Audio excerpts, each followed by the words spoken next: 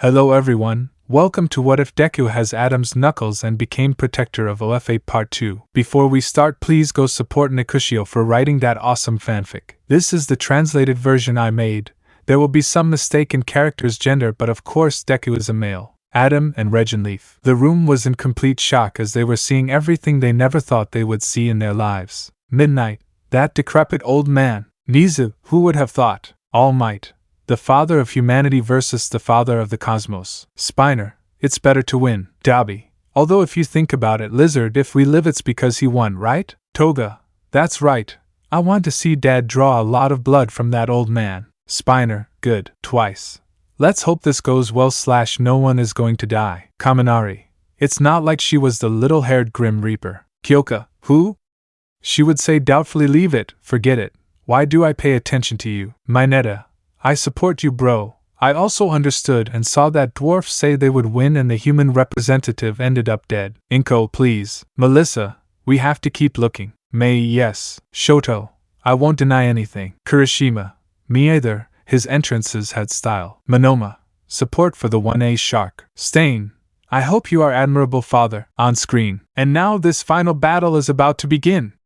And that was how the announcer's voice resounded throughout the arena of Valhalla while a thunder came out behind him, while Zeus himself jumped full of joy and delight, eager to begin the final battle between God and man. Adam, the pinnacle of humanity, versus Zeus, the king of Olympus and the pinnacle of the gods.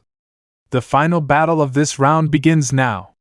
The roar from the stands was deafening, thousands of human and divine voices mingling, shouting with fury, anticipation and awe. However, in the midst of that maelstrom of noise, there was a deeper and more dangerous silence, that of Adam and Zeus, two titans standing in the center of the arena, staring each other in the face, neither of them willing to give a step against their attacker. Hey, kid! Zeus said, grinning with the ferocity of a predator. His aged but firm muscles trembled, as if barely containing the immense strength within his body.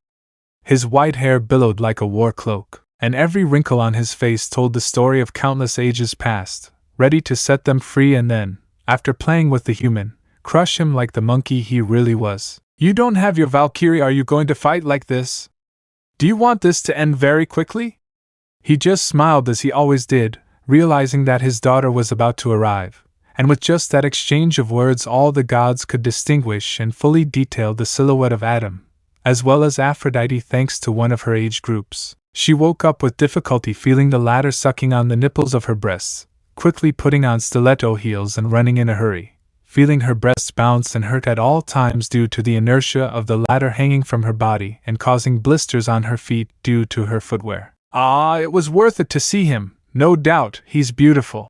She licked her lips, causing Eva to be covered by a purple aura for the first time in their entire stay, just like Uriel, who felt an overwhelming desire to smash Aphrodite's face in at this moment, and regretted it with all his being, of having shrunk the bust of the goddess of love. Adam, your figure, your serene posture, with a figure of perfect muscles and unblemished skin, a representation of humanity in its purest state. With empty hands, barefoot on the sand, and with that impassive expression, Elohim, how I want him by my side. Thank goodness I had brought some golems. If not, she didn't want to think about how needy she might be without her constant personal bust massagers. But while the latter were having their own non-physical and verbal fight, Adam and Zeus, they had simpler ways of doing things. Well, I don't need it, but I always accept help from my children, you see. It's already here. Before Zeus could respond, a sound rent the air. The whistling of something speeding through the skies made everyone in the arena look up. A powerful, imposing neigh echoed in the air, followed by a flash of silver light. Across the firmament of Valhalla, the cause of it was the seventh Valkyrie sister, Reginleaf, who appeared riding a majestic, pure white Pegasus. But what the hell is a Pegasus doing in the arena of Valhalla? And before they could say anything else, Reginleaf herself, the seventh of the Valkyrie sisters, jumped off her steed and extended her hands to make Volund with Adam, just as she had done long ago. Give me your hand. I obeyed the request, and what emerged from that union was something that left the previous version as child's play because Adam evolved thanks to his ocular power, and by this same action, Adam saw her as another daughter who lent him her strength to help defend her human family. Jujuju, what an interesting choice. Very well done, boy. Only real men have the stupidity to resolve their disputes with their bare fists. Was the first to come out of the impression, observing how Adam's weapon was a knuckle duster in his right hand ready to battle. Off-screen, Kirishima and Tetsu, Kaya was the shout of a man, a macho, hairy chest, that they gave before fainting from the display of masculinity that reached their eyes. Midnight, poor woman. Mount Lady, that woman is too stubborn. Mandalay, I hope Uriel helps her, because if not she'll look like an idiot. Stain, she won't, her arrogance prevents her from being helped. Ibera, but doesn't Adam need a Valkyrie? Nizu, maybe it's because he's the direct son of God, since if we get technical he and Jesus are the only demigods in Abrahamic culture, so. David, he doesn't need divine weapons to harm gods. Kyoka, although I must admit it was a great entrance by Reginlif. Mina, I want a Pegasus too. Hagakure, you're not the only one. Ray, come on, Dad. Shoto, you can. Dabi, cheer up, Dad. Endeavor, you're better than me at everything, don't even think about losing father. Toga, I want to see the blood of a god, Daddy. Make him bleed a lot, she would say like a little girl. Almight, although what Zeus said is true, there is no better way. Bakugo, that's solving things with his bare hands, he would say smiling. On screen, daughter, you certainly know me very well. I'm already liking this. All in all, I was very proud of the Valkyrie in this second volant. I could definitely feel him better than the first. I feel like unlike the previous one with this new volant, he could give his full capacity at 200%. This human plans to fight with his bare hands the god of gods of Valhalla? I was in complete shock while Shiva, Thor, and even Apollo himself smiled at this action, not willing to miss a single second of the fight that the father of humanity had to give against the father of the cosmos of the gods. An old man, are you going to fight without your weapon? Laughter was making him laugh again. In short, this guy in his sight was very strange. He didn't say it out of bragging. He really knew what his limit and capacity for improvement were. He knew the power of his eyes, and facing him without a weapon was almost suicide. That's the spirit, boy. But well, we've already talked too much. People came here expecting a massacre, not diplomacy. So how about this for a start? The greatest creation of our creator. And in a blink of an eye for even most of the deities on that battlefield, Zeus launched his first blow at brutal speed, but Adam, supported by Reginleaf, had no trouble dodging it. Good. Well, that wasn't bad, Adam. With that you've already put yourself above 80% of the gods of Valhalla. I congratulate him greatly. It's not every day that an opponent could dodge his blow at 0.000.1 seconds, and for that very reason, without giving Adam time to rest or think of a miserable plan, he continued his offensive. 0.000.001. Hiya! Try to dodge this, meteoric fist boy. His speed suddenly increased, causing a shower of blows that left trails of light in the air, not allowing any human or deity of the sands of Valhalla to even observe or analyze what was happening in front of their eyes. It seems they are not used to being humiliated like that, Dad. He dodged with a simple movement, ducking his trunk, the maximum punch of the rain of blows that Zeus launched without hesitation towards the masterpiece created by the creator of the celestial pantheon of Adam. Failing again in his offensive despite launching a blow at an absurd speed, he was now only visible to the most powerful gods of Valhalla. Now he's going to try to finish us off with a side kick. His daughter was right. That's why she got into position and jumped with a clean somersault without showing the slightest sign of tiredness or overexertion for having survived the direct attack of the divinity. Having perfectly dodged a speed of 0.000.000.000.001 seconds. Great, that's just what we all expect from you, boy. It would be a shame to waste such raw power, such divine power that you have in your retinas, so tell me, what do you think of this proposal? Why don't you become a deity like us? And with just those words the stadium remained in a deathly silence. He said nothing, not even he expected such a proposal, much less from the guy in charge of those who wanted to kill his entire family. Leaving him and Reginleaf in complete shock, the latter remaining catatonic, staring at the father of humanity. No one could refuse that proposal. It was a sure guarantee of survival. She wanted to tell her no, to reject it, but her divine side, the Valkyrie and goddess side, told her that only a stupid monkey who ignored his primal instinct of survival could reject such a proposal, causing the latter to collapse to her knees on the ground. Off-screen, Momo, the fight began. Ida, what speed? All Might, not even in my prime. AFO boy with all the speed Quirks would do something like that. Nizu indeed. Ibara, come on, Dad. Monoma, you can. Kinoko, Regenlif, Adam, you can fight and win. Tokoemi, show what humanity is capable of. Dabi, cheer up. Shoji, you can. Everyone kept encouraging Adam, although they were somewhat surprised that he simply dodged. Although they were surprised to hear Zeus's proposal. All Might, what will you answer? Ibara, I don't think so. Kendo, I think he might accept it. Monoma, it's a viable option. Kirishima, he won't. Bakugo, if it were me, I would also refuse. My pride would see it as a shortcut. Shoto, I would also refuse. Being a god is something that in the long run would bring a lot of boredom and responsibilities. Stain, and she has a conflict. Nizu, what will you answer Adam? He would say, although he had a feeling about the answer. Inko, he won't accept. She would say, convinced. She recognized that look on Adam very well. Mitsuki, indeed. Mandalay, yes. So everyone who was a father or in charge of occupying that role agreed to that. Adam wouldn't accept that. It was his instinct as a father that would make him reject that offer. Something that for many would be a foolish thing to waste. On screen. Or are you planning on clinging to your human side? And ignoring your monkey survival instinct, boy, he. Because if you plan on continuing with that human stupidity, you're not going to defeat me just by running away. To which Adam could only sigh. After all, he was never going to understand all the deities. You don't need to tell me, old man, I'm sorry for disappointing you, but a father always protects his family. He rejected him, leaving Regenleaf in shock while Adam used Zeus's first move against him, scratching his cheek with the punch he had barely been able to dodge. It's very fast. 0.000.000.001 had doubled the speed of his initial punch. Not only that, the precision was critical. One more microsecond of delayed reaction and that punch could have done considerable damage to his body, being forced to go on the defensive immediately. Not bad at all. In that case, I'm not going to hold back.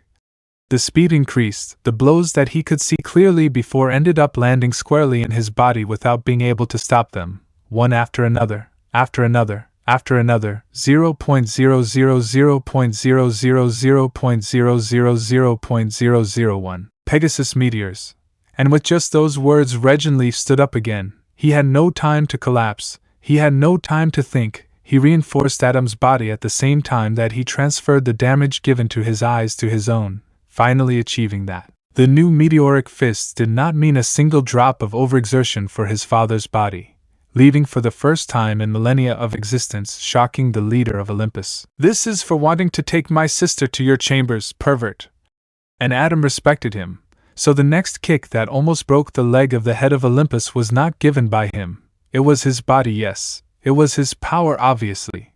But it was the action fully of his daughter Regenleaf. Divine Axe. 0.000.000.000.000.000.000.000.000.001 and stepped back, smiling like he never had in his life. This power, it was amazing, he knew it, he'd read about it. But simply being able to use it, even with a body that wasn't his own. Ha, that's it, Adam. Grab the pride and arrogance of those bastards and shove it up their asses. Brunhild was so far away from her that she hadn't even realized who it was that had really given the last blows to Zeus's body, almost forcing him to kneel in the arena of Valhalla. But while she was proud of having saved her master cards for the final round of Ragnarok. Sister Leaf, she covered her mouth. Brunhild, she told her not to use that childish nickname with Regenleaf, or she could end up cutting off his head, or well, she only told him once, and it was when she was looking for who Poseidon was going to fight, making her sister end up taking her out of that room, leaving Brunhild alone, with the excuse of being able to think clearly. Don't worry, little one, we won't tell you anything. You must get along very well with her if you gave her such a cute nickname, Little Gear. She blushed. That was embarrassing. It wasn't every day that the mother of humanity bothered you as if you were one of her daughters in a loving and maternal way. This is embarrassing. he muttered, as the battle in the arena continued and he watched as his sister and Adam stood in front of Zeus, whose face was now massacred by the perfect combo that they two had given to the blockhead, and the truth is, just like his sister Leaf, he enjoyed it too much. Off-screen, the shouts and euphoria resumed when they saw what Adam said and confirmed with his blows, causing the parents to nod, including David Shield, since even though he was a logical person, he was a father first. Mirio, incredible. Nijire, yes, Dad is giving him what he deserves. Tamaki, although wanting to sleep with the seraphim of God. Ibara, filthy old man, she would say with disgust seeing Zeus. Kaminari, well, he is the most womanizing god of all mythologies. Mineta, yes, he raped his sister, tricked another into marrying him, and once married he had many affairs, with goddesses and mortals, fathering demigods and gods, and he may have done so with more than one of his mortal daughters. Women viewed Zeus with great repulsion because he was the worst of men. Inko, all with the green-haired girl could seeing gear as a little girl next to Mom Eva. Mitsuki, I always wanted a girl, and Katsuki as a child wanted a sister, although Masaru and I haven't achieved anything. Masaru, I'm sorry. Mitsuki, it's not your fault. Bakugo, it's not your fault, old man. Mirko, hit him with your leg, he would say, seeing the massacre of blows that Adam gave to Zeus. On screen, no, you're not doing anything wrong, Adam, but... He began to accumulate energy in his legs, stepping on the ground with overwhelming force, leaving several cracks in the ground, and then shooting out towards his surroundings, running in circles around Adam. But what do you think of this? He moved his spine, slightly bending his knee while he curved part of his hip and perfectly dodged his rival's new offensive, being completely unharmed by that lethal movement of the father of the cosmos. As if for him his speed was nothing more than a light breeze hitting his face over which he had total and absolute control. How did it?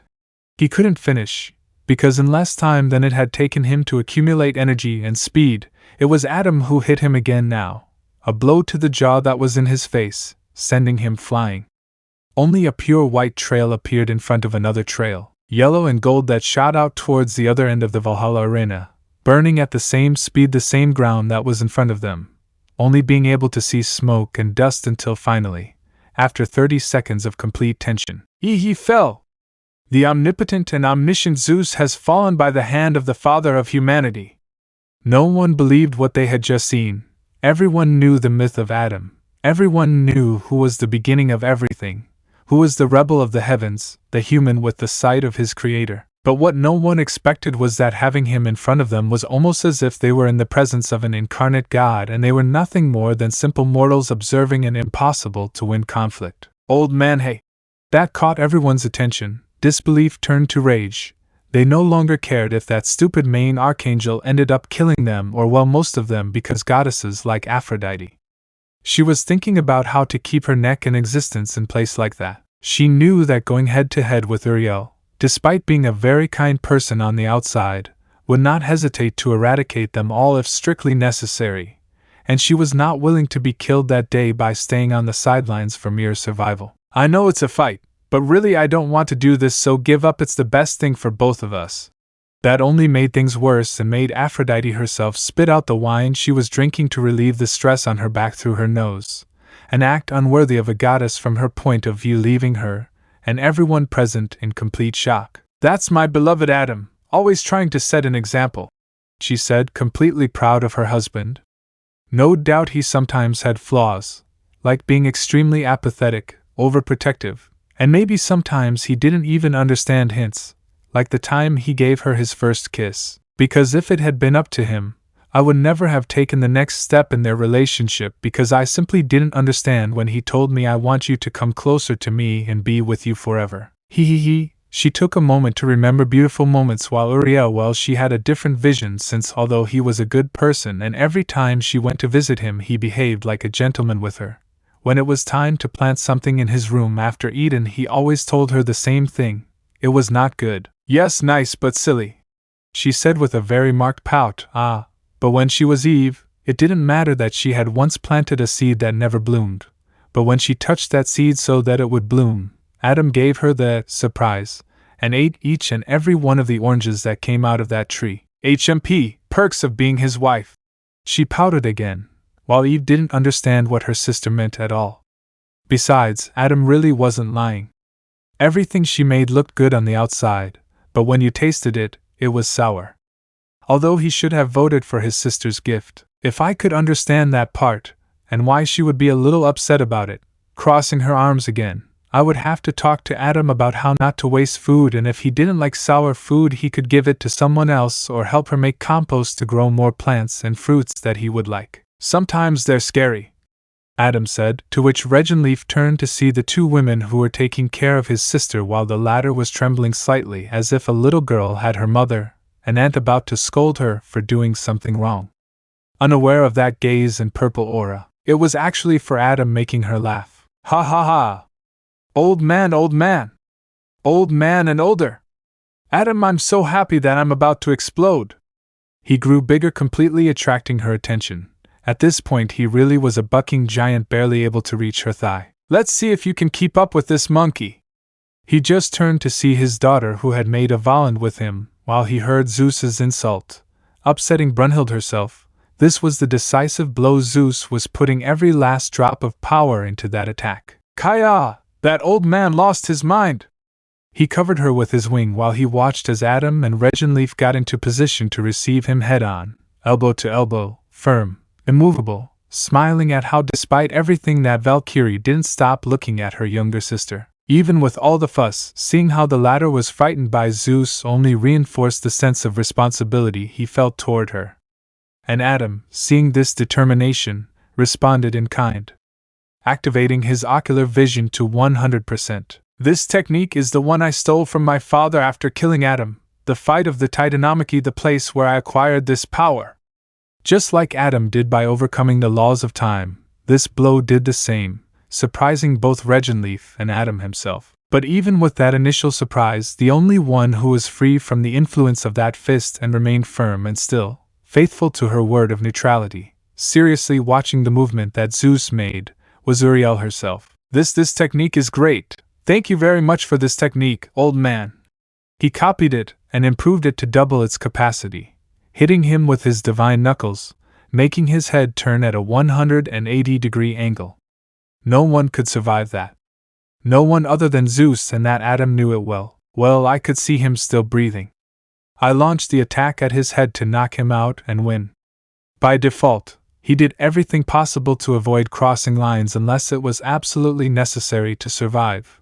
But even then, he always made sure to give the person or animal a second chance. He preferred to escape certain death, and it was that compassion that prevented him from finishing off the god at his feet. Off-screen, everyone was cheering on the fight, excited by what they saw, and somewhat angry when they heard the comments of the vast majority of the gods on the screen.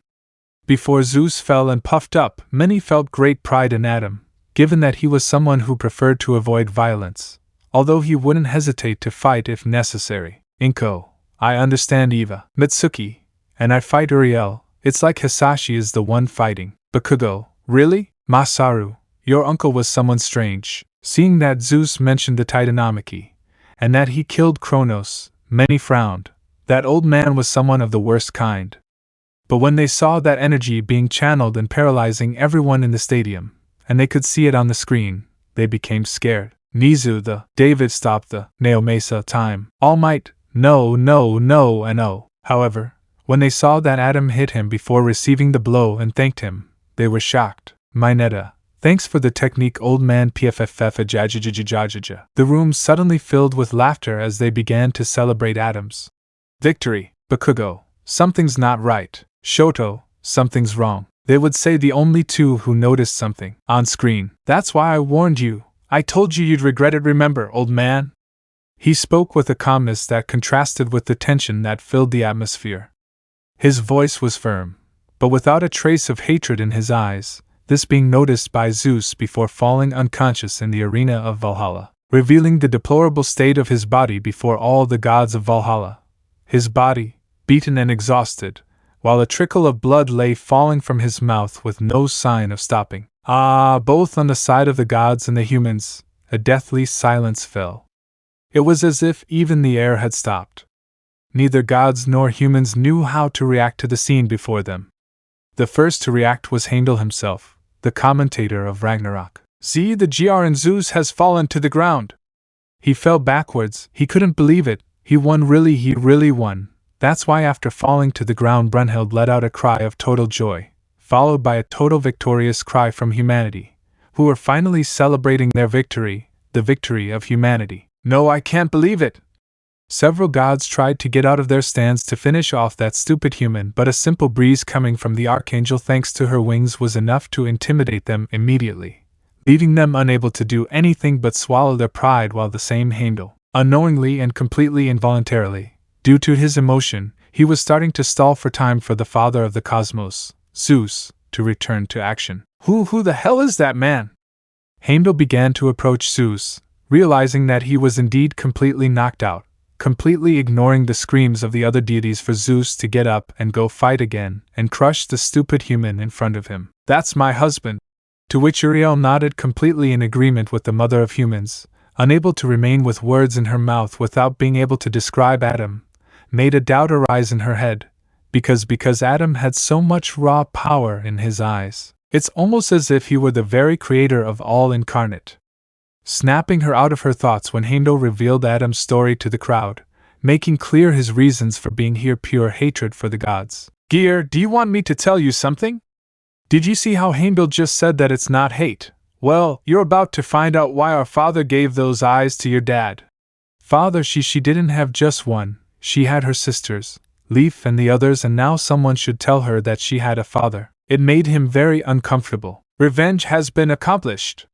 He continued, giving him time. A minute had already passed since he had started telling the story of Adam, and now he was finishing his story, making the same humans, just as they did in ancient times, to the gods. They will be filled with pride and vanity, as if they were now the jurors in a trial impossible for the deities, with nothing more than a serious look from their father needed to silence them immediately. "Oh, Dad," was the comment of the Valkyrie, who didn't even realize what she had said, immediately covering her mouth. Completely embarrassed, her human side had overridden her divine side, identifying him as her real father, hiding her gaze behind her hat, making Adam happy. Adam, the father of humans, the pinnacle of humanity, managed to return all the suffering they have made humans go through, all their hatred, their entire journey finally brought him here to return it just as his power does.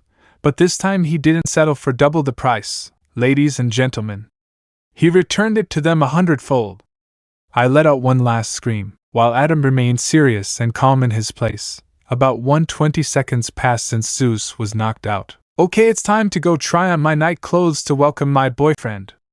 He'll surely want to forget about his stay in Tartarus. And as a good girlfriend, I want to help him. She retired while imagining several situations in her head that weren't at all wholly in reality, involving straps, ropes, and other perversions that Aphrodite would surely be interested in. But we've already strayed from the main topic, don't you think? It's time to announce the result. The final victory of Ragnarok goes to the Huma. And he finally stood up again. Zeus, the god of Olympus, had returned to action, silencing him immediately with nothing more than two of his fingers covering the narrator's entire face. Ah, we're not done yet. And with just that, he left the entire Valhalla arena in shock, while Regenleaf, without realizing it, his body began to tremble, used everything he had to reflect that attack and prevent even the slightest scratch from reaching Adam's body. Added to the fact that he had already been using his willpower, reinforcing it to maximum power made it possible for Adam to use 100% of his power without the slightest problem, so that the latter had his resistance capacity increased to 200%, which it would have been if it weren't for the adrenaline, and his own brain was focused solely on defeating his opponent. Otherwise, he simply wouldn't be able to stand. Okay, now let's put this back in its place.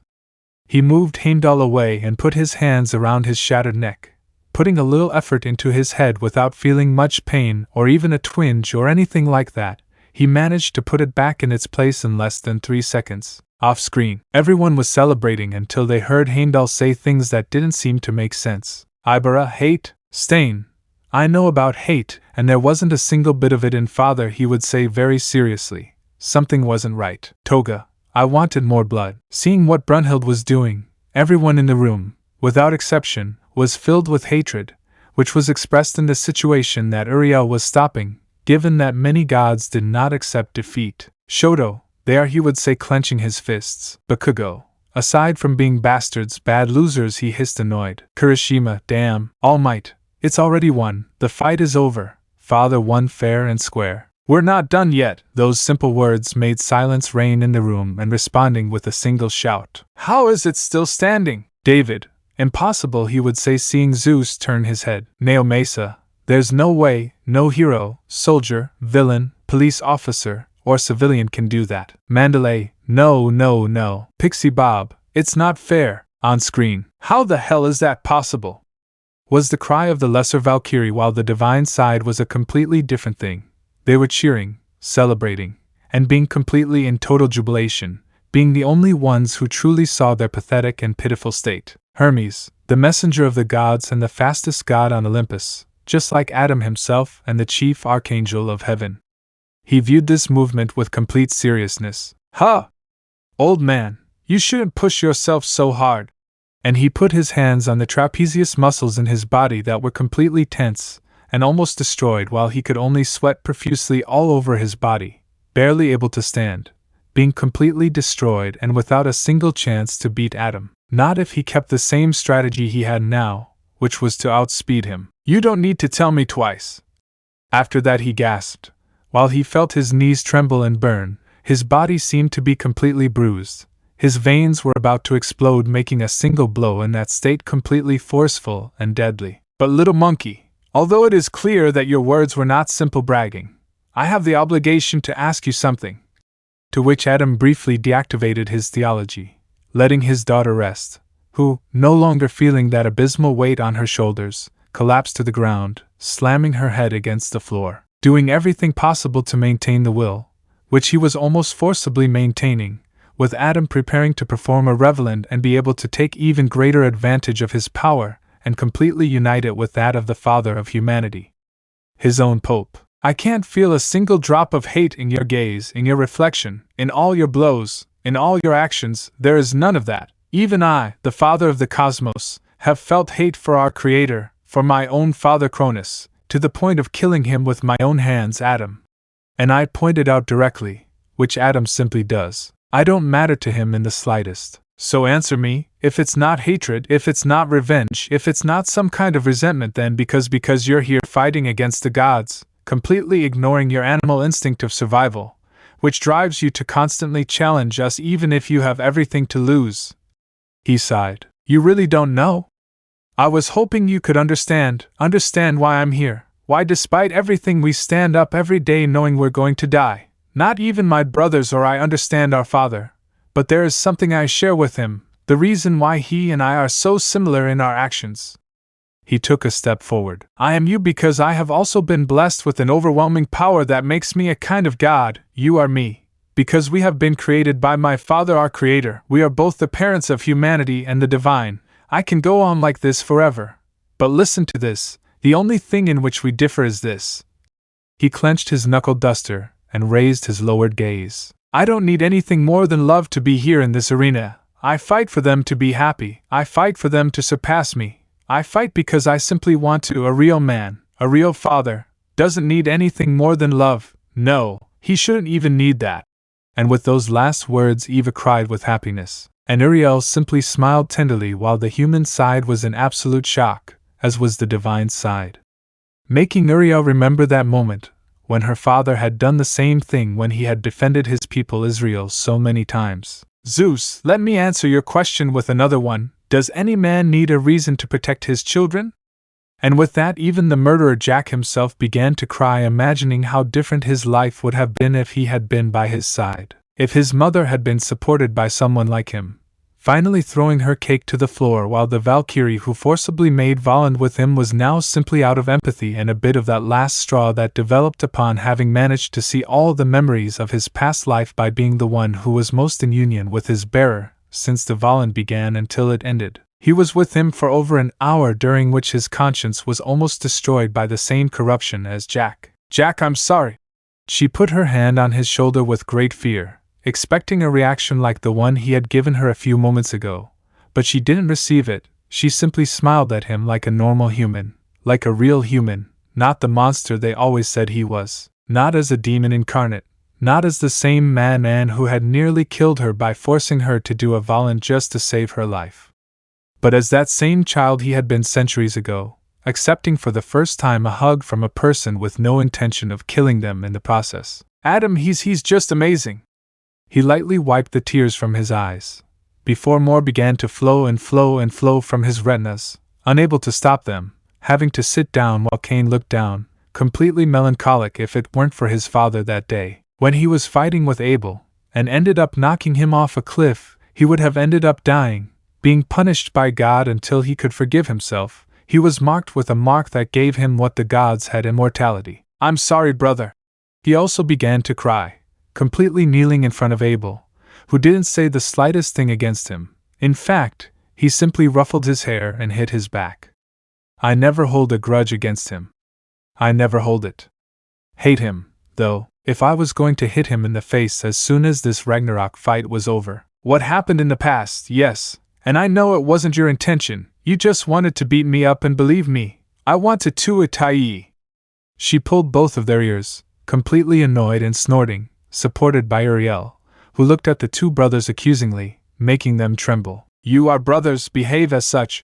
She pulled harder, making the latter kneel before her, asking for forgiveness in 100 different languages, not losing their serious and pouty look, while Uriel completely rolled his eyes, not understanding them completely at all. Men, he said as if it were nothing, without a doubt these children were just like his brother. If they had a problem they would settle it with their fists.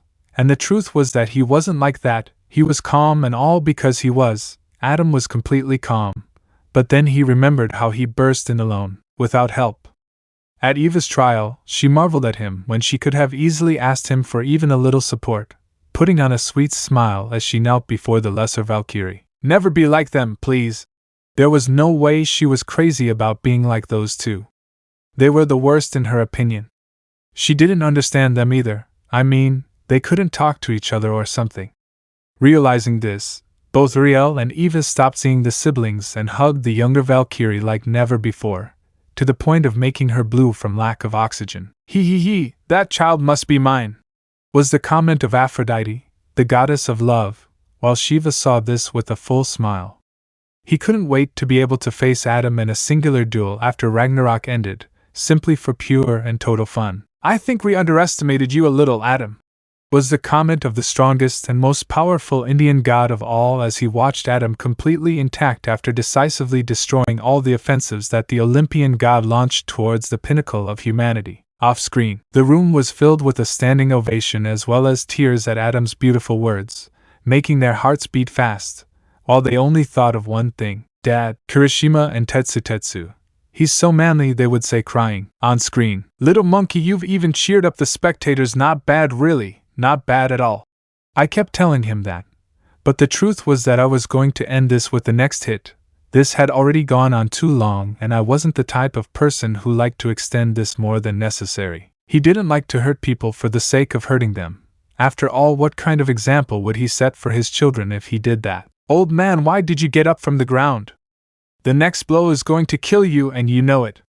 He started laughing like crazy while the god put his hands on his shoulders just as his whole body began to tremble involuntarily, and more sweat began to run through him. You are strong, I admitted, Adam.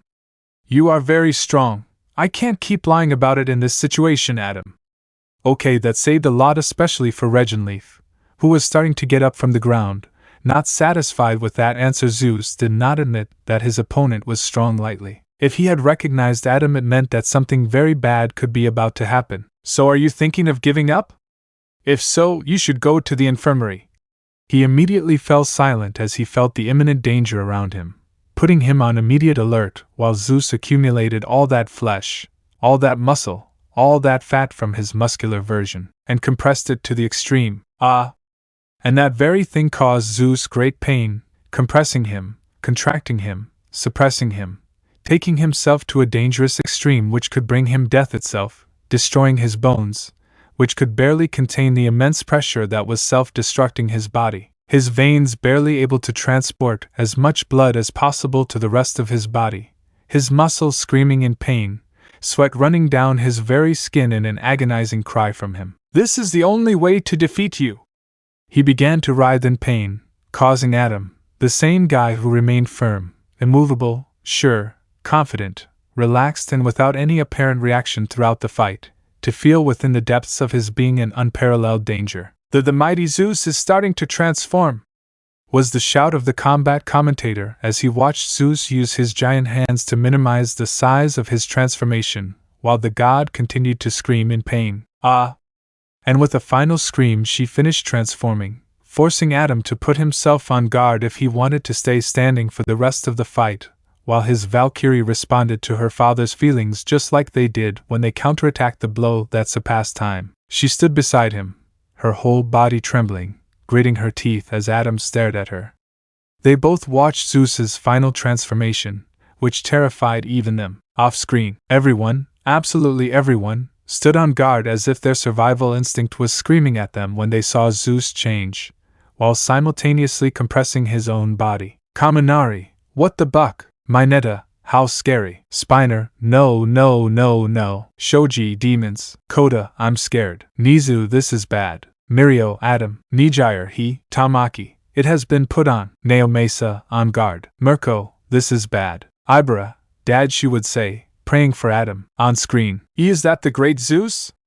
The whole stadium shook. Several gods began to feel terror, and the majority of humans fainted while Regenleaf thanked heaven itself that right now she was in a Volund with her father, because if not right now she would be paralyzed by the terror that ran through her bones. And as if it were total silence, while Brunhild herself lay in black and white lingerie completely in shock, feeling her knees tremble and collapse to the floor, unable to even move, barely able to speak, holding her arms while she trembled without being able to stop. And the first to start was the great Zeus with a masterful right hook. Right, left, right, a left, then multiple and multiple, golden bursts of light from Zeus, and an almost celestial white one from Adam. Pegasus meteors, Adam's technique, collided with his divine version, the meteoric fists of Zeus. Pa-ak-ak-hi-ah! Blows, pressure, pain, stings, needles piercing her skin into a million little pieces while her knuckle duster, the weapon that she was, trembled, as if it were torture, made Adam go for a different strategy than the one he was using until now, and he stopped using his knuckle duster as much as possible. He almost vomited. Being noticed by Adam, he had already borrowed his little girl's strength for too long, and he couldn't put her in a suicidal terrain, not in a terrain from which he knew he probably wasn't going to get out alive from that same place. No matter how many punches are thrown by Zeus, Adam is returning them without the slightest problem possible. If Zeus doesn't do something soon, Adam is going to lose the fight. But for Regenleaf, that wasn't the truth. He tried to stop each attack again, but it was ultimately impossible. Each attack was reflected, enhanced, and duplicated by Adam. All the damage was transferred to her by her own decision. The divine techniques were no small feat, each one causing a collapse in Adam's nervous system. Damage that, thanks to her, was minimal. But even though it was minimal, it was still there, drop by drop, on the verge of spilling the glass, unnoticed by any human in the arena. No human saw that the Valkyrie was helping her father. They didn't see it. They only saw her father not using the knuckle duster that was already starting to crack. Leaf! Gear murmured, his eyes reflecting the sadness in his soul. But he didn't cry anymore, they had simply ended. He promised her that she would survive. He had to trust her. If there was someone who couldn't lie to him, it was her sister, the one who saved him a short while ago, the one who hugged him so many times, the one who was always present in his life whether he wanted it or not. Come back, please, I beg you. And as if she were just another human, she finally knelt down and began to pray, the only thing humans could do when a situation overwhelmed them or they didn't know what to do: pray, make supplications, and allow themselves the luxury of being nothing more than that, a human, a normal person, not a stupid demigoddess hated by everyone, not a person who was below the gods themselves, having to cover her back or be rescued by her sisters, hating that part of her, her own weakness, her own humanity, the same one that now more than ever was present in her being, involuntarily causing his awakening. Jophiel, said the Archangel, surprised to see how the Archangel of Knowledge, with black clothes without using his golden armor, passed as if he were a golden smoke through the body of the little Valkyrie who was now kneeling praying to the Creator. Off-screen, everyone was so alert, they could barely say anything. and no matter how much they wanted to speak, the words barely came out of their mouths. The women wanted to scream for him to stop, and the men wanted to say something, but they could barely pant. On screen, "That's not good," was the only thing he could murmur as he stared at how Adam began to overexert himself and a river of blood came out of his nose. His blue eyes began to be adorned by a red scara while veins popped out of them, and tears from the dryness. From his eyes, the overheating from pushing his vision to a limit beyond what is human, did not make him give in. Pegasus meteors, he simply wiped the blood while dodging the endless attacks, launching himself at an absurd speed. There was no way a human, not even Adam with the help of his daughter, could withstand this colossal siege, but that was Adam's problem, simply. "You did well, little one." She thought of her children until the end. Regenleaf lay on the floor, totally broken. Her soul was broken, her brain completely damaged. But Adam was almost at 100%. That old 200% was now nothing more than a miserable 70%, but for Adam that had to be enough, and he stopped using it. Using the true right of humanity, which was the name Adam himself gave to Zeus's right-hand blows in the new form he was using to confront him head-on. "No!" She cried. She couldn't help but cry, while Adam kept on, and on, dodging without stopping, simply for his children, to give them a future where they could live in peace. A future where the gods wouldn't touch them, a future where they could be masters of their own destinies. Off-screen, "Kirishima, please." Momo 4. "Shoto, no, continue." Those who were most affected murmured. Mirio left Regenleaf out. Neo Mesa, yes. Mizu, damn. Adam's desires shook their hearts. Indeed, they made more than one cry. Aizawa, damn. Present Mike. "This is too much," he would say, crying. On screen, showing something that always characterized him, an absolute and unwavering determination for those he loved. "My beloved Adam." Like the younger Valkyrie, she began to break down, seeking refuge and comfort in her older sister, and this was accepted by the Archangel, who lovingly and with brotherhood embraced the mother of humanity, sharing her pain and burden. They could always be happy, they could always laugh, they could always make jokes because people like him, people like Adam, took the lead in being the monsters of their respective factions, carrying everyone's feelings on their backs, this also being the main source of all their power. I know. In fact, Adam not only reminded him of his father in that sense of having an unconditional love towards humans, but also of his older brother Michael. How many times had he not been the one who had to bear the burden of being the untouchable, the unmatched in heaven, the one who saved them on more than one occasion when Lucifer started the war? She was barely learning to use her wings. Not even the 7 archangels were formed, and when he attacked them by surprise and completely by betrayal and was about to cut their wings for not joining him, "Sniff, thanks for being by my side, sister." Just like she was doing with the mother of humanity, she put up with her. She didn't criticize her questions, she didn't criticize her insults, she didn't say anything to her other than letting her vent, letting her be weak, and then finishing with a phrase that she could never forget. "Are you better?" She nodded, surprised at how the roles were reversed. She was the one who was in that moment of weakness, she was the one who was crying right now like Eve did in the past. And now she was the one who took the role of Miguel. "Yes, just don't leave here, please," she implored her, to which the Valkyrie hugged her again, while the daughter of Eve and Adam, in Abel's case, was infinitely grateful for the presence of the Archangel in this situation, wishing she could have the power she had to help her father. He wanted to be as close to his mother as the Archangel, but he didn't know how. His whole life, he'd focused on pleasing God, on being with God. He made a mistake. He became so distant from his mother that he didn't even know how to comfort her anymore. Because he simply pushed her away from him. Fall! And Cain, the first sinner of humanity, thought only of how he failed his father. He forgave himself, the wound he'd had before healed, but now it was reopening, all the while. Several humans began shouting multiple insults at the Valkyrie Regenleaf. "Why the hell don't you do something stupid?"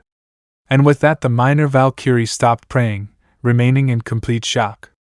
With her eyes crystallized, swollen, red, but with no more tears to shed, or so she really thought, because what would happen next would hit the youngest of the Valkyries where it hurt the most. "You don't know how to do something like Radiant's Valkyrie. Dad needed a Valkyrie to give him glasses, not a stupid knuckle duster." Stupid They really thought that she couldn't believe it even though she had him in front of her. She couldn't believe it, and when all those insults only began to get worse from her point of view. The useless Valkyrie making her slowly remember how she herself had pulled her out of an emotional hole more than once. Get away from Dad! Boos, insults, slander. Because she was here. Because she was being human. Because she was giving in to that side of her if all it was offering her was a damned, harsh reality she didn't want to be a part of, taking a step when she was fully standing, without her usual bright gaze, while Adam acted as the immovable wall of humanity, being on the verge of returning to the divine side until, my sister is not that. How many times he didn't hug her. How many times he didn't make her laugh. How many times he didn't simply lift her over his shoulders when she was still a little smaller, and could still do that. How many times she had nightmares because of her newly acquired divinity. She didn't deny the human or the divine. How many times did she give him tools to solve his own problems? How many times did she scold him, or even insult him or fight him, only to become friends again? How many times did she allow him to experience something beyond the divine coldness the gods imposed on him day after day? Shut up! My sister is not some kind of useless demigoddess. She's fighting for you bunch of cork oaks. If you want to blame someone, blame yourselves for not fighting him. Blame yourselves for not being strong enough to stand by him. And that scream, it was heard by all of humanity, causing Regenleaf, the same Valkyrie who was now a shadow of what she once was, to cry. Sniff, sniff. There was nothing more she could do for Adam, but hearing that from her sister, even when she was resigned to death at this point, when she was already on the verge of giving up, when she was already on the verge of throwing in the towel. It was what made her feel something she didn't yet understand about Adam. Off-screen, the room filled with anticipation, shouts of encouragement, though many suddenly felt fury at seeing how Regenleaf was being treated by so many spectators. It made their blood boil, but they didn't say anything. They couldn't, since it was something out of this world, and something that had already happened. Although when they heard Gaul's scream, they all shouted in support of the little Valkyrie, proud of it. On screen, pride. That same pride and love that drove him day after day, that same pride that made him love humanity so much, was what made Regenleaf cry with pure joy and happiness. After all, he had been able to be a good sister, and lived long enough to see his little sister finally become a sister. Gee gear hee, already you are a little woman og, was the only thing she could say while Adam became careless. While Regenleaf had a pitiful and nostalgic smile, Adam had mistaken that same cry from one of his daughters, the same gear as her daughter Regenleaf called her, the breaking of their shared destiny, forcibly expelling the same Valkyrie Regenleaf from her body towards the human side, breaking her back and leaving her completely knocked out on the floor of the Valhalla arena. Adam wins. Zeus took advantage of this very small fraction of time in which a drop fell into Adam's right eye, causing it to completely collapse, landing a direct blow to his face, burying all hope that he would one day be able to use his divine reflection again, and finally being able to win the second round of the fight. Screen turns off. The silence in the room said it all. They were proud. They felt the same pride as the Valkyrie, the same pride as Adam. There was no other way.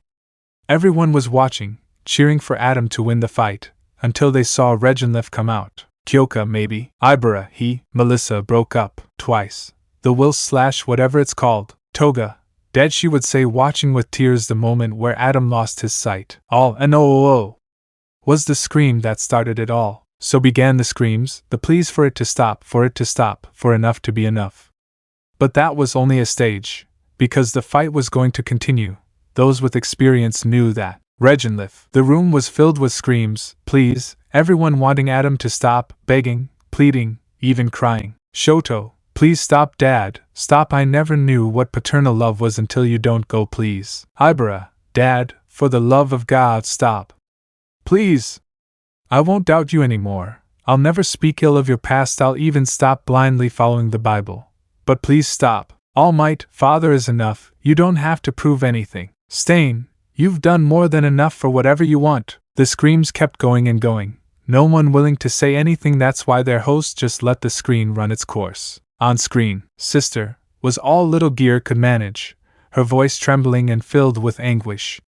Her eyes were fixed on her sister Leaf's figure, and how she seemed to be in limbo between life and death, unable to move, completely unconscious on the floor of the Valhalla arena, making a lump form in her throat, unable to utter another word. It was the first time she had seen firsthand the state of one of her sisters after a fight in this damned war, leaving her in complete shock when she saw her closest sister like that. That was a direct hit from the great Zeus!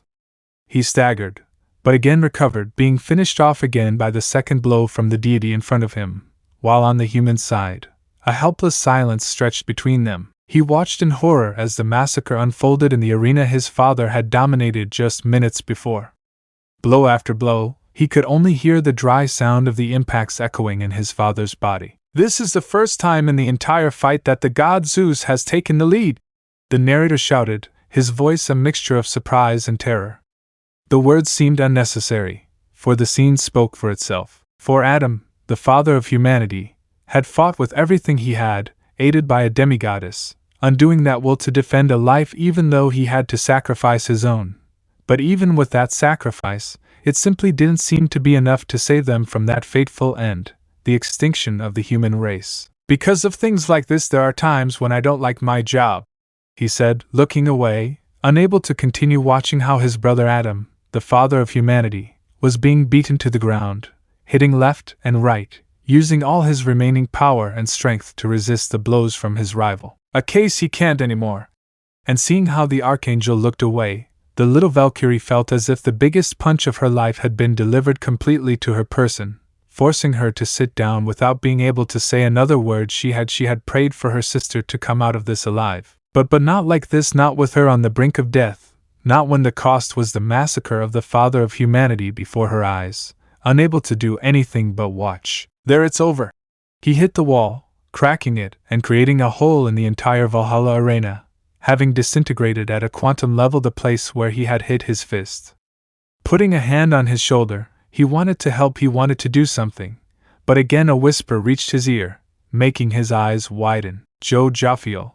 I tried to locate him, he was nowhere to be found, but in his hand there was only a paper that was written in the angelic Enochian language in his hand that clearly said to just observe what was about to happen, disintegrating the paper with total fury. You are very cruel, father." And she fixed her gaze, unable to avoid crying, but once again fulfilling his order to the letter. After all, she was faithful to her father to the core, and she looked at him fixedly in a sea of tears, and comforting her sister Eve, the mother of humanity, just as she acted as an emotional pillar for this same woman, along with the little Gear, who only saw her seeking strength, which she no longer had at that moment, being completely collapsed both mentally, physically, and emotionally. "Idiot, idiot, idiot! Stop being so stupid and come back with us!" That was Cain. He knew he had no right. He knew that if it weren't for his father he would have killed his brother on a whim, because of his jealousy, because he wasn't blessed, because he wasn't perfect like Adam, because he wasn't as kind as his brother, for simply complaining about having to be the one who would always take care of him in good times and bad. Now it is this same Abel, the one who embraced him, always showing the compassion that characterized him so much, and this time being the one in charge of being his support. No, he won't sniff brother but failing in the emotional attempt, because this had to be it, because he had to be as stupid as his mother, the first thing he did was shout at him, scold him, and then hit his younger brother, also unable to stop crying. I'm sorry. He also collapsed, looking with hatred at the Archangel, who said nothing. She just stood there still, static, doing something that not even Adam's family could do, having complete and absolute trust in her father and creator. Brother, you're right. That shocked Abel, because right at that moment, among everything that was happening, when all his children were falling into despair, at the moment when they were all begging for him to come back to them, right at that moment Jophiel finally appeared. Only his sister Uriel was seen. My job is to give the human race a push to reach its next level of evolution, brother, but also I'm going to miss you. In the middle of an unparalleled golden light, the Archangel of Knowledge, wearing his golden armor, with perfect wings made of pure light, with her hair blowing in the wind and no expression perceptible to anyone other than a prodigy trained in reading the emotions of a supernatural and divine entity, she appeared to once again fulfill her role. Off-screen, everyone kept shouting for Adam to stop. While things were starting to get a little heated, since they heard all of Archangel's thoughts, since she couldn't do anything without consequences. Ibra, you have no right! She shouted angrily to see the first children of Adam neither of them have it, and less than to see Uriel like that. She would say, seeing Abel himself look at the Archangel with hatred. Nizu, although I understand, the heat of the moment makes us think irrationally. Almight, it's not like she can go against God either. However, the screams stopped when they saw Jophiel. Kendo, a little hope. Shoto, don't scare us like that. Bakugo, damn pigeons, don't scare us like that. Nagant, even God is like the commission, she whispered to herself, since the archangels were practically tied by him. Nagant, what will that archangel do? Midnight, what will that hexy guy do? Mount Lady, get lost, old lady. I saw it first. On screen. Fuh. He exhaled slowly, letting the tension drain from his body. With a precise gesture, he threw a golden dust into the air, which danced like particles of light before settling on the Father of Humanity himself. Achieving that as a side effect, Adam took the final step he needed to take to fulfill his dream, a dream where his children would be free.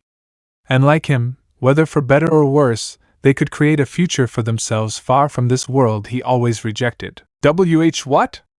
Adam murmured in disbelief as he felt something different, something deep in the depths of his heart began to awaken again, and that was his fatherly love, for that brief smoke that he inadvertently inhaled was due to his brother Jophiel. It gave him the final push he needed to. Both Adam himself and humanity itself could finally evolve. There was no other task that was not his own. The only archangel who could act directly without receiving orders from Metatron was him. I am hearing a baby cry. Because when the archangels faced the impossible, when their own convictions wavered, it was Jophiel who remembered the greater purpose. These weren't grand or spectacular interventions. His duty was far more subtle, to remind everyone of the reason for their existence. To ensure, care for, and protect humanity, but without making it dependent on their own angelic care. And after Adam's murmur, the Father of Humanity, "Calm down, Dad is here. And Dad will take care of finishing off." He let himself be hit directly, leaving his older sister Uriel in complete shock, who watched in astonishment how despite everything, despite having his bones shattered, despite having his muscles in ruins, despite his blood accumulating to the point of almost exploding his own bones, having bruises, his arteries ruptured by the same brutal impacts given by Zeus, his nerves charred and damaged to the point that he didn't even know how Adam himself was standing, his brain damaged to the point of having strokes, and yet with all that, stripped of the divine power that made him fearsome. For all the deities, he simply said, "What the hell?" No, he wasn't going to give up, even if he died. He was going to do it standing up, fighting, struggling, punching, raising any obstacle his children couldn't overcome on their own. When they couldn't, their duty was to make the impossible possible. Their duty was simply and plainly to be the strongest human being. I understand what I accept, I do not doubt it, and for that very reason, under the astonished gaze of all the humans present in the Valhalla arena who still did not understand how the hell it was that Adam simply did not fall despite more and more blows and damage to his body, he just refused to lose. "What will it take to defeat you?" Zeus shouted, desperation rising in his voice. "One punch, 2, 3, 4. Adam staggered forward, sometimes throwing punches in the air and others connecting with absurd, deadly precision.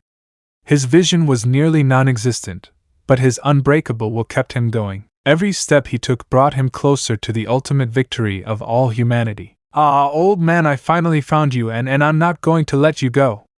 If he had grabbed him by the little hair that remained on his head, this being the only reason why he could hit right now, to which the divine party that was watching this deadly dance of endless blows. Off-screen, everyone jumped at the help the Archangel had given, something subtle, indirect, something that reawakened that desire to fight to protect them. "Kirishima, Dad keeps fighting." Tetsu, yes. "Monoma, bring that bastard down." Seeing the fight, they realized that Adam was blind but refused to lose, especially when he allowed himself to be beaten in order to grab Zeus by his hair. Mirko, ha ha ha ha, that's how it's done, ha ha ha ha ha. Hawks, he let himself be beaten to find it. Ryukyu, very unorthodox. On screen, in which neither side could move a single millimeter, harming each other, they could only do one thing, and that was shout with complete euphoria for their father, and frustration at the damned resistance of Adam, who already seemed to be more of a supernatural entity to them than just another kind of human. "Give up, you stupid human! What the hell are you smiling about, you damn monkey?" roared their palpable fury from the stands. They tried to channel their power toward Zeus, seeking to give him an unfair advantage, but Uriel interceded. His presence was like an impenetrable wall, blocking any attempt to alter the flow of combat in their favor, resulting in a fair and undisturbed exchange of blows. "Ah!" The scream echoed around the arena as the combatants went all out. 3 minutes, that's how long the fight had lasted up to this point. For the next 4 minutes, there were no breaks, just chaos and brutality. The blows came like a torrential rain. They impacted, they shattered, they shattered. Each punch pulverized muscles, broke bones, and destroyed not only flesh but also the spirit of their opponents. It was a battle of sheer attrition and endurance, a test of beyond human or divine limits, launching a wave of energy that shattered the initial stands of both sides, threatening to destroy the sky itself if this continued.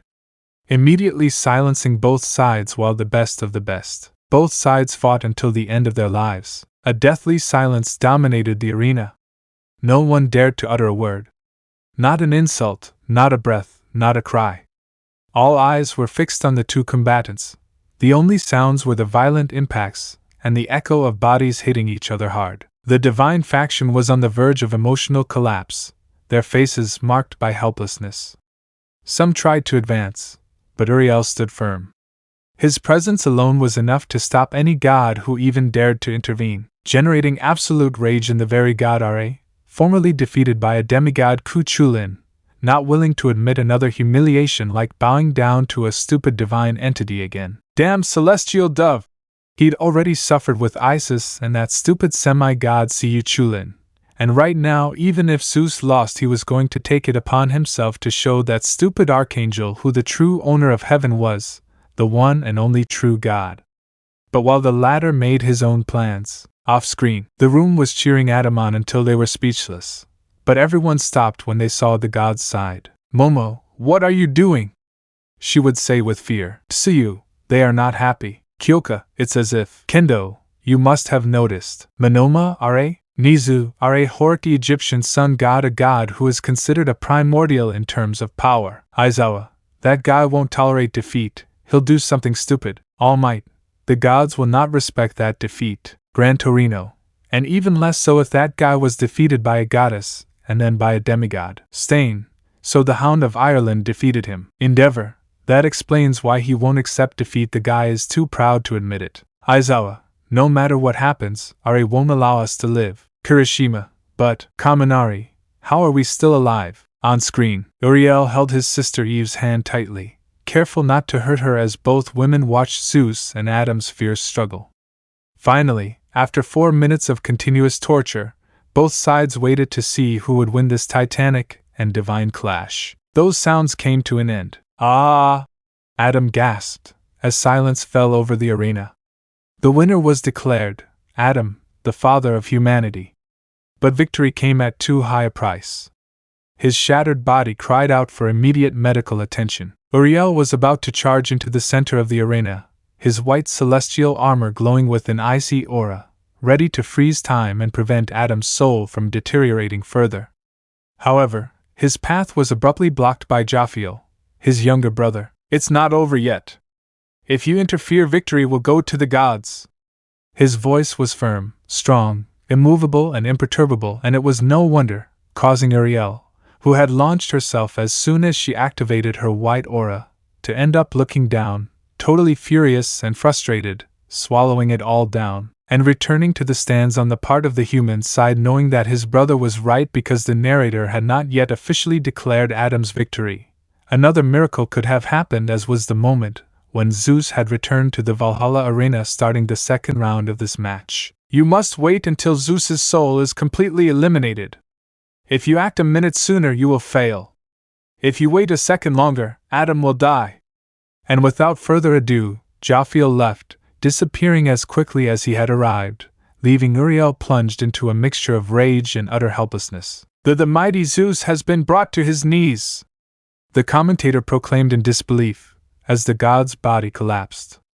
His divine transformation faded, the muscles that had once seemed invincible gave way, and a thick cloud of steam rose from his exhausted body. Zeus fell, defeated, before Adam, the pinnacle of humanity. It's over," were the last words the father of the gods managed to utter, lying on the ground, unable to move even a muscle. His breathing was labored, his gaze lost in space. He had tried, with all his might. He had fought, struggled, giving every ounce of his power in a fair duel against a mortal who surpassed all expectations. Of the gods who had put him on the ropes twice in this encounter, it wasn't divine reflex that defeated him, though that technique had put Zeus on the ropes more than once. When he managed to take away that gift, when he destroyed his eyes, Adam didn't back down. He kept fighting.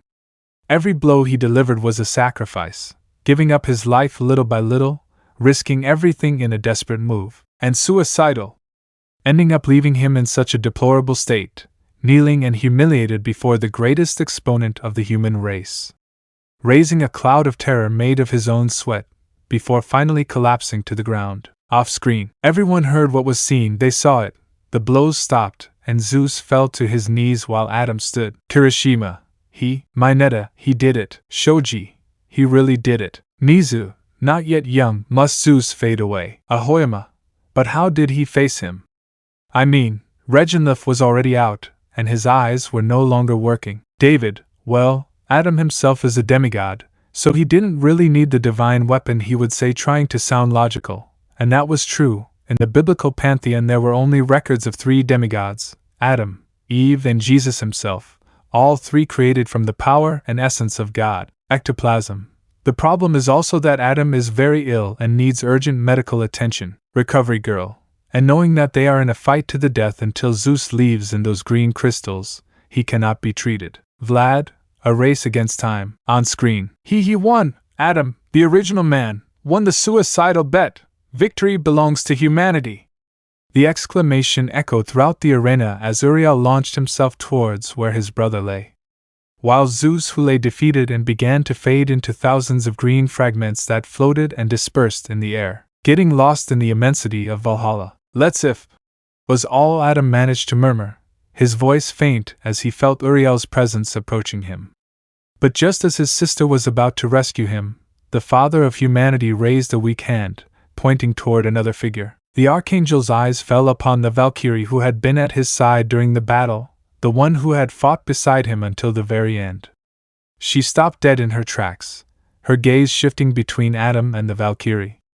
They were both on the brink of death, whose bodies and souls were shattered, this being the palpable proof of the battle they had just fought, having demanded more of themselves than any mortal or divine being could bear. Thus faced with a choice, save his brother, the father of humanity, who had sacrificed everything for his people, or the Valkyrie, an ally Adam had treated like a daughter, like part of the family he had formed? He made a decision that, to the humans, only made his utter hypocrisy clear. But for his sister Eva, although it hurt her heart, she understood it perfectly. Fool, fool! Fool! Damned fool! Uriel gritted his teeth as tears began to fall, pearly white tears that reflected the weight of his decision. He knew what he must do. Without further delay, he let time begin to run again and, in a blinding white flash, directed his efforts towards the Valkyrie. The Valkyrie was barely conscious, but her tired eyes opened enough to capture the green fragments floating near Adam. Fragments of his soul, which seemed to reach out to her, as if trying to protect her and thank her one last time for everything she had done for him, making a tear run down Reginleaf's cheek. Even with Uriel's help, she couldn't move the slightest muscle in her body, and her soul was still literally one step away from disappearing.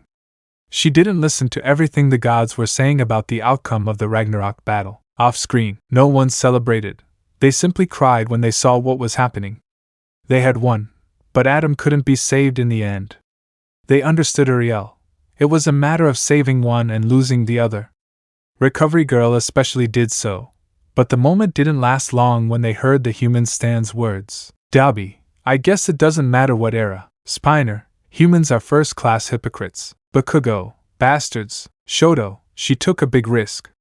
He would say, clenching his fists at such injustice from humans. Ibara, even dead, you still want to protect them. Kirishima, that's a real man. TT, Kendo, and Eva understands why the others couldn't be like them. Stain, from Cain and Abel onwards, he would say, clenching his fists in his seat. It sickened him to see such hypocrisy. Aizawa and the gods?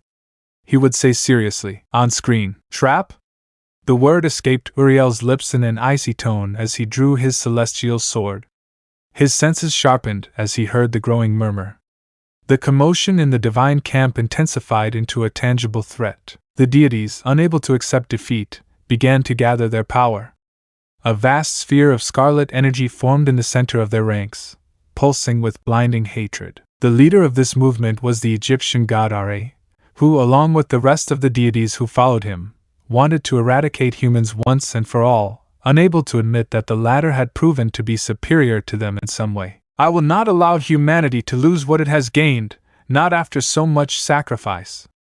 Ending up by trying as much as possible, leaving the Valkyrie in a minimally stable state but still at critical risk of death, not being able to do more for her, placing himself in front of the divine and human side of Ragnarok. Imbeciles!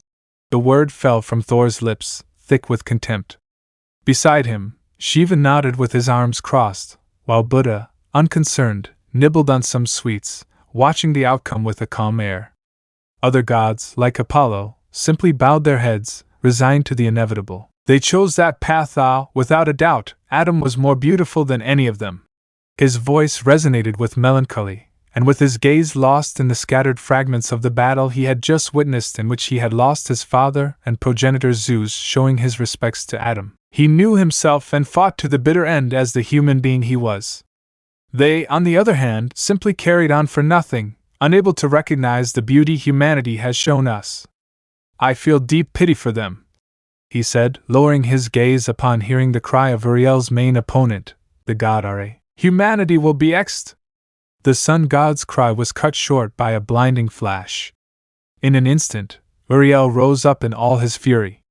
With a single slash, his celestial sword destroyed the sphere of divine energy the gods had channeled to annihilate humanity. The attack disintegrated in a burst of light, and with the same ruthless precision, Uriel launched himself at the deities who dared to raise their hands against humans.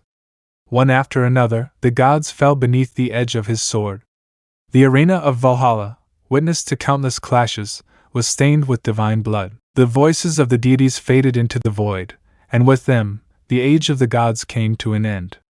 This was due to the rupture of the divine sphere and their inhuman rage, driven by the injustice they had always sought to wreak in the Colosseum. This very collapse of power generated a monumental energy wave, expanding through time and space. The impact not only shook divine existence, it completely altered humanity's timeline. My head! A human muttered upon waking up in his own era, with no memory of what had happened. Thus, all humans were returned to their respective times, as if they had never witnessed Ragnarok. But something had changed. The released energy marked a critical point in human evolution, unleashing a potential that until then had been repressed. For the ancient deities who dared to attack humanity at Ragnarok, only they didn't give it much thought either, for the single universe where Ragnarok was fought vanished, fragmenting into countless possibilities. Humanity, unaware of its own victory, he was now moving toward a future transformed by the sacrifice of the first man, Adam, and the determination of those who fought alongside him.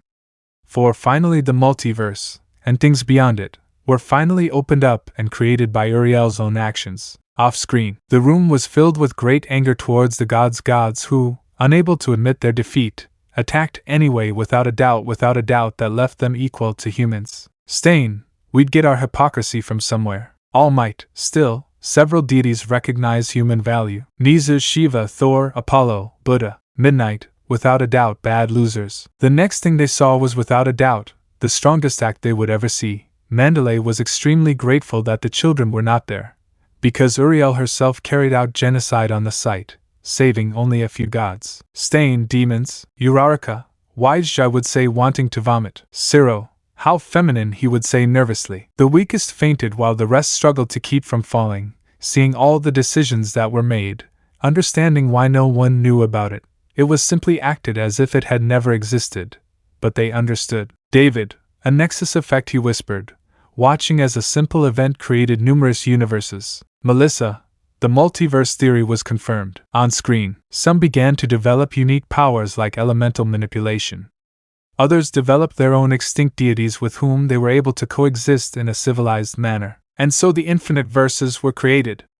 Wow, I didn't think they would become so vast that even our father, right at the moment of creating them, decided to take a vacation. Don't you think so, Uriel? Commented the Archangel Jophiel with a calm smile as he watched his sister. Too. Uriel, in response, slammed his fist hard into a column behind him, causing the marble to crack with a loud noise. I'm not in the mood right now. His voice was cold and full of frustration. Jophiel understood. He wasn't at his best either. Not after witnessing Adam's disappearance and watching the original Valkyrie, the only one still semi-conscious, try to process what happened in the original universe, the one that gave birth to all the existing verses. Where is Raphael? I swear if you don't tell me now. Uriel clenched his fist so tightly that the very armor he had worked so hard to make to help his sister cracked in that specific part to the point that Uriel herself threatened to hit him with full power if he said anything. Any stupidity which wouldn't be unusual for him, since he always ended up going off on a tangent which was sometimes good because he gave complete information about the panorama, and other times bad because sometimes they were talking about which ice cream was better and the latter would explain the whole creation process. Oh, for one! I'm so upset I can't even think of anything to vent about right now, Tisk. Jophiel couldn't help but burst out laughing. That was her way of dealing with pain, laughing, analyzing, finding order in the chaos. It was very different from her older sister, who preferred to channel her fury in explosive ways. While Uriel sought to vent, he was already thinking about what was to come. His attention was on humans, on their cycles, on the infinite possibilities open now that his father had retired, leaving behind a multiverse full of mysteries and potential. You know what? Forget it. I'm going to destroy all your records. Uriel's threat brought him out of his reverie. For the first time, panic crossed his face, which was completely sweaty as the white-haired woman carefully picked up the Valkyrie, still in critical condition, spreading her wings to go find Raphael, gritting his teeth even more when he heard his younger brother. Wait, that's not it! Uriel, don't you dare! He exclaimed, launching himself towards her, and Uriel, with a swift movement, effortlessly knocked him down, and they both fell to the ground tangled in a struggle, making the Valkyrie end up gently on the ground thanks to Jophiel. Well, this same one, while desperately trying to stop her, knowing that his sister was perfectly capable of carrying out her threat. He had also used his telekinesis to leave her on the ground without suffering the slightest harm, but colliding with his sister, since accidentally the latter, when he had pushed her, ended up putting his hands on his sister's breasts in a completely accidental manner. Sorry! But please stop behaving like a crazy woman who wants to destroy what it took me a lifetime to build.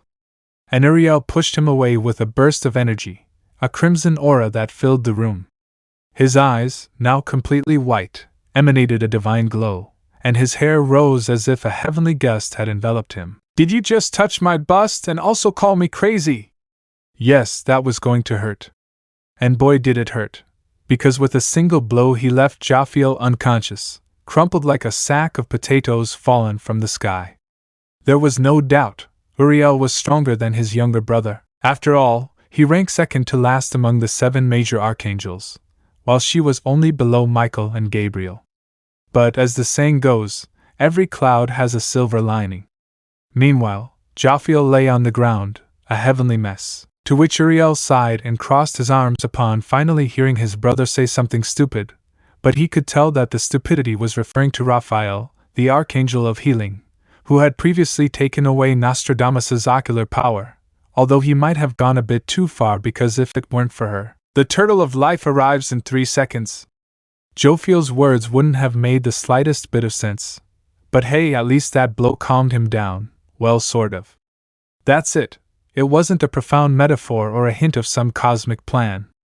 It was literally what Jophiel had managed to mutter before losing consciousness, and surprisingly, he was right. In exactly 3 seconds, Archangel Raphael, the celestial healer, appeared behind Uriel, with his usual aura of patience and judgment. For with a single glance, Raphael scanned the scene, Jophiel lying down, Uriel standing with an air of ill-disguised guilt, and an awkward silence that screamed, "It wasn't me." So Raphael placed a hand on his hip, his emerald green armor gleaming in a breeze that subtly moved his wings. The gesture seemed a bit feminine to many women, but to him it was something common and normal. Off-screen, nobody knew what to think from there. The truth is, they were more focused on seeing what would happen, although they saw that Uriel became very depressed, although seeing Jophiel accidentally touch her breasts simply made them pray for the soul of the poor unfortunate man. Kaminari, there goes the poor guy. Mineta, history will not forget your valor and courage, soldier. Ibera, and Raphael to the rescue. Kendo, but isn't Raphael a doctor? Recovery girl, as far as I know, and now I see the girl, Adam's little Valkyrie. Midnight, poor thing. Pixie Bob, for a doctor, he's a pretty good model for a hexy nurse, he'd say, licking his lips. May, I wonder what their armor is made of. Melissa, it would be interesting to know. On screen, if I were Miguel, you'd end a lecture on emotional management right now, and you know it. Besides, don't you think you went too far, knocking out our younger brother Jophiel? Okay, he's a pain, and I say this from my own experience, but the simple fact that 3 of the 7 of us are here. Raphael didn't finish the sentence, so he took care of Regenleaf, who had received his medical attention as soon as he arrived. With his usual skill, he healed her in record time. Then, as if nothing had happened, he gave Uriel a gentle blow to the head, enough to leave a small bump. This is something that almost never happens, silly. That was the limit of Uriel's patience. Without hesitation, he delivered a blow that knocked Raphael to the ground. Luckily, being the Archangel of healing had its advantages. He healed so quickly that, if not for his fall, no one would have noticed the impact. Sorry, Uriel muttered, crossing his arms. Raphael rolled his eyes as he calmly sat up. Uriel would always be Uriel, calm, serious, and almost stoic with anyone outside her family. But with her own, she turned into an emotional firebrand. Among archangels and humans, this had a name, Sundara. And everyone accepted it, for 2 reasons: 1, because they loved her so much. And 2, because no one in their right mind would try to anger her. Because who wanted to anger the woman who could punch your head off, being the only exception? And the only ones he could let loose without fear of being killed were his brothers and comrades in arms, the chief celestial archangels. Look, we'll talk about that later. Now, can you wake Jophiel up? Because, thanks to a certain archangel who ended up causing another genocide. Uriel blushed and looked down, adopting a shy air that contrasted with his usual dominant attitude. Raphael raised an eyebrow, making it clear that he was not at all impressed. But it was justified for the benefit of humanity, okay? Also, stop putting on that scolded puppy face. You know I can't stand seeing you like that. How feminine, by the way, he said with his squint eyes while staring at his sister, making him sigh, and, in the end, he let the subject drop, causing Uriel to develop a halo on his head, radiating a divine, celestial red light, contrasting with his pure white armor. Anyway, back to the main topic. What happened triggered a kind of energy that transported humans to different verses. Look, even I don't quite understand what's going on. With an exaggerated gesture, he fell backward, as if the weight of the explanation had defeated him. You're definitely not good at explaining, bro. Uriel couldn't help but laugh, but his laughter was quickly cut short when Raphael, without wasting any time, returned the favor with another smack, which caused another bump on her head, making her thrash her arms up and down. Until, ouch! Uriel cried, pouting and crossing her arms like a little girl, huffing indignantly. The scene would have continued like this if not for a groan of pain from Regenleaf that alerted both archangels. In an instant they bent down to her with their full attention. Her body is fine, her soul is whole, and her emotions are not lost. The problem is hers, and entirely mental. This is not my area, sister. That is Jophiel's area. It would be best to wake him up, or she could end up trapped in a mental loop, and believe me, getting a person out of one of those is complicated. To which Uriel nodded gravely. Wake up. With just that word from Raphael's lips, Jophiel opened his eyes. A light touch from Uriel's hand was enough for an emerald green energy to course through the golden archangel's body, restoring him completely. He saw Reginleaf's state of mind, causing Jophiel to quickly strip off his armor, showing an expression of concentration. Getting Reginleaf out of this won't be a problem, the real challenge will be what happens next. Let me summarize the situation for you because this is more complicated than it seems. What you said is true. The primordial universe fragmented, thus opening the doors to something I've called the multiverse. Uriel and Raphael exchanged glances, but they didn't say anything because that was obvious. Good, I think I know how to enter Reginleaf's mind. However, in doing so, each universe that has emerged will begin to generate its own power system. Consequently, since our power comes primarily from people's faith, it will be amplified in indescribable ways. Jophiel stretched, as if preparing his body for the effort he was about to make. That would be the important point on primary issues. Now, on secondary matters, other variants of ourselves will surely emerge in these new universes. In time, guardians will emerge in each of them, entities with the capacity to assist us in our work. Well, that's sort of the idea. But you know, nothing's perfect. There are bound to be little glitches. They both sighed in unison. The reason I mentioned I don't know what to do with this Valkyrie is because, with the multiverses open, souls will no longer go directly to hell or heaven. Now, each person will have endless opportunities to redeem themselves through reincarnation. That last detail left Uriel and Raphael in a state of complete perplexity. Off-screen, Ibera, Miguel, Monoma, why does that mention make the Archangel look like a first-class Siscon? Everyone watched closely what the Archangels were doing to bring the Valkyrie back, although they were hesitant. The most interested was Recovery Girl, so she was watching closely, ignoring the fact that they heard that Raphael did not heal psychological issues, only physical wounds. However, everyone was shocked by what they heard. Ibera, but what? Nizu, interesting. David, nobody ends life until they are perpetually reincarnated. Well, I wouldn't know if that's good or bad. Present Mike, maybe it's good. Aizawa, I doubt it. Everything, even the best, has a catch. Almight, if that's true, he thought, remembering how he passed one for all. Nizu, that would say that even the cruelest villain would manage to redeem himself and ascend. Aizawa, I can't imagine the villain of Kamino doing that. Mirio, nor me to Chisaki. On screen. Ignoring that topic, these eyes should be able to copy any artifact, be it magical, mythical, satanic, or any other special power they come across. Unfortunately, this Valkyrie is unable to copy them, as she is still dealing with an internal conflict. She hates humans for how they treated her. Uriel and Raphael's gazes darkened. The connection between Jophiel's words and Reginleaf's situation seemed blurred, almost irrelevant.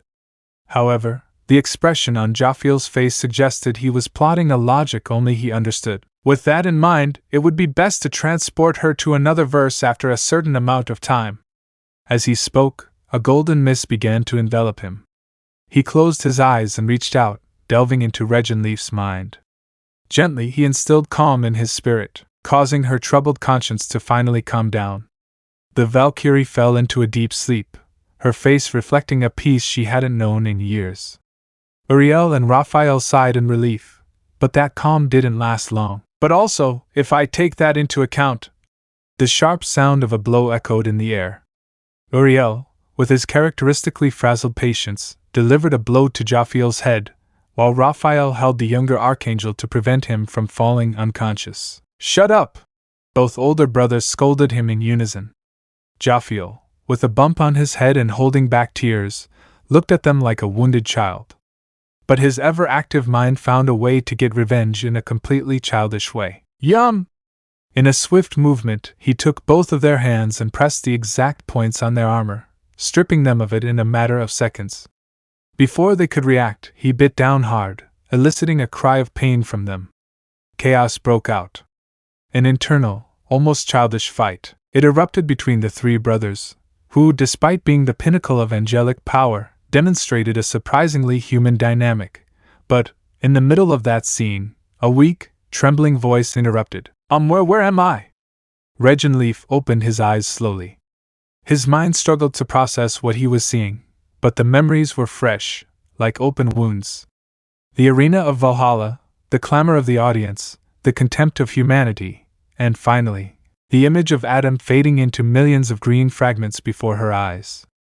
Her heart sank. A single tear rolled down her cheek, as the confusion began to blur across her face. Now, all that remained was a complete emptiness in her heart. Dad, she was about to collapse again when a golden smoke began to envelop her body. In front of her, her younger sister, Gal, appeared. After materializing, she blinked in confusion for a moment before launching herself at her older sister, completely elated and happy. The reason for their reunion was none other than the Archangel Jophiel. He was the one who had sent her to this universe, the same one her original sisters had been transported to after Ragnarok. "Leaf, sister, Leaf! You don't know how happy I am to see you again!" Gal hugged her with all her strength, and Regenleaf, still fragile, reciprocated the gesture. Her younger sister, brimming with energy, took her hand to lead her to meet the rest of her surviving sisters. Before he could go far, however, Gal tripped over something small lying on the ground. "Hey, what's that?" he asked, pointing at a sparkling blue diamond pendant. When he touched it, the object emitted a soft glimmer, materializing into a small piece of paper. Looking at the handwriting, Regenleaf immediately recognized it as belonging to the Archangel Jophiel. The other Valkyries approached, curious about the find, and soon the jokes began. "Hey, if you end up being Jophiel's girlfriend, invite me to the wedding." The comment caused Regenleaf's face to turn red as a tomato. She tried to deny the words between splutters, completely embarrassed, but things got worse when Gal joined in the teasing. "In that case, it means I'll soon have nephews." Regenleaf, unable to bear the humiliation, grabbed the nearest book and smashed it across Gal's face, knocking her unconscious. Meanwhile, she tried to regain her composure, though her face remained flushed with embarrassment. Finally, she tucked the paper carefully into her chest, determined to read it later and analyze its contents in private. Before she could relax, her sister's embrace felt like an avalanche. All of them, except Brunhild, gathered around her, celebrating their reunion. "But before you start talking about boys, sister, there are certain topics we must discuss, isn't that right, sisters?" Hlok's firm voice resonated between them, causing them all to nod in unison. Regenleaf gulped, nervous. When Hlok spoke in that tone, it meant only one thing: this would be a very, very long day. And what a long day it was! Each of the Valkyries took advantage of the time to celebrate, to share moments with each other. They especially focused on their sister, who spent 3 days under the care of Archangel Uriel. Some simply ate sweets next to her, others chose to give her a makeover, combing and styling her hair with dedication, and others simply acted in their own way. "If you scare me like that again, I swear I'll rip that hair out." "But poor you, little sister, you've had to live through something horrible." Hrist, the older sister with the more volatile temper, hugged her so tightly she was almost blue in the face. It was necessary for Gear too. The calmest and most thoughtful one intervened from behind, surprising her with a tug firm enough to make her release Regenleaf, who could finally breathe a sigh of relief. "So the little one isn't so little after all." Gris changed tactics and, with a mischievous smile, grabbed Regenleaf by the neck. She ruffled her sister's hair with her fist, leaving her sister completely disheveled, while the other tried unsuccessfully to wriggle free. The atmosphere was relaxed and festive. A well-deserved break after so much effort, pain, and sacrifice, but it wasn't all fun and games. Regenleaf withdrew from the group for a moment, seeking solitude. She went to the place where the memories of her fallen sisters rested. She knelt in the grass, letting the silence envelop her. "I promised I'd come to her grave as soon as Ragnarok was over, and here I am.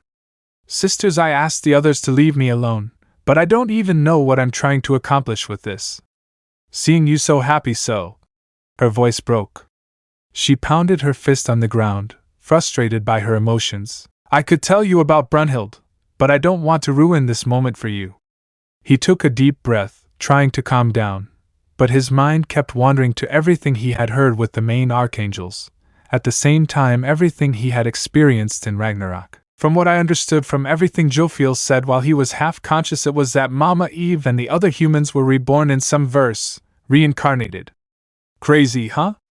Her voice dropped to a whisper, and finally tears began to fall. At another time, Thrud would surely have told her that such things didn't matter so much, that what was essential was the present. Perhaps Randgriz would be at her side now, calmly brushing her hair, listening silently as she poured her heart out. Loneliness was a double-edged sword, and at that moment, Regenleaf knew it better than anyone. Gondo Gyrolol, Regenleaf murmured, lost in her thoughts, the words coming out almost as a whisper in the air. At that very moment, a hand gently rested on her shoulder, pulling her out of her reverie. When she turned around, she found herself face to face with Skalmold, her older sister. Skalmold's expression was warm, with a wide, ear-to-ear smile that radiated pride toward her. That look stirred an internal conflict in her. She didn't know how to react. On the one hand, she wanted to be upset because she didn't want company at that moment. But on the other hand, she didn't want to be alone either, to which her older sister gradually let her smile fade. Her face turned serious so she could talk to her sister, as she truly needed to, with her 100% concerned about her mental state. Off-screen, Nizu. So that's why he was able to give young Midoriya the eyes of Adam thanks to the Volant, he would say, understanding the matter. David, a fragment of Adam remained in her, which gave her that ability. Midnight. But because of his hatred for those ungrateful people. Stain. At least it's well received. Tsuyu. Not to mention that Jofiel-chan is too used as a punching bag. Karo. Uraraka. Yes. Inko. That's true, but she earns it by speaking at inopportune moments. Dabi. At least the other Valkyries are different from Brunhild. Natsuo. Yes. Shoto. If she were my sister I would gladly support Tuya. Dabi. I'm sorry. Palette, he would say, wanting to make fun of him, but I work alone. Mandalay. Nothing like a warm family moment. Mitsuki. Yes. Bakugo. You would ruin it, you old witch. Mitsuki. You respect me, you bucking brat, she would say, hitting him, starting to argue with Hai. Bakugo. Why are you hitting me, you old witch? He would say angrily while Mitsuki answered him with a hit. Stain. How could the boy not have that character, he murmured. Aizawa. Although I've seen it before I don't get used to it. Almight, neither do I, he. On screen. Why do you keep hiding it? Skalmold dropped the question firmly as his gaze fixed on his sister. Regenleaf lowered his head. He didn't know what to say. In truth, he didn't even know what he wanted to accomplish by standing before the graves of his fallen sisters. Saying goodbye seemed like an option, but she couldn't do it. Not now, not when her mind was in turmoil from the memories she'd shared with Adam. It wasn't simply having seen his life. It was as if she'd lived a whole second existence alongside him. His ability, soul manipulation, had strengthened the bond between them to an almost indescribable level. Sister, I too bonded with my bearer before Ragnarok. I spent hours with him. I know it's not the best example because my bearer did survive, but I think I can understand, at least a little, how you feel about losing Adam. Skalmold's voice remained calm, although laced with empathy. Lie. He couldn't quite understand her. Although her intention was genuine, Skalmold knew her words weren't enough. How could he explain what he truly felt? How could he tell her the truth about Brunhild? That wretch wasn't even there when Regenleaf returned, so devastated and under the care of the Archangels in critical condition. No, you can't understand how I feel right now. Regenleaf snapped, taking a step forward, determined to leave, but Skalmold stepped in her way, blocking her path. The determination on his face was unwavering. Are you that bad? That was Skalmold's thought about his younger sister. Regenleaf wanted to scream at her, push her away, but he knew his sister wouldn't give in. Skalmold wanted to hug her, but he knew Regenleaf well. He knew she would be rejected, and yet, she couldn't just sit idly by. She was worried. She feared her sister would do something reckless, especially in her fragile emotional state. Maybe you're right, Skalmold admitted with a sigh. He agreed with her, immediately silencing her indisputably, leaving her with the words in her mouth. What could you say when you were being agreed with? What could you say when your older sister had just disarmed you with those simple words? Making her sister finish her off with words that, for her, cracked almost all of her defenses. But there's something you can help, sister. I'm the one who spoils you the most and the one who's always indulged your little girl's whims. Those words again. That damned phrase Skalmold always used. Regenleaf felt the heat of anger rise in his chest, but this time he didn't leap into a rage. If it had been anyone else who had told her that, she would have exploded. But it was her. It was her older sister who knew how to do it. Also, you're forgetting that a certain Archangel gave this to you. Scalmold's voice rang with a hint of mischief as he waved an object he had snatched from Reginleaf's grasp. Wait, when had he taken it from her? Reginleaf tried to grab it quickly, but his sister, being older and taller, he just had to raise his hand, keeping it out of reach. Sister, give it to me now! She protested in a childish tone that made Scalmold smile. That's why he always called her a little girl, because sometimes she acted like one. However, what happened next left them both speechless. Reginleaf jumped up in despair, and to his sister's surprise, her body suddenly grew, ripping her clothes in the process.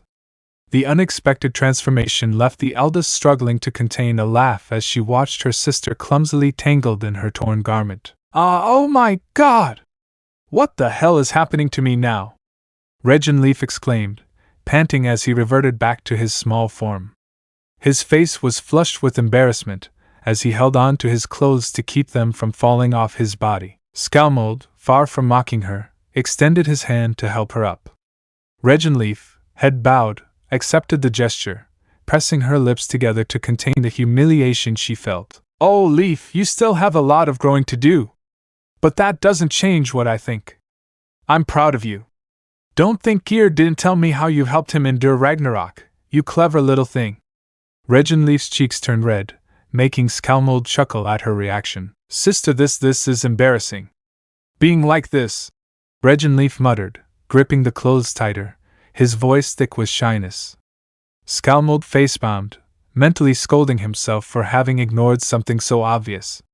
Without another word, he lifted Reginleaf and placed her on his shoulders. Quickly and carefully, she ran to her younger sister's room, her determination as firm as her stride. Now everything is so quiet, Reginleaf commented as he took in his surroundings. The stillness of the place contrasted with the memories that came back to him. The days when countless deities like Ra filled the place with their imposing presence, and the lesser demons who constantly bothered them, and the humiliating punishments imposed upon her. She remembered how Ra had forced her to kneel before him, proclaiming that her boldness in confronting him was the reason for her punishment. He had called her a stupid, petty demigod, words that still echoed deep within her soul. I know, but look on the bright side. No one bothers us anymore. Besides, I've lived longer than you, Leaf. Sooner or later, new gods will rise to replace the old ones. And if that doesn't happen, this will always be our home. A place you'll always be a part of. You know that well. Scalmold spoke softly, as he opened the door to Reginleaf's room. The room, though simple, was imbued with the warmth of a safe haven. Scalmold gently placed his sister on the bed, looking at her with a mixture of tenderness and pride. Let's see, I suppose one of your Valkyrie uniforms would do. Hey, how about this one? It's nice, isn't it, Leaf?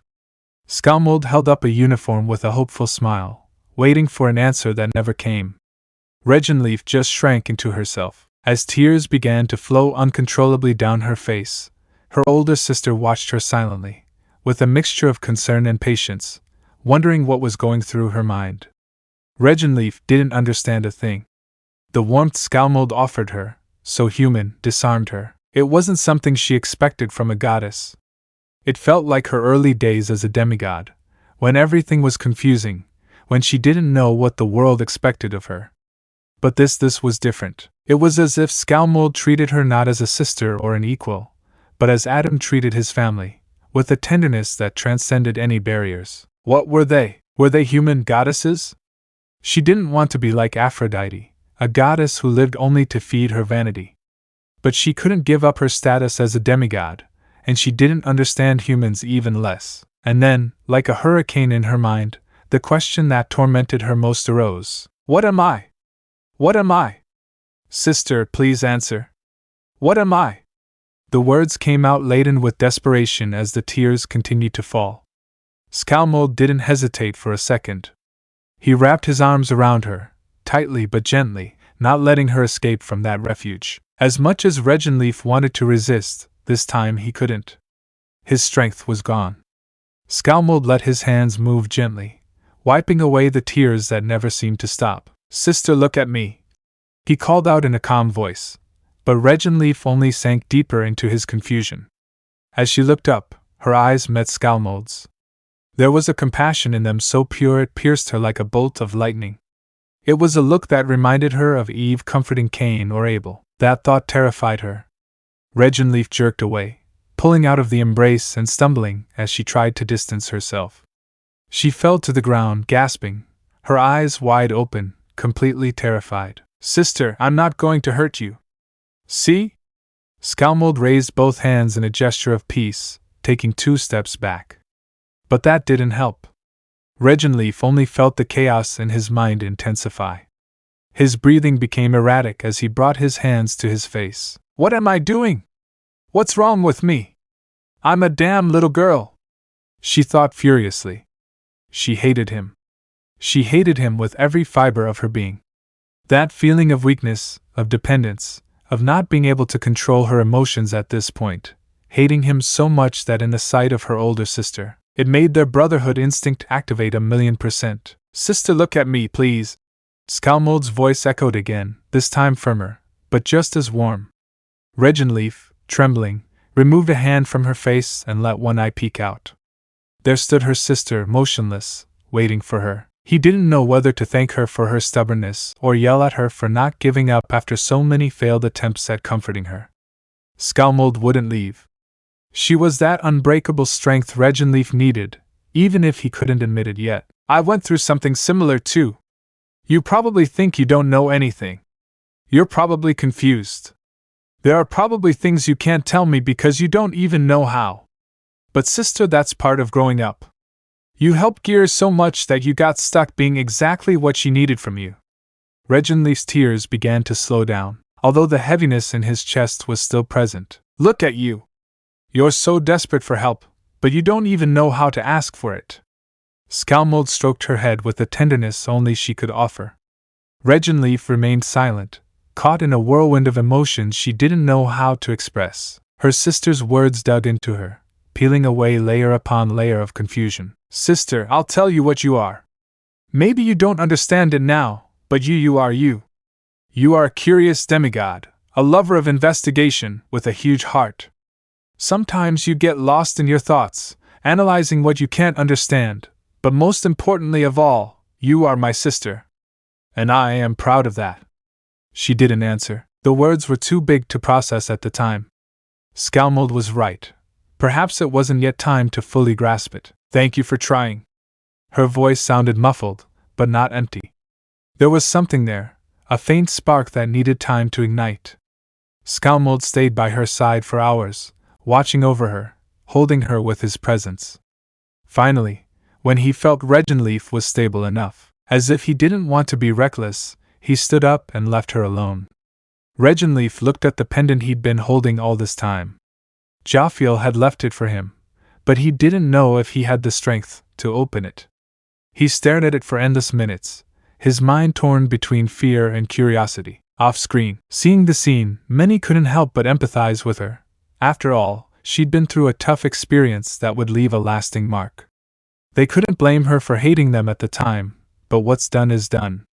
They watched her reunion with the Valkyries with some amusement, while Mina, Midnight, and Hagakure began to fantasize about a new ship. After all, they could tell when a girl liked someone. Hagakure, Mina-chan, Regenleaf looks like Ochako-chan. Mina, you're right, hee. Uraraka, we don't look alike at all, she would say nervously and blushing. Sadly, the joy of the moment faded into the background when they saw her so mentally broken, severely affected by Adam's fall. So they didn't blame her, they understood her very well, even with her mental state. Recovery girl, it's good that they don't leave her alone in that state. Ray, although they should give him his space. Zero, it's funny that his little sister was knocked out for being unbearable. Kyoka, if we did it with you, it wouldn't work since you wouldn't calm down. Mineta, that will never happen. Kaminari, yes, on screen. I hope it's nothing stupid. With a sigh, he opened it. A holographic screen emerged from the pendant, and before it appeared a towering figure, the Archangel Jophiel. His golden armor radiated a heavenly purity that contrasted with the doubt and exhaustion in Regenleaf's eyes. I'm glad you opened this message. I'll be brief, or well, I'll try.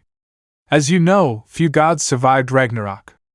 Among them, there were factions like the followers of Shiva, the Buddhists, and a few others. But the important thing here, Valkyrie Regenleaf, is what happened during your confrontation with Zeus.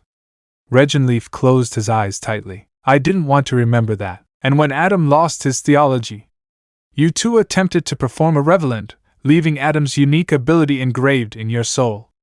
Unfortunately, due to certain decrees related to our Father's word, as well as limitations that no angel can revoke, you were left with it. She blinked, confused. Huh! She was about to say something, but two thoughts crossed her mind and stopped her. First, she knew this message was pre-recorded, so any questions she had would go unanswered. Second, Jophiel, as if anticipating her confusion, projected in minute detail Adam's final confrontation, from the brutal exchanges of blows to the final moment when he fell. What left her on the verge of shock was seeing how, indirectly, she herself had intervened in that fight. At the same time, we saved your life, continued Jophiel in a serious tone before pausing, searching for the exact words to deal with Regenleaf. He was not as emotional as Uriel, as tactful as his brother Raphael. He was much more pragmatic and direct to the point. But while Raphael was helping you, I noticed something that even he missed. In your hands lies the ability to grant the greatest power in human history to someone. I'm telling you this because the key to it will be the will. Regenleaf looked at his hand. Memories swirled in her mind. She clearly visualized the moment she had performed the volant with Adam, only to be forced to separate from him in her despair. I know what I'm asking of you may sound cruel, Jophiel admitted, his tone laden with an empathy that seemed forced, not because he didn't understand Regenleaf, but also because this was his role, this was his job as Chief Archangel, to push people on the path to developing their full potential. Sometimes I wish I were as irrational and empathetic as some of my brothers. But if you ever decide to use this power and give it to someone else, this Earth would be the best place to start. Wait, had I heard correctly? Was he suggesting a candidate for the Volan? Off-screen, Aizawa. So he's the most rational and wants to be irrational. He would say with a raised eyebrow. Midnight, it's not our fault you're bitter, present Mike, and that you are boring Shota. You should be happier in your life. Cements, I adhere to them. Ectoplasm, a little bit of daily excitement wouldn't make you lose your rational capacity. Nizu, leaving Aizawa's emotional capacity aside, I find it fascinating that the key to theology is the will. Monoma, I imagine a bond between a student and a pupil. Kirishima, would the gifts be added? Nijire, what weapon do you think it is? Will I be great? Will they be able to carry me? Will I be heavy? She began with her questions. Fatgum, he's enthusiastic, haha. Tamaki, yes. Almight, so he already chose the world and it's a variant of ours. Tokoemi, and everything already pointed to Midoriya. Momo, well, as far as we know he carries one for all. Ida, what a route gives. Shoto, yes. On screen. Originally, in this land, the young Izuku Midoriya should have been the one to wield humanity's second greatest power and face the greatest villain of his era. Jophiel paused, scratching his head, as if considering how to approach a particularly difficult subject to digest. As you know, we cannot intervene directly. But you, the demigoddesses, do have the freedom to do so. The problem is that, with the boundaries between the divine and the human half open, every decision creates a new possibility. Our job is to try to guide these stories toward the best possible outcome.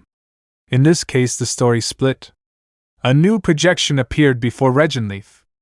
In it, he could see a key moment. All Might, a human known as Yagi Tashinori, handing the one for all to Izuku Midoriya as he revealed his identity. The scene was solemn, laden with hope and responsibility, but also with a weight Midoriya seemed barely able to bear. Regenleaf watched speechless, as he tried to process what he was seeing. In this other line it wasn't like that. He never revealed his identity. I know you have many doubts. What is one for all? Who is Izuku? Those and many more will arise, but they will be resolved if you decide to go there and see for yourself. Unlike the demons who cajole you, I will tell you the truth. Jophiel straightened, his voice full of gravity and sincerity. You will suffer, as all humans do. Because you are both goddess and human. It will not be easy. Your duty will be to help him in the best way possible. You will make mistakes. In fact, if I'm not mistaken, at some point, because you wanted to get ahead of him with his newfound power, he will end up dying. And your duty will be to rescue him from that hell. Death? How could someone who had in his hands the theology of God himself die? Those things and more will be what you will experience. It will not be a fairy tale, but, as always, the final decision is yours. Time runs and does not wait. By the time you see this, a transmission will begin, and you will be able to observe the life of the young green-haired man. Only act when you think the time is right. Thank you for listening to me, Regenleaf. Now I must leave. Jophiel gave a final bow before vanishing. Midoriya. And with those words, decades passed in which Regenleaf watched young Izuku from a distance. Sometimes he would invite his sisters to watch him together, enjoying it as if it were a spectacle. Watching the young man grow, strive, and stumble was endearing and fascinating to them. Let's see, it's almost time. I wonder what I'll see today. That day, what he saw was the moment when Izuku's life changed completely.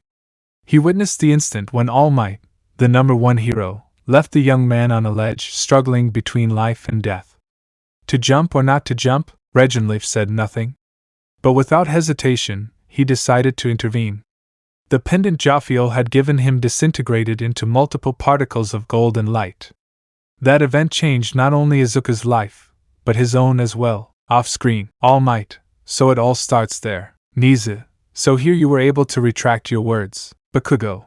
It was because of the villain of the mud, right? He would say almost forcefully. Almight, yes, although I'm sorry I didn't even tell you, Aizawa-san. Aizawa, let me see if I understand you. You gave the boy a gift without explaining how it works, without any training other than physical training, where you gave the boy the gift hours before the test and then never saw him again until he entered UA, where without me knowing, I could have expelled him. Almight, yes, Aizawa, upon returning, I will take the boy's tutelage with several other future teachers, because you are no good as a mentor. Stain, as I said, I'm joining in to train the boy. Nizu, it would have been better if you had taken the boy with Gran Torino at the beginning. Gran Torino, why I wasn't tougher on you. David, you could have even asked me for help and I would give you a hand. Toshi, Melissa, yes, it's true. Mirko, well, I'll help the dwarf. After that, they saw how Regenleaf witnessed Izuku's life, until the key moment, All Might's mistake, which was where the whole story you see began. Bakugo,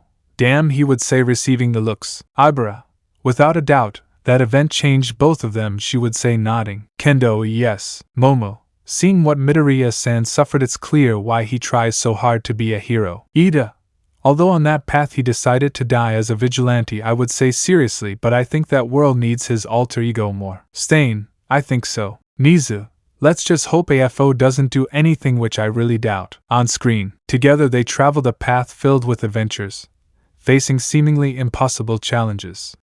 But, as Jophiel predicted, that path led to an inevitable outcome, the death of Izuku Midoriya. A death that, were it not for divine intervention and Regenleaf's tenacity, would have been permanent. Now, things were different. Izuku's heart began to beat wildly once more. His eyes, charged with the divine power granted, focused on the world around him. All the information came flooding in at once, an overload he could only endure thanks to the divine reinforcement Regenleaf had placed in his body. 30 seconds later, as the Public Safety Commission celebrated their victory, believing there was only one loose end left to tie up, the mysterious Haruka, something unexpected happened. Izuku Midoriya, now known as Satoru Gojo, the strongest man on the planet, covered in insects that Hawks had placed to simulate an abandoned body, moved his fingers, and slowly, he began to rise once more. Screen turns off. Everyone, he's alive! Hawks, shit. Mirko, oh, you're more than dead, bird. Endeavor, I just hope I'm not such a bad guy there. Todoroki brothers except Fuyumi. Don't even believe that, old man. Fuyumi, guys. All Might for a moment. Inko, thanks to the Valkyrie. Regenleaf, she would say, crying with joy. Gojo Satoru. Several people in the room were crying with joy, while Hawks was praying that he would be freed, while the Watcher from another plane of existence, doing his job, looks at him with pity, knowing that nothing will free him from the torture they are going to make him suffer. Inko, my child, sniff, my child, she would say, sobbing while being hugged by Rei and Mitsuki. All Might, I knew it, he would say, seeing the closest thing he has to a son. Bakugo, I knew you were tough as nails, nerd. Kaminari, it's like a cockroach. It doesn't die, it multiplies, it has God on its side, do you hear it, villains? Stain, surprising. Ibara, She won't let him die. Reginlef-san is the most amazing. Shoto, that's what she wants to do. Midoriya reminds her of her sister Gear. Only he's male. Kendo, well, they are similar in personality, since both tend to shed tears, but Midoriya is not so pessimistic. Mineta, I wouldn't be surprised if we shared universes with them. Midoriya and Gear wouldn't end up together. Zero, yes, as if those things happened. Mina, although it is a good ship. Hagakure, yes. Uraraka, what did they say? She would say with her kind tone but feeling jealous. Ahoyama, you shouldn't be afraid, Uraraka. No one will steal your love, he would say with his strange pose. Nizu, I hope the screen turns on. Midnight, yes, there are many things we should see. At those words the screen would light up, while everyone turned their attention to it. On screen. Ah, he was stunned. The white-haired man didn't know how to react at that moment. In less than a minute, so much had happened that he didn't even know what to think. He was in a state that even he couldn't define. At that moment, his hand brushed against one of Hawks's feathers. What was he doing? Why the hell had he let himself fall? Why had he let himself get killed? His sister's words kept echoing in his mind, and her ethereal figure, materialized at his side, held his arm while looking at him with utter concern. Izuku. He looked up and stared at her. He didn't know what to say to her, or how to respond. It was all too much. Yes, he was a prodigy at processing information, a child blessed with the greatest power in all of human history, a symbol of hope in the making, but in the end he was still human. Hearing and seeing each of Reginleaf's memories in a single instant was overwhelming. All that information came flooding back to her in less than a second, and while it took her body 30 seconds to process it so she could stand up, her mind was still in chaos. Knowing what to do next seemed like a monumental task, and that brought to light something that almost brought her sister to tears. Yes, it's still you. Reginlef hugged him, crying from pure euphoria and happiness. Izuku, on the other hand, burst out laughing. A laugh filled with pure euphoria, unhinged, maniacal. A laugh that emanated as if he'd become a true lunatic. That reaction surprised even All for One. Wow, my dear grandson. I didn't think you'd reach that stage so soon. Everything that could turn someone into a villain manifested in Izuku at that moment. Fear of having died. That feeling transformed into anger, a heartbreaking anger at himself for having been so stupid as to not have prepared enough and allow himself to be killed. That fear and anger soon mixed with hatred for what he had to experience, because to understand the meaning of his power, he had to die and be resurrected. And then came the suffering, intense pain. Because of him, because of his mistake, he had caused terrible terror in his older sister. It felt like a million needles were piercing his heart as he imagined what she must have endured watching him fall like that. Dear grandson, my best creation so far. Adam, you already have my permission to play for a while, so come on, have fun and show me that I haven't wasted my time with you like I did with the old demon prince. He removed the chains, but there was something this lunatic didn't consider. He had just unleashed someone who was likely a far worse threat than himself. Adam remembered everything. The beatings, the torture, the tearing out of his fingernails just to fill him with hatred for the world. He remembered Tenko's screams, someone else's screams begging them not to kill his family, not to be blown up. He also remembered how that man electrocuted him again and again, just so he'd learn to hate his mother. Idiot, who gave you permission to talk to me straight on? A black star began to form in his eyes. An 8-pointed star that adorned his iris, now tinged with scarlet red, filled with hellish fire. However, unlike the star in Izuku's eyes, this one seemed to harbor only one thing: bloodlust, ready to kill him with the first attack. Using his legs just like the heroine Mirko would, using every last bit of power and strength he had, combining it with the fighting style of the stupid ninja hero Izuku had seen when he was little, managing to form a kind of with the same chains, an improvised weapon, doing something that not even Hisashi himself could do, and that was it. Pushing back its creator, who, although he felt those blows better than with his failed creation, simply still felt insufficient. Do you really think I'm going to fight you? Hey, you still have a lot to learn. But that's it, keep feeding that hatred. Directed at your mother, the one who never realized you were locked up here. The only one who preferred your twin to you. He approached fearlessly, while behind his mask hid a crazed smile. "Shut up!" That shout filled him with satisfaction. Everything was going as he expected. Soon, Tenko's Shimura would be obsolete. His new creation was taking shape before his eyes. He could already see it. Consciences were beginning to align. His indoctrination was bearing fruit, planting the seed of hatred in Adam. He had trained Tenko to hate and destroy Almight, but this creation, it was something more. Something that was going to exceed even his expectations. It had given him the experience he needed to deal with his kind. The only damn problem was that constant, unwavering stupidity. Now more than ever, he regretted not having killed Nana Shimura. All his hatred for All Might, all his pent-up rage, would have consumed him by now, if it weren't for the fact that, unfortunately for her, Nana was still alive. The fact that she was alive gave a faint, tiny bit of hope to the Tenko still inside Shigaraki. He'd seen on the news how Nana kept searching for him, again and again. But that wasn't what his father had told him. That wasn't what All for One had taught him. "Oba-san, help!" That desperate scream. That damned scream was what upset Adam, unleashing a fierce struggle within him. Only rage. Only hatred. All for One was taking everything from him.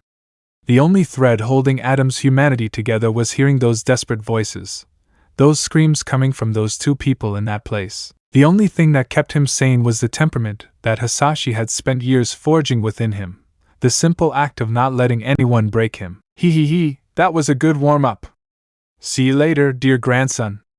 Now I must continue training your true and, to me, most precious younger brother, Tamura."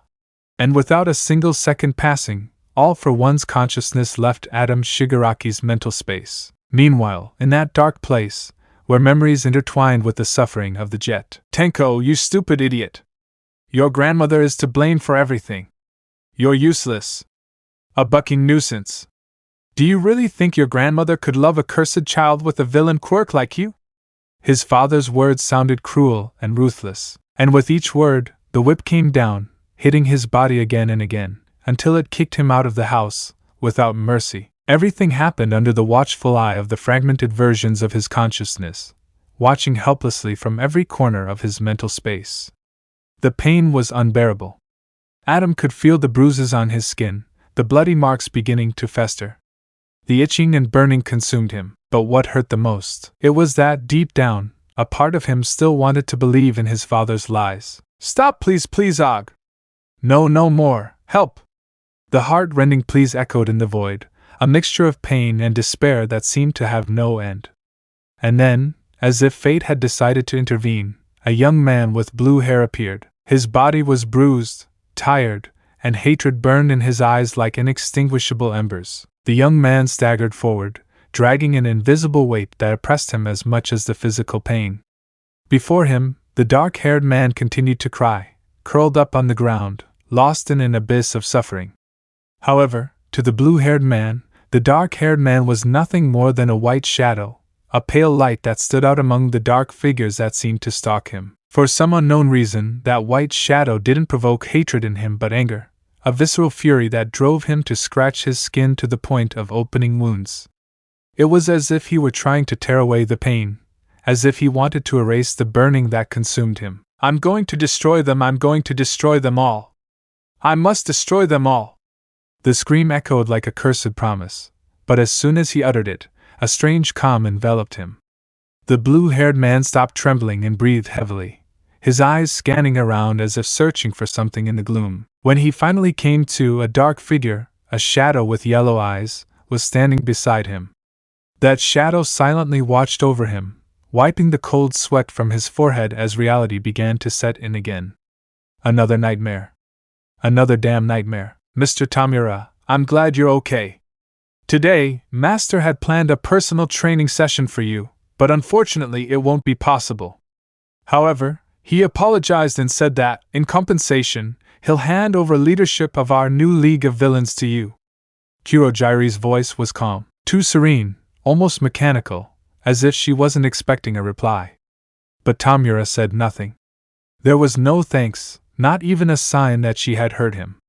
He simply stood up with clumsy movements, his eyes still filled with suppressed fury. He walked over to the table, grabbed a beer, and downed it in one gulp without bothering to eat anything first. This visibly worried the black mass watching him from the shadows. "Kurogyri, you better make breakfast quickly. And tell the teacher I accept the offer." Without waiting for a reply, he left the room. As he did so, an uneasy feeling came over him. Looking at Kurogyri irritated him deeply, more than he could bear. It was an itch in his soul, a mixture of rage and frustration that made him want to pull out Kurogyri's teeth but not kill him. The thought of ending Kurogyri's life shot through him like an electric shock, triggering a headache so severe it forced him to his knees. Gasping, one hand clutching her head as she fought a whirlwind of emotions she couldn't quite understand. The echo of his father's words resonated in some corner of his mind, mixing with the screams of that blue-haired young man, all for one's promises, and the memories that seemed determined to destroy him from within. "No, already, it's a mass, no. I shouldn't care, kill, but no, he didn't." The words came out haltingly from Tamira's lips as his body trembled. The confusion and mental chaos had driven him to the brink of a desperate act. However, just as he was about to use his quirk against himself, Kurogyri, observing everything through the bar's cameras, detected the imminent danger. Without hesitation, he activated his portal and appeared in front of Tamira at the last moment, preventing his suicide. "Mr. Tamira, please excuse my intrusion. However, as the future leader of the League of Villains, I believe what you need now is to relieve tension. I might suggest killing some criminals lurking near Torino and Nana Shimura's house. From what I see, eliminating those underworld members in that area always improves your mood." The suggestion needed no further argument. Off-screen, everyone was relieved to see what they were seeing, although their relief turned into a lot of fury at seeing what AFO was doing to Tenko in order to create Shigaraki. Almight, wretch. Staying, damn, so that's why that kid is so crazy. Dabi, son of a bitch. Toga, he destroyed Tamira-kun. Spiner, he did it as he pleased, to take her body. Twice. If he wants his body / although the one he wants most is the albino broccoli. Nagant, that guy must be eliminated for the common good. Nizu, I'm not going to like this decision, but I'm afraid it's the only option with someone like him. Ida, but director, we are taught that killing is not for heroes. Aizawa, sometimes we will need to cross that line. Recovery, we'll have to see some psychological help if we manage to recover Tenko. Spiner, what do they need? Mandalay, find a way to make it so that he and AFO have no connection. Ragdoll, but mental quirks barely allow you to erase present memories. I doubt it can be achieved with trade. Neomesa, helping Tenko will take a long time if there are no after effects, without forgetting a backup measure of this type. Mirio, this guy knows that he can even wait to operate. We see him as just another villain, but Tamaki, his intelligence and strategic planning methods are what make him truly dangerous. Shoto, not even his quirks, but his vast experience, his strategic and manipulative mind. On screen, without saying a word, Tamira implicitly agreed, allowing Kurogyri to transport him to the indicated location. Meanwhile, in a modest house, Nana Shimura lay slumped in a chair. Her face was pale and haggard, with an expression that denoted physical and emotional exhaustion. On the table in front of her lay dozens of photographs she had collected in a desperate attempt to locate her grandson. In her hands she held two images, one of her son, now lost to time, and another, charred image, which she managed to rescue from the ashes of what had once been her family's home. Tenko. AFO, no, no, no! Nana's scream broke the oppressive silence in the room. Her hero license had been revoked long ago, but that didn't stop her. Everything she did now was freelance work, secretly funded by Almight, though Torino didn't approve in the slightest. The fight with All for One had left indelible scars on his soul. The mere thought of his son's death, and the possibility that his grandson was suffering an even worse fate, caused him unbearable panic attacks. Sister! Sister, I'm here! Calm down! Calm down, here! Remember, you must take this. Torino offered her a pill, which she took hastily, barely controlling the trembling in her hands. The seconds that followed were torturous. Nana closed her eyes tightly, trying to calm the dark thoughts that were assailing her. That situation was torture. Not just any kind of torture. but one that tore at her spirit. She could endure physical pain, she could endure any punishment imaginable, but not this. If surrendering, without surrendering all her pride and dignity, would have guaranteed her son's safety, she would have done it without hesitation. But she didn't, and now that failure haunted her, plunging her into an abyss of guilt and regret. After 3 long minutes, the pills began to take effect. Her breathing slowly stabilized, and the tension in her body eased enough for her to stand. But the emotional emptiness remained, unmoved, like a constant shadow in her life. Thank you, Nana Shimura didn't cry. She simply stared at the only photo she managed to rescue. In it, her son appeared as All for One had left him after that brutal fight, battered, unrecognizable. Beside her was Tenko Shimura, the little boy she once knew, now a shadow of what he could have been, and behind them, the towering figure of All for One, who posed with one hand in the boy's hair. On the back of the photograph, in thick marker and black ink, was a handwritten message directly to him. Enjoy your paranoia, ex-heroine destined to defeat me. To which Nana clenched her jaw as she reread that damned message, knowing that the full weight of her mistakes and the constant threat of the villain still resonated in her mind like an unbreakable echo. Nana, we've talked about this many times. You have to admit it wasn't your fault. You did everything in your power. Thanks to you, Yagi managed to knock out AFO. Since that explosion of black flames, nothing has been heard from him. It's very likely he's already dead. Please let this go. Torino's voice escaped her lips, thick with concern. He reached out a hand, seeking comfort, but Nana gently pushed it away. She couldn't give up her search. Not while there was even a 1% chance her grandson was under that monster's control. Her eyes shone with an absurd determination. Just as the Shigarakis had taken everything from her, she was determined to confront them and reclaim what was left of her family. There was one Shigaraki, an exception to the rule, a person who was going to give her back everything her family had taken from her while she was in an emotional funk. Off-screen, Almight, seeing this, clenched his fists along with Grand Torino, given that this was a psychological war that AFO was waging against his teacher and partner. Tensei, psychological control, is there anything this guy doesn't do? Ida, control the government? Nagant, he probably does it from the shadows. Stain, it's most likely with guys like that. Endeavor, he's a control freak, he wants everything under his power. On screen, in the same city, in a different corner, tensions were boiling over. Ha ha ha ha ha. Ha ha ha ha. Izuku Midoriya's laughter echoed. Just like Adam before him, Izuku was taking a firm step towards victory and peace, leaving the Hero Public Safety Commission perplexed. No one could understand how Satoru Gojo was even standing there now, and to top it all off, laughing like a complete lunatic. Now you're the only one missing, don't you think? Hawks spoke calmly as he walked slowly toward the brunette standing in front of him. She was calm. Too calm to be a good sign. So he stopped in his tracks when he noticed the ear-to-ear grin on her face. Adorned with an expression full of confidence and arrogance, Haruka, with the advantage in intellect thanks to her intelligence-boosting quirk, in addition to being a cunning and wealthy girl, had already planned her move. Hello, all my followers. Right now, I'm bringing you an exclusive interview with the sensation of the moment, the number 3 hero, Hawks. That was a perfect excuse. Haruka turned to her 3 cell phones, all recording from different angles. The devices were synced with her account to broadcast live. The camera captured every detail of the winged hero, while she turned her back to the lenses, maintaining a sly smile. Hawks, we have a very big problem. Hawks couldn't respond immediately. Speaking without thinking was dangerous in this situation. He had to admit, Haruka's move had been extraordinarily clever.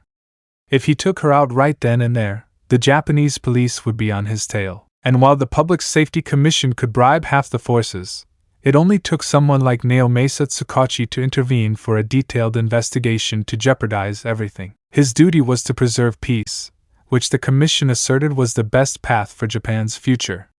Therefore, Haruka, at least for now, was untouchable. But only for a brief moment. Hawks gave a controlled smile, though his mind cautiously calculated each step. Sorry. It's obvious you're very clever.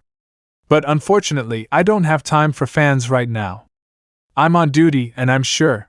Suddenly, she fell silent. Her voice, once confident and light, trailed off completely. Hawks froze, his eyes reflecting pure astonishment. Haruka, who had been confident until then, frowned, surprised by the winged hero's abrupt change in attitude. Then they felt it. An overwhelming presence filled the place, suffocating the air as if the atmosphere itself had been stretched to its limits. The source of that power was clear: Satoru Gojo. The man appeared on the scene with a calmness as unnerving as his imposing figure. The sunlight behind him filtered through the clouds, casting a distorted halo that only heightened the intensity of his entrance. Gojo's appearance was enough to worry even Haruka, who stepped back slightly. Satoru Gojo! She muttered to herself, staring out the window with a frown and growing anxiety. Meanwhile, across town, Izuku's mother, Inko Midoriya, felt a pang of unease. It was strange that it was taking her son so long to return. But Izuku was not at his best. He was rejecting all his hatred, his love, his anger, his happiness, his emotions. He was rejecting everything, leaving only total euphoria. He was the strongest. He had finally understood it. He was the chosen one to restore balance. And it was only that, total power and strength. Hey Hawks, it's been a while. In that instant, Haruka's stream literally broke records on the platform. However, for the first time, she didn't pay attention to the numbers. Her eyes were fixed on Satoru Gojo. Something wasn't right. His head was stained with blood, but it didn't appear to belong to anyone else. His clothes, tattered, were ripped in half and also covered in blood. Despite this, his body didn't show a single visible scar. Haruka watched with growing disbelief as Gojo reacted, euphoric, as if he had just returned from the dead. Then he understood. The situation was far worse than she'd imagined. Her legs trembled, and as if an immeasurable weight had fallen upon her, she knelt, not before Gojo, but before the magnitude of the thought that had just crossed her mind. Off-screen, Mirko, oh shit. Hawks, this is going to hurt tomorrow. Stain, gloating when journalists congratulate you for eliminating someone who's actually doing their job. You're definitely the government's boss. Endeavor, I dare say you're not a hero, but that would be very hypocritical of me. Dabi, at least you understand. Shoto, I'd agree with my crazy older brother, since you made Mom burn me with a kettle of boiling water. Dabi, what the hell did I miss? Natsuo, a lot. Fuyumi, if you had let go of your stupid tantrum, you would have been the first to face father, and more so when Shoto, at 7 years old, told him that he hated him for making Mom break down. Endeavor, I will never forget that. That really hurt me. But now that I thought about it and tried to change, that's when I gave it importance. Tsuyu, leaving that aside, Midoriya-chan is smiling more than she should. Karo, Bakugo, he looks like a crazy person. Recovery girl, he's euphoric, anxious. Everything he feels is clouded by the emotions of ecstasy that would occur in a fight. Mirko, you're fried bird, can I keep your things? The rabbit would say with a crazy smile. Kyoka, and she, who is a streamer, sees that something is not right. Momo, damn, Midoriya is scary like that. Shoji, it's a good thing ours didn't go through anything similar. Ojiro, it's true. Tokoimi, for now, he would say seriously, giving his touch of darkness and pessimism. On screen, if someone like Hawks had managed to defeat Izuku, someone Haruka had tried unsuccessfully to eliminate in the past, it could only mean one thing. If the right person sets his mind to it, the entire heroic society can collapse in a single day. She was the first to understand what it really meant when someone like Satoru Gojo had literally returned from the dead. This time, society had dodged the bullet. But what would happen if Gojo fell again? And for the first time in her life, as she knelt there, Haruka made a silent plea to God with all her heart and soul in it, begging the heavens, imploring only one thing: that neither Almight nor Satoru Gojo would ever be defeated. Well, both of them at that time were the pillars of the entire society. Are you serious? Hawks was beyond frustrated. Everything was going from bad to worse.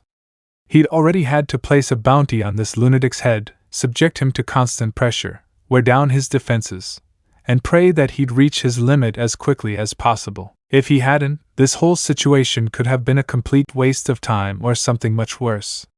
And that outcome was exactly what was standing before him. Oh, yes, more than serious. Thanks to my sister, I'm alive and kicking. He didn't have time to waste. If he delayed even one more second, he didn't want to imagine what the association might have done to Haruka. He had to be the one to restore order. He had to be the strongest. He had to be the symbol of pure hope. For 3 long minutes he tried to process everything, but couldn't quite put his finger on a single thing. His sister held his hand, offering her full support. While Adam bottled up all the negative emotions inside him, Izuku Midoriya, like his mother, decided to push them away and hide them deep inside. He was the strongest. And therefore, he couldn't allow himself to fall apart. Not when people like Haruka needed him. Regeneration? No one in the stream understood what either character was referring to. While Hawks desperately searched for a way to complete the mission, Izuku was faced with an internal dilemma that consumed him. It was a conflict only his sister knew about. Technically, you got it right. He lightly tapped his head with an expression of pride that only a Shigaraki could have, and without stopping his laughter for a single moment. Until he was almost out of breath, and then he began to speak with a firm, powerful voice, projecting such an intimidating aura that almost made Hawks kneel in front of him, making even the stream viewers feel the pressure. Haruka, it was a great idea to do an interview with us. Now let me explain what happened. Both Hawks and I were involved in an operation. Take for example when the FBI and the Japanese police end up colliding on the same case. That's what happened. It was Satoru Gojo. No one dared question him. And Hawks's use of this explanation to get out of the mess he was in only reinforced the lie. For that very reason, when they attacked me during the operation, when I already had a bounty of almost 6 figures on my head, and when, exhausted, they pierced my throat, but I decided not to fight back. Giving my whole life to my sister. Focusing all the remaining concentration I had in the last breaths of my life. We both managed to strengthen the bond with what truly matters, my little sister. And I realized something. She brought her hands to her head, as if trying to catch a fleeting thought, while her firm expression remained unchanged. We can strengthen the body using negative energy that runs through our entire being, even when we use our own quirks. We can strengthen it, but we can't regenerate our souls. That's the method we use to heal ourselves. However, who would have thought that when 2 sources of negative energy collide, we could generate positive energy, as long as our souls are in sync? And boy, is that difficult! He kept talking. In fact, it wasn't just him. Unbeknownst to Hawks, Regenleaf was also in a state of euphoria, albeit to a lesser extent. Because after being sure that her younger brother was still him, she realized that she was the same Valkyrie who had been labeled as useless by humans. She could have achieved a perfect Revelin to a level that, thanks to her own ability to manipulate souls, caused a perfect soul union, allowing her to have full access to divine theology, was something that even she felt an indescribable emotion. Besides, I had no idea it would be so difficult to share my fate with someone else. But on the brink of mutual death we reached the core of the divine power we possess in our souls. Now, to defeat us, it will be necessary to cut off our heads. It was the perfect opportunity. As all the cell phones were broadcasting live, they were pierced by the winged hero's feathers, which he aimed precisely at the back of the cameras. He then recklessly lunged at the white-haired man, who simply spun around with absurd precision, dodging him and using his mother's quirk. Off-screen, Kaminari old Zero, Midoriya must never end at that point. Uraraka. Euphoric to fight is scary. Bakugo. And the cowardly bird wants to prevent the fight that will mark him for life from being broadcast. Stain. I'm not going to miss this. Shoto. I'm going for my friend. Dabi. I'll bet on the big bird. I would say with the Endeavor card. What do they see me doing? I want to spend the old man's money. Shoto. I had at first, he would say, throwing himself against his older brother. The two would start to fight, so the fire hero hit each of them, causing a bump to form and recovering his card. Kirishima. This will be manly. Monoma. Shit, as you can see, he could rule the world if he wanted to, but when that state ends. Kendo. Can you stop your crazy theories? Monoma. It's another world, it can happen. Like the bicolor being a girl. Shoto. Me as a woman? David. If that happens, it would confirm my parallel universe theory. Almight. So far it is a parallel one, since I did give one for all to the shonen. Melissa. I see. On screen, both Izuku and his sister positioned themselves behind Hawks while levitating. In unison, they executed the ancient pyrokinesis sphere that had previously failed to perform its special technique inverse to blue, which attracted objects, while red repelled and burned enemies. This time, they managed to perfect it. The technique hit home, launching Hawks into the air. Unlike blue, which strengthened internal muscles and utilized zero-gravity, a Quirk copy from a brunette girl Izuku had observed using to lighten the load on her suitcase, red wasn't at all subtle. Now special technique. Red! The attack reached its target, sending the winged hero flying. Hawks desperately tried to defend himself, using his remaining feathers to create a sort of improvised sword. This precarious defense was the only reason no internal organs were damaged, irreversibly, although the injuries were serious. And conventional medical treatments wouldn't be enough to heal such extensive damage. Only someone of Recovery Girl's caliber, or even Regenleaf herself, could handle it. Shit, was all Hawks could say before falling completely unconscious on the ground. Haruka, meanwhile, watched in astonishment, her brain nearly collapsing at what she had just witnessed. Satoru was 1,000 times stronger than before. He had defeated Hawks without the slightest effort, leaving everyone stunned. The white-haired man, however, seemed lost in thought, as if he were struggling with his own thoughts. I'm sorry for being such a burden all your life, Mom. Sisters, I'm sorry I didn't tell you about Brunhild. But right here, right now, they both paused. Regenleaf, meanwhile, was in charge of stabilizing Izuku's body, floating by his side and providing him with the necessary support for the new technique they were both about to create. You were right, sister. I was still too young to understand your words, Ka-chan. You were right. When you're strong, you just feel too comfortable in the world. Izuku remembered those words with painful clarity.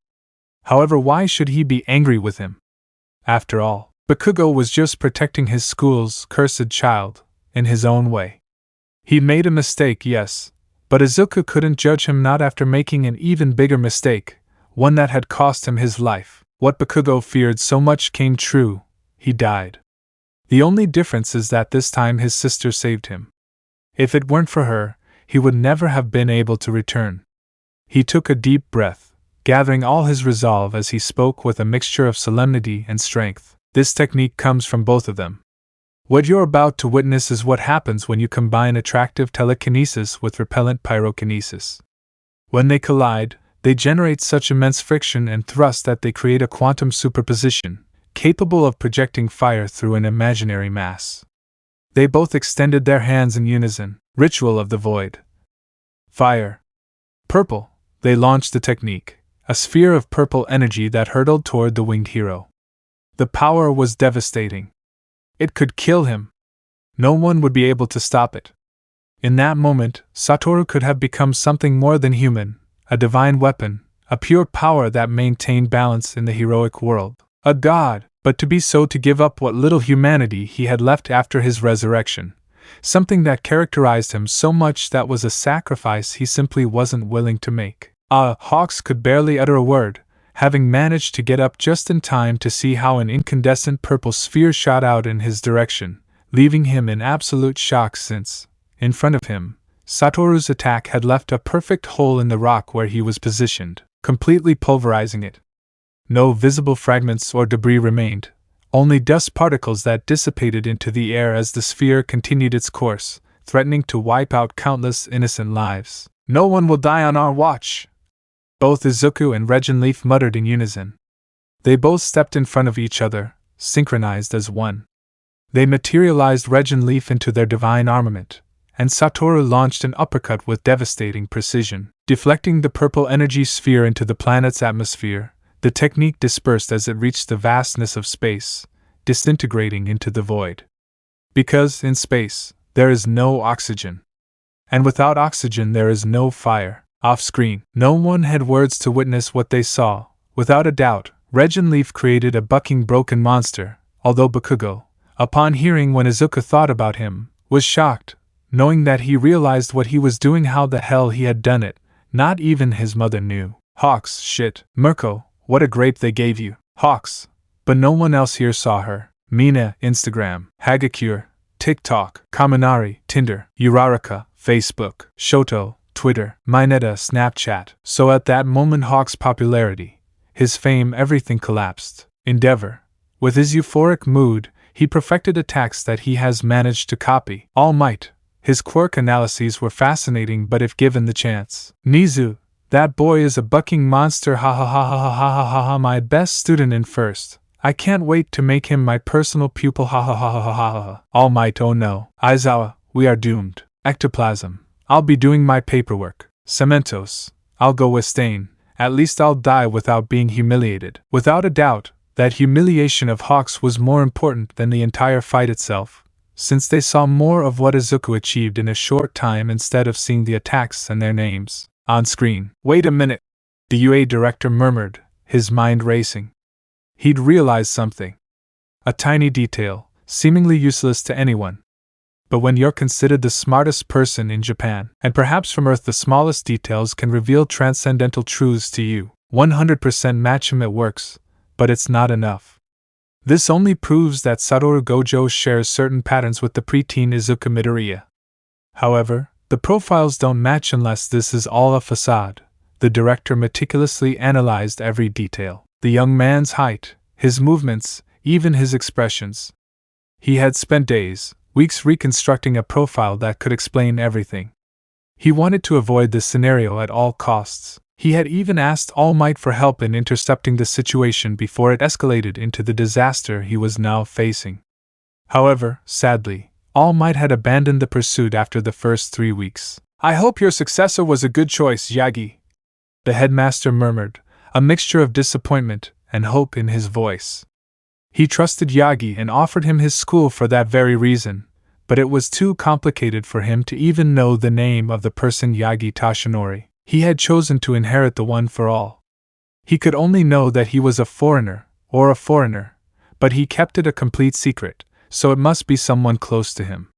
In truth, only the #1 heroine in the United States, Star and Stripes, came to mind, but he considered it very unlikely, so leaving you with basically zero options of knowing who it could be. But you've already been gone for 6 months. You even said that. How come you couldn't catch him if you had learned enough from him to entrust him, Endeavor, and the other heroes with Japan for a while? But what did Nana say to you that made you want to leave Japan when you had never done it before? He took a sip of coffee. He narrowed his eyes for a moment, trying to calm his thoughts. I know you, Tashinori. I know you would never have come to this conclusion on your own, but even so. His words faded away as his gaze remained fixed on the screen, watching the chaos that was unleashed before his eyes by the new vigilante, but that he himself managed to solve, by managing to do something that not even he had been able to do because he simply lacked the power to do it. The only one who before Satoru could walk completely free without the commission bothering him was All Might. They couldn't bring him down even indirectly, and they tried, but in the end, thanks to some help from his hand and also the fact that the guy was free and literally acting every day in common crimes, well, he cleared his name on his own, this being his so-called Bronze Age, catapulting himself to the top of his fame in his Silver Age. I swear I'll make sure this young man has good guidance, and that this new hero can finally have a real home like us. He'll no longer be that lone wolf who's now going to carry the world on his shoulders. The headmaster began preparing the paperwork to register a new recommended student, directly on his own authority. But even so, knowing there was a 67% chance he wouldn't be able to convince him to accept that position, he also decided to move forward with other paperwork. Alongside Izuku Midoriya's file, saved in his office's database, he added a new record. This one required completing a strict validation process. First, a fingerprint. Second, a blood sample. Third, a portion of DNA. Fourth, a facial verification. And finally, a voice recognition module. That file had a name that stood out, being the name of Satoru Gojo. Some might call him over the top, but ever since he found out the commission had outbid him and gone ahead to intercept Kana Tsutsumi before him, he had sworn he would never be careless with his students' safety again. I will never take the safety of my students and future heroes lightly again. No more. I will never lose anyone again, not like Kana, not like you, Oboro. They were his greatest failures as headmaster. His greatest losses. He could ignore it. He could justify it by saying they were both victims of circumstance. But it wasn't like that for him. They all had lives, families, friends, loved ones who mourned their deaths. And when Kana fell, he had no one left. He'd wanted to help her, but how do you explain hacking into the Commission's network first? How do you clear the name of someone who was so tarnished that they didn't even give her a trial? They treated her like an animal from the day she decided she didn't want to kill anymore. At that moment, he was interrupted by a deep, familiar voice. Principal, I request your permission to expel an entire class. It was Shota Aizawa. He looked tired, exhausted, his face marked by the weight of years of struggle. But he was wearing the glasses of one of his best friends, Oboro Shirakumo. Even though he had outgrown him, the principal could see in his eyes the pride in the person Shota had become. That's why he was the principal, to train the heroes of tomorrow. That's why he knew Shota Aizawa, and knew that if he expelled them, when he himself decided to reinstate them, there wouldn't be any objection. First, because Shota was his employee and he was his superior. Second, because he trusted Shota as much as he trusted himself, and that trust was mutual. Shota would do the same to him. He would trust him with his life if necessary and without a second thought. You have my full permission. Aizawa left the office, leaving the director watching intently through a hacked commission drone. The image showed the young man starting to walk. It had been a good idea to sweep everything under the rug and keep the situation under control. Off-screen, Nizu, I feel cheated to see this, because if I didn't see it for myself, I would come to the same conclusion as my other self. Stain, and seeing what the peace symbol wants to do, it only shows that he also denied his roots. Almight, if you're right, at least here I corrected my mistake. Melissa, hey, if that were the case, why not me? She asked with genuine curiosity. Almight, 1. You were the closest thing I had to a niece before I met Shonen. 2. Think about what your father would do to me if he knew I got you into a fight with All for One. David, he's not exaggerating. I would have used him as a guinea pig wholesale with every invention there is, not to mention that if something happens to you I'll react in the worst possible way, ending my friendship with him. Melissa, I understand. All Might, I had considered you, but to avoid suffering the clutches of your father, well, I chose the safety of both of us. Nagant, so you suspected me. Nizu, I did, but without proof since the government erases everything dark that it has. Stain, you wouldn't achieve anything. Nizu, I may be the smartest person in Japan, but even my intelligence loses to the power interests and the dark dealings of the higher-ups. Even so, I won't let them repeat what happened to you, even if I have to expose everything to them. Siro is sensei. Momo, yes. Hearing that Aizawa expelled an entire class, the current Class 1A present was shocked. Mina, but Yao Momo said it was a lie. Hagakure, and he confirmed it as a rational lie. Momo, I bet it was like that. Tsuyu, but he says he'll reinstate them. Stain, at least sometimes a scare like that works to straighten out. One thing was certain that day, and that was that Class 1A was now truly afraid of Aizawa. Off-screen, the only drawback now was the little impromptu interview between Satoru Gojo and Hawks on Miss Haruka's broadcast. Izuku, where are you? The sun had already set, and the clock read 6:50 in the evening. Night was about to fall, and her son still hadn't appeared. That thought filled Inko with dread. It was a memory all too similar to what happened with Hisashi. One day he simply said goodbye and never returned. That had been her greatest terror ever since. Why she always hugged her son, why she always told him, I love you. She didn't want this day to come, the day Izuku wouldn't come home. Leaving her apartment, she stared tearily into the horizon, hoping her son would soon return home to her. Meanwhile, elsewhere, Satoru Gojo himself was dealing with his current situation. Haruka, do you have any clothes to replace these? Still pushing back all the emotions flooding his mind, Satoru maintained his composure. There would be time to cry later, but not now. He was Satoru Gojo, the strongest. It was his duty to endure all of this. His last action had sent a clear message to the Commission. He was the strongest, and they couldn't contain him.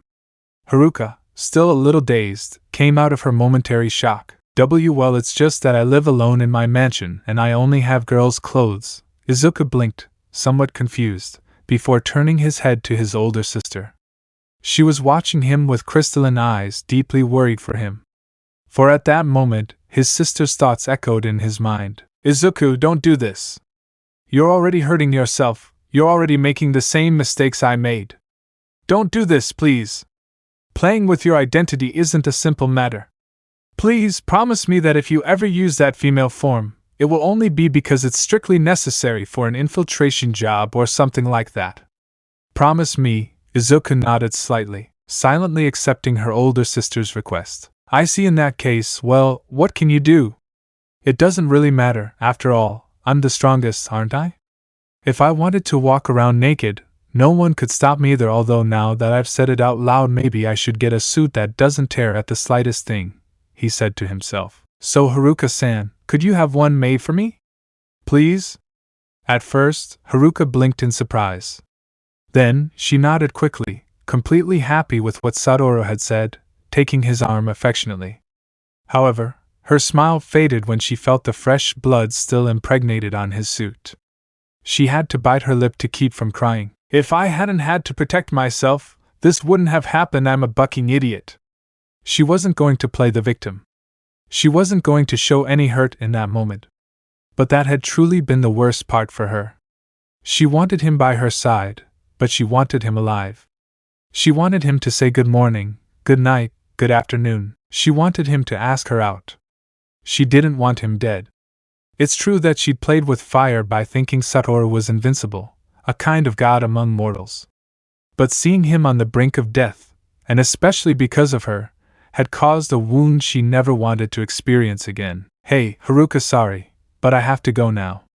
Tell me where your house is, and I'll take you there. She lowered her head and, in a low voice, indicated the direction. Satoru took it, but not like before, not as if it were luggage while he boasted about his power, as he used to do at the beginning of this whole adventure, it seemed, being much closer to Yoichi to the point of showing humility and asking permission to take Haruka, failing to prove himself a worthy Shigaraki, at least from his grandfather's point of view, seeing how Adam Shigaraki also attracted that feeling of belonging to his body. It absurdly bothered him, who had very strong opinions on the matter. I'm not going to let another pretty face steal another pure Shigaraki away from me and turn him into another idiot like my little brother. It was his right to act freely, but those words made Izuku's entire body hair stand up, with his instinct warning him of imminent danger, and I'd learned not to ignore those signs. I wouldn't make the same mistake twice. Hey, do you want me to be your official bodyguard? Haruka couldn't hold it back any longer. She cried. This time she really cried, and she threw herself at him, planting a kiss on Satoru Gojo's lips. Gojo was left in a state of complete brain shock, unable to react. Her sister, for her part, didn't have the best reaction in the world either. She immediately separated from her younger brother and, like a jealous sister, decided to leave Izuku in a white-haired female form to ensure this never happened again. In her opinion, the first kiss should always be sacred, and this little girl had just stolen it from her brother. Furthermore, she was so angry that her hair began to float in the air, as if anger itself gave her life. Itai, what was that, huh? Haruka didn't understand the slightest bit of what was happening in front of her. Why the hell was there now a white-haired, pink-eyed girl looking at her with disdain, while a brunette was advancing towards her with an expression that screamed, imminent murder? Come on, you little girl, you're going to tell me right here and now how you feel about him, or I swear I'll make you dress up in a potato sack and upload that photo to all your social media accounts. The threatening tone was undeniable, and Haruka froze. Who thought she was crazy? She tried to react and confront her, but before she could, the white-haired girl, with an 8-pointed blue star shining in her pink eyes with a bluish hue, made a quick movement and subjected her in a wrestling hold. It was at that moment that Haruka began to put the pieces together. What did you just tell me about not messing with my identity, sister? He tightened his grip, his voice brimming with reproach. Activating the Volant, he reintegrated her into her body and returned to her male form for a few brief seconds, and unwittingly revealing his identity to Haruka. I'm so sorry about that, Ms. Ha, said the white-haired woman, clearly uncomfortable having returned to her female form. While Regenleaf, her older sister, manipulated the Volant of the two, speaking with the deepest and most severe voice she could use, trying to sound as grown-up as possible, while she also passed into her adult form. I'd rather you stay a girl than get boyfriend with that liar. His sister's thought echoed clearly in Izuku's mind, as she retreated to the darkest corner of her mind, clearly frustrated. On the way, she headed to the shower to wash off the sweat accumulated after helping her brother and, in the process, further complicate things with Haruka, who didn't even know what to say now while the white-haired girl listened to her sister muttering things about simple ungrateful younger siblings without stopping. For his sister, answer now. You know I can't even use a quirk to change my appearance because you changed the shape of my damn soul and blocked the others. Sister, don't ignore me. He shouted, his frustration about to explode. Off-screen, seeing Inko worried, a feeling of understanding made them all see that she was a good mother, so those who were friends of the green-haired boy smiled at the older green-haired girl in the room, a gesture reciprocated by Inko. However, seeing all this romance, and so on, Uraraka began to feel jealous, while other girls watched the scene amused by how jealous Regenleaf was. She was like an older sister who made it clear that she would choose a good girl for her little brother. Midnight, fuff, how fun. Mount Lady, yep, that's right. My Netta, but what good scissors?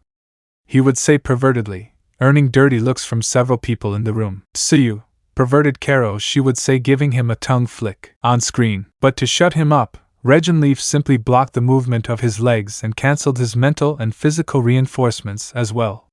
So using telekinesis wasn't an option either. Everything seemed out of control, as if the universe had decided to test everyone's patience. You're such ack. Haruka now really exploded and her brain completely melted, which wasn't good at all. So much shouting in a mansion full of people that she could barely stand a passive quirk in front of all the people who had just arrived. Watching her mistress alternate between what she now knew to be Satoru and his maids. It could only end one way. Total disaster. Chaos reigned, and Haruka, trying to find something coherent to say, blurted out the first stupid thing that came to mind. It was the best she could come up with at the moment. She's or. She paused, desperately searching for a way out. Something she couldn't seem to find, which worried her maids. They looked at her somewhat cautiously, as if they had truly noticed something wasn't right, but at the last moment, a light bulb came on. Okay, you better follow me and I'll tell you everything. It was a busy day and I need to rest, but first, what's her name here? Hey, can I tell them your name? He mentally applauded for the brilliant idea of buying some time, although not much, and it showed, because right at that moment, that damn Satoru had his brains blown out too. What the hell could he say to save him from this situation now? Everything was against him. He had no records, he wasn't in the damn system. And worst of all, right now, he had blood on his body that wasn't even his own, all thanks to his sister who hadn't allowed him to escape from this place, as he'd originally planned. That scenario was turning into a disaster of epic proportions, with a mixture of anguish, helplessness, and a touch of despair. I'm sorry, her sister whispered, her voice trembling as she looked out at the scene, a bead of sweat dripping slowly down her forehead. The atmosphere was charged, tension palpable in the air. The white-haired girl, surprised by what was happening, could do nothing but let out a nervous laugh, completely in shock. From one moment to the next, she was unconscious, completely overwhelmed by the magnitude of the situation. And if you thought things couldn't get any worse, well, it seems you were wrong. That moment reached a point where even Satoru himself seemed on the verge of mental collapse. Izuku Midoriya, who stood out for being the student with the best grades in his entire school, the one who never let himself fall unconscious, even after receiving beatings from his best friend, Kachan, was now faced with a scene that had him completely bewildered. A stage where even he, with all his stamina, felt on the verge of losing control. And that's why he ended up fainting, leaving the people watching stunned. Well, I think she said no, so long story short, she's a friend of mine I met a few months ago. Today I ran into her on my way here, without any clothes on, and Satoru Gojo gave her his so she wouldn't catch a cold. Afterwards, she went somewhere else, so can you help her, please?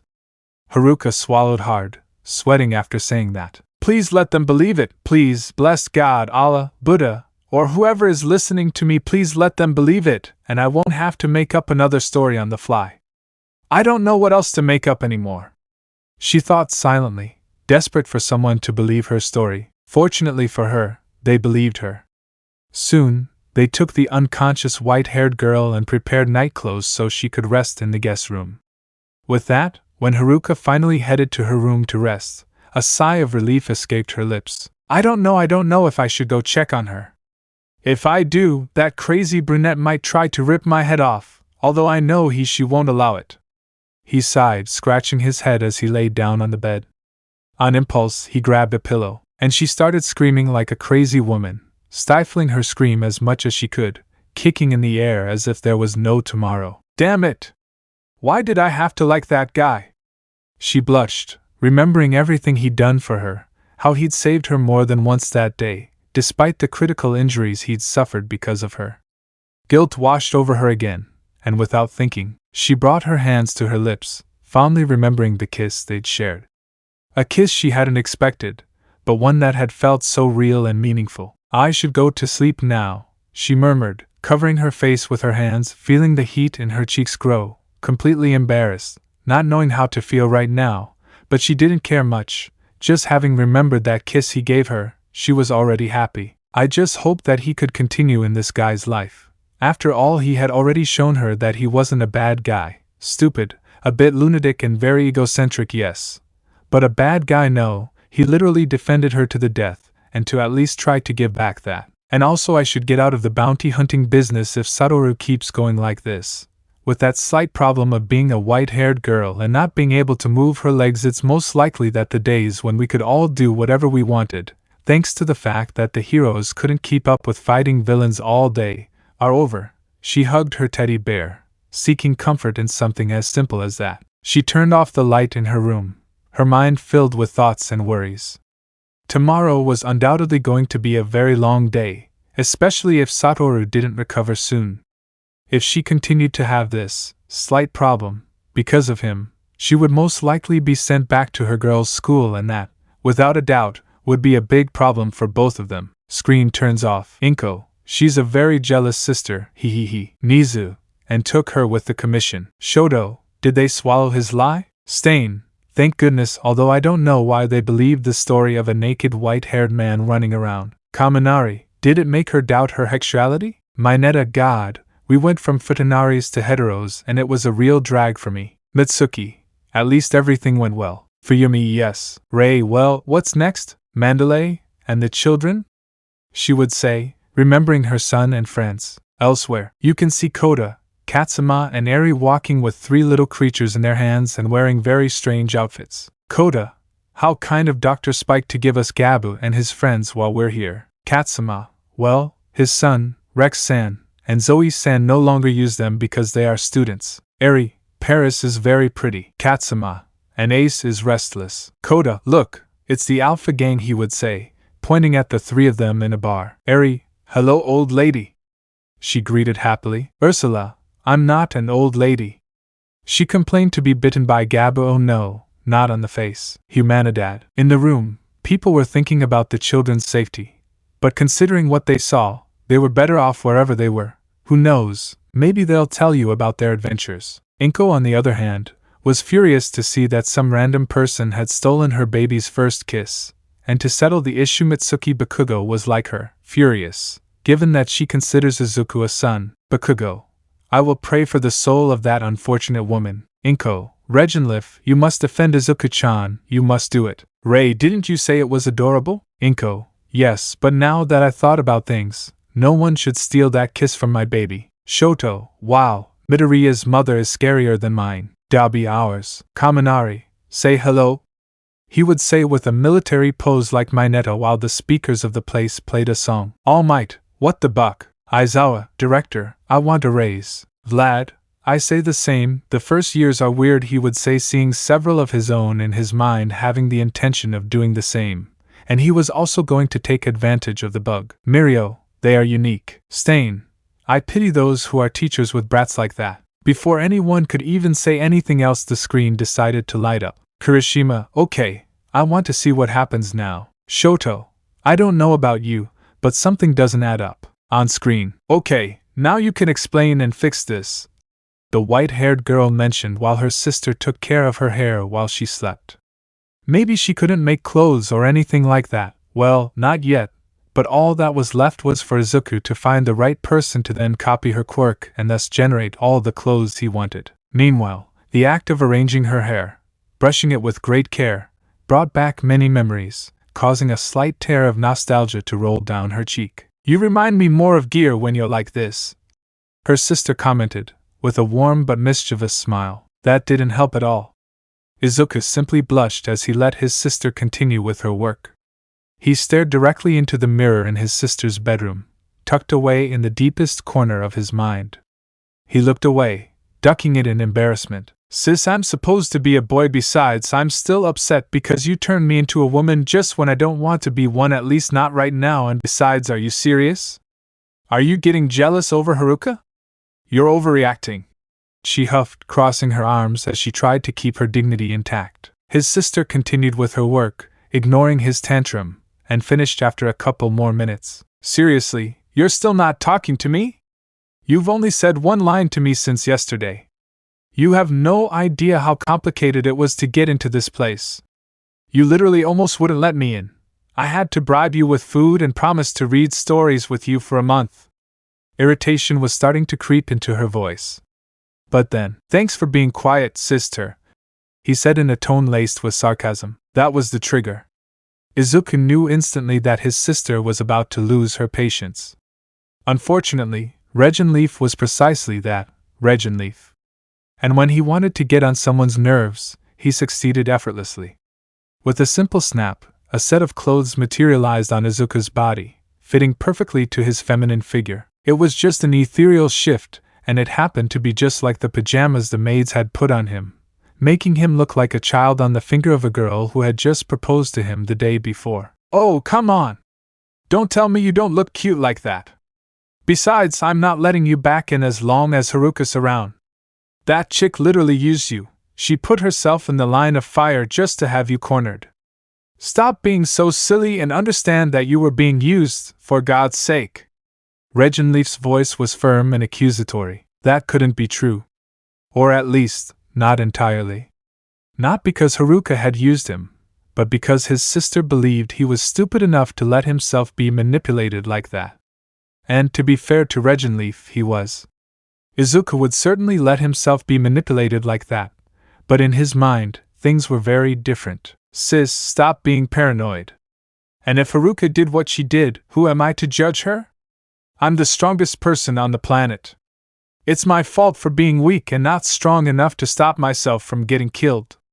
"Itai," he complained when she pulled his ear hard, clearly annoyed. Regenleaf sighed, his expression hardening. "First, stop seeing yourself as an object. You're way too smart to be acting like a fool. Second, you're not God, I've already told you that. And third, I've heard your thoughts, don't forget that. I know you don't like Haruka, you're just confused because she's the first girl to ever lay a finger on you, and it's not to humiliate you. Or to bully you like the ones at your school do." The white-haired girl pouted, crossing her arms as she stared at her. "Seriously, whether I like her or not is my problem. Besides, it's not that I don't find her pretty, but I can't get away from her either. I'm the strongest if I stay like this for too long. I don't know if I'll have the strength to go back to being Gojo Satoru. You know I miss Mom." His voice broke at the end, and suddenly, he found himself hugging his sister. Regenleaf softened her expression and hugged him tightly, gently stroking his hair. I know, little brother. That's why I want you to go to her, to tell her everything. You didn't come to her house yesterday, and I know it hurts. But I don't want her to see you like this. Imagine her seeing you as a white-haired woman, in love with a girl, who just came back from the dead and has the greatest power in humanity." Izuku remained silent, his sister's words falling like a heavy burden on him. Biting his lip to cope with his inability to formulate an adequate response to the situation. "Brother, I'm serious. I don't want you to turn into something you'll regret. I did it myself, and I paid the price when it was too late. I supported you through this because, even though I was so old, I still thought like a little girl. So please, I beg you, don't make the same mistakes I did," Regenleaf said, looking away. Izuku listened silently, his heart aching at his sister's words.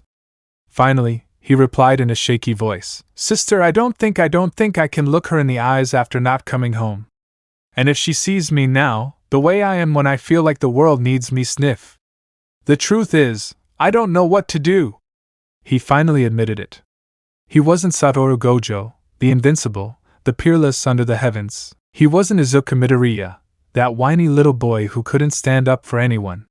He was simply human, someone given a power that came with a responsibility so great that he didn't mind dying to fulfill it. Sister, understand me, sniff, understand me, please. The strong protect themselves. That's what All Might taught me on that ledge. He protected himself because, thanks to your memories, I know he had a wound he wouldn't tell me about. But Ka-chan, in her own way, taught me that the strongest take care of others. That was the reason. Maybe it was Stockholm Syndrome, maybe it was because his brother was an idiot, or maybe it was just because Izuku was such a good person that he always tried to see the bright side in others, even those who had hurt him so much that he almost went to the hospital. Regenleaf sighed, walking over to him and placing a hand on his shoulder. You little fool, okay, let it out. I know you won't let it all out. I know you'll want to continue being Satoru, that I can't force you to change like this. But I also know that you're still that crybaby you hate being so much, and that you bury under all that layer of arrogance and pride you display when you're Satoru. That's why I have a proposition for you. Izuku looked up, his eyes filled with questions. He wiped his tears with his pajama sleeve as he listened intently to his sister's words, to which she could only smile slightly, as if she already knew he would accept what she was about to offer. We have to see your mother. We can't just leave her like this. You can't cut her out of your life. Not if you want to keep being you. But when you show up in front of her, you'll do it as Izuku, and then you'll show her the rest, this you, and the other you. Is that okay? Izuku looked down, unable to find the right words. Sister, do you think she'll accept this? Until yesterday, I was a child Mom had to protect. And for these 6 months, I've been away from her. I'm the worst. Her voice trembled at the end, laden with guilt. To which Regenleaf sighed and lightly hit her on the head with a nearby book, accompanying it with the best smile she could offer her. Smart enough to humiliate Hawks with a little help, and so stupid when it comes to thinking about you. He, stop that long face. You're not alone anymore. You still want to carry everything alone, but now you have something you didn't have before, an older sister. With those words, he cleared the air and closed the conversation. He brought Izuku back to the real world with a gentle emotional push. Off-screen, no one dared to say anything, since Izuku was seeing himself as an object, or well, the only one who could understand him was All Might, who understood him.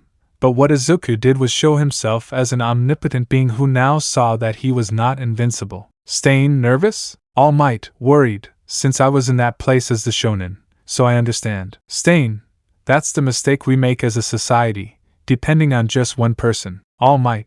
But if no one else does it, who will? Society needs a beacon to guide them more than anything. Nizu, it's that mentality that brought us to this moment, since your retirement society has fallen. So stop saying nonsense because you are partly to blame for creating that illusion with your mere presence. David, sadly I can't help but say that's a mistake, because it isn't. Uraraka. At least Regenleaf can comfort him. Inko. I don't want my son to suffer like this since he worries too much about me. Aizawa. That's always his problem. The problem boy cares more about others than himself, since sometimes he overexerts himself too much. Stain. I think he was blinded by being a hero, and that shouldn't always be the case. Inko, upon hearing the green-haired boy's reflection, felt bad. She felt loved, but she felt as if her son saw her as a witch. It hurt, yes, but unlike others, she was the one who understood him the most. Ojiro. It seems that she brings him back to the world, he would say, trying to lighten the mood, given that his classmates were seeing how Izuku, even his own, saw himself as a tool. Feast, yes, on screen. I don't look like Satoru Gojo anymore. I hope I have the strength to do what I have to do, he said softly as his mind began to awaken. When he finally sat up, a strange feeling enveloped him. He noticed she was wearing feminine nightwear, comfortable but completely unrelated to what he would choose.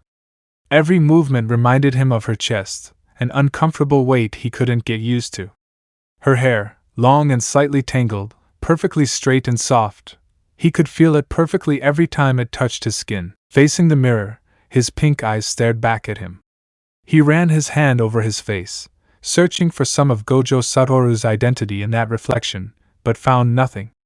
What he saw in the mirror was his true self, a boy who didn't seek to be a woman, either out of experimentation nor perversion, making his sister feel a little proud of him. Being in a female body was surely the dream of many perverts, and Izuku seemed to treat him with a lot of respect and care. It just made his heart feel a little happy. Izuku, come on, it's still early in the morning.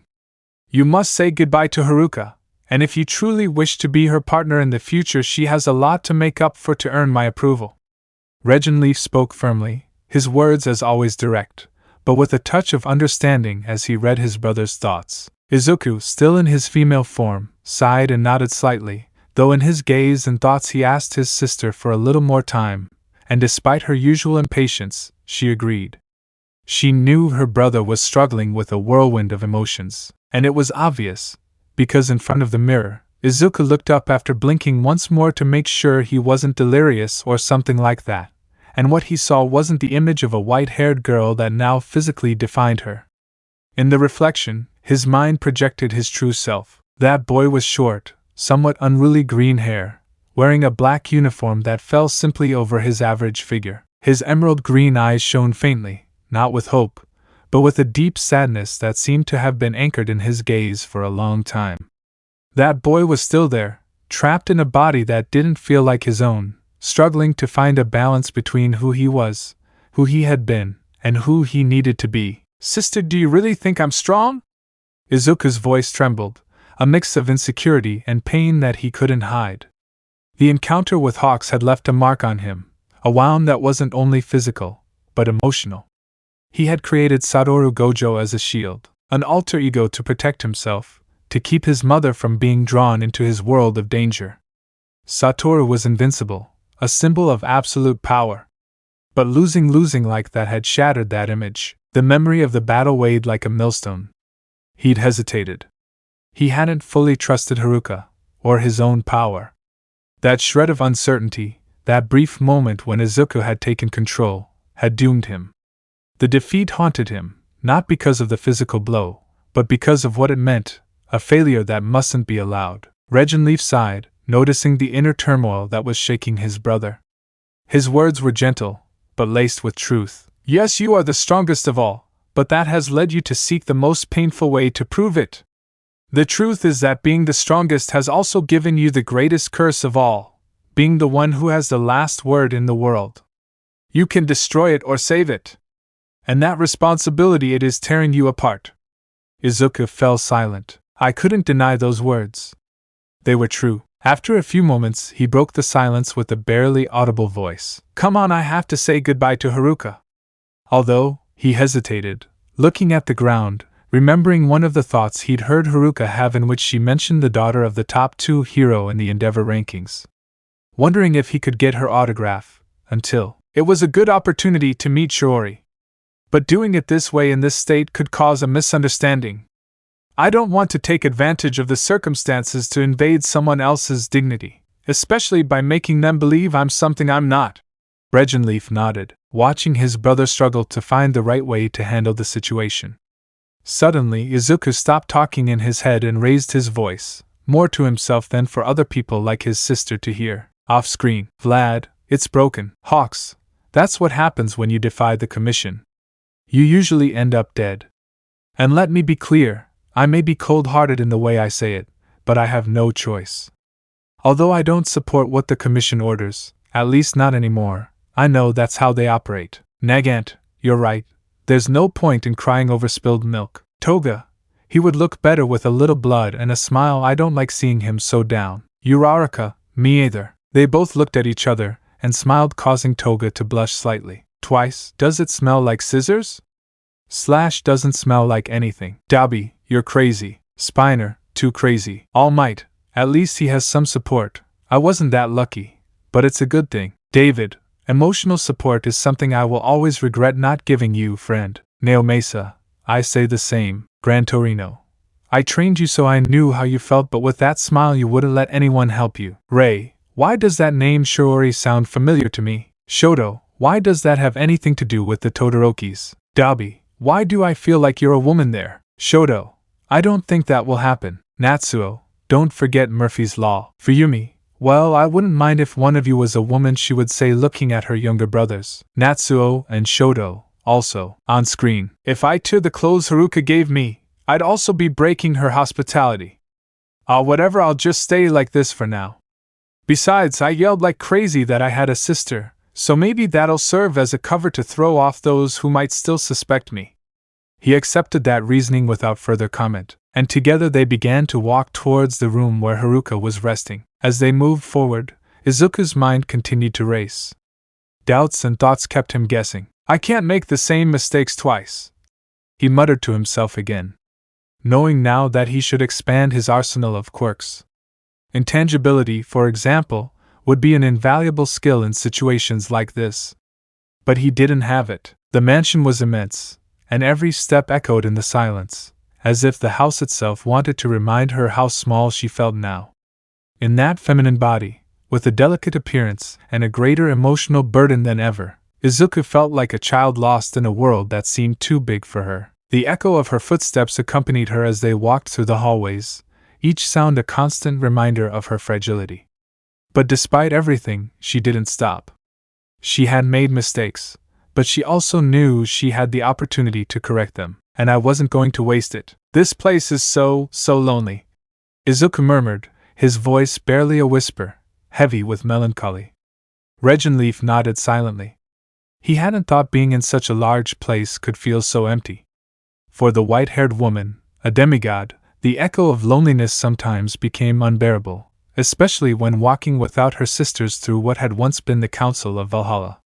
She could understand her brother now, perhaps more than ever. Suddenly, a low, abrupt sound, feminine, broke the silence. The white-haired girl, who had come out barefoot in her haste to say goodbye, jumped slightly. She hadn't noticed that she wasn't wearing shoes. This oversight was something Satoru Gojo, the strongest, would never allow. But now he wasn't the one in charge. In this brief moment, Izuku Midoriya could free himself from the burden of being the invincible monster he'd been forced to be. Miss, what are you doing out of bed? Are you okay? The maid's voice broke through the darkness of the hallway, laced with a mixture of concern and courtesy. Regenleaf tried to take control, but Izuku wouldn't let her.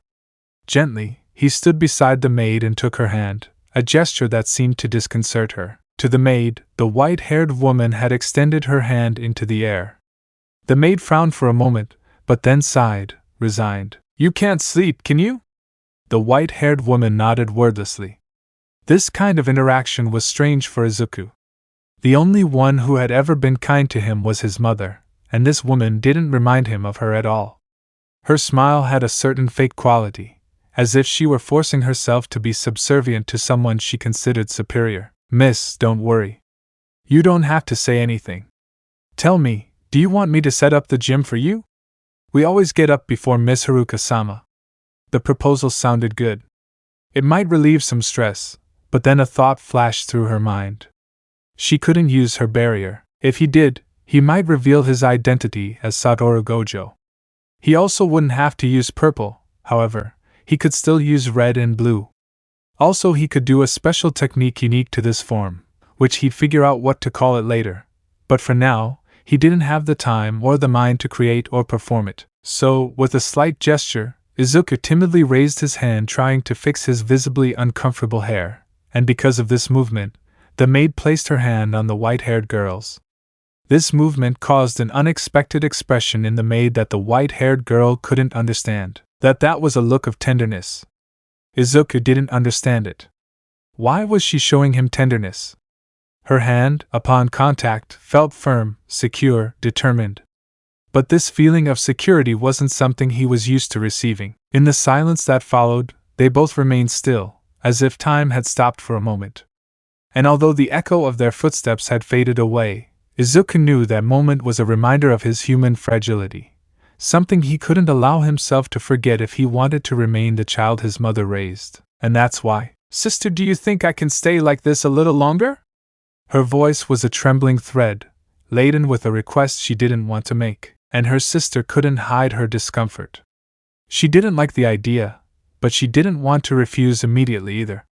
She lowered her gaze, following Haruka's maid's directions as they walked together through the mansion's corridors. As she walked, she came across a clock on the wall. The hands read 4 a.m. She had never woken up so early, at least not in such a soft and gentle way. Off-screen, Mineta, I'll just say one thing, why is Midoriya a man?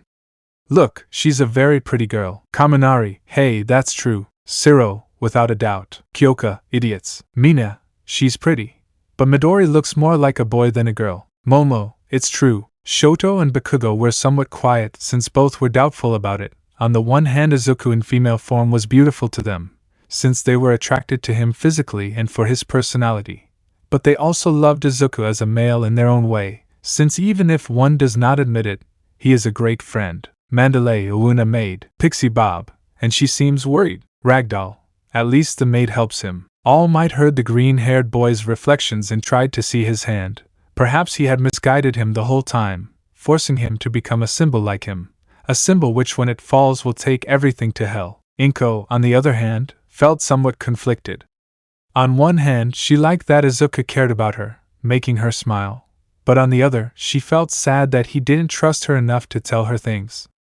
At least his wasn't like that, which comforted her. On screen, ever since he became Satoru Gojo, waking up early had stopped being an option and had become an obligation. Every day began earlier than usual, with a cumulative tiredness that never seemed to dissipate. Thanks to Regenleaf, his grades hadn't dropped, but that didn't change the fact that Bakugo began to notice something strange about his behavior. Izuku pushed him away, though. He wasn't ready to talk to him yet. He hadn't had time to just be one of the boys yet. Just another boy. He was so focused on being the one who saved everyone, on being the strongest, the one who could do it all, the one who was capable of making the impossible possible. Without complaining, because that was what he voluntarily chose, he simply forgot about what many might say was a simple, normal, and boring life. He got up earlier to patrol, ignoring and dodging the police, and saving them on more than one occasion during a raid that became too complicated. "Miss, what is your name?" the maid asked, interrupting his inner thoughts as their gazes met. He realized he'd been tricked again, as they were now in the kitchen, while the latter was preparing breakfast for him. "Yesterday, Miss Haruka informed us that she was assaulted, but thanks to Mr. Satoru, nothing happened to her. If something had happened to a young woman as innocent as you, I don't even want to think about it." The white-haired woman could only blink, surprised. The maid was truly worried about her. Her mind was filled with a turmoil of emotions. When was the last time he'd let his mother show concern for him? He couldn't remember. He'd become so focused on the world, so focused on others, that he was sacrificing his loved ones for the world, for complete strangers like this maid, who most likely will never see each other again tomorrow. "Brother, remember what we talked about. Your mother." His sister's voice echoed in his mind. He took 2 steps back. He could have it all. He could be just another girl. He could have all the luxuries he'd ever wanted. There were already so many professionals. What difference would it make if there was one less? But this life, these comforts, made a memory stir from the depths of his mind. It was when he was little, and a guy didn't know who was sitting on his bed. Regenleaf was also stunned. This moment was when he was normally sleeping. She stopped seeing Izuku's life when that happened. But the guy, he seemed to be Izuku's father, and he was saying something incomplete, something that wasn't very clear. But for someone with Izuku's mind, it gave him enough information to complete it, and the sentence he gave him would change his life, marking a before and after. And that sentence was it. "With great power comes great responsibility," was the thought that ran through the white-haired young woman's mind. Why was her father saying such a thing to her? Why had he been in her room? Why hadn't he returned to them? Didn't he know what her mother and he had suffered because of his absence? Suddenly, her legs gave way. She fell to her knees on the floor, covering her eyes with both hands as tears began to flow. "Sniff, it's not fair.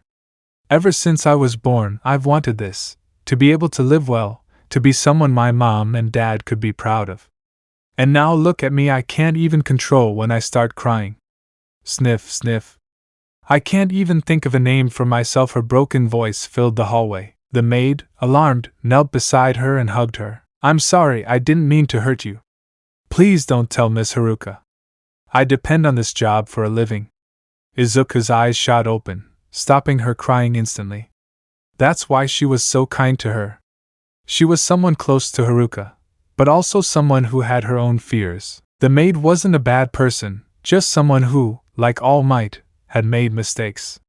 And Izuku understood that better than anyone. At that moment, Izuku's theology reflexively activated, allowing her to see beyond the words. In front of her, there was no threatening figure or enemy. There was only a broken person trying to rebuild her life. For a moment, the two shared a silent understanding, as if their own fragilities mirrored each other. After that silence, the white-haired woman raised her gaze with a guilty expression, while her trembling voice broke the silence. And no, don't worry. It's my fault. What happened yesterday affected me too much. If it weren't for Satoru Gojo, I would have died. He was the one who gave me this life.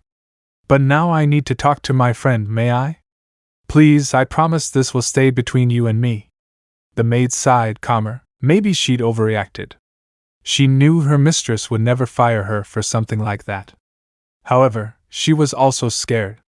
She didn't know this girl, and even though she seemed like a good person, the truth was she didn't trust Satoru. He was a monster. Despite the good things everyone said about him, she knew he could very well do something terrible to her mistress, and she wouldn't be able to stop him. But this young woman, she was different. She seemed so weak, a complete introvert whose eyes reflected kindness and a hint of pain. I could trust someone like that a little more. I'm really glad this young lady is okay, she spoke aloud, letting the white-haired woman hear her relief, who responded with a gentle smile. However, the maid couldn't help but remember how her mistress had to deal with the scene of Satoru Gojo coming out naked. It must have been traumatic for her, he reflected, and right at that very moment, the white-haired girl sneezed involuntarily, causing the maid to laugh softly. You're definitely a very sweet girl, she murmured, letting out a small smile. The white-haired girl blushed, and she ended up eating the breakfast the maid had prepared for her after an hour of chatting between the two while the maid sat down to eat next to the white-haired girl. They finally went to the door, which led to Haruka's room, where the maid stopped and announced that she had arrived. Here we are, miss? Izuku felt a little irritated.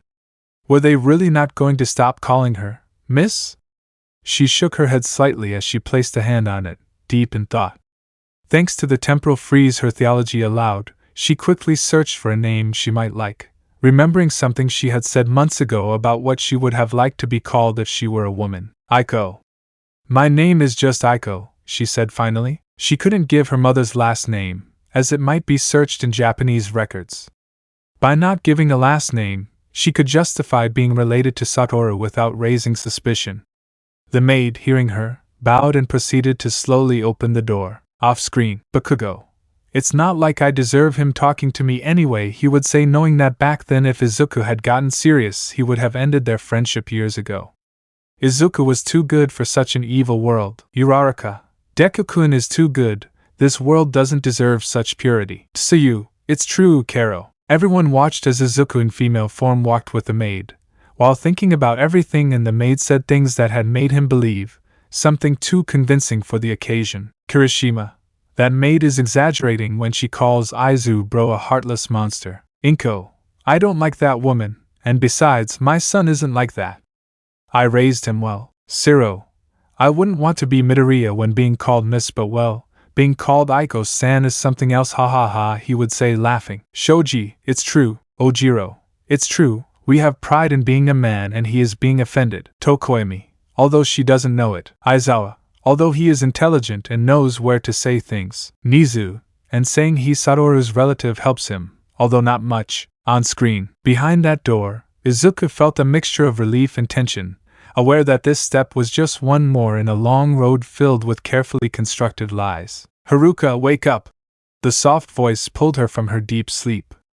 The white-haired woman gently moved the young woman, unable to help but notice something she had overlooked in the heat of battle. She thought she was really pretty. A smile spread across her lips as she gazed at her, gently waking her little by little. She didn't want to ruin his sleep, so Haruka made a sleepy face, just starting to wake up with a slight blush as she dreamed about the kiss she gave her crush. And then Satoru, I'm glad you can walk now, she murmured, still caught between sleep and wakefulness. Her mind still hadn't fully processed the situation, but little by little she began to fully wake up. She stretched slowly, letting out a yawn, until she finally captured the full image, the white-haired girl laughing innocently at her clumsy reaction. What are you doing in my room?"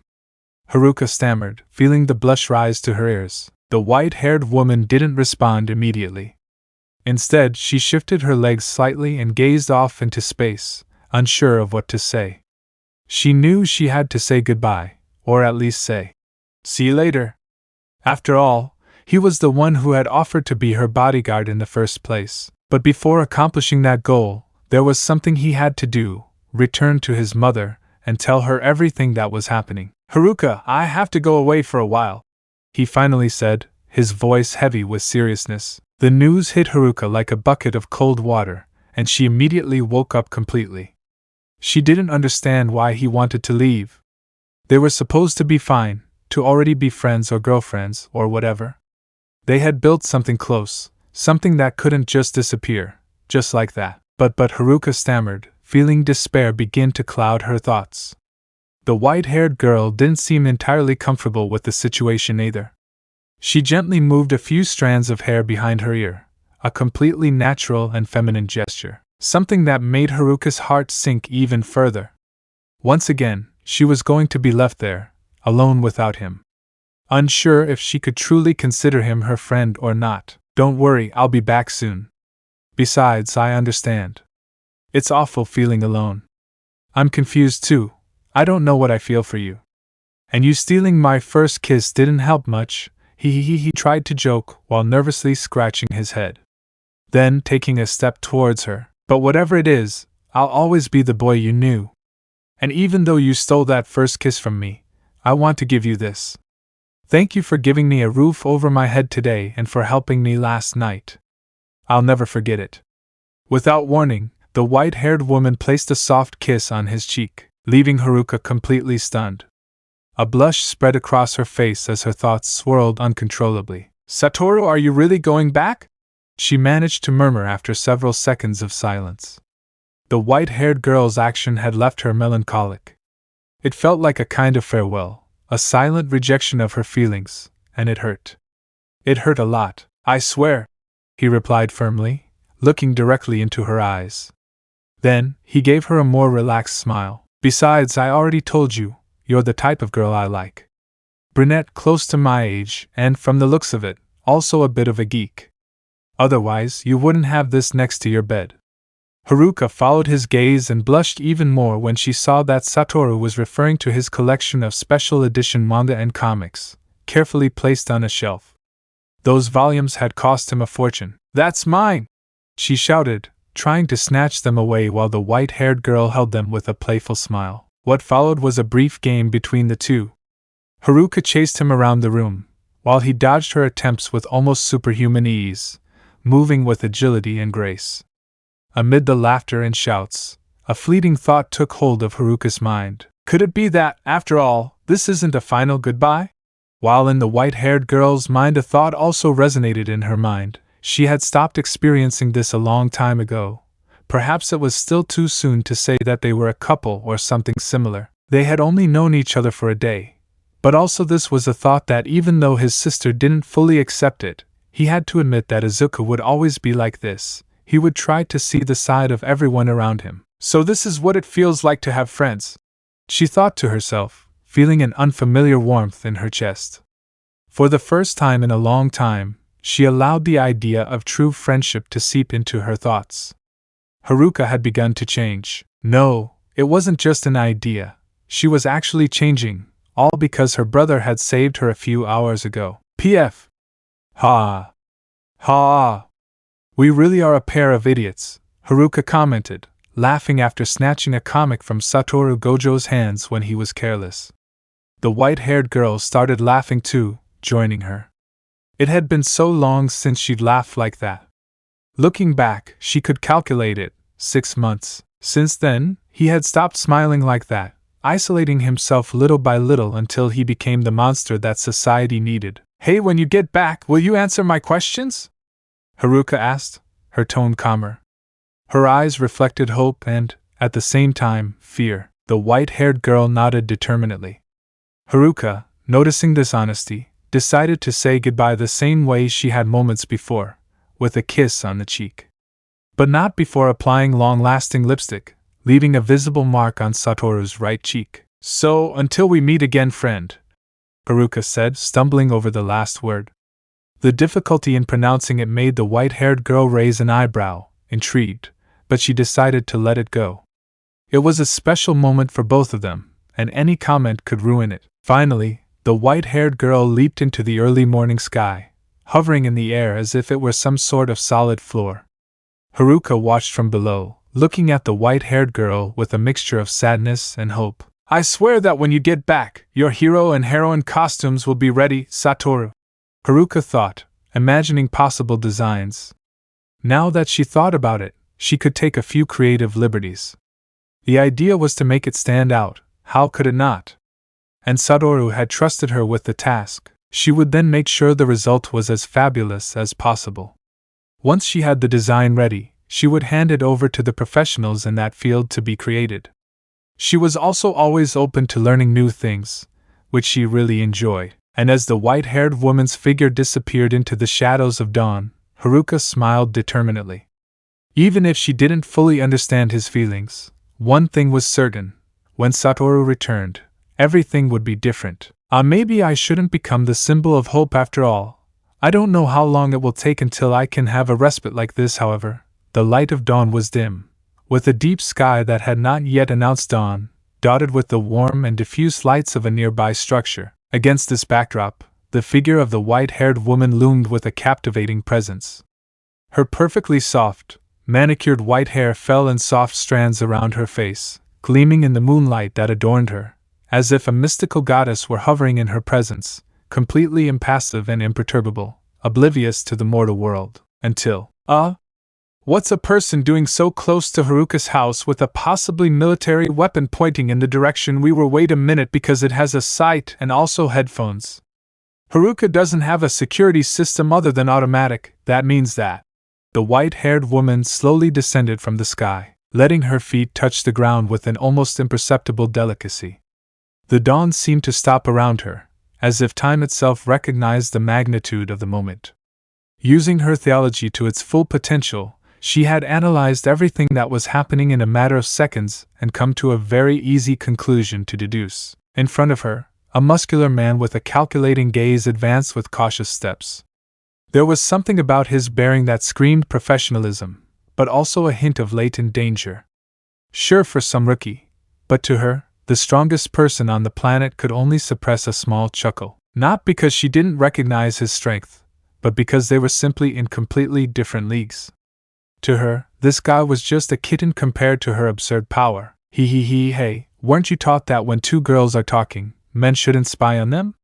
She said with a touch of total irony, her voice resonating with a mixture of sweetness that made him flinch and back away. He was so cute. He'd only slightly displayed his aura and was already scared. So she approached him in a somewhat flirtatious and sensual manner. He had nothing to fear. He was stronger than this guy, and even though he couldn't use his barrier, he still had the ability to use his blue and red techniques in addition to his physical abilities, which at this point could undoubtedly rival Almight's. Of course, as long as he didn't use his theology, because if he did, he could easily surpass him. Hey, why are you scared? She continued, taking a step forward with a calmness that only a monster of raw power could possess, while maintaining her firm posture, upright, but not arrogant.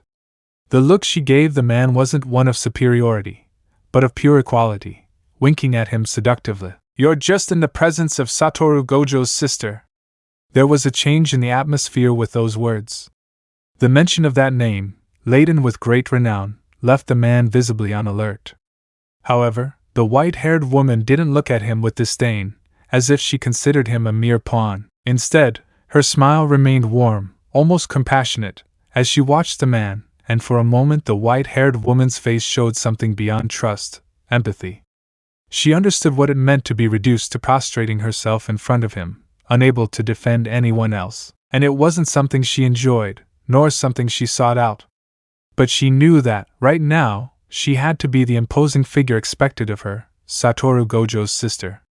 She wore a loose-fitting outfit that matched her pink eyes and white hair, a set of dark purple hues with slight tonal variations running along the edges, accentuating her figure in a subtle but powerful way. Off-screen, the women simply sighed as if they were watching a soap opera, while the male teenagers, Stain, Endeavor and Aizawa sighed in boredom and annoyance.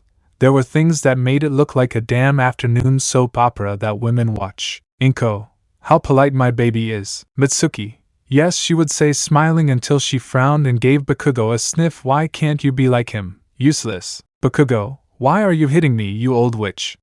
He would say, pissed off. Ray, thank you, Miss Mitsuki. Mina, yes, he ruined the moment, she complained with a pout. Hagakure, removed romance. Stain, I'm not surprised the brat is like this, knowing what a mother he is. Monoma, ha ha ha ha ha ha, I would laugh with amusement seeing that Sape and one from Class 1A being humiliated. Ibara, well, leaving that aside, at least we have some information. Mina, it's true, she likes chestnuts, she would say, smiling, looking at Uraraka. Uraraka, eh?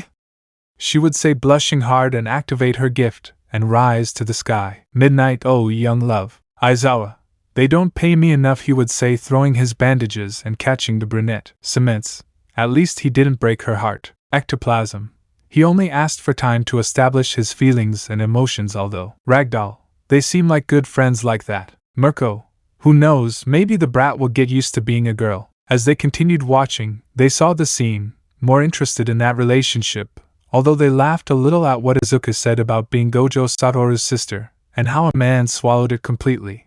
But that turned to anger when they saw the guy trying to go too far with her/him. Toga, I hate those guys. Kendo, they are the worst. Seeing Izuku's feminine form, Shoto and Bakugo had furious blushes on their faces, all trying to calm them down, since both were starting to give in to their hormones. They had to admit it, damn, they liked Izuku's personality even if the Muslim wouldn't admit it, he was too proud to do so, but combining Izuku's feminine form with his personality, God, they were having a damn fantasy. Shoto, no, out, not those thoughts, he's your best friend, he thought, wanting to get those thoughts out of his mind. Izuku was a man, not a girl, although he wished he were a girl, he would think, blushing. Dalby would receive money from Natsuo since they had bet on that topic while laughing a little. Endeavor, my son is a Johto, he would shout in surprise. Shoto, no! What are you talking about, old man?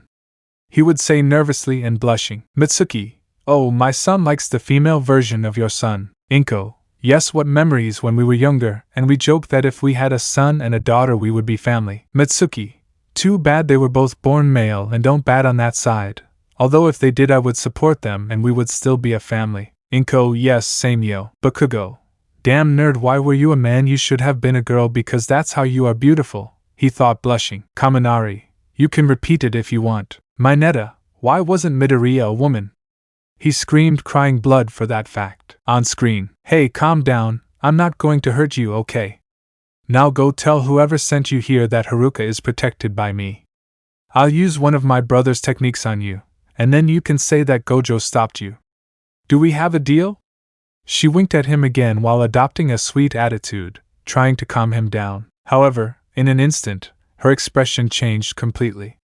She took the man's arm firmly and squeezed, making it clear that she didn't hesitate to use her strength if necessary. She didn't know if the man had been trying to verify her story about being Satoru Gojo's sister, or that he was just a stupid old dirty 3-year-old, but he stopped a complete movement of the guy who had tried to put him in a key, taking advantage of his height to hold him between his arm and hold his torso tightly, and then again stopped his left arm that had tried another offensive. Now the target was one of her breasts, a place that, from what she knew thanks to her sister Regenleaf's memories, was a sensitive pressure point for any woman, but of course, also because of those same memories, like any woman who wanted to command respect. Hey look, don't touch. That's called respect. Just because I'm nice doesn't mean I like you, you dirty old man, she said coldly before delivering a precise blow that instantly knocked him unconscious. Sending him to the police would be more than enough of a message. Wasting no time and making sure no one saw her, she used her blue technique to catch the unconscious man and sent him flying a considerable distance. Then, in the palms of her hands, she activated red, melting the metal equipment he was carrying while keeping him suspended in the air. Let's see, I think, if I put it this way, this thing should burn him. And the internal muscle reinforcement quirk he created doesn't work on skin. Maybe if I used a hardening one, it would be different. But I don't have anything that can transfer powers permanently or temporarily. And if I start doing that recklessly and carelessly, she began to mutter to herself as she analyzed the possibilities. Finally, he sighed, coming to a decision. Well, I'll have to take the hard way, he said, hitting his palm with his own fist, as if encouraging himself. She descended a few meters, examining the area carefully until she found what she was looking for. Upon identifying it, a wide smile spread across her face, resembling that of a child who has just found a piece of candy. Perfect. A little more to the right, a little more to the left, sister. Will you do me the honors? He said, bowing exaggeratedly. Regenleaf, who had been watching the whole time, rubbed his hands together with a malicious expression. It was clear this brought back fond memories.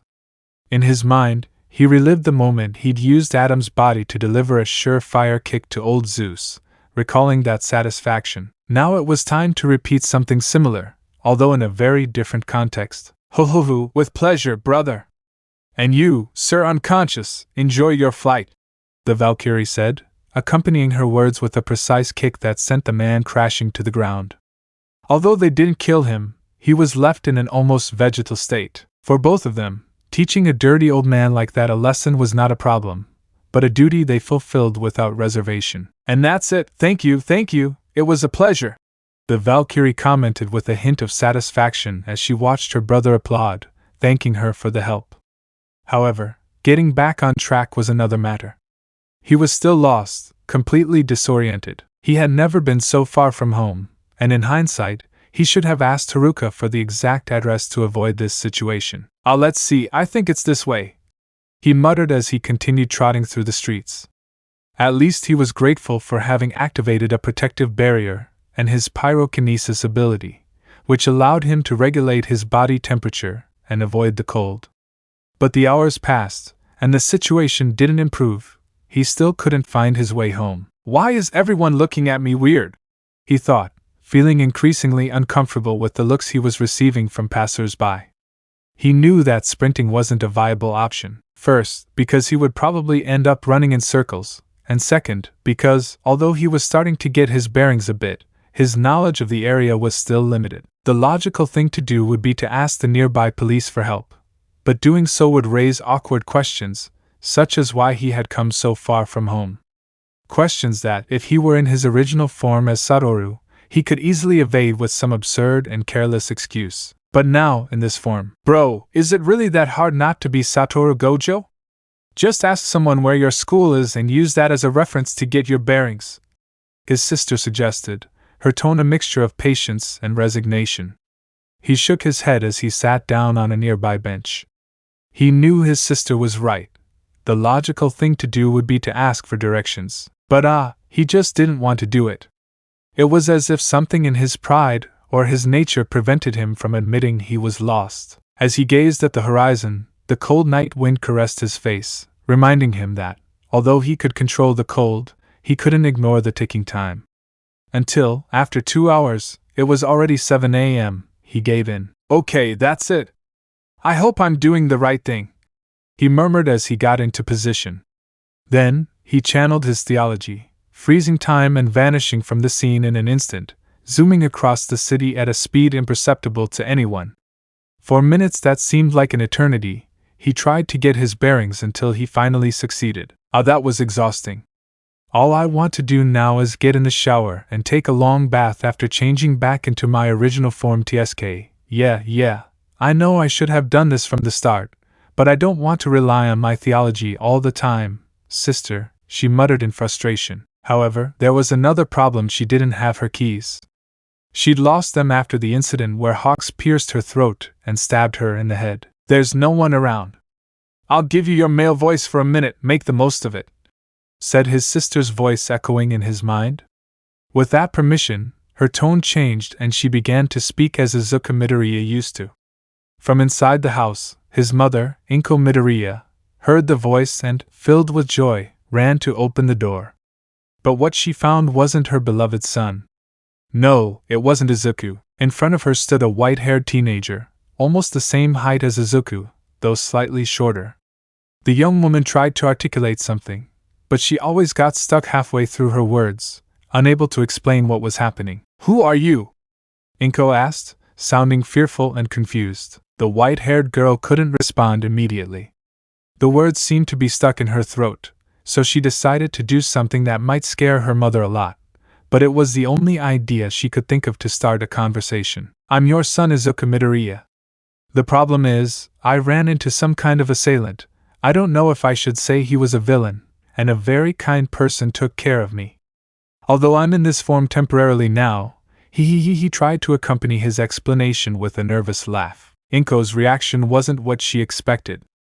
The woman froze, her eyes reflecting absolute shock. She couldn't process what she had just heard, much less what she was seeing before her eyes. Screen turns off. Ryukyu, did the guy just use his physical attractiveness as a weapon? Edge shot. It was ingenious indeed. Mirko, why do you say that? She would say annoyed. Kamui, no offense, a woman has a body that she can use as a weapon. Look at the case of these two, I would say, pointing to Midnight and Mount Lady. The using their skills could win a robbery, or a fight by appealing to the desire of a male, or lesbian villain of a villain who is on that side. Neo Mesa, an untrained man, he would fall for the slightest charm of a woman. Mirko, at least I like that green-haired man as a woman along with his Valkyrie. However, seeing that it was ordered, made several people snicker, while Mitsuki face-palmed. Perhaps her son had somehow influenced the green-haired man a little. Aizawa or Gyulo? Present Mike. That's something that usually happens. Seeing that Izuku was located after several minutes, many waited to see what would happen since they had to see what would happen, if it could be seen. Inko. At least he'll say it's him with his male voice. Monoma. What a terrible image I just got in my head, I would say, scandalized. Mineta. You're not the only one. Siro, I support them. Kaminari, Igwalyo. No one wanted to say anything, but even among the adults, they imagined the scene of an exaggeratedly beautiful girl with a male voice. Without a doubt, they didn't want to imagine themselves in that situation, being the heterosexuals that they are. Spiner, what the buck? Dabi, you just imagined an extravagant guy, very tall and muscular with a cleft chin and 3-day beard, big lips, thick black hair with a truffle-style cut and light blue eyes with long eyelashes. Twice. With a traditional prison uniform, and over this he usually wears a sleeveless sweater with a big pink heart embroidered in the center. What horror did I just say? Toga, gosh, you guys are crazy. Men of the League of Villains. How right do you say that? Seeing Izuku call Inko, many remained silent, waiting to know what would happen, since that was something no one expected. Kirishima. How the hell will he explain his form? Shoji, we'll have to keep watching. Tokoemi, Sindudas. Ibara, this will be interesting. Nizu, what excuse are you going to use, young man? Gran Torino, I'm too old for these things. Two worlds. Everyone in the room was waiting to see what the hell the green-haired guy would say, given that the Inko in the room was somewhat nervous and alert, to the point that she didn't even make a sound or anything. Mitsuki, I hope things didn't go wrong. Ray, do you think something is happening? Mitsuki, Inko is one of the kindest people I know. If she gets angry, I recommend you run away, hide, and pray that she doesn't find you. Recovery girl, from what I know, if the good guy gets angry, he can be much worse than the bad guy. Kaminari, anyone else feels sorry for Midoriya? Mina, poor Midori-chan. Uraraka, yes, poor Deku-chan, she would say strongly, since she wasn't used to seeing the boy she likes as a girl. Before anyone could say anything else, the screen started. Toga, well, we'll see more of Izu-chan, she would say, blushing as she imagined Deku-femme, Uraraka and her in a bed. On screen. She couldn't react in the slightest. There were people who had a shape-shifting quirk, and from what her son had told her about how his quirk worked, it wasn't exactly impossible. The fact that he was a walking copy machine made her believe it, but even so, that her son, her baby, that child she had watched grow up, the same boy who literally didn't come home the night before, leaving her in a state of torture and emotional anguish from which she couldn't emerge until she saw him clearly, was now standing before her in a completely different form. It was too much. It left her in a state of absolute shock, needing some proof that what this white-haired woman was saying was real. not knowing, moreover, that this same white-haired woman had sounded like her son just seconds before. Could you tell me something only my son could know?" she said as, behind her hand discreetly slid toward a telephone. She tried to hide the effort she was making to press the keys and call the police, having previously silenced the device so as not to arouse suspicion. "Let's see something only I know I've got it, though," the white-haired woman replied. That expression, that characteristic gesture of quickly shaking her head, as if trying to avoid her signature overanalyzing murmur, was unmistakable. Something her son would do. And it was enough for Inko Midoriya to stop her from trying to call the police. The mother, still in shock, looked at the white-haired woman with a mixture of doubt and hope. It was impossible to deny that this behavior was her Izuku's. But she needed more. Something that would truly dispel her doubts. "The day I fell down the stairs and hurt my knee," the white-haired woman began to say, with a broken voice, remembering some things from her past, and she had to admit it wasn't as bad as many might think if she suffered bullying and such. But who didn't suffer from it? From his point of view, ectomorphs might suffer just like him, even more, but he had something that many didn't have: a home, a family, a mother, a sister. Now how many people didn't have that blessing with which he was born into this world? "You told me I could cry, and that heroes had that right too, and that I shouldn't hold back because that's why you were there, to be my hero. And then you gave me your favorite stuffed animal to make me feel better. You said that if All Might could smile in the worst of times, I could too."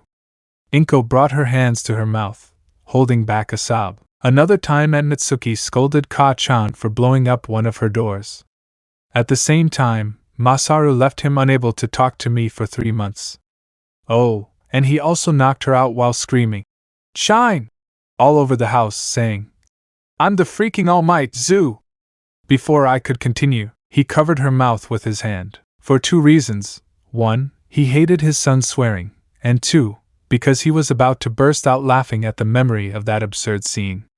The memory had come back like a flash, and the way Izuku narrated it so spontaneously made it impossible not to laugh. However, Inko tried to maintain her composure as she struggled not to burst out laughing in front of her son, who was now visibly embarrassed by his own choice of words and the overall situation. "That wasn't exactly the best story to prove you," Inko murmured, wiping away a small tear that escaped her eye as she struggled to contain her laughter.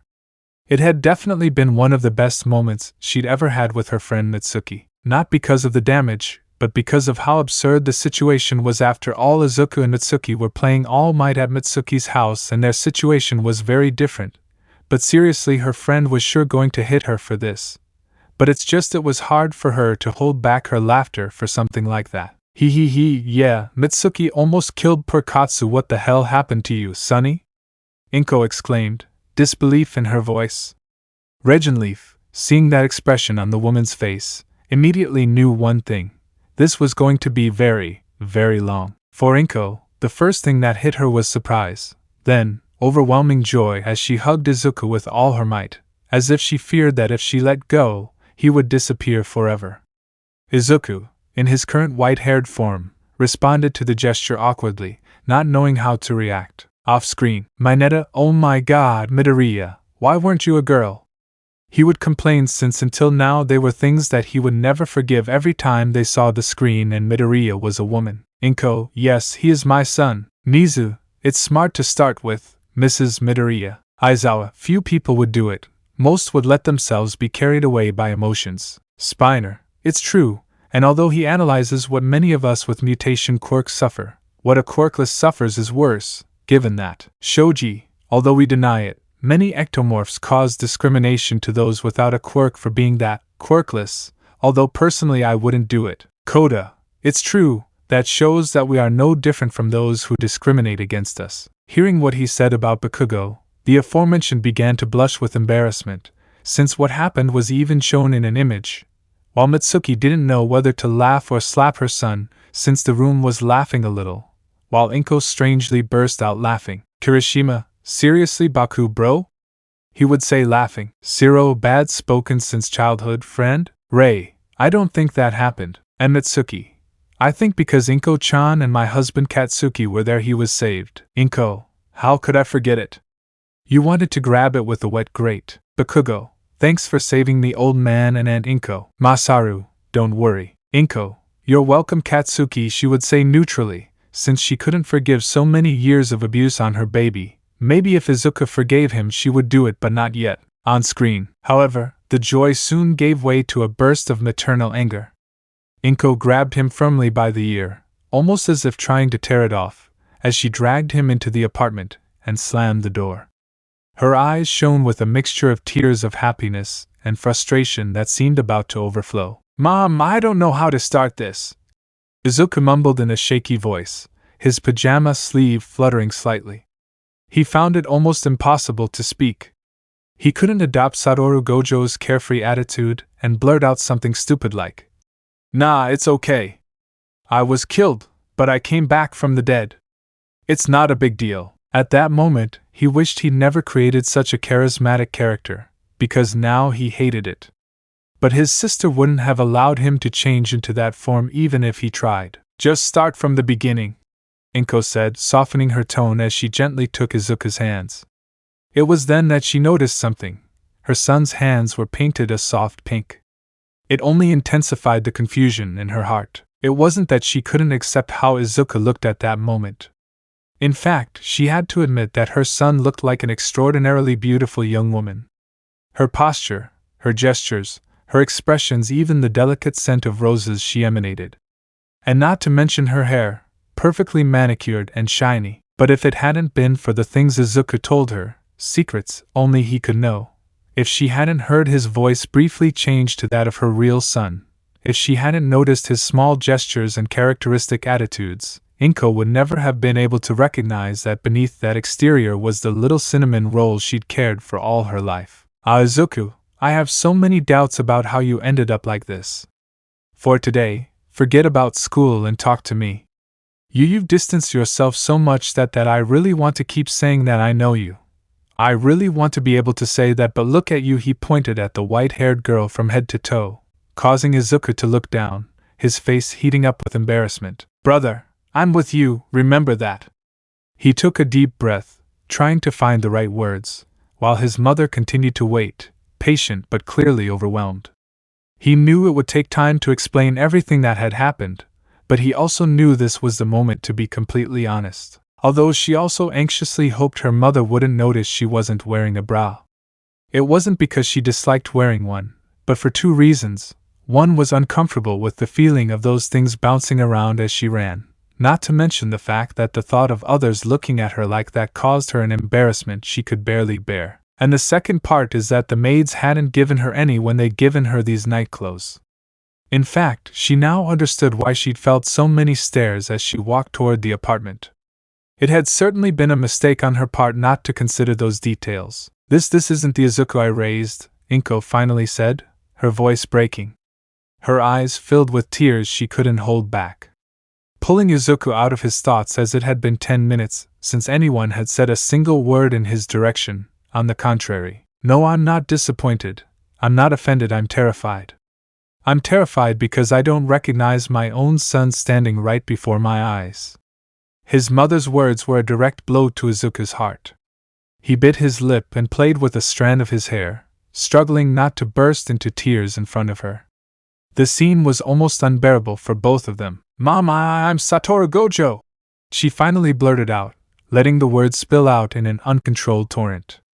The impact was immediate. Inko's eyes widened, and her mind seemed to stop. She wanted to retort, to accuse him of joking, but Izuku's serious, dejected expression confirmed that he meant it. Unable to process what he just heard, he turned around and walked silently to his room, closing the door behind him. The sharp click echoed in the air, leaving Izuku alone with his guilt. But the loneliness didn't last long. Regenleaf immediately appeared, taking control of the situation. Mrs. Midoriya, I am Regenleaf. Please, I beg you to listen to me. I will explain everything.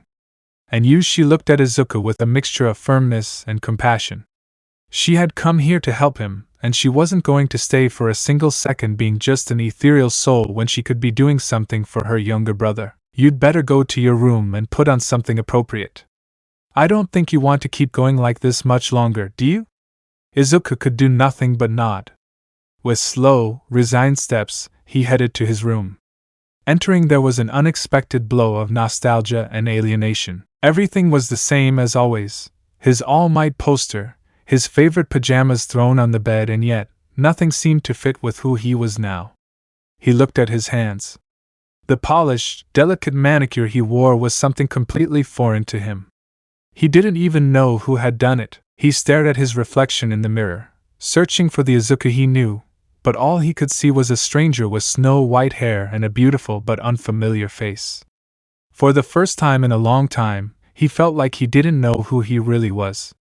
He stood in front of the mirror, motionless, as a storm of thoughts washed over him. With his eyes fixed on his reflection, he whispered bitterly, going back to the last conscious memory he had of his father, the memory where he'd left him a sentence that he himself had to finish.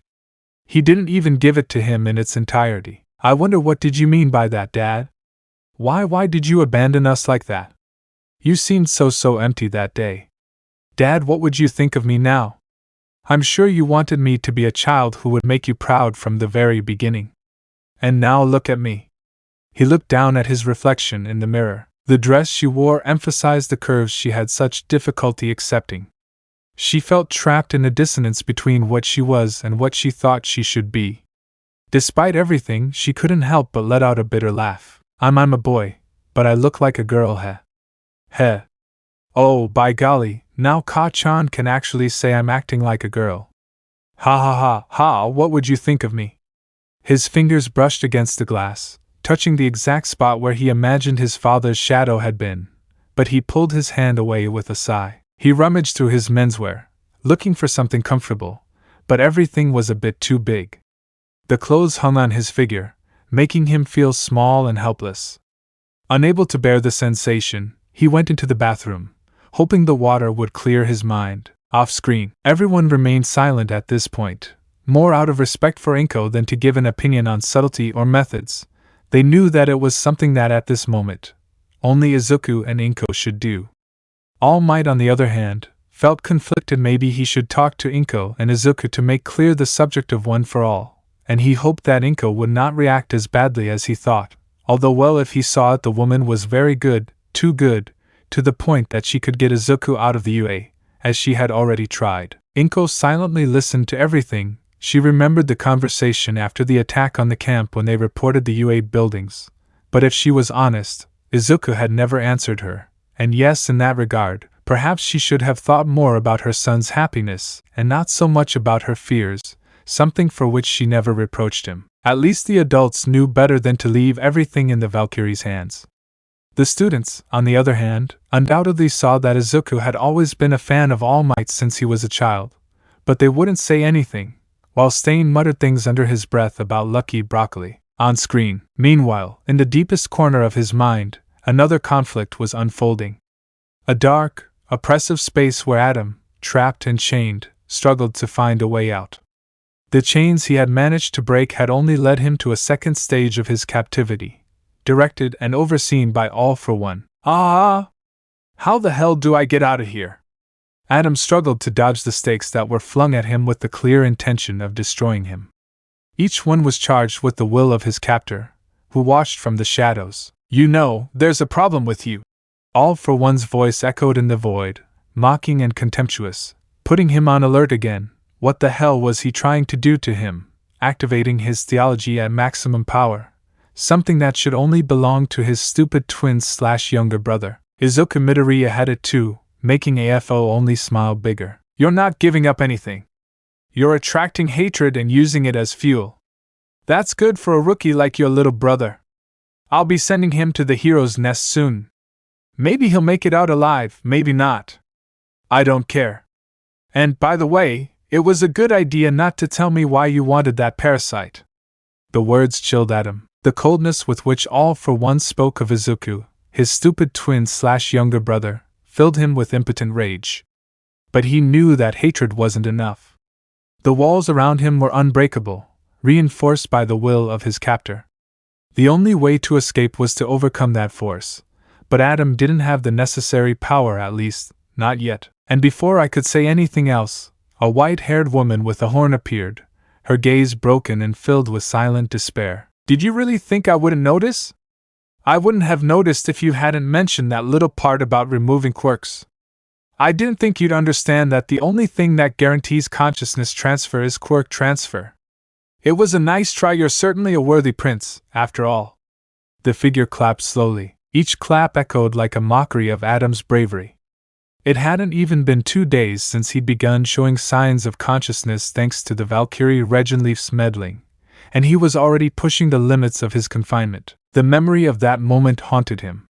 When that woman burst into his prison, her mere presence had been enough to shake the foundations of his mind. It was as if the eternity he'd been trapped in had finally come to an end, if only to face a different torment. You sacrificed a child for your schemes. Welcome to the Shigaraki family, Adam. Allow me to give you a proper body, return you to your true family. At first, I feared that Haruka might have contaminated you, but it seems it was your stupid brother who was affected. Tell me, Prince, are you ready to return to your home? Adam's silence was a challenge. The dark figure smiled, believing his bid had won. Or so he thought, but what followed completely threw him off. I'll get out on my own. I don't need you. So get out of my mind. You're not strong enough to stand against me. The scream echoed in the abyss of his mind, filled with hatred and rage. It was the same hatred Izuku had felt, but unlike his younger brother, Adam didn't reject it to maintain his humanity. No. Adam accepted him, drew him in, and buried him deep within himself. And in doing so, he became exactly what All for One had wanted all along, an empty symbol, a figure guided by a single, simple rule. A rule that, in his view, every Shigaraki should have. I shouldn't feel bad for that brat. I shouldn't feel bad for you. I shouldn't feel bad for someone who's weak. I am the strongest, and I'm not some kind of prince who needs your guidance. I am your king, and I didn't give you permission not to kneel when you're in my presence. The statement resounded in the air like thunder, and in that moment, control finally changed hands. For the first and last time in his life, Adam felt powerless. He felt All for One begin to merge with his body. Izuku and All for One's personalities collided violently, unleashing the last bastion of defense. It was the ultimate clash, the moment Adam faced his origins, and his entire being burned as if trapped in hellish flames. Damn old fart! He growled through gritted teeth, a dark energy exploding from his body. The internal struggle reached a critical point. His red eyes began to dim, and his blonde hair whipped up violently, as if an invisible whirlpool was trying to tear it from its place. Off-screen, the reflection was cut short when they saw All for One again. While he was chained before Adam, it was undoubtedly a bleak scene. Mirio. I don't see Adam being happy to be there. Almight, shown in Midoriya, contains him, but he doesn't seem to accept it. Inko, twin/younger brother? David, this confirms it. Adam was the twin brother. Midoriya unknowingly devoured him during his gestation. That explains why Adam is inside him and AFO can talk to him. 2 souls, 1 body, he thought, giving his logical conclusion. Hagakure, those are Tokoemi. 2 souls in 1 body. In my opinion, Izuku works as a jailer. Stain. I think no one realizes something I would say, calling attention that the boy contains this subject and AFO feeds things, in addition to seeing how Adam is showing himself to AFO. Mizu, I understand the point, he would say, drawing everyone's attention. Endeavor, what do they mean? Naomesa, do you think Adam could be the worst villain of all? Someone who doesn't have AFO's desire for power and control, but rather that mindset of doing whatever he wants just to be strong. Mandalay, but seeing how AFO is trying to merge. Kamui, it means that he will awaken something that not even he with all might will be able to stop. Mount Lady, this is bad. Ida, damn, I hope Midoriya can hold him back. On screen, a whirlwind erupted from his back, unfolding in all its fearsome glory, unleashing a presence so overwhelming it distorted the space around it. The white-haired woman, caught in the middle of this cataclysm, was pulled into the mental space where All for One ruled. There she was, completely naked, surrounded by a gloomy, funereal landscape, with piles of bones stretching as far as the eye could see. The air was thick, laden with the stench of death, and every step she took echoed dully into the vastness of the place. She felt the presence that had always stalked her begin to engulf her little by little. However, instead of giving in, she decided to move toward the source of that darkness, taking advantage of the very shadows of the place to reinforce her own conscience and theology, weaving a protection around herself. Okay. Now let's see, I think this is enough for something light, although I don't understand why there are flames in this place above the water. There's no oil or anything like that. What now? I guess this is what comes with being the strongest on the planet, never having a day off. She mused aloud, trying to remain calm as she moved forward. Her gait was firm, confident, and every movement was imbued with an almost insolent confidence. She moved her hips naturally, as if she unconsciously wanted to capture the full attention of that desolate space. There was an air of grace and sensuality about her that seemed to shout to the universe that she was the center of the world, as if she were the most important piece on a board filled with shadows. At the same time, she deployed her barrier to protect herself from the flames trying to reach her. No matter how terrifying the scenario was for her, it was nothing more than a mental challenge. And if there was one thing she knew how to handle, it was the battles within her own mind. Even though she was alone, without her sister to support her, her will, tougher than steel, shone with the intensity of 1,000 suns. A mental attack wasn't enough to break her, and she was determined to prove it. Muttering about possible theories of what could be happening in that place. I didn't think it would be so easy. Although this is weird because I don't have complete control over what goes on in my mind, she said, noting that she had only managed to create enough clothing to not show anything indecent. However, it seemed to resist staying in place. It wasn't something that should be happening, and the sound of splashing around her increased her discomfort. The presence, the one she felt growing closer, seemed to be searching for her intensely, making her start to sweat. Come on, seriously. I'm starting to empathize with Mirko-san. Can't a woman just have a day off or something? Her tone of voice was thick with angry exasperation. She was done beating around the bush. If this was a threat, she would face it and destroy it, reducing it to bone dust if necessary. Now I understood better why Mirko always said that the best way to finish off criminals was with a good kick to the jaw. How arrogant! The voice echoed behind her. She turned quickly, but there was nothing. A moment later she felt something pass by her, but when she looked again, there was nothing.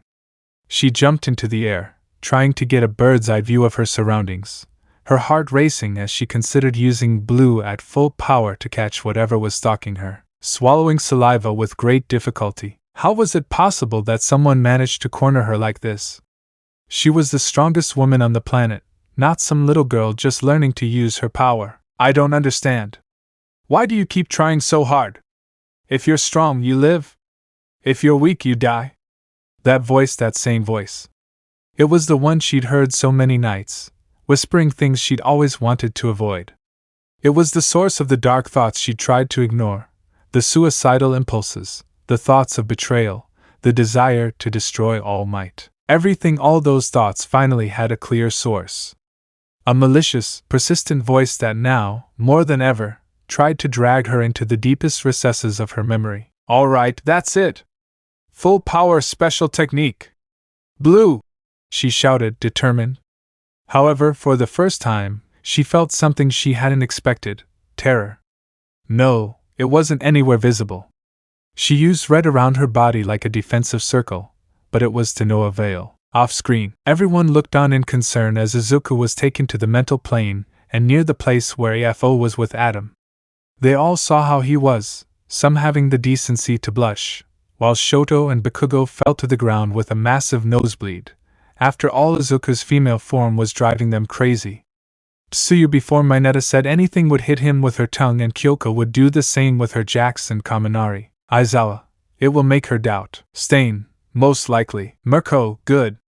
Someone who understands me. I like the brat, or whatever the hell this guy is. Hawks, calm down, bunny. Ryukyu, we must keep watching. On screen, where was that guy?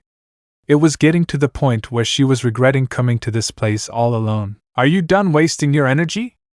A chain suddenly appeared in her right hand, then another in her left, and another wrapped around her neck like a pet collar. She was forced to kneel before whatever had invaded her mind without her permission. Every time she tried to struggle, the restraints and clothing tightened, nearly suffocating her. You don't like it, do you? That's what I've lived with my whole life. What was she talking about? What do you mean? Her whole life. A splash echoed in the dark ocean surrounding her, and when she turned, she could only make out a silhouette in a white suit that seemed to vanish into thin air. I don't know what you're talking about. I don't know you at all, she retorted, but before she could react, a fist slammed into her face, forcing her to close one eye in pain. A second blow, and then a third, made her cough sharply. Her barrier wasn't working. This shouldn't be happening. True, but I'm not doing this out of revenge. I'm doing it simply for pleasure. You're just another disappointment, like your father. Her father? What did he have to do with this?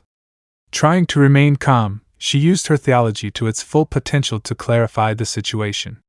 Finally, she was able to better distinguish her opponent. 2-2 to the soul Kia. A direct hit to her chest made her almost cry from the pain. Seriously, she hated guys like him, but she held back her tears. There were two souls inside her head. None of this made sense. She didn't understand anything, but she made a decision anyway. Sniff, no, don't worry, ya KY this tea here. She cried, cursing that something like this could hurt more than anything she'd ever experienced before. But she, the strongest, couldn't allow something as simple as physical pain to stop her. However, she couldn't help but think one thing: she seriously needed a day off. This moment wasn't supposed to happen like this, and now she was facing one of the worst humiliations of her life. Treated as a mere object for her adversary's amusement, she endured the echo of a malicious laugh that mocked her every resistance. Ha! You're pathetic. Nana Shimura did something similar to you, and look how she ended up, a crazy old woman who can no longer function as a hero. So tell me, what can you do? A 14-year-old girl screaming for her mom. Go away already and let me take care of that boar! Her oppressor bellowed, full of contempt. There was something strange, something out of the ordinary. Why couldn't I copy his power? Don't you dare insult our mother! She exclaimed in a piercing scream. Where was that sudden energy coming from? Rage, an uncontrollable rage that burned inside her, but also an internal struggle to keep from being consumed by hatred. With a desperate effort, she began to struggle, as if her life depended on it, while tears rolled down her face in torrents of pain. We're not your stupid toys! He yelled. The structure surrounding them began to crumble under the intensity of his will. All for One watched in disbelief as his own arm was manipulated against him by the consciousness of the blonde-haired, red-eyed boy, whose gaze had a black star in his right eye, while the other was completely covered by darkness. Off-screen, Inko, stay away from my children! She would say, feeling something for the first time, something that no one had ever seen in her fury and hatred. Ryukyu is in trouble. Almight. On top of that, he uses my teacher to make fun of her, he of my successor, I would say, without knowing how to take the subject. However, seeing that AFO's arm stopped responding to him, many put on serious looks. Although it seems like a bad idea, Adam was seeing himself as a purely evil being, worse than AFO, and for AFO to control him would be better than Adam using him freely at his own potential. After all, with AFO he would never bring out all the power that Adam possesses. Kendo. It's like Frankenstein when he revealed himself to his creator. On screen. I'm going to consume you, you damned wretch! Adam Shigaraki muttered to All for One, his tone filled with frustration and suppressed rage. This hadn't been his plan. As if fate itself had intervened, the white-haired girl let out a piercing scream, breaking the bonds that held her. With a decisive movement, she summoned chains of darkness that enveloped the battlefield, assuming a stance only Hawks had ever witnessed. On her back, a blue and red sphere began to glow with increasing intensity, absorbing the chains that had previously bound her. Void purple, he whispered before unleashing his full power attack. There was a small but crucial opening between them. He couldn't attack the soul directly, but the mind was a different terrain, a weakness he could exploit. Separately, there might not be enough, but together, history could change. And so, amidst the chaos and pain, a new possibility opened up, a spark of hope in the darkness. That clouded them. Brat! The attack hit him full force, finally erasing All for One's personality from his body. In that instant, Adam was completely revealed. There was no longer a trace of the other's will. There were only his thoughts, only him. He was free finally, he was free. "Hey, are you okay?" the white-haired woman managed to murmur, though her voice barely came out as a stifled whisper. Her eyes fixed on him, not like a warrior ready for combat, but rather like someone who had just seen something that took her breath away. The blond man stood before her, his body covered in a blanket of vivid shadows that, far from hiding him, seemed to enhance every inch of his physique. His golden hair shone with an ethereal glow, as if capturing the light itself in every strand. The messy edges fell over her forehead, perfectly framing the dark mark in the center, a shape that seemed to pulse with power. And those eyes, two dark pits that, though filled with hatred, seemed to hypnotize her, drawing her toward an abyss she didn't want to escape. Her breath caught in her throat as her gaze traveled down his face, noting the faint red scratches adorning his right cheek, like battle scars that only made him more attractive. But it was his body that truly left her speechless. How can someone look like that? She thought, feeling a sudden heat rise up her neck and flush her cheeks. It was impossible not to notice the sculpted perfection of his torso. His muscles were so defined they looked like they had been carved by the gods themselves. Every line of his abdomen was a living work of art, and his pecs, taut with movement, seemed strong enough to carry the entire world. His arms, oh, his arms! Broad, powerful, displaying a strength that seemed inhuman. The dark tattoos decorating his right arm only added an air of mystery that made her feel even more lost in him. And the shadows of his suit, torn and billowing, seemed to move with him, as if they adored him as much as she did at that moment. It was as if everything else in the world had disappeared. Her mind was blank, and her heart was beating so fast she was sure he could hear it. Every little detail of his body, from the tense muscles to the way he slowly moved his hand, seemed designed to keep her trapped, unable to look away. He tried to say something, anything, but his lips trembled, words failing. It was as if his brain simply refused to cooperate, too busy admiring what, in his mind, he had already dubbed an Adonis of darkness. Finally free, suddenly the blonde warrior muttered to himself as he blinked, staring at her from head to toe, at the same time smiling in a haughty and evil way, directing this smile completely towards her person. Which also triggered a completely involuntary way. The look on her face was starting to become unbearable. She also had to swallow with great difficulty, trying to convince herself that this wasn't real, that she wasn't there, standing in front of someone who seemed like something out of an impossible fantasy. But it was, and her legs trembled with pure nervousness while her eyes remained fixed on him, unable to move. Not a single millimeter of shock from the presence this boy generated in her. And she felt her entire body tense as he thrust his right hand in her direction. "Don't expect me to thank you for the help, and stop looking at me like that. It's annoying, second rate," Adam said in a dry tone.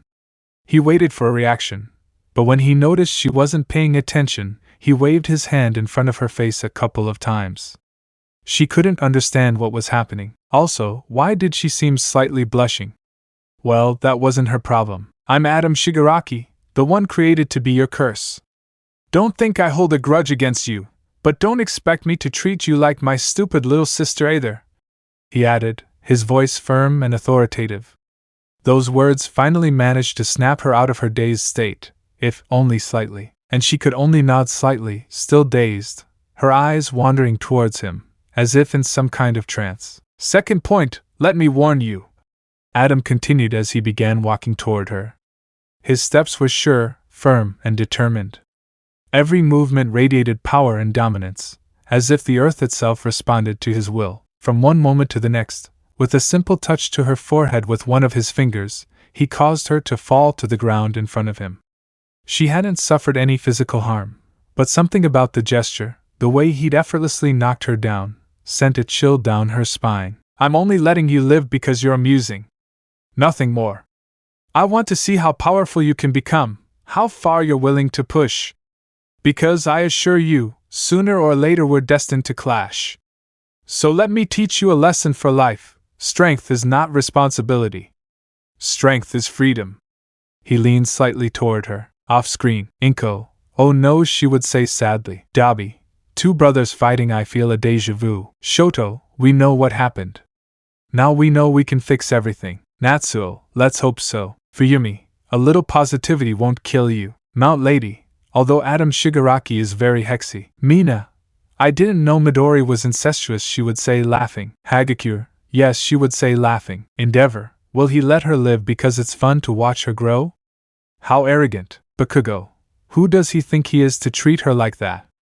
He would say seriously while several people looked at him. Mineta, what right do you have to say that? Midnight, brat, wake up from your fantasy. Nizu, I knew it. AFO woke up something too bad for everyone. Aizawa, as long as he doesn't force all sides to forge an alliance to stop him, we'll be fine. Spiner, don't you have a bad feeling? On screen, staring at her directly, his black eyes blazing with an intensity that paralyzed her completely. Grabbing her by the jaw, he pulled her slowly towards him so much that she could feel their breaths mingling because his barrier wasn't working. Why did she seem to be mesmerized by this blonde? And find a blonde-haired boy with a stomach-light quirk. He might need your help. The words were clear and sharp, but in her mind they echoed like a warning laden with menace. Something inside her knew this couldn't end well. But if you decide to fight me, he continued, in an icy tone, making her shudder even more, which began to make her come out of her trance even more, but not in the right way, because one of his hands began to slowly approach the boy's abdomen and chest in front of her eyes. I'm warning you for the first and last time, I'm going to take serious measures. I'm going to erase your memory. You won't remember any of this, of course. I'll only do that if and when I win. And believe me, I always win. With that, he turned and started walking, his figure standing up with overwhelming confidence. Meanwhile, she remained there, motionless, her face burning, her mind completely blank, with a single thought in her head that kept repeating itself. Why the hell can't I tear my eyes away from this damn blonde? Frustration bubbled in her chest as she tried to regain control.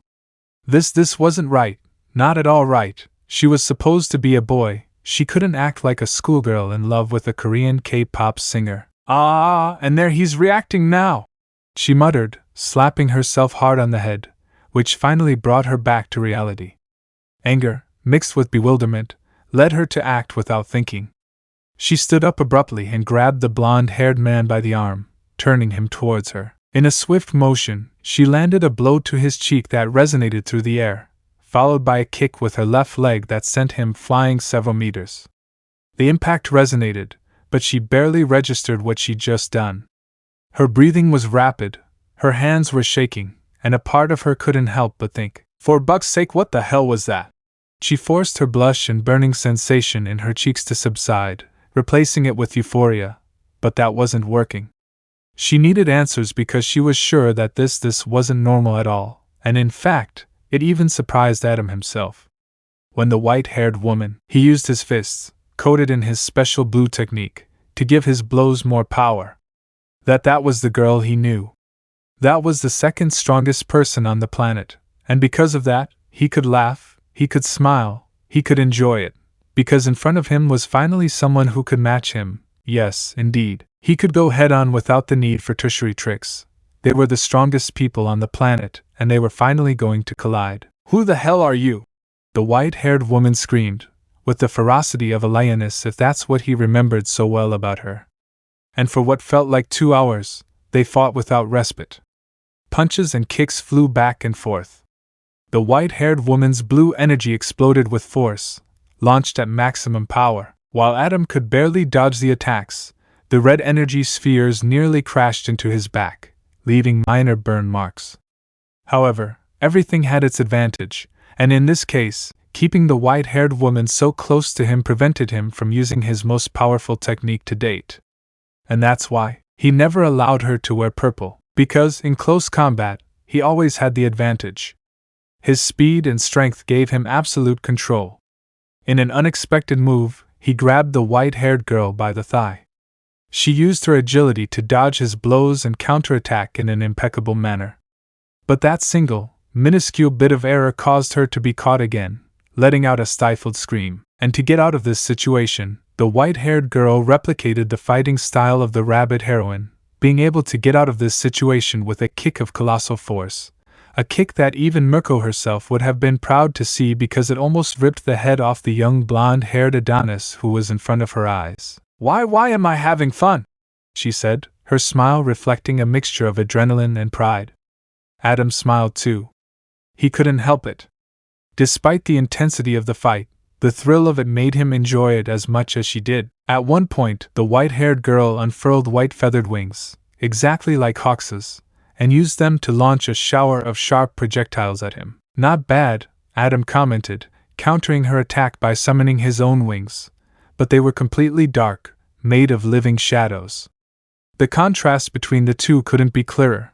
Light versus darkness, two forces clashing relentlessly. I didn't think you were so alone, second best, he said with a mocking sneer, dodging an aerial attack from her feathers, and the white-haired girl couldn't believe that this guy had read her so well. She couldn't believe it. She simply refused to believe that there was such a perfect person inside her body. And how could she be blamed? No one could match her in raw power, not even Almight could catch her. Hawks had to go through a tangle to touch her without her permission and then kill her, but this was pure emotion. She was fighting hard and head-on with the only one who could understand her, with the only one she actually shared some of her own power with. And that it made her so excited. She was fighting for herself, not for the world, not for anyone else. There was no real risk of losing. This must be a dream. She was seeing exactly what she wanted to see. Finally he recognized me. And what was the cherry on top? She was seeing how the best version of her best friend was recognizing her. She couldn't be happier at this moment so much that she almost started to cry. Her best friend. Her Ka-chan was recognizing her. For her this was already being in heaven. But let me show you something I've been developing. I haven't used it in the real world yet, but here, in this mental space, it's ready to be revealed. The air around them grew dense, charged with an overwhelming energy. Adam raised both of his hands in an awkward position, taking advantage of the fact that the white-haired woman was breathing heavily, and in the process, almost crying with joy, a fatal oversight, so she thought this was a good dream. There she is. And if she mistook him for that stupid Bakugo, so be it, finally declaring with a voice full of authority at the same time that behind her, a Buddhist shrine appeared. The ceiling of the sanctuary is decorated with human skulls, all meticulously aligned, while some mouths carved into these skulls seemed to scream silently from the eternal agony they were suffering in a torment from which they seemed unable to escape. Domain expansion, Temple of Evil. Letting the white-haired woman see how the very walls of the sanctuary were speckled with dark stains, which could have been dried blood. The floor was covered with corpses, scattered haphazardly, as if they were victims of a sacrifice directed toward her own person, leaving her in bucking shock. This couldn't be real. She refused to believe that her best friend could commit something as cruel as this, and she was right. This wasn't her best friend. He himself had said it was Adam Shigaraki, his own curse. But that was something she wasn't ready to face yet. I hope we can continue having more fun in the future. Izuku Midoriya, the second strongest on the planet. But don't forget that you'll never be able to stop me, so don't get in my way, brat. Adam muttered, as he turned to leave. However, just before he took his first step, something stopped him. He looked down and saw the white-haired woman, her body trembling and barely conscious. Her body covered in wounds and cuts, managed to move to where he was, using what little strength she had left to hold her foot with one toe. Trying to stop him, she'd realized this wasn't her best friend. And she couldn't let him go like that. Not when she'd seen firsthand what this lunatic was capable of. Really? He said, arching an eyebrow. She wasn't giving up. Even with her body on the verge of collapse, she kept fighting, clinging to the only thing she could, her unbreakable spirit. Adam watched her curiously. For a moment, he couldn't help but wonder, why didn't he show this strength from the start? Despite her bewilderment, a smile appeared on her face again, although this time it was more somber, as she heard the white-haired girl's words. Pa, seems like I stopped you, he muttered with difficulty, and the blonde in response to those words used the same accumulation of energy coming from One for All himself to launch a sphere of red electric energy, similar to the ones All for One used in the past, leaving the albino in a critical, though still functional, situation.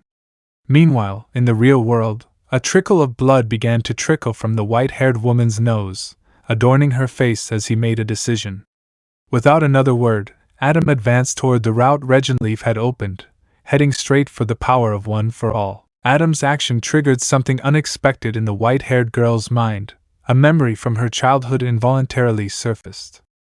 Images of her childhood friend, treating her in a brusque yet strangely familiar manner, mingled with her thoughts as she recalled how she had once tried to defend a little boy. Off-screen, everyone was speechless by what they saw.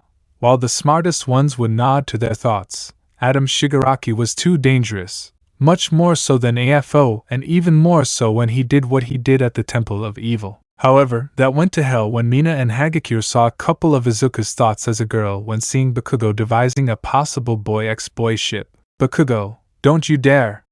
he would say, knowing the looks of the two most childish of the Yue. Mitsuki, well, as a girl she can give free rein. Besides Regenleaf, she is a girl, so when Izuku returns to a girl, well, she will be the one who influences the most. Kirishima, oh my goodness, there are things that are too strange and shady. On screen, Kaka-chan, P. Why don't you MNASE be gentle please? But the latter accompanied by his two other friends. He gave her the beating of her life, leaving her also head down, almost swallowing dirt without being able to move a single muscle for what was almost hours. Ka-chan, I'm going to faint. Emma, not so hard. Pelia splei, she mumbled again in her sleep, her voice choked and trembling. The words echoed around the room, leaving Regenleaf and Inko Midoriya in a complete state of shock. Both of them made pale faces, disbelief written all over their faces. What the hell is this little girl dreaming about? Regenleaf muttered, bringing a hand to her face as a light blush colored her cheeks.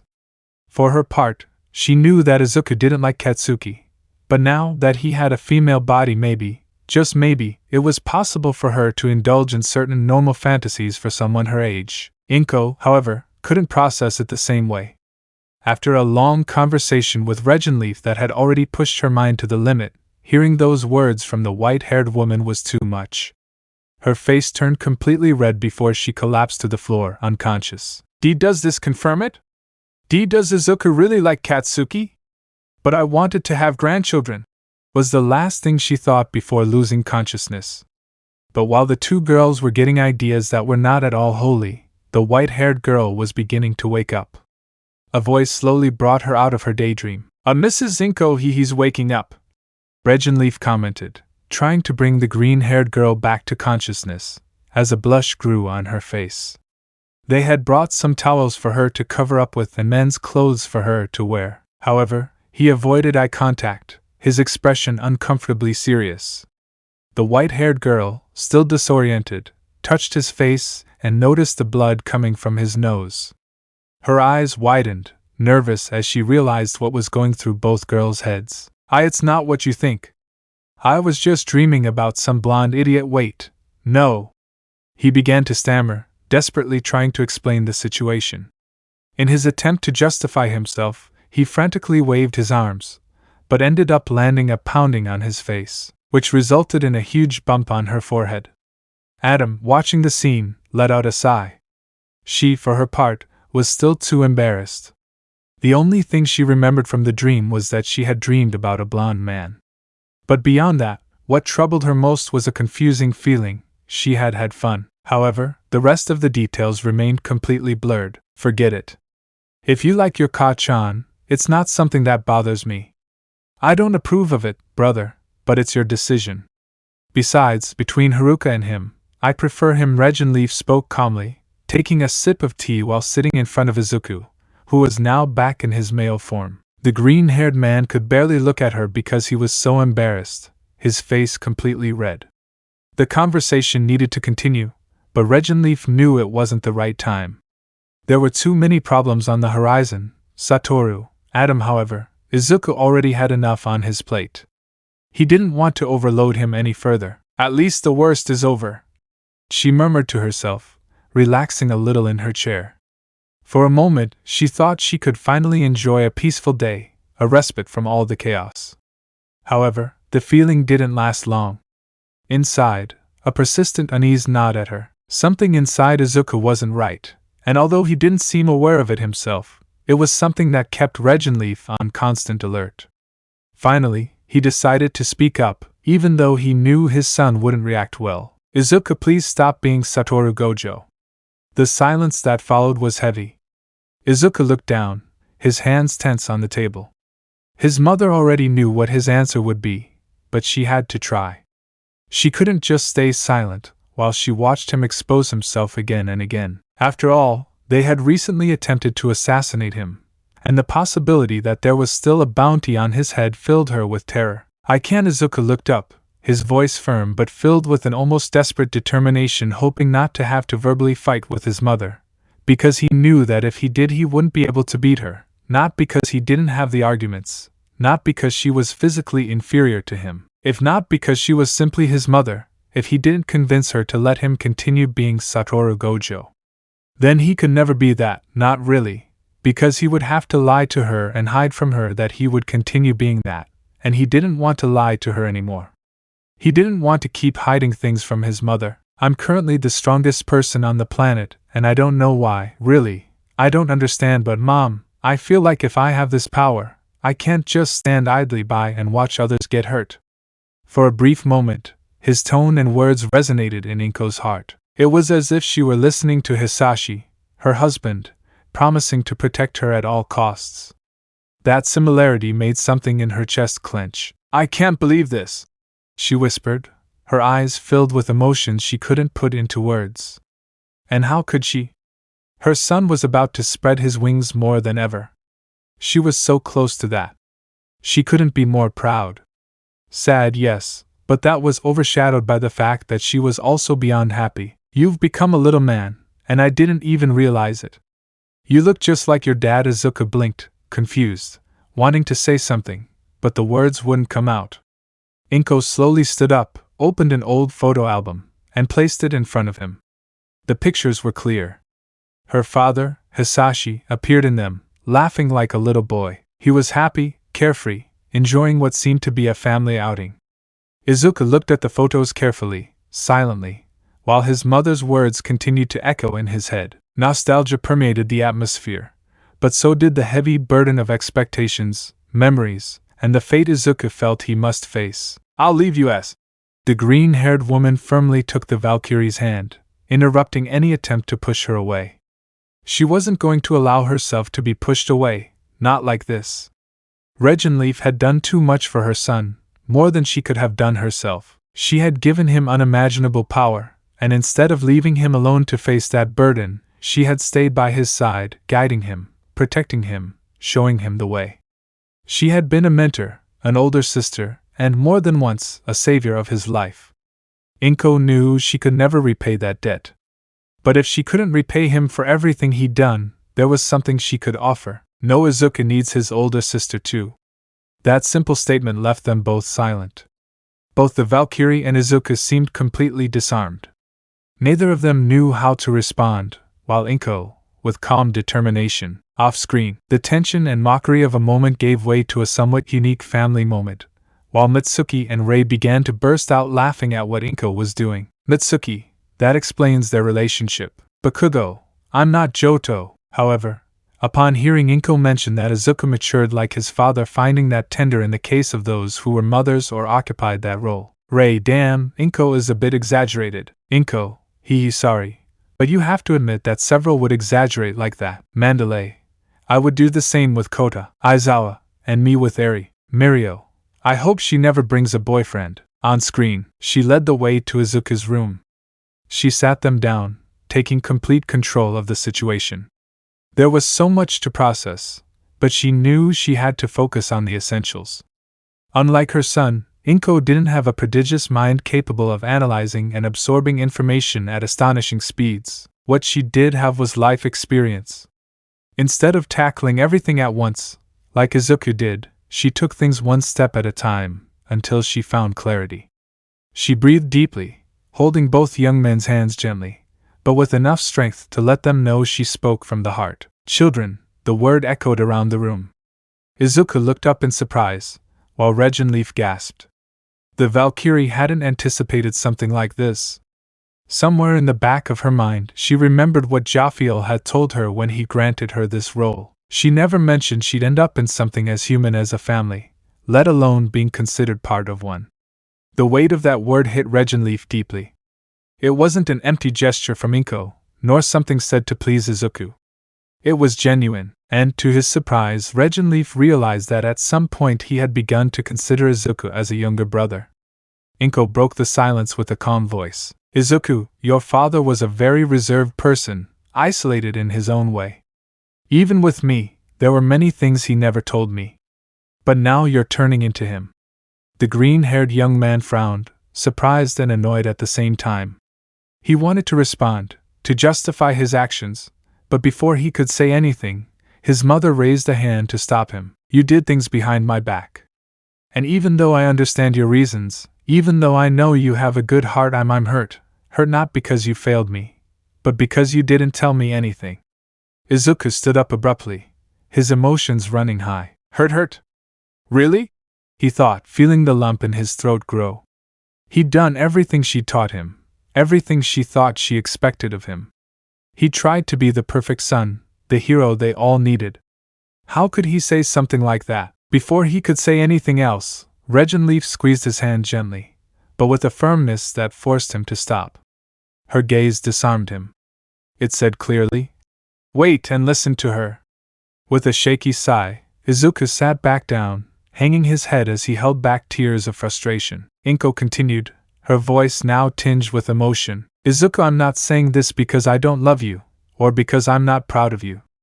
I'm saying this because it hurts me to see you carrying everything alone. You don't have to do this, son. You have people who want to help you, who want to be by your side. And I'm one of them. The room fell into a heavy, but different silence. It was no longer the tension it had been before, but a calm filled with meaning. Inko's words had reached both of their hearts. Izuku let out a deep sigh, bowing his head as a silent tear slid down his cheek. He didn't say anything, but the squeeze he returned to Regenleaf's hand spoke volumes. He was willing to try, to trust those around him a little more. Regenleaf, for his part, couldn't help but look at Inko with a mixture of confusion and warmth. He had hoped to be a guide, a protector, but he never imagined he would end up finding a place in something so human, so warm. A family. But also now that I know everything you've done, the people you've saved, the burden you've carried on your own, Izuku, I couldn't be more proud of you. Inko's voice trembled as her tears began to fall. She couldn't stop them. How could she not cry? Her son, the boy she'd watched grow up with so many difficulties, was there in front of her, and he was everything a mother could wish for. You fought until you were exhausted. I know you won't stop being Satoru Gojo. No matter how much I tell you, I can't convince you otherwise. Inko was openly weeping now, and her words pierced Izuku's heart. Because, for the first time in his life, he felt something every child yearns for from the moment they are born. Her mother's complete approval could no longer be contained. Tears began to roll down her face, uncontrollable, as her mother held her hands tenderly. So, with all this out of the way, daughter Inko turned her gaze to Regenleaf, who was watching the scene with a mixture of surprise and excitement. Regenleaf wasn't used to feeling vulnerable like this. In her centuries of existence, she had been a Valkyrie, a warrior. Her life was always marked by discipline, duty, and sacrifice, things that kept her strong and focused. However, this simple word, daughter, spoken with such love and sincerity, had pierced her defenses like no sword had ever pierced her soul. Protect him. Make sure he doesn't do anything stupid, please. There's no one else in the world I trust more to take care of my son than you. Can you promise me that? That you'll take care of him no matter what? Regenleaf felt a lump form in her throat as the weight of those words fell upon her. Inko, Izuku's mother, was placing all her trust in her. How could she refuse something so important? Yes, I will protect him with my life, Lady Inko S.A. Regenleaf began, her voice filled with a firm, almost solemn determination, as if she were swearing a sacred oath. However, before she could finish the sentence, Inko gently shook her head, interrupting her with a gesture that was both maternal and tender, watching as the green-haired girl smiled at her as if she were just like Izuku, another daughter of hers. No. There's no need to call me so formally, right? He. Call me what I am. To you and my son, Aka-san. Regenleaf opened her eyes in surprise, but nodded, moved. If Izuku saw her as an older sister, then to Inko, she was also part of the family. There was no reason to reject her after everything she'd done for his son. Hearing this, Izuku burst into tears. There was something deeply symbolic about all of this. Without realizing it, he'd just broken a chain that had marked his paternal family for generations. In the Shigaraki line, all for one had never cried. He rejoiced in seeing the suffering of others. Yoichi, on the other hand, never shed tears. He always endured his older brother's blows in silence, resigned. Even when he had the opportunity to demonstrate his courage, he did so without reproach or visible emotion. The only Shigaraki who had cried his heart out was Hisashi. But even he, out of pride or fear, never did so in front of the love of his life. All of them, in some way, had isolated themselves in their own worlds, unable to fully open up. Yes, I promise. I'll protect him with my life, Mom. He squeezed Inko's hand tightly, and with that Inko smiled, wiping away her tears as she absorbed the Valkyrie's words. Without anyone noticing, Izuku did it. He cried. He cried his heart out in front of his mother, and in front of Regenleaf. In that moment, without realizing it, he broke that barrier. He broke the isolation that had defined his paternal family for generations. Now, if it's not too much to ask, there are some things I've always wanted to do if I ever had a daughter. Do you think we could? Izuku and Regenleaf exchanged glances, both surprised but curious. Why not?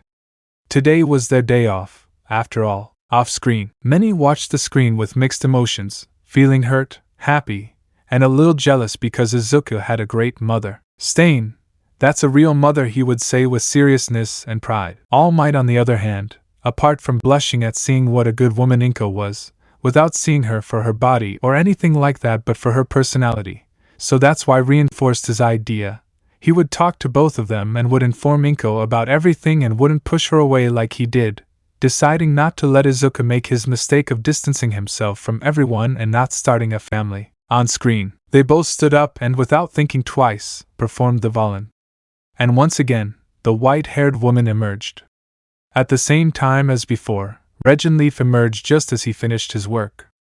At the same time, an idea flashed through his head, giving him an idea of where this was going when he saw the green-haired woman's sweet yet terrifying smile. I know this isn't exactly your favorite hobby, but a girl always needs to know what to wear in any situation, Aiko Midoriya declared Inko with an enthusiastic smile, while holding a bag with new clothes in her hand. The white-haired young woman, who until that moment seemed calm, she felt all her joy evaporate upon hearing those words. Her face took on a nervous expression, and she instinctively backed away, trying to avoid what was clearly coming. However, before she could escape, Regenleaf had already intercepted her. The Valkyrie, fully understanding Inko's intentions, took Aiko by the arm with calculated swiftness. Regenleaf's knowing look and Inko's determination made the white-haired woman turn even paler. And since you're already clean, you smell like roses, and your nails look like porcelain, you can't say you're going to get dressed. I already took care of that. By the way, you're welcome for the manicure. Wait, what? She was the one to blame for that? Aiko looked at her nails in disbelief, remembering how surprised she'd been earlier to see them so perfect. However, she didn't have time to complain, because now she was literally being dragged into a shopping mall. What followed was a marathon of clothing fittings. Amidst laughter and enthusiastic comments from Inko and Regenleaf, Aiko was forced to try on an endless number of garments. Each new outfit seemed designed to push her out of her comfort zone, causing her face to flush with embarrassment on more than one occasion. Meanwhile, her mother and older sister were thoroughly amused by her discomfort, relishing the moment as if it were a special event. Aiko, on the other hand, felt it was torture. I just wanted to be doing hero analysis in my bed, she thought to herself, suppressing a sigh as she watched a new pile of clothes accumulate in front of her. However, after the 13th attempt, something unexpected happened. Finally, Inko and Regenleaf found an outfit that seemed to fit Aiko perfectly. It was simple, casual, and not too flashy, but had a subtle charm that highlighted her figure without making her feel uncomfortable. The bra they chose offered a comfortable fit, with straps that didn't pinch or dig into her skin. The clothes, in general, were functional and practical, which made Aiko feel much more at ease. The absence of skirts was a major relief. During the first few attempts, she was forced to try some, but the discomfort was immediate. Aiko had no idea how to behave in them, and the mere possibility that a gust of wind might lift them filled her with uncontrollable embarrassment. So when she found a more neutral style that suited her personality, she allowed herself to relax a little. As she looked at herself in the mirror, moving more naturally, she realized that maybe, just maybe, there was something to be found in all this chaos. "We found it," the two girls said to each other when they saw how Izuku stopped resisting and stared at himself in the mirror. Apparently he liked semi-elegant black clothes if possible, something that Inko found very strange. Normally Hisashi, whenever they showed him something like that, he preferred to dress in the first thing he found. According to her, she dressed like a puppet of a guy in a suit. She pouted a lot for that very reason, too. She sighed slightly as she saw how her daughter seemed to be amazed by the outfit they'd chosen for her. She was able to remain completely calm on the subject when she realized one thing: that her baby would never have that problem like her husband had in the past. "Yes, but we also need some bags and things like that. However, I think we've already taken a good step. I know Izuku is a boy and always will be. But seeing him laugh like that, like he hasn't in so long, makes me very happy. I just want to have a little fun, and now that I know he'll be back to this state on a semi-recurring basis." Inko paused. Her voice trembled slightly as she said it out loud. She still struggled to process that reality, especially when she put it into words. She had accepted, with some effort, that this change would be part of her son's life, but it still felt strange. Her mind tried to reconcile what she knew with what she saw in front of her. Izuku was also Aiko, and although it was difficult to fully accept, she still felt pride and love for this new facet of her son. "I'll have to make sure she's ready for that very thing. You've already done a very good job, though. Look at her, she seems like she's been a girl all her life. Besides, my son will soon be finishing school. There are only 6 months left, and he'll probably be starting his career as a hero. I don't know how much longer I'll have him under my wings, so—" Her smile turned wistful. As her eyes rested tenderly on Izuku, Inko knew this moment would come, but preparing for it didn't make it any less bittersweet. Her son was beginning to spread his wings, ready to fly on his own, to face the world without mom there to save him every time. It was, without a doubt, every mother's dream, to see her son grow, advance, and become someone strong and capable. 6 months seemed like a short time, but every day counted, and the changes in Izuku proved it. "Mom, do you think I can wear this suit? I actually like it, and I don't know." Izuku's words made her laugh softly. There was something so sweet and genuine about him when he put his mind to it, that same tenderness that had always been his greatest strength. "Of course you can take it, darling," she replied with a smile, agreeing without hesitation. And so, they spent the rest of the day together, enjoying priceless time between laughter and jokes. Inko, Izuku, and Reginleaf shared moments that would remain etched in their hearts, building memories that would be treasured forever. That day became the most fun for Izuku. He was able to spend time with his mother, he was able to laugh with his sister, and most of all, he discovered an escape that allowed him to free himself from the immense burden of being the strongest, of being Satoru Gojo. Now, he wasn't just Izuku Midoriya, he was also Aiko Midoriya, and this new facet was a refuge where he could simply be himself, or herself, as needed. "Ah, this is life. I wish every day were like this," the white-haired girl said to her older sister, completely happy. If she could add anything to that perfect day, it would be the presence of her best friend, Kaken. Maybe she could take the opportunity to work a few things out with him. Yes, now she felt she had the strength and courage to face him. "Me too. Hey, can you take off your bra, or do you want me to help you?" The unexpected question made the white-haired girl's face turn red. It wasn't something she expected to hear, but she was right. She had spent the whole day wearing blindfolds so she wouldn't see anything inappropriate about her body. She hadn't even dared to touch him out of respect for his integrity and dignity, even if that body was temporary. It was something sacred to her as a woman, even if it was only for a limited time. "Ah, that explains everything. Okay, let me help you. Let's see, just take this off, unbutton it here," and least before she could finish, an explosion knocked down the bedroom door, hurling it violently. The white-haired girl barely had time to dodge it. Off-screen, "Mitsuki, How jealous. Ray, what memories. For Yumi, it's true. Ray, no offense, but one of you three could have been a woman. Shoto, I am a man and proud of it. Natsuo, what my younger brother said in winter. Dabi, what the traumatized man said. Inko, without a doubt something I always wanted she would say, smiling. I should have had 2 sons, Izuku, and a girl. Almight, it's beautiful to see her smile like that, he would say, blushing. Gran Torino would see his former student acting like that, so he just smiled.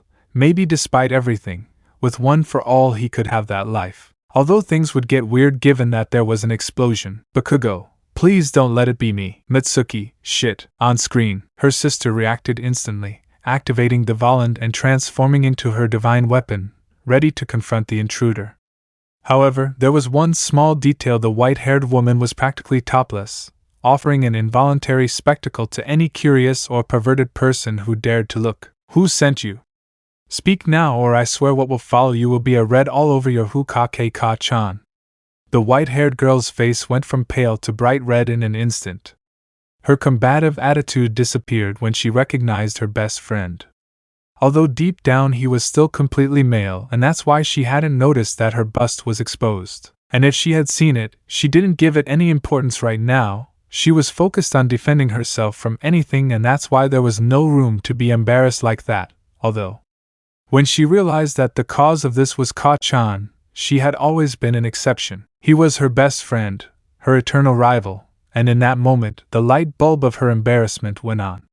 Bakugo, meanwhile, was frozen in place, his eyes fixed on something he clearly shouldn't be looking at. To top it all off, a thin line of blood began to ooze from his nose. The white-haired girl reacted the only way any girl would in his place. Kaya! Damn pervert! The white-haired girl shouted in a high-pitched tone, covering her exposed bust with both hands while her face turned bright red. Bakugo, on the other hand, was barely processing what had just happened.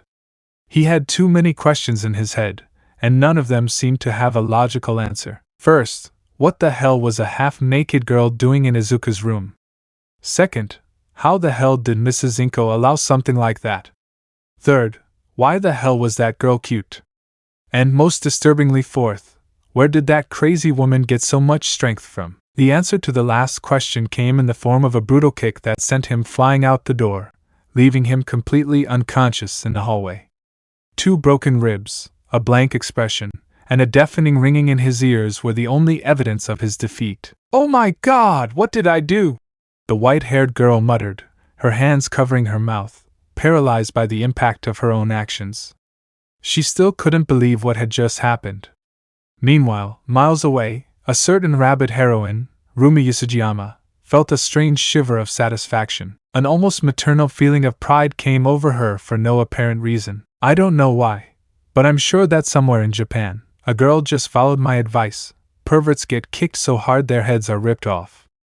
Rumi smiled, crossing her arms triumphantly. No doubt whoever that girl was had just made her proud. You're scary sometimes, Rumi.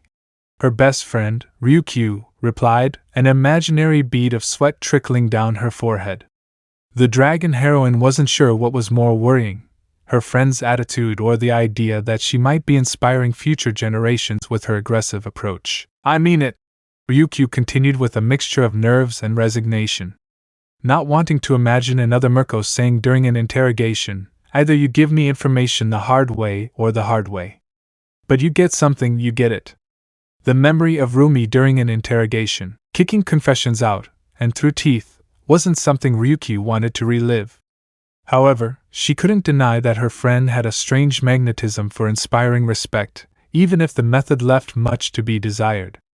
And while the 2 heroines argued, Aiko Midoriya looked at the unconscious Bakugo and couldn't help but feel a mixture of guilt and shame without realizing that her bust was still visible to everyone. Something that if she didn't deal with in time her mother would scold her badly for exposing her bust in the open air. Ka-chan! I'm sorry, I'm so sorry! Izuku, or rather Aiko, yelled from the inside of his mind, clenching his fists as his face reflected an internal conflict between his heroic side and his new self. The scene, although chaotic, seemed to mark the beginning of a day either of them would easily forget. Until her sister pointed out the small detail she'd overlooked yet again. making her scream and rush to put on whatever she saw in her room to cover her body. She didn't understand why the hell she was still so embarrassed about it. But she didn't care. She just wanted the earth to swallow her up right now. Screen turns off. Zero. Oh shit, my Netta. Bakugo, he's perverted. Shoto and Bakugo fell again with a trickle of blood coming out of their noses since seeing Aiko naked made them wake up their perverted side. Mirko. Ha ha ha ha ha ha ha, that's how you do it, brat. Kaminari. He's leaving and he's gone. Monoma. Damn, that really hurt. Mirko. When I return I will train the brat, she would say excitedly. Ryukyu. Damn, Mirko being a bit proud of those things. Hawks. It's scary. Beast Genus. Without a doubt. See you. And the Midoriya-chan we remember returns, she would say, seeing when Izuku reacted. Uraraka. Without a doubt. Ojiro. It's true, although that blow was unnecessary. Mitsuki. First time I've seen Katsuki react like this. Seeing the ending and hearing her thoughts, the women in the room understood how she felt, feeling sorry for her. Dabi. And my little brother likes it coming back will be the topic with which I will make fun of him. Natsu. Oh yes, me too. Fuyumi. That's why the two of them can't get a girlfriend. Rei, they will mature. Kirishima. Good. Kaminari. Hey, we have something to bother Bakugo about. Zero. Yes. Tokoemi. I'm not taking them to the infirmary. Shoji. Me less. Sato. Nor me. The weight of the top. The most immature ones in the room were making fun of two of their own, Shoto and Bakugo, who were exploding, or well, one of them was, since Shoto barely knew how to feel. Several teachers and heroes would call for calm, though Mirko didn't miss her opportunity to tease Endeavor about her Johto-san. Meanwhile, Hawks told him who supported him with his signature shit-eating grin before taking a swipe from a flip-flop inscribed with the words, "You're not forgiven yet." While the mothers looked at Inko with her hand raised. Mitsuki. I'll like when we were single. Inko. Yes, when we were talking about being a family. Bakugo. And oh never. Kirishima. It did affect him. Kaminari. But well, we have blackmail material. Zero. Yes. Mina. Well, we have that. Before anyone could say anything to annoy, the screen lit up again. On screen. Wake up, hey, Ka-chan, wake up, he said, acting as calm, gentle, and passive as possible. He did so because he felt sorry for having broken two of her ribs and knocked the blonde unconscious. Besides, his mother was radiating an angry purple aura, and all because he'd saved Bakugo from a similar situation when he was a little boy. He'd done something similar at Mitsuki's house. But now Bakugo wasn't a little boy anymore, and he'd used his quirk to destroy his little girl's bedroom door. Obviously, his mom was furious. Slap him. That's what he did when your father was pretending to be asleep and I was really mad at him, her mother said with all the authority in the world. As had been her idea, she made sure she was wearing her male clothes and changed into her male form before proceeding. She slapped him with the same force as the time Bakugo had tried to break their bond of friendship. Wake up, Ka-chan, he shouted. And boy did he wake him up.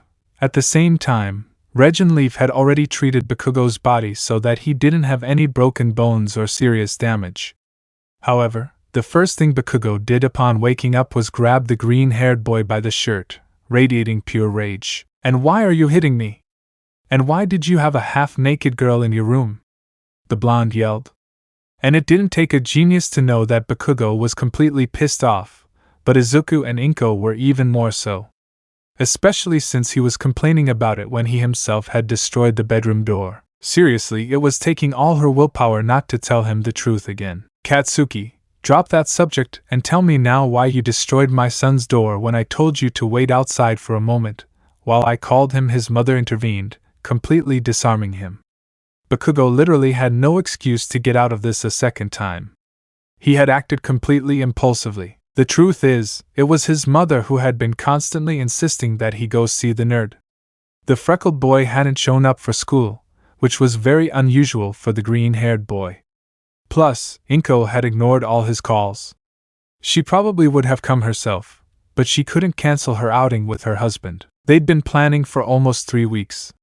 But while they continued with their daily lives as normal, off-screen, the room looked at this part in fun since it was something that was mentioned as something good, and Bakugo could at least brag a bit that he saw Izuku's female form, which he had to admit was not bad, but beautiful. Mitsuki, you really did that with Hisashi. Inko, yes. Mitsuki, and you're good for something. Katsuki, But do you have to be so destructive? Bakugo, Shine, I would say, annoyed. Mitsuki would hit him as they both began to argue, and the others watched everything with a drop of sweat, while Dabi and Toga laughed out loud since it was funny to see that situation. Nizuku? On screen. Doctor, we have a serious problem. All for One was standing in a hospital gown at one of his many bases, his body completely restored thanks to overhauls Quirk, along with an alteration to his physique. Yagi already knew his face, and right now he didn't have enough troops to destroy the entire society. What's wrong, sir?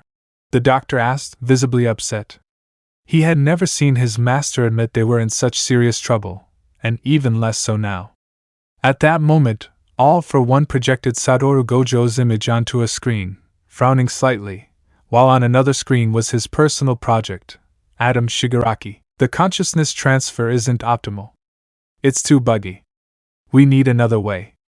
Tenko Shimura's consciousness is growing stronger every time, and if I give her All for One, she'll end up exploding from the power itself. Dalby is a disappointment. His body isn't optimal either. His tone was deep, laced with frustration. The doctor didn't fully understand what his master All for One was referring to. Doctor, be honest. I'm about to ask you to do something crazy. Something I'm not even sure will work. The first step is simple. We must kill a person. The second step is what worries me. If the consciousness transfer isn't enough, then I'll have to become that person. The doctor blinked, confused. Okay, I didn't understand a damn thing. He thought to himself, trying to see or give meaning to his master's actions. He was supposed to be very calm, cold, and calculating for that very reason, although he was hiding it like a professional. For someone like him who had known him for years, it was more than obvious that he wouldn't be like this if I wasn't cornering him. Sir, please, I implore you to be more clear so I know how I can help you, he begged, while putting his hands to his head. He had a theory that if the body wasn't compatible, the Quirks would sooner or later get out of control.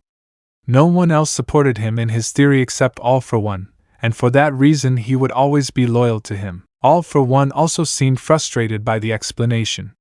He then placed a hand on the doctor's head and, using Aaron's quirk, created new memories in his mind, giving him a front-row view of what he intended to do. And thanks to this, the doctor finally understood. Okay, creating special grade nomas, beyond the high-end ones, is a good idea, but the other point, sir, are you sure?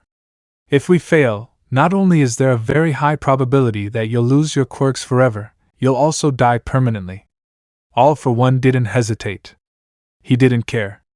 He already had the noose around his neck. His project, Adam, was still imprisoned, though now he could come and go as he pleased on the mental plane. The time had come to take risks, no matter the cost. After all, the doctor had been right in one of his deductions.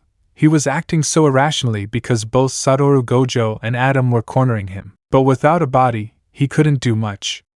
And if there was one thing he was sure of, it was that he knew him well enough, and boy did he, because he tortured him day and night to the point of stripping him of his personality. Everything was going so well, everything was going according to his plan until that stupid Regin Leaf appeared out of nowhere to ruin every step he'd taken. It's not important. If we don't act now, he might not be able to stop Adam, or worse, find a way to profit from him. He already had everything he needed to win, an army of nomas, a carefully laid plan. He'd even considered allying with the Liberation Army, and planned how to act should Almight defeat him a second time on Kamino. However, the one thing he hadn't been able to foresee was the damn monster his grandson had become. That damn monster wouldn't let him make a single move. He could take on Almight. They were evenly matched. But with Satoru, that guy was a different story. Every day, he made absurd leaps in power, reaching levels that defied all human logic. To win this war, we need 3 things. Get Adam Shigaraki on our side, get Satoru out of the equation, and get my hands on One for All. But we can't lay a single finger on Satoru. I can only think of one thing, and I'm sure you know what it is. She knew she couldn't lure him to her side. There was only one option left: capture him. The question was, I could take away his powers, but as long as he has the ability to copy quirks, it'll be useless. In that case, I should put him in cryogenics or, if possible, make him lose his memory. I could use Eri to manipulate him. I'll have to think it over. But now will you help me with the experiment, Doctor? She stared at him. Obviously, he expected a yes as an answer. The tension in the air became palpable as orange bursts of energy, charged with raw power, began emanating from his body. Yes, but what corpse are you going to use to transfer his brain? There isn't a single body capable of withstanding his power. That was true. Creating another body like Hisashi's wasn't a viable option.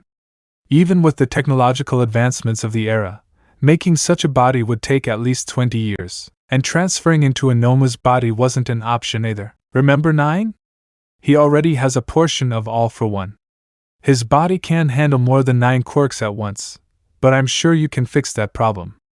Especially now that we have an experimenter and geneticist who's on the cusp of developing the quirk erasing bullet. My funding helped accelerate his plans. They had no other choice. Off-screen, Dalby glared at AFO as he saw more clearly the manipulation the guy did to him by fueling his hatred, and there he understood what he made Endeavor do. He wanted to see him broken, as a replacement option for an old man. Spiner, what will he do with Shigaraki, not with Tenko? Toga, I don't like this, I know I'm crazy, but something doesn't fit. Nizu, interesting. The director's words drew attention to him. Some with doubt, others with annoyance, but others with more interest. Almight, what does director mean? Neo Mesa, AFO is desperate, he would say, understanding what he wanted to get at. David, it's hard to believe that he, being so calculating, is now nervous. Nizu, it's Adam. Adam just showed him that he is not manipulable and his plan is slowly ruined, and all because of one person, someone that AFO can't control even with young Midoriya, functioning as Satoru. Midnight, has someone more powerful than All Might, someone he realizes he doesn't know or can manipulate at will, and his creation an evil twin of the same boy who simply seeks to be free and do whatever he wants without restrictions. Aizawa, not to mention that Adam can be seen as a threat to him. Momo, I never thought I'd see him like this. Shoto, he was someone who was terrifying and now he shows desperation. Bakugo, 9 he would say, growling, remembering Nabu Island. On screen, I accept. But what about Tamura? He waved his arm, making it clear that Tamura's fate mattered little to him. He only kept him as a key piece to bring down All Might at the right moment. However, if Tamura were to encounter Satoru Gojo, and furthermore, having already managed to erase his consciousness from his own body, there was an 87.7% chance that Satoru could also free Tenko Shimura from her internal torment. Therefore, he would simply sacrifice him. He would sacrifice a bishop to protect the king himself. I see. It was interesting to use him as an experiment. Still, I think it would be wise to give him a small parting gift, don't you? He nodded. Then Tamura was called. There wasn't much to say, not many words for him at that moment. Sensei, that was the only word Tamura said to him. But he received no response. Instead, he felt a sharp pain in his neck. According to the doctor and his teacher, it was nothing. However, before he could ask another question, he was knocked out by his own sensei, who had acted as his father figure, leaving him in a state where he could only cough up blood as he fell unconscious. Fine, Tamura. Time to see if you can handle your new gift. Weeks. Months. For months, all that could be heard was Tamura's screams of pain, crying blood. His deterioration quirk was briefly removed. A gag around his mouth prevented any words as electricity coursed through his body, turning his hair white. By the way, what are you going to do with Aoyama? From what I understand, he'll be your infiltrator at UA. He didn't answer. Apparently, he planned to keep him alive. Infiltrators were always useful to him. They had to extort him, threaten his parents, even use a quirk that All for One himself had created for cases of betrayal. He would never allow something like what happened with Hisashi and Eren to happen again. He would never allow someone to betray him again without facing severe consequences. There's an opening I can create. Now that I possess Overhaul's quirk, in addition to other abilities, I'll be able to recreate Hisashi's image within myself. It won't give me much time, and if I attack directly, it will be in vain. But if my calculations are correct, I'll have 40 seconds. 40 seconds in which Satoru Gojo won't be able to move a single muscle. The question is, what are we going to do in those 40 seconds? The doctor, who was watching All for One closely, had no concrete answer. Although the high-end Nomus were progressing satisfactorily in their creation, they still didn't have enough to execute their leader's plans. They had even designed one specifically to confront the number 2 hero, Endeavor, who remained a latent threat. All for One knew that if he didn't keep Endeavor under surveillance, he could develop a potential that could seriously harm him. And, in the worst case, kill him. He was aware of that risk, and that's why he had allocated resources to constantly monitor him. Sir, these Nomus are special, but I'm not even sure they're ready for the war you want to start. I only have 5 and I haven't even named them yet, the doctor warned, his tone reflecting the pressure he was working under. To which All for One nodded calmly, assessing his options. They needed to speed up production, they needed to become stronger. Satoru Gojo had left them with 2 options: hide like rats, something they were already doing, or evolve and adapt to a higher level. The villain was convinced he could still turn the situation around. All he needed was time, and luckily, he still had it. The last he heard from Almight, he traveled to Island. Melissa's shield, he murmured with a wicked smile on his lips. So many options. Yagi Tashinori had definitely grown too old. He even kept things a secret from his possible successor. And the only reason he had truly guessed right was by pure hunch. Not because there was actually any proof to the contrary. In fact, I didn't even know what the damn training Yagi was giving Melissa was like. I just knew that he was going to return very soon. And that's why, remembering how he humiliated Nana to the point that she even surrendered to him at one point in the battle just to save her son, it only made me laugh harder. Ha ha ha. Believe me, I would have loved to destroy you like I did Adam. At first, Adam was an exact copy of his stupid twin. He reminded me so much of Yoichi, but look at him now, a worthy successor. Or better yet, maybe I'll toy with you like I did with Nana. I must be careful, he told himself, his thoughts spinning possibilities and strategies. If all went according to plan, Adam would most likely try to kill him. After all, he had tortured him for nearly 10 years. And to accomplish this, Adam would use Melissa's shield's body. All for One knew that Adam wouldn't remain in young Midoriya's body, as he had transferred his consciousness to One for All. I can use that to my advantage, he whispered, a sinister smile spreading across his face.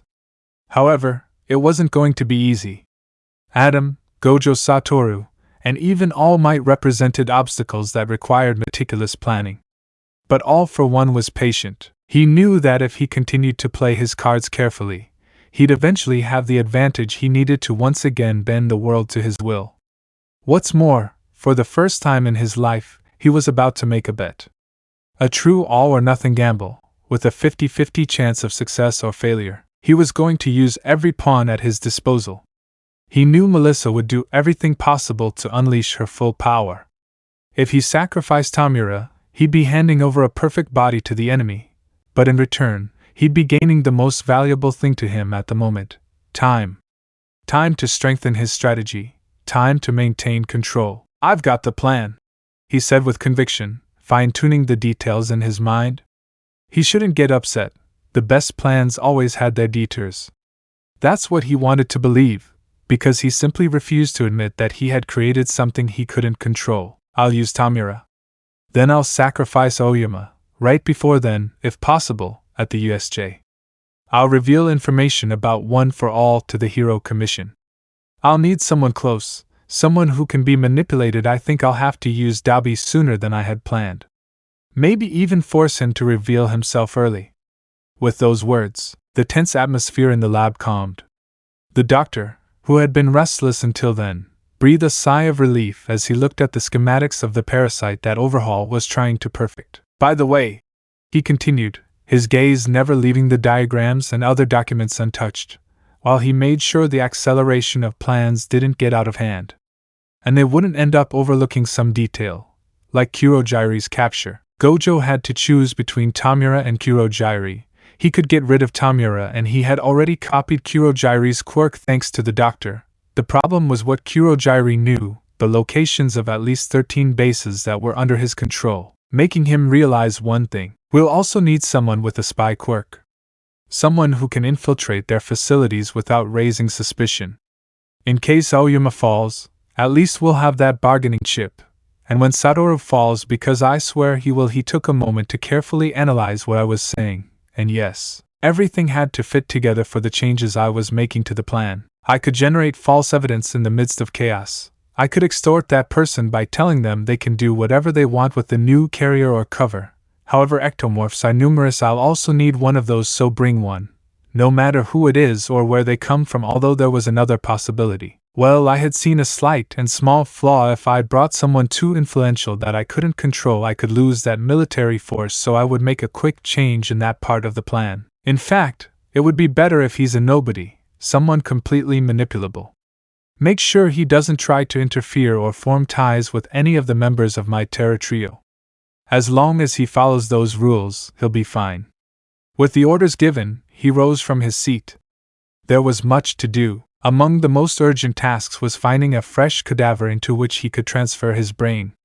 The entire plan hinged on that move, and even though he hit it, he knew it was an extremely risky gamble. For the first time, he prayed everything would work out as he'd planned. Off-screen horror, that was what the room was experiencing, and even more so for Dabi, Spiner, and Toga, who, along with Twice, watched everything AFO, their boss, ironically, did to Tenko to turn him into Shigaraki. And ironically, they also heard him refer to him as a bishop, a chess piece on a board he'd set up himself, being the only player on both sides, moving pieces as he pleased. Gran Torino. I knew AFO was despicable, but I never thought he'd turn out to be a complete demon. Ibara, someone save him, please. Dabi, on our way back we'll go with him to the League. Spiner, we'll knock him out if necessary. Mizu, you can shelter them while we help in any way we can. Twice, can I go with Abelardo, man? He would say, hanging like Deadpool on Spider-Man. Hawks, let me go, crazy. Twice, you love me Hawks / you love me both Hawks. Almight, he's desperate, but why go to such lengths? He would say, scandalized. If One for All were revealed to the Commission, they would create a weapon of mass destruction. Ahoyama, shit, Uraraka. So he used you, she would say with surprise. Kirishima, dude, we can help you. Ahoyama. My parents tried to get him to have a quirk, but now I see that he just wants control, he wants power, he wants to be a god. Nizu, Adam is making him act like this. Aizawa acts more out of impulsiveness and his fanaticism for control than out of ingenuity or strategy. On screen, 3 months passed. For the civilians, it seemed like nothing had changed. Everything was seemingly calm.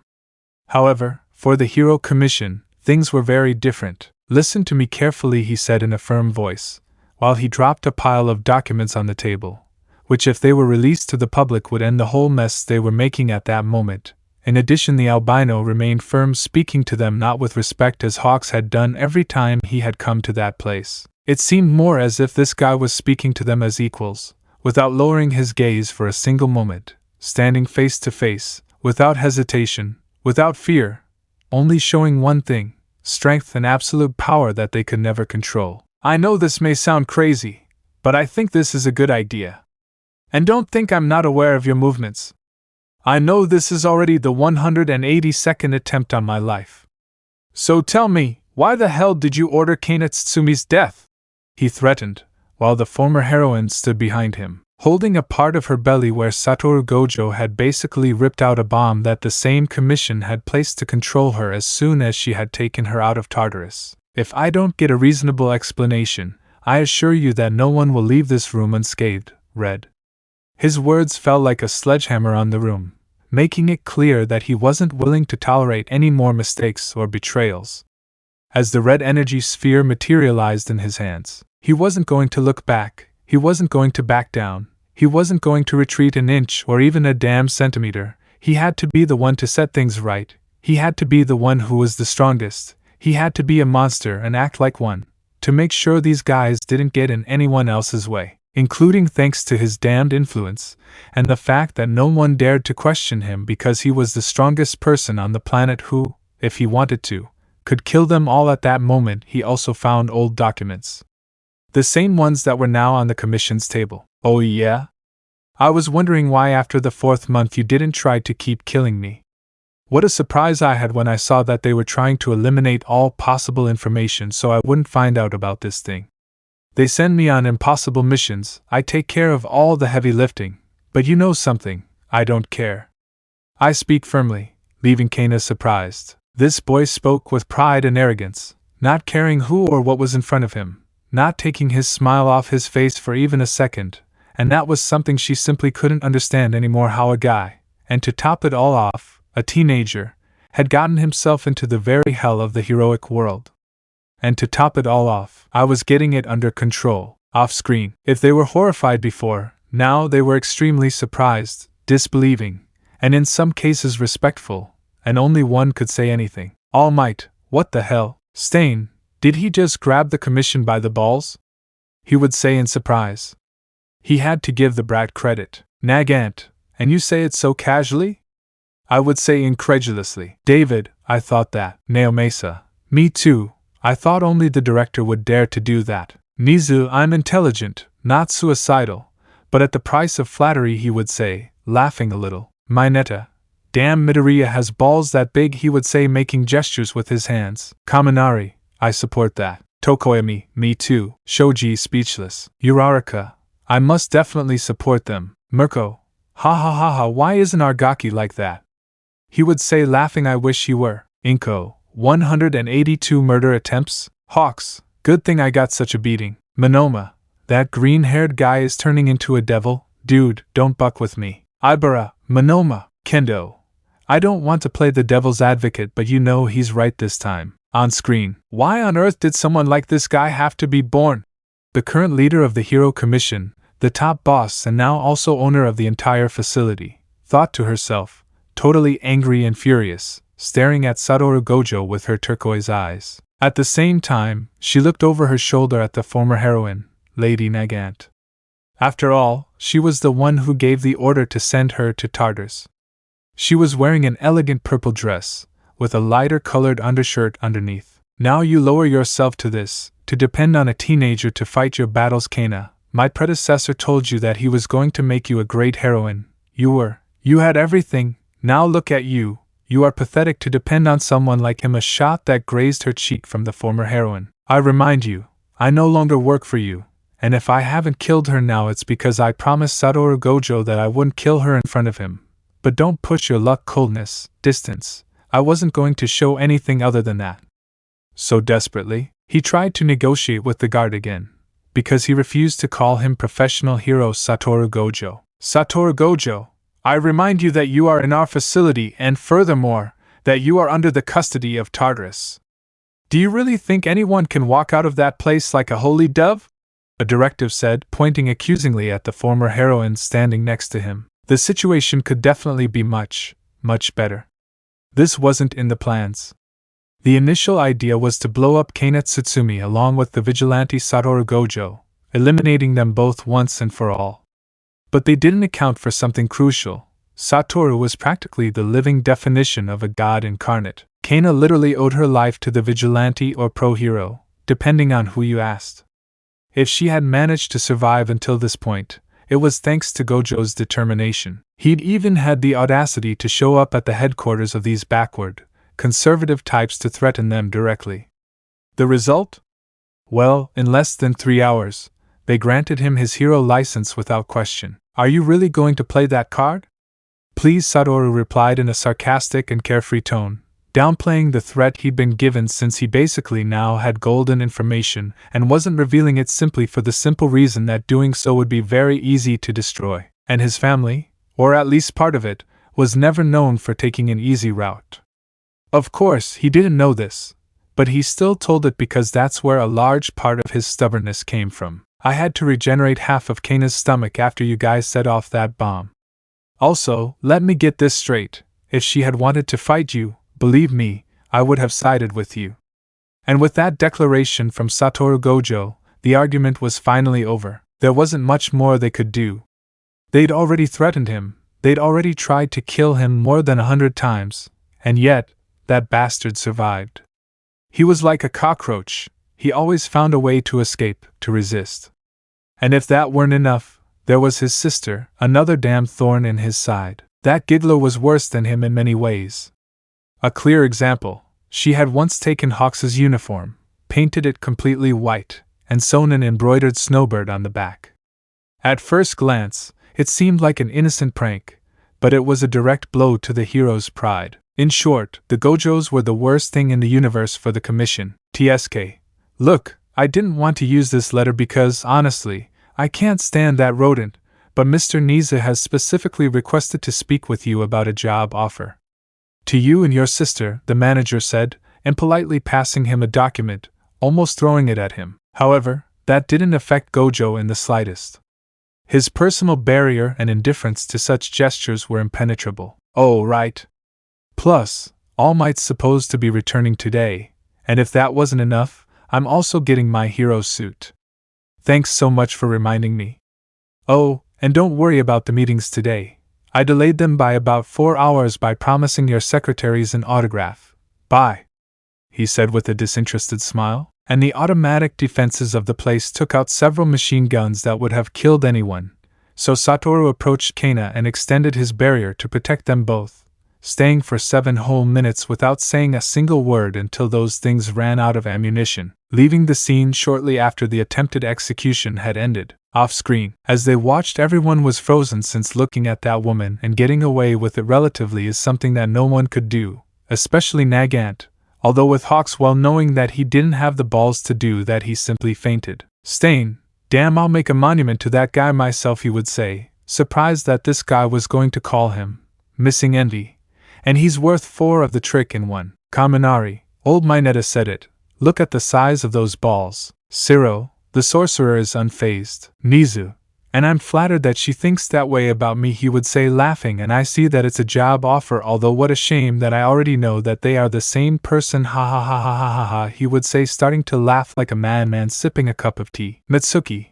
183, and Izuku says it as if it were nothing. I wonder, is that his true personality, or is it the adorable Yuke of always, I would say now, sowing doubt. On screen, ha ha ha, this makes 183 attempts. By the way, sorry for punching you out of the bomb, Kana. Now if you want, you can tell me why they locked you up in that horrible place. And come on, relax a little. If you keep that gloomy, just from a funeral look on your face, you'll probably never have a boyfriend, the white-haired man joked as he flew casually around the former heroine. Not for nothing, but at this point, I don't even know what to think of you. Can you even take anything seriously? To you, everything's a game. You always have to be smiling, and it's annoying. Just because I owe you my life doesn't mean we'll be best friends from now on. And to be honest, those guys over there are right. You don't come out of Tartarus the same, Kana replied in a cold and serious tone, something that didn't fit with the carefree attitude of his interlocutor. Satoru noticed that seriousness, too much for his liking. No one should be like that around him. He was the strongest person on the planet, and around him there was no room for fear, doubt, or worry. There should only be strength, total power, and the certainty that nothing bad could happen under his protection. That is what he had to transmit to anyone who came to his side, whether he sought them out or fate itself put them in his path. Well, if you want, I can take you somewhere. It's not a date, but I don't think you want to be stuck on the street, the white-haired man offered in his characteristically relaxed tone, as if what he just said was the most natural thing in the world. Kana stared at him in disbelief. Seriously, this teenager was not only capable of standing up to the Public Safety Commission, but could also use its resources as if they were his own? This kid's nerve was ridiculous. Heh. You're an idiot, but I'll accept anything that gets me out of that place and pisses off the commission in the process. He finally replied, letting out a slight, almost imperceptible smile. That was exactly what Satoru wanted to hear. His smile remained throughout the day, shining with that characteristic optimism. Thank goodness it was the weekend, otherwise he might have ended up in bigger trouble than he could handle. Besides, it wasn't just Niza. Stabilizing the heroic world was much more complicated than it seemed. He couldn't say he was doing a bad job, but he was always busy, always on the alert. In fact, it had gotten to the point where, whether it was Izuku or Satoru, he kept his barrier up 24/7 to prevent them from killing him in his sleep. Okay, Kana's home. Now, what's left on my agenda is meeting with Hawks to see how the whole new villain thing is going, then Haruka for my costume, and finally, I need to talk to Endeavor. I've put that meeting off for 2 months because I'm busy keeping the commission from pulling a trap that involves civilians. Although there is something I don't understand why he wants Aiko to go, and not Satoru Gojo. He paused while counting with his fingers, and saying the last thing out loud, trying to be ready for what could happen at that meeting. Then there's the matter with Nizu. Well, today should be a light day, he commented as he began to fly, but not before taking a commission drone that was following him closely, apparently still trying to spy on him. He was literally in Kana's residence, so he used his maximum speed with theology at maximum power, and I remove all the hidden micro cameras and microphones from the house by incinerating them with red and then appearing in front of the drone with everything back to normal. Listen, I already told you, don't spy on anyone I've trusted. Thank you, he added in a casual but firm tone. With that honest statement, he used his special technique Red to destroy, or rather, incinerate, the Public Safety Commission drone they had sent to spy on Kana. This is too good to be true. I can imagine they have hidden microphones and cameras, probably in plain sight and everywhere, including the bathroom, too. Guard the threat, Kana said, letting out a sarcastic sigh. At least the white-haired man wasn't like the others. She could give him that point. Still, it's better than nothing. I'm already used to having my body seen without my permission. And for 2 long hours, she searched. She checked every corner for any damn clue that what she'd said was true. But nothing. There wasn't even the slightest microphone, not the slightest hint of anything hidden. That terrified her more than anything else. How influential was this teenager in the world that, when he said no, literally everyone listened? Yes, he was strong, and yes, he had saved her, but this was bordering on the surreal. Off-screen, Kana, brat, she would say with a twitch in her eye while Hawks woke up a little and fainted again, seeing how he treated his senpai. The last time he had treated her like that, well, the cannibal chicken suffered a lot. Stain, if I didn't know he was a minor, I'd say he was trying to hook up with a woman. Mineta, Midoriya likes MILFs. Tsuyu, don't be an idiot, Mineta-chan, she would say, licking him. Kana had to admit that this brat was someone interesting, not in a loving way, but she was liking him even though that way of being was that of an idiot. Kirishima, gosh, Midoriya with that personality is so manly. Tetsu, yes friend. Toga, does anyone else know what the hell is going on with him? She would say with doubt. Without a doubt this was getting intense, and the personality that Izuku created was relatively unbearable even for her. On screen, Satoru! Haruka shouted as she watched her best friend slowly descend from the skies. Things had gone pretty well these past 3 months. And while she still had feelings for him, she knew she couldn't force him to do anything he didn't want to do. For 2 reasons. First, she literally couldn't force him to do anything. Besides, Haruka wasn't the same person she'd been 3 months ago. That's why, instead of launching into a kiss on the mouth, like most girls seem to do with Satoru these days, she opted to run up to him and hug him. She wrapped her arms around him and squeezed him as tightly as she could, as if she wanted to make sure he was real. Hey, Haruka. Sorry, I've been really busy dealing with the commission. You know how they are. Hey, Satoru, living weapon, we need you to take care of, I don't know, a kraken? And so, off I went to fight a kraken. Hee. He was a complete goofball. There was no other way to describe it. But somehow, he liked it that way, and I wasn't going to change it. Well, mister, I tear my clothes every time I wear them. Let me introduce you to your new suits. What do you mean, suits? He'd only asked for one. He was about to protest, but his older sister gave him a withering look that shut him up. A gift was never rejected or criticized, so he decided to simply accept it. It wasn't like Izuku wanted to start an argument, either. Oh, while Haruka's smile immediately appeared. She was excited to see how Satoru looked in his male and female versions in the outfits she had custom made for him. She couldn't help herself and locked him in a room, completely excited by what she was about to witness. It's eye-catching, but I actually really like it, the white-haired man said, leaving the room with a slightly flushed face. Seriously, he looked good. Or at least that was Haruka's opinion, who, despite trying to contain herself, couldn't help but feel impressed. However, her enthusiasm was somewhat subdued. She knew Satoru's sister would never let her be with him, Besides, 2 weeks ago he himself had rejected her as a partner, though not as a friend. So she smiled slightly and said something that managed to cheer him up. So what are you waiting for? Why don't you try it out for a bit? Run! And Satoru did. He jumped and flew like there was no tomorrow, performing acrobatics and everything he could to prove to the world, the Commission, and anyone else who was watching one thing: he was an unstoppable force. When he realized that no one was watching him anymore, he breathed a sigh of relief. The blue sky stretched above him, and the daylight caressed his face. He paused for a moment, contemplating himself. Her outfit was stunning. The relaxed fitting pants were reminiscent of the design of a popular game like Genshin Impact, paired perfectly with the cobalt blue jacket. The latter was not only functional but also stylish, featuring intricate golden rune designs that seemed to emanate some kind of mystical power. I wonder how far away I am from Japan now, he whispered to himself. He didn't feel uncomfortable. Rather, he felt very comfortable with this new appearance. He decided to try something. He extended his hand and decided to test its resistance a little using red. The attack came out of his palm in a perfect 180-degree turn, but the suit didn't even flinch. It hadn't suffered the slightest damage, and he hadn't felt a thing. This thing is a damn marvel. He looked closely at the gloves. They had also held up perfectly. The boots, for some reason, felt strangely pleasant, though he still didn't understand why they had to be so white.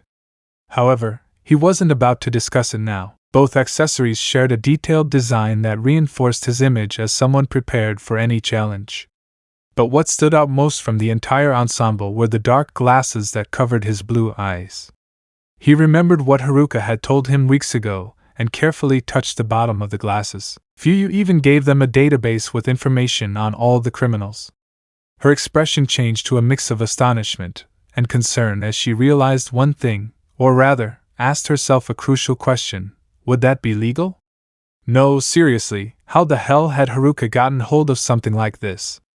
I hope she hasn't gone back to her bad ways. He shook his head, thinking of his sister, as he put his glasses back on. Although he found the database impressive, he didn't want to rely too heavily on the technology. He preferred to feel self-sufficient, trusting in his own power. He stood motionless for a few seconds, observing everything around him. Every detail of the landscape was captured and analyzed with his sharp, almost divine gaze. His hands adjusted the ornate belt with a central clasp that shone thanks to a blue gem embedded in its center. The suit's design made him feel powerful and ready for any challenge. He couldn't wait to wear it in front of an audience. Walking calmly in that same spot, off-screen, Mina, hey, it's Haruka. Uraraka, looks like they fixed it. Hagakure, how cruel, he rejected her, although well, she kind of deserved it. Inko, at least they made up and she understands her mistakes although her outfits. Present Mike, what kind of girl knows about a villain database? I would say not wanting to know that, since that wasn't entirely legal. Midnight, although that suit doesn't look bad at all. Mount Lady, it's a good fit for a video game. Mirko, it suits him. Ryukyu, without a doubt. Psuyu, that's good. Karo, Nijire, but what will she do now? Who will she meet with?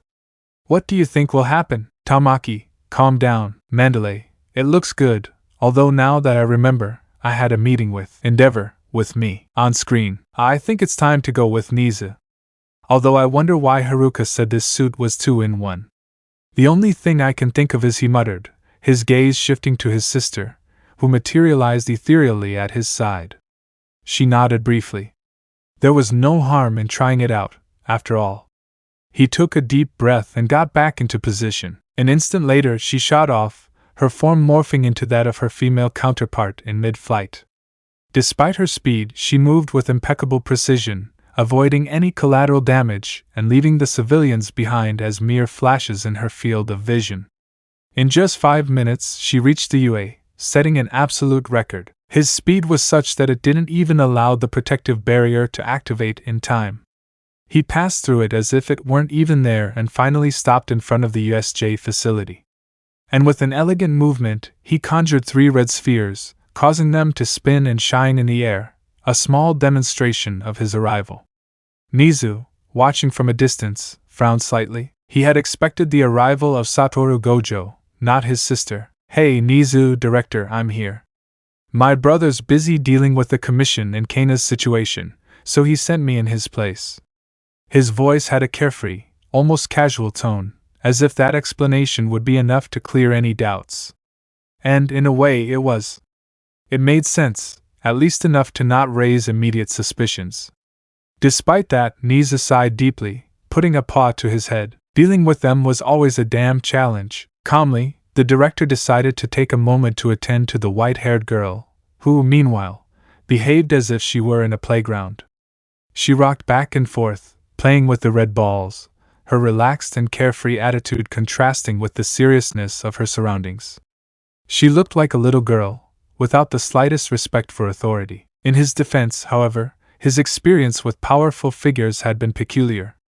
Most of his interactions with authoritarian figures had occurred within the commission itself, a place where tension was palpable and loyalties dubious.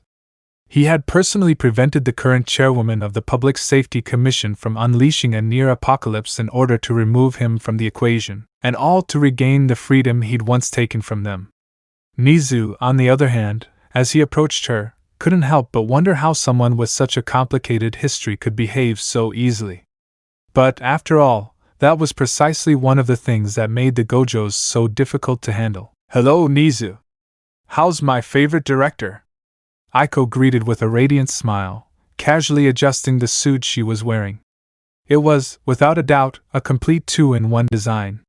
The dark glasses she'd previously worn now shone in a pink hue that perfectly matched the rest of her outfit. The suit was a masterpiece of sleek, modern design, with clean lines and a sophisticated aesthetic. Perfectly tailored, it flattered her curves without being overpowering, projecting an image of confidence and professionalism. The princess-style blouse, with open balloon sleeves, met the gathered bodice with a flirty Peter Pan neckline. It complemented the train of the dress, which had previously been blue and now shone in a delicate shade of pink. It's incredible that your dream of going to UA came true in such a twisted way, little brother. The Valkyrie joked, remembering how her brother had dreamed of studying or visiting this academy one day. She looked at the details of the suit that had belonged to her brother and that now, transformed, looked completely different. The color pink dominated the design, providing a harmonious contrast with the modest neckline that revealed just the right amount of detail, without revealing too much. Thanks to her intervention, her sister's nails were impeccably decorated with a perfect manicure in the same shade of pink, adding a touch of refinement to the ensemble. The boots, with small, elegant, moderate heels, completed the look, giving it an extra touch of height and sophistication. Another detail that didn't go unnoticed were the gems on the boots, which now stood out even more due to their new brown hue. You might be right. The white-haired girl responded mentally without taking her gaze off the UA director's face as she felt how the gem that was in the center of her belt had subtly changed location, slightly toward the right side of her hip. Off-screen, Shoto, Amaldishin he would say blushing. Bakugo, shit I would say the same. Kirishima, wow, she looks pretty in that outfit. Pretty? What the hell would he be? Kaminari, he's even more feminine than many girls. Momo, her suit is good. Mina, I like it. Mineta, shit why wasn't Midoriya a woman with that body?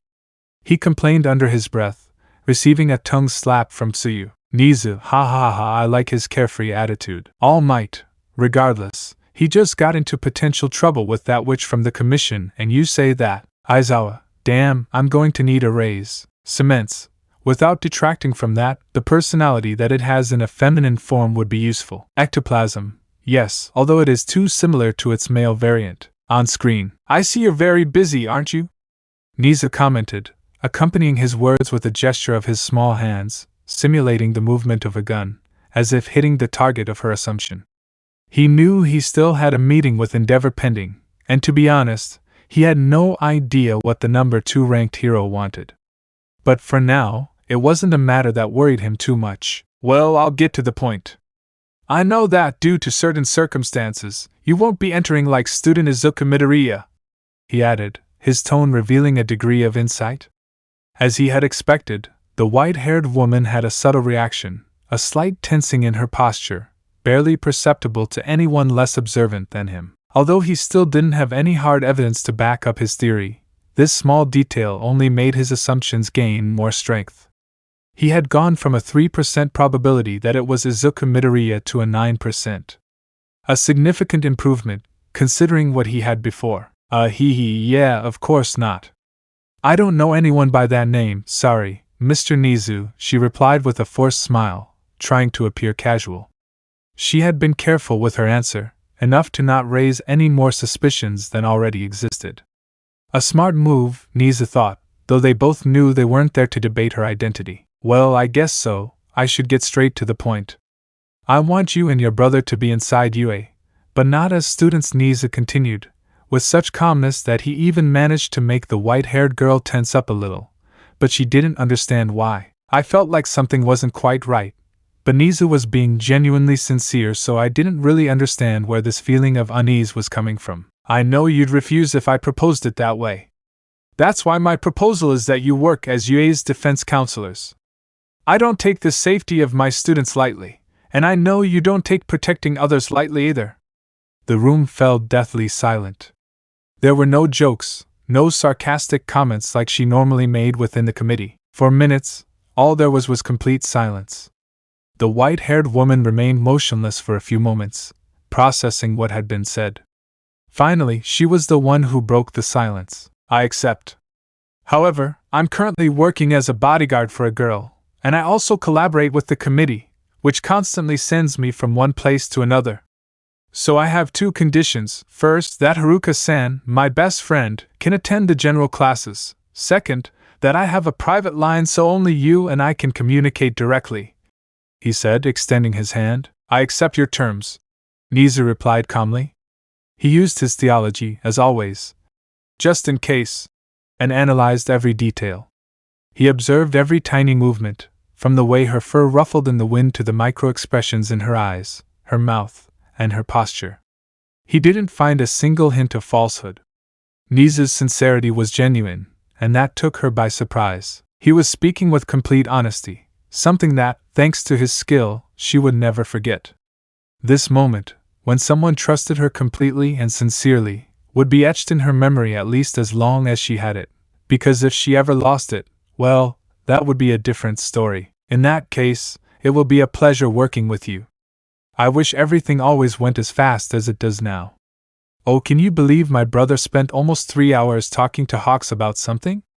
According to him, they're planning to infiltrate some army or something like that, she commented, throwing out the information with the intention of surprising him. And at the same time, it diverted his attention to something that would keep him occupied, preventing him from investigating his identity further. It worked halfway. HMP. I don't think I should reveal such important information, but I have a question. Why does it look like your hand is wearing a glove designed to withstand machine gun fire? Nizu asked, a sly gleam in his eyes. That wasn't achieved easily. You had to know where to look at the same time, a brain to put it together, as well as clearly expensive materials. And I called him out for that very reason, since I seriously doubted that Satoru Gojo/Izuku Midoriya would use the commission money for things like this. I was even sure that if he somehow got hold of a fund like that, he would use it for anything but himself. If you let me have them for a few days, I could establish our direct line through them. Or maybe in your glasses. Don't think I didn't notice they have some integrated technology shit that hadn't gone as planned, and it was true because while Izuku had a high potential for analysis and deduction, he still had a long way to go before he could go head-to-head with Director Nizu, one of the brightest minds on the planet. Now, although I'd like to continue chatting with you, I need to start the paperwork to formalize your incorporation with us. So you can leave now. And, by the way, thank you for letting me use the goggles and gloves for analysis. Seriously, I'll never forget your generous donation, Nizu added, with a smile that seemed both mocking and genuine at the same time. I think we shouldn't get too close to Nizu, not without caution. He's already figured out who you are, brother, whispered his older sister's voice, always the voice of reason between the two. Fortunately, even if Nizu had figured something out, he had no proof to confirm that Izuku was Satoru, let alone that Aiko was Izuku. For now, they were still at a standstill. Until she realized a small but crucial detail, she just agreed to help with UA security. She'd said yes to Nizu, one of the few people who wouldn't swallow for even a second the vague, half-baked answers she usually gave. So in a rather twisted way, she just walked right into the lion's den. Nizu, with nothing more than words, could stop her without having to use force. Perhaps she should have known better, because she was already starting to regret falling into his trap. Off-screen, the room was now immersed in an atmosphere of surprise and shock, as they saw firsthand what the UA director was like, and he could be very interesting, bordering on resembling that woman from the commission, while the aforementioned man remained calm. Kyoka, he knew who she was from the beginning. Momo, this gives. Kendo, yes, it's scary. Ibara, what level does a director's mind reach? Midnight, and even Regenleaf knows that the director, although a good person, knows how to persuade without threats, seeing him as someone dangerous although relatively trustworthy. Nizu, intelligent beings are very dangerous, he would say seriously although with a smile on his face. David, it's true, with muscles and all many things cannot be achieved, but preparing everything from a mental perspective, that's a different story. Naomesa, a quick mind will win a war without fighting a battle. On screen, I'd better go with Endeavor. He said he wanted to talk to Aiko, so, well, let's take advantage of the fact that I'm already like this. Besides, I need to clear my mind. She muttered to herself, as if trying to convince herself might make the idea sound better. And with that thought, she ran off at a moderate speed. For her, of course, it was just a light jog. She was quickly at the Endeavor agency, and upon entering, she went straight to her office, taking advantage of the time to fix her hair a bit. Her mother had recommended an excellent shampoo that prevented tangles, and she always kept a handheld mirror with her for quick adjustments to her outfit. And thank goodness she had taught her things about skin care and light lessons on makeup application among other things, because she didn't want to deal with the nightmare of untangling a tangled mane after a race like that or looking like a clown in a meeting as important as one with the hero of the top 2 ranking. Okay, let's see, I haven't sweated, my hair is neat, I don't have anything on my face. I'm ready. No, wait, I almost forgot the spare glasses that came with the suit, phew. Now that's perfect, she said to herself, adjusting her glasses before entering. And upon opening the door, she walked straight into Endeavor's office. Without waiting for permission, he slumped into one of the chairs in front of the desk, slowing down so that time momentarily froze around him. It returned to normal, and of course, that had consequences, because with that sudden deceleration, he brought with him a gust of air that forced the number 2 hero to close his eyes for a moment. When Endeavor opened them, he found the white-haired, pink-eyed woman comfortably seated in his office. He looked at his watch, then at her, and frowned. Late, okay? Yes, it was intimidating. She couldn't deny it. And she didn't want to face the sensory overload her theology caused when she was around someone like him again. The last time she'd used it in a similar situation had been during a reconnaissance mission with Hawks.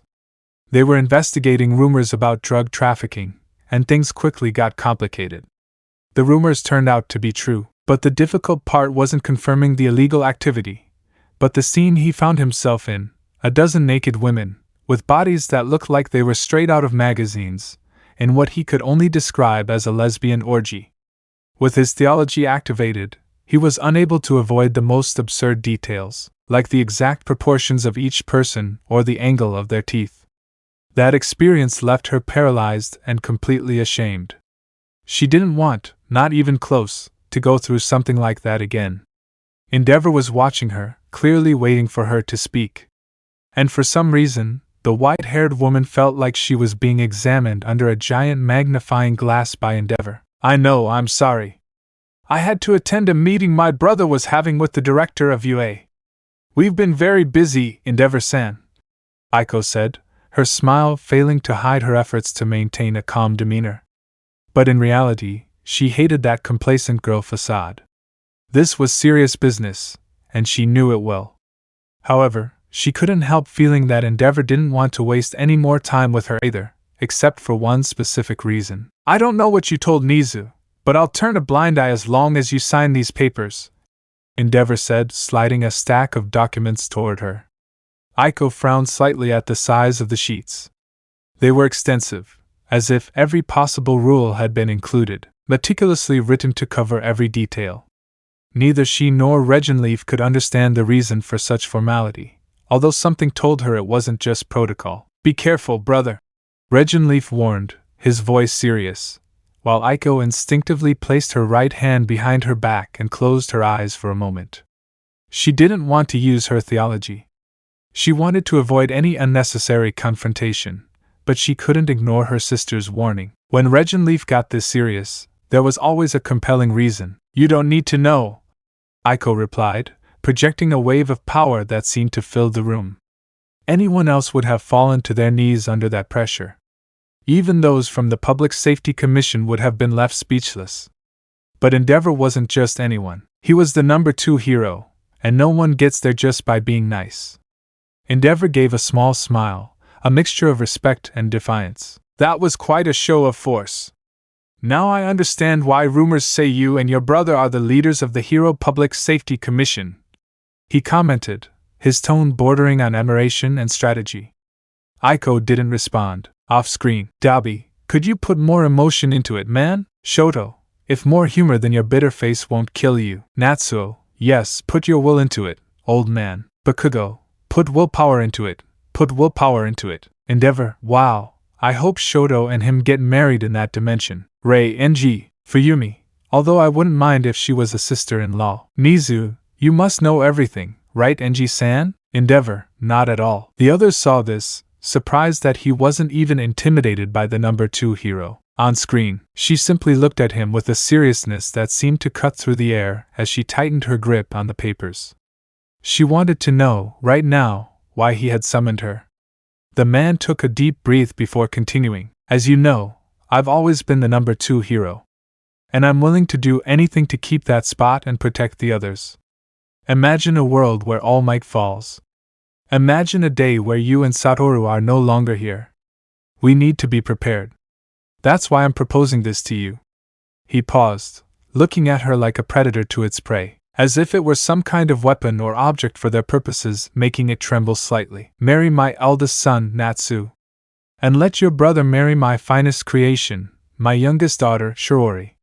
He stood still. Aiko was in a state of absurd shock, as if time had stopped. Not a word came out of her mouth. It was one thing to deal with the guys who had been trying to kill her for the past 6 months, but it was quite another thing when one of the people she admired most in the world, second only to All Might, said something so damn cruel to her. What the hell was wrong with the world? Why did she have to be the one to put things right again and again? And again, and to top it all off, she'd used her theology to make sure she wasn't lying, so she couldn't forget that damn look from one of her childhood heroes and idols. It felt like the worst. Everyone was after her for something, like she was a damn living weapon. What? She murmured, her voice barely a thread. Unconsciously, her hand moved to her belly, a gesture that betrayed her emotions. She was fully aware of her female body, and she knew that, eventually, she could become pregnant. However, deep down, her soul was still that of a boy. The idea of accepting something like that was devastating. Off-screen, Shoto, what? Natsuo, what? Fuyumi, what? Mineta, what the buck? Rei Nani? Dabi, the dwarf is. Shoto, I would say incredulous. The Todorokis, am I a woman? Fuyumi, don't get me wrong, but I wish some of you had been women. Natsuo, old man. Mineta, what the buck? First Midoriya, who doesn't know what the hell he is, and now Todoroki is a woman. Kaminari, I don't know, bro. Kirishima, the multiverse is really confusing. Midnight, that must be a blow to his pride as a man, he would say, knowing that conflict. Inko, a granddaughter or grandson. Bakugo, damn right, now the nerd can get pregnant. Kendo, and just for having a Valkyrie. Ibara, what kind of crazy idea is this? She would say, shocked by her beliefs being redrawn like this. Stain, no doubt if I didn't know AFO created your version, I'd be jumping at your jugular, Endeavor. On screen, the weight of Endeavor's words hit her like a storm, leaving her completely paralyzed. What you heard? I don't care if it's me. I'm happy if someone in my lineage surpasses All Might and becomes the new pillar of society. If I have to sacrifice my finest creation, my own daughter, so be it.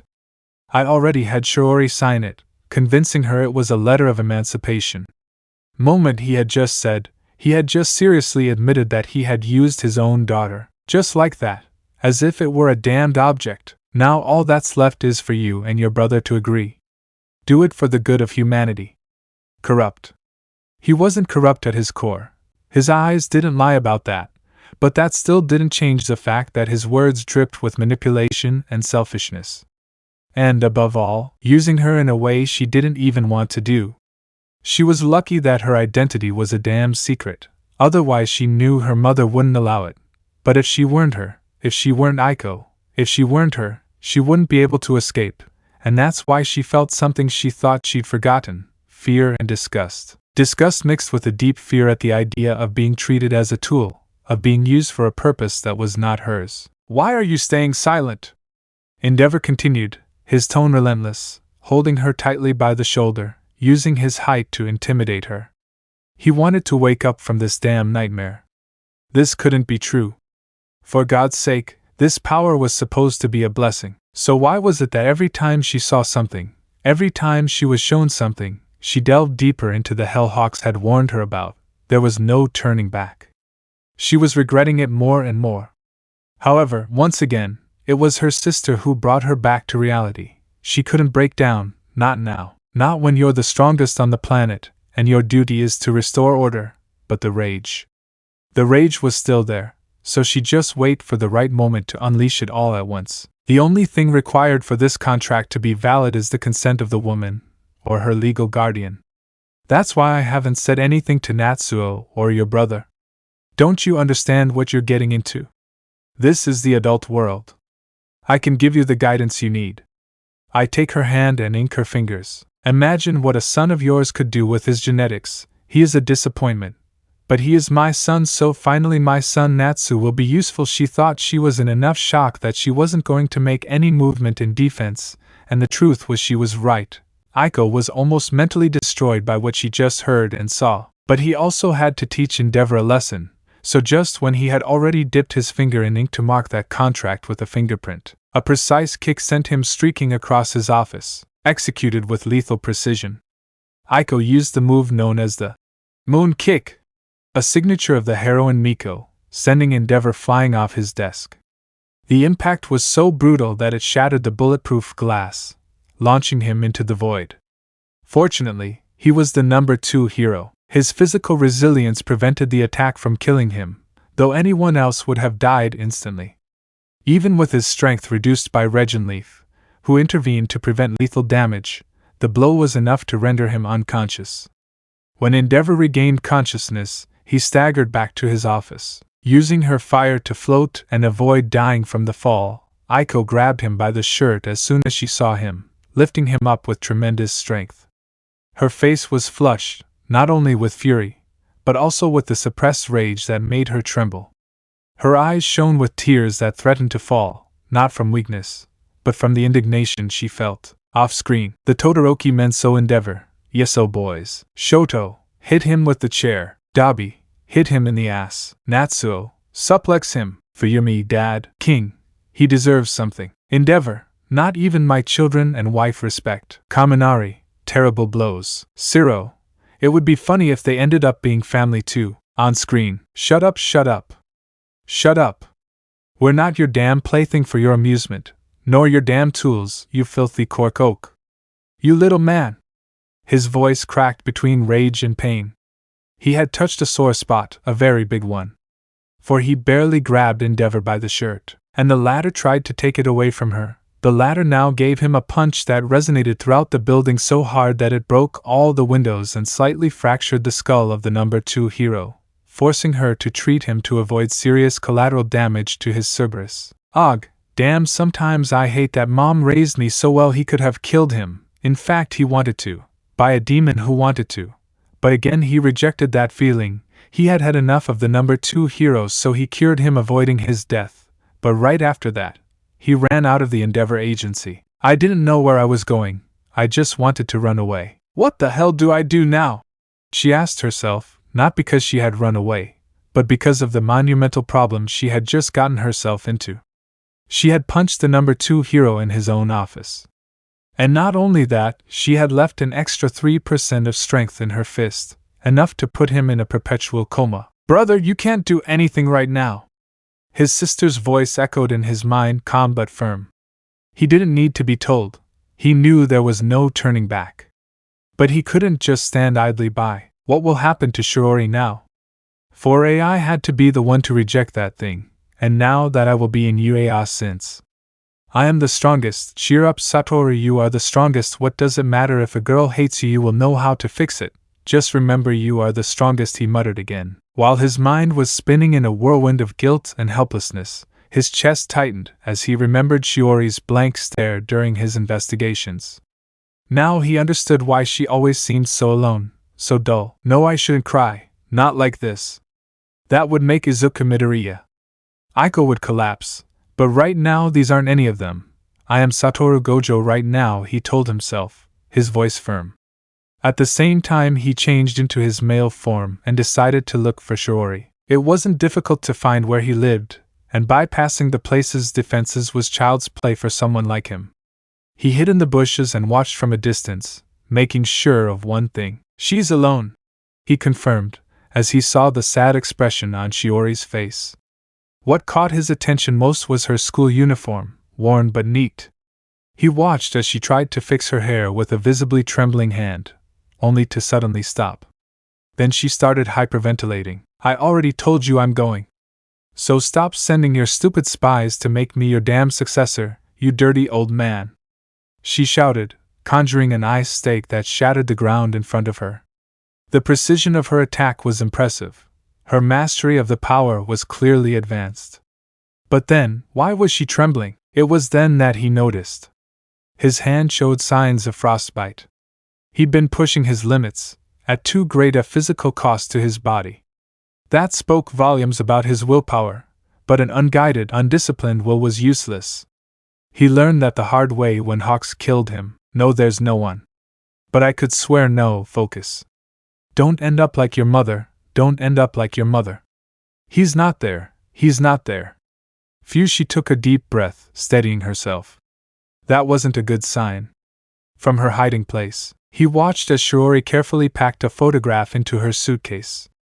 It was an old picture, showing her alongside her mother and older sister.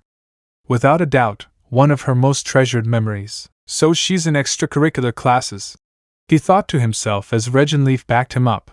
Someone like her being into such things wasn't unusual, but what happened next was. Just as Shiori began to smile at the photo, a small flame emerged from the burn on her hand, forcing her to cover herself with a layer of ice. Damn you, Tuya, if you wanted to be the old man's successor so much, just wait until I was older and I swear I would have gladly left the position. TSK, just for a demon, why did you let me face all this alone? Fuyumi, Natsu, even I need you. Your power was superior to the old man's and you threw it away, she almost shouted, but of course no one heard her. Off screen, everyone in the room didn't know what to say, although Mirko wanted to throw herself at Endeavor, tie him up with ropes and an anti-quirk collar, and then hit him with all her might on his male parts to punish him. Damn, she was a woman with character, but what that version of him was doing was too much for her as a woman. For his part, Dobby felt slightly bad given that he might have thought about his brothers more than himself, being a selfish bastard, and if he thought about it, he was becoming a second Endeavor as much as he wanted to deny it. Things were turning out this way. On screen. What's more, she melted the ice that covered her and finished getting ready, but not before taking one last look at what she assumed was her home. Sadly, at least Fuyumi tried to cheer her up whenever she could, although now with the Satoru Gojo thing TSK. She didn't understand why people admired him. You're just another disgusting old man who takes advantage of others at the first opportunity, just like my father. And upon hearing that, both Satoru and Regenleaf lowered their gazes. They truly hated him. And he could understand her better than she let on. And without her knowing it, she made the same mistakes as her father. Thinking only about her situation and not that of others, she never stopped to think if Satoru really knew anything about the subject. But he didn't blame her, he knew what that burden was for sure. Now she was thinking something like, I'm the one who has to carry that weight. That's my role, and it doesn't matter if it was by fair means or foul. But she was going to be a girl whose mother, and her entire family, except for her father, could feel proud. But even so, she was so fed up with that feeling of being second best, the shadow, the daughter, the only one, so many titles she never asked for, so many things she never wanted, but her father forced her to be. A tear came out of her left eye, even though she wouldn't admit it. He seriously hated his life. Screen turns off. Todoroki was silent. He had really gone too far. He hoped that his best friend, his first true friend, hadn't heard that. Otherwise he would really lose the one who gave him a new light. Shoto, I'm sorry, friend, he would say, feeling horrible, although he knew that he wouldn't blame him. Endeavor felt horrible while some of the others looked at him badly, and others restrained themselves from rushing to beat him until he was unrecognizable. Stain. Considering she doesn't know him, I can't blame her, although she should stop focusing so much on her personal pain and be open. Midnight. It is a trauma that should be seen, and I am surprised that you, being Professor Aizawa, have not sent someone to deal with the matter. If at first glance, Shoto looked like himself. Aizawa, excuse me? He would say seriously, not considering it to be careful to criticize his method. Midnight.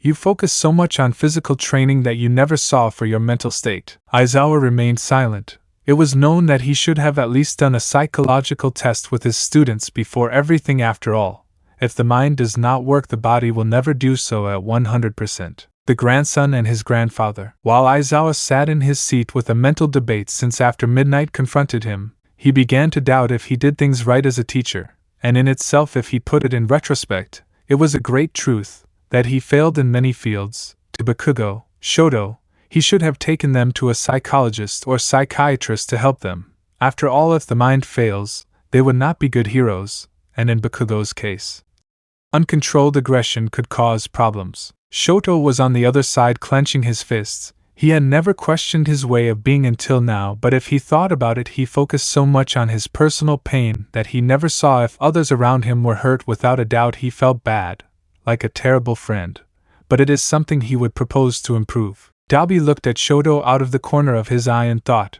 it was worth hating him for something that ironically wasn't his fault at all. His fanaticism to make Endeavor see that he was wrong said yes, but his heart and his mind were something else. His family was destroyed, and if he thought about it, he was like Endeavor. He was a carbon copy of his father. He never wanted to be like him, but it seems he was wrong. No one had time to say anything when the screen would turn on. Mineta, oh, here we go. Kaminari, yes. On screen. Bro, are you sure about this? One false step and you'll give the commission what they want. You're taking a risk. Satoru Gojo knowing about the contract through his sister makes sense, but how would Izuku know? I didn't know how to respond. Or well, I did know, but I didn't want to say it. Sister, I'm the strongest. No one can lay a finger on me. You know why I act the way I do, being Satoru. Besides, at least this way no one will understand that Izuku, that nervous boy who can't talk to a girl in a tender or flirtatious way, could be the great Gojo who takes everything as a game. He got into position. You know, I don't know if what I'm doing is right. I don't know anything about what I'm getting into. At this point, if I didn't have the power I have, I'm sure I wouldn't dare do anything I'm doing, but who am I kidding? I've always been like this. If no one is willing to become the monster society needs, he closed his eyes, then I will be. I don't care that the villains are now after my head. I don't care that no one, not even Hawks, cares about how I feel about this. I shouldn't care that now even Endeavor sees me as an object. She was opening up emotionally as her white hair turned green. She was really letting her heart speak, as tears began to run down her cheeks. Why should I care that I don't have a single friend who cares about me? Why should I care that, as long as I'm Satoru Gojo, I can't trust anyone? Why should it bother me that everyone is after me for my power? Why should I care about carrying the burden of being the strongest? That he was breaking down, that would affect Izuku Midoriya, the one who wants to save everyone with a sniff, with a smile. The one who is willing to sacrifice everything in his life, except for his mother and sister, for the world. No one should have to bear this burden, no one. Only Satoru. Because Satoru Gojo is the strongest, and obviously he must bear it, and after saying that, he opened his eyes. Brother, this time I couldn't comfort him, not because I didn't want to, but for the opposite reason. The boy was capable of putting others' happiness before his own, adopting attitudes he'd never have, carrying a personality he never wanted to have. All for saving people with a smile, just like All Might did. He didn't understand how his brother could still admire him like that.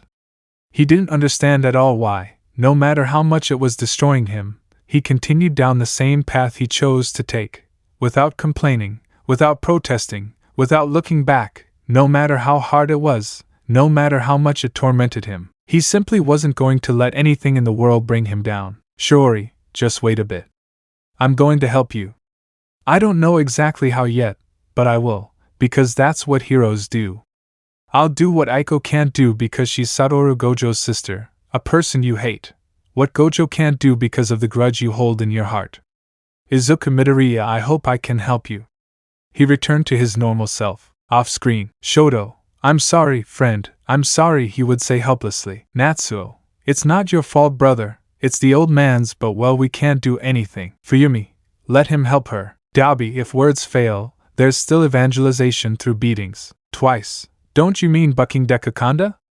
He would say in a subtle tone. Many who understood that would blush for understanding that aspect, while the Todoroki males looked at the Japanese Deadpool with daggers. Toga, Jean would say to shut your mouth. Twice. I'll shut up / no shit, I won't shut up. All Might, another identity crisis? I would say, understanding that aspect. Nizu, no doubt my friend, this is affecting him, even if he denies sacrificing his humanity. Being so young he will do it. Aizawa, although his plan to have him help in real form is good. Kirishima, Mito bro was always like that, always so manly. Stain, I see that I was not wrong about him. Spiner, he acts like a true hero and Stain recognizes him, that counts for me. On screen, there was no need for Gojo, or at least not now. And well, once again, the commission lost sight of Satoru Gojo, who seemed to have teleported away, as there was no trace of him on any camera in Japan. Call Haruka. She said she went to the same girls' high school as Shiori, and if she's really your friend, besides knowing your identity, she should be able to help you, his sister suggested. Izuku followed her advice and started dialing her number. Or, well, he dialed it after everything had returned to normal. Hey, Sato, you're in your civilian form, Haruka said, a little less cheerful. It wasn't that she minded talking to Izuku, more like she found it less exciting. I mean, there was no comparison. Satoru was handsome, strong, and incidentally, practically a millionaire, having taken over as head of the Public Safety Association. Izuku was just Izuku. A pretty average guy. He wasn't exactly attractive to girls, but he wasn't ugly either. He was the kind of person who seemed to fit somewhere in the middle, like he was destined to fly under the radar. He was a good friend, yes, but he wasn't a big catch, like Satoru was. Yes, I need information about Shiori. Do you know how late her extracurricular classes are? First alarm. Why was she asking about that crazy girl? Their relationship had been limited to ignoring each other. And things had only gotten worse when he found out about her old life. Haruka had abandoned her job as a bounty hunter for Satoru. Call her crazy, but she preferred to give up everything rather than provoke the man who, with a simple movement, could cut her in two. Besides, he had the commission under control. With his presence, he instilled such absolute terror that no one dared to do whatever he wanted, anyway. With fewer villains active, the heroes had managed to expand the boundaries of their jurisdiction. What All Might had started in his time had been magnified with the arrival of Satoru. His influence had reached unprecedented levels, to the point where it seemed history itself was about to split. The pre-All Might and Satoru era, and the post-Satoru and All Might era. Why do you want to know? She asked seriously. Haruka wasn't about to let that bitter little girl near Satoru. That girl had made it clear more than once that she didn't care what he did, and for weeks now, she seemed to hate him with all her heart. But Haruka had been with Satoru long enough to know that in her heart, he wouldn't be capable of hurting Shiori. Satoru was too good for that. An albino Adonis with a heart that would never intentionally hurt anyone. So, long story short, I got into a lot of trouble with Endeavor, Izuku blurted out. Immediately, all of Haruka's alarms about losing Satoru went off. It was a work-related issue that made a lot more sense. But then, something clicked in her head, and fear took hold. His mind, racing, began to imagine 7 different scenarios, each one more terrifying than the last. Wait a minute, what? She was completely stunned. She shouldn't have dropped the bombshell so abruptly. She never imagined the number 2 hero would get caught up in these affairs. She knew Satoru was deeply involved in the chaos of the hero world, but she never thought he was actually off-screen. Uraraka, we'll call Haruka for data. Tsuyu, wouldn't that be illegal? Momo, although I am surprised that Midoriya-san is seen as a fairly normal person, I do understand that like Satoru he is beautiful. Mina, I'll answer the rest. Midori is marked as the 3rd most handsome in the class after Todoroki and Bakugo. Hagakure, yes, the other classes said it as a vote. Kyoka, so according to the 3, one knows about those surveys doesn't know what she's missing? Momo, that's right, she would say calmly, she knew about the survey. All the classes had their top 3 handsome boys, and her class was no exception, since the whole academy voted, except the girls from her own class. Of course they chose the others, but oh well. Mina and Hagakure, yes. Shoji, although tactlessly saying what went wrong with Endeavor is. Tokoemi, suicidal if your friend is in love with you and if you don't protect yourself she will act with Yandere potential. Mirko, ha ha ha ha ha ha, that's it. Bluntly, short and to the point. Ryukyu, they should be more tactful in some things. Mount Lady, well, unless he's gay, men tend to be like that. Kamui, that's sexist and unreasonable. Just because some are sexist doesn't mean everyone is sexist. On screen, she was going to make the decision to go all the way, even with the help of someone like that woman, who acted as a stabilizer of her power.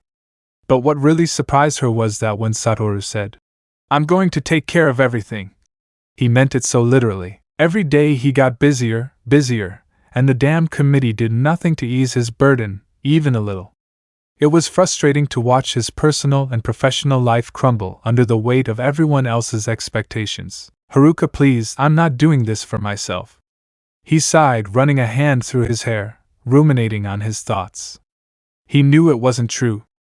Really, Izuku had that problem, being so moralistic. He wasn't that rational. Sometimes he liked to complicate his life, finding ways to help others without giving it much thought. That had gotten him into this situation. And now, he found himself stuck in a dilemma once again that clouded his mind. What the hell was Shiori up to now? Or the top-ranked hero, Endeavor? He couldn't help but imagine the worst-case scenarios. It was clear he couldn't rest easy knowing everything could fall apart because of a single wrong action. Well, around 6 in the evening. I didn't want to get involved in that, because you know I like reading my mangas more than anything else, Satoru. But tell me Shiori isn't involved in anything serious, right? I mean, I want to tear her hair out, but that doesn't mean that, well, I want to see her as bait for another trap for you. Her tone was somewhat sarcastic, but the underlying meaning of her words reflected genuine concern. Images of Satoru in danger kept reappearing in her mind like ghosts, and she didn't want to be the one to blame for anything happening to him again. She'd already learned from her mistake. And then, in the blink of an eye, she saw what she loved to see, Satoru Gojo. She'd accepted that she could never have anything with him, even if the thought had been unbearable at first. Now, however, she accepted him wholeheartedly. She would continue to love him from the depths of her being. If not as her partner, then as her best friend. Well, maybe not exactly like her best friend, but something more complicated. It was more of a relationship between two people who, despite everything, understood each other on their own terms. But Satoru, Izuku, that was a different matter. They were acquaintances, yes, but not close friends, at least not in the way she would have wanted it to be. If to be with Satoru she had to put up with Izuku, it was worth it. Don't worry, I'm the strongest. That phrase, that damned phrase that always came out of his mouth, was the only thing that made her feel calm, even if it was just for a moment. Sometimes she loved hearing it, because she knew that with those words Satoru wanted to convey his trust in her. And strange as it seemed, it made her feel safe, although deep down, she knew she couldn't rely on those words alone. She needed to do something more for herself, because she couldn't stay like that forever. She knew that. But the important thing for her had already been done, accepting that both Izuku and Satoru were, in some way, connected. It was a huge step for her, bigger than she could have imagined. I know, but it never hurts to check. Well, I'll leave you. I have to get some things done, And oh, so you're going to ask me about the glasses.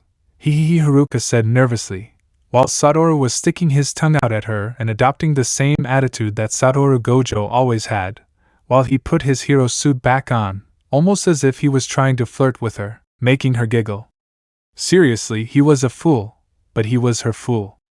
And also her best friend. Look, I promise you that I only used my contacts in that world to get them, I swear. I didn't do anything really illegal, he said with a drop of sweat, while Satoru, with his typical attitude that he tried to maintain in any situation, spoke to him calmly through the video call, making sure he focused, in his blue eyes, which were now staring at her.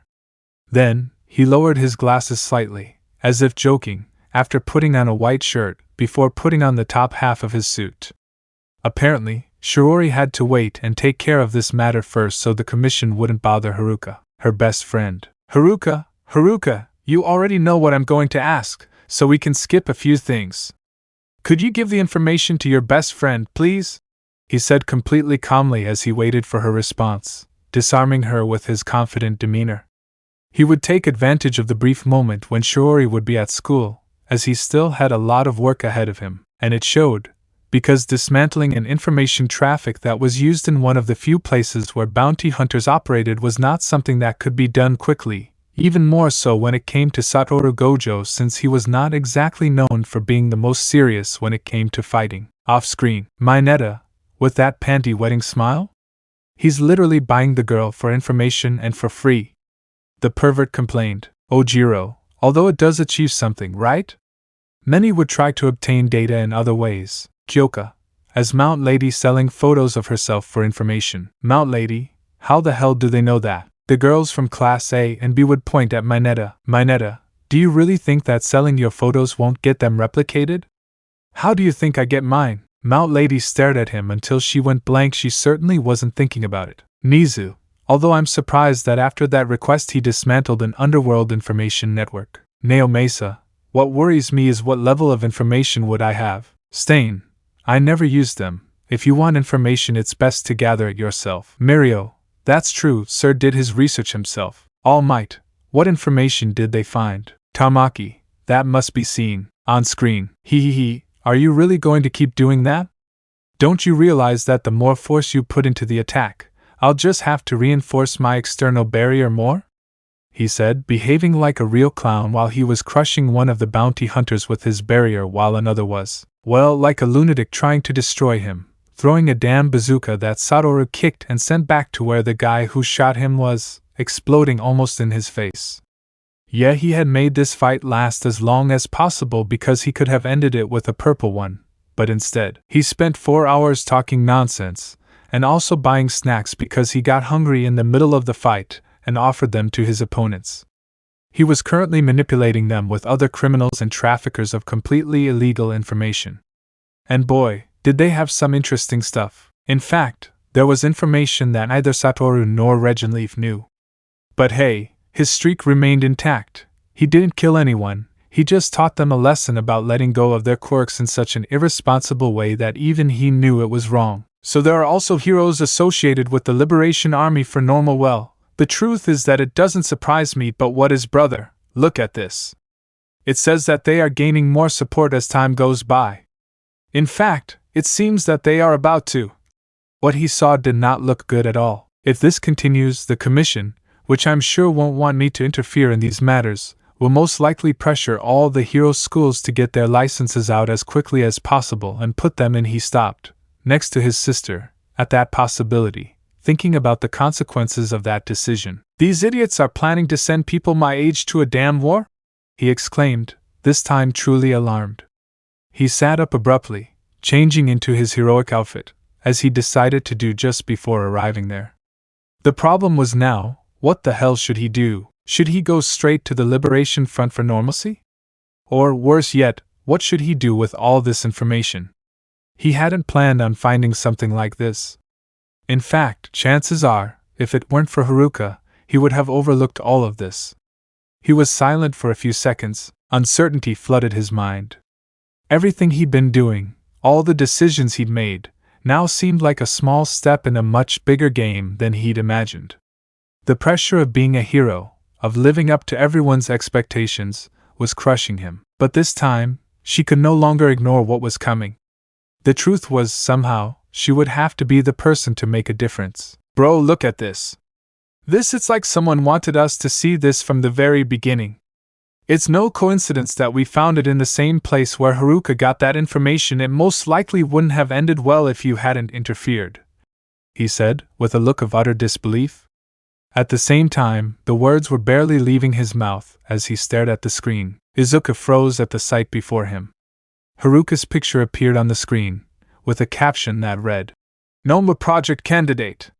And as if that weren't enough, he activated his technology to make sure what he was seeing wasn't a damn hoax. Izuku's eyes scanned the screen frantically, searching for any error, any hint that this was all fake. But what he found left him completely devastated. There was a file with his name on it, and in it, a list of options for disappearing him. Izuku could barely breathe. That list included people he truly admired, which made the horror even more palpable. Desperate, they both searched for a name that would reassure them, and they found what they were looking for.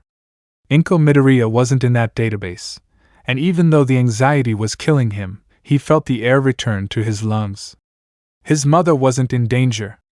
That calmed both Izuku and Regenleaf, but they knew they couldn't stop there. They kept searching, hoping to find something to guide them, and that's when they found other names. Melissa's Shield Nana Shimura Rika Project, Izuku murmured, his voice breaking.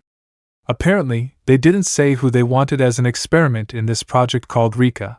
But even so, the list was overwhelming, so much so that it didn't seem to have any apparent end, and to top it off, when he entered another project folder, things just seemed to get worse. 10 Shadows, Divine General, Maharaga, Project Poison, Butcher, and Anti-Poison. 10 Sure, he brought his hands to his head, feeling the pressure crushing him. The information he had just seen left no room for doubt. The enemy was far more advanced than he had imagined. Based on the contents of that database, the war was a losing battle. How could humanity win? How could the heroes win? Despair washed over him like a wave, and for a moment he thought all was lost. Horror washed over his face when he saw Melissa's name on that list. She was now a target too. And what they did to Nana Shimura currently, just calling her crazy, the heroine with traumas and disorders and hallucinations, was only the first phase to turn her into a Noma who would take care of Tenko Shimura alongside Kurogyri, which would make him even more untouchable to All for One when he did the consciousness transfer. If the heroine she admired so much was taking care of someone who seemed to be a demon straight from hell, and that guy was All for One, and receiving all of that at once was destroying the hope she had kept for so long. Ha ha ha ha ha ha, his laughter sounded empty, as if something inside him had broken. He didn't know who he should tell this to now, but the only thing he knew was that he had to get it out of his system if he didn't want to go completely crazy. Because that's what he thought was going to happen if he didn't get it out right then and there. Off-screen, everyone was in shock when they found out about everything Izuku had found. It was simply too much, while the aspirants were wide-eyed knowing how dark and rotten society was. And the heroes, that even if 2 or 3 did something good, in their shadow, others did evil disguised as good Samaritans. Stain, and wonders why one hunts them afterwards. Ida, so that's what the top is for, I would say analytically. Momo, so that a couple of idiots, no offense, with good deeds come up and use them as a cover so that those who do evil go unpunished and don't find out. Ryukyu, we are not offended since Merkel would surely have said it with less subtlety. Mandalay, holy God. Nizu, we should purge the system. Melissa, why my name? David, I don't know. Aizawa, that means the commission knew UA would be attacked but they did nothing. Midnight, they needed something that had to be atoned for, and cements, they used us. Ectoplasm, they used their best school and now they want to send children like pigs to the slaughter. Almight, that would explain they knew about All for One before it came out. They knew I would retire, although that was known to happen. Kirishima, so many projects, so many fights. Mirio, and the real villains were behind offices giving the orders. Neo Mesa, when we return, we must go against the commission in a direct assault. Endeavor, count on me. Nizu, I know I can't let this go, but he would say, looking at Toga, twice. Spiner and Dabi, I'm counting on you to keep UA safe right now. We need all the heroes who can and are trustworthy to fight there. Dabi, pay and I'll do it. Toga, I'm going. I need to talk to Uraraka-chan and Izubibi. Uraraka, why do I feel like this one wants a threesome? I would say in whispers, twice. I'm going / I'm not going. Stain, I'll go too but I'm an attacker. Spiner, if Stain goes, I'll stay and help. Ryukyu, who would have thought this would end in a hero's civil war? Bakugo, oh no nerd. Shoto, it's breaking. On screen, why the hell am I still alive? Why didn't I stay dead when Hawks pierced my throat? He said with a bitter laugh, while his hands trembled, and he couldn't stop them. No matter how hard he tried, he simply couldn't control the involuntary movements that came out of his hands. God, tell me what else they want from me. His words caught in his throat. He couldn't go on any longer. Izuku stood there, staring at the screen, completely defeated. The man who had once believed in hope and justice, in humanity guided by reason and hope, now felt like just another piece of meat in a game he didn't understand. He looked at what he'd done up until now, what was supposed to have been. The life they were supposed to have, the future they were supposed to build. Now it was all crumbling before his eyes. Look at what we're doing, everything we were supposed to be, a humanity that after Ragnarok was to be guided through reason and hope, after the sacrifice of our father Adam, after everything he suffered for us. He looked at Regenleaf, who was also watching the screen, with an equally broken expression. They were both caught in that storm of desolation, unsure of how to continue, unsure of what to do with the truth before them. Chaos not only surrounded them, but had invaded their hearts, and they didn't know if they could keep fighting. They didn't know if there was anything left to keep fighting for. God, he whispered, his voice cracking with pain he thought he'd never have to experience again. Since Hawks killed him 3 months ago, no one had been able to make him suffer like that, and now a guy named All for One, who had supposedly been able to torture him without laying a finger on him, in the worst way he could have ever experienced. Now, when I think about those people, especially how they used Oboro, all I can see is hatred, fear, and ignorance. I don't know how I had the strength not to throw up when I saw how they literally used his corpse and cut him open to experiment on him. Regenleaf looked at him with visible concern, gently stroking his back. She knew words could never ease the suffering he felt, but at least she could be there, beside him, to support him. Without his sister, Satoru wouldn't have been able to bear it. The pain was so immense, so crushing, that each new revelation hit him harder than the last. One by one, the pieces of the puzzle fell into place in his mind. What would have taken many people months to meticulously research, he'd accomplished in a matter of hours. But he couldn't feel satisfaction. He couldn't feel anything but a growing despair as he processed the information. Every revelation breaks me more and more, he muttered through gritted teeth, his hand gripping the table. He couldn't stand it any longer, but he had to. He was the strongest. Besides, he didn't know if they were going to bomb this place. So if the worst happened, he had to do his duty to be the strongest in his brain as a backup. Unwavering, though, the image of Oboro, so cold and dehumanized, haunted him. Not just the mutilated corpse of the former friend of a hero as worthy of respect as Eraserhead, but the fact that someone had gone to such extremes. They had played with him like an experiment, without remorse. The weight of his power, and the responsibility that came with it crushed him more and more. I'm so tired.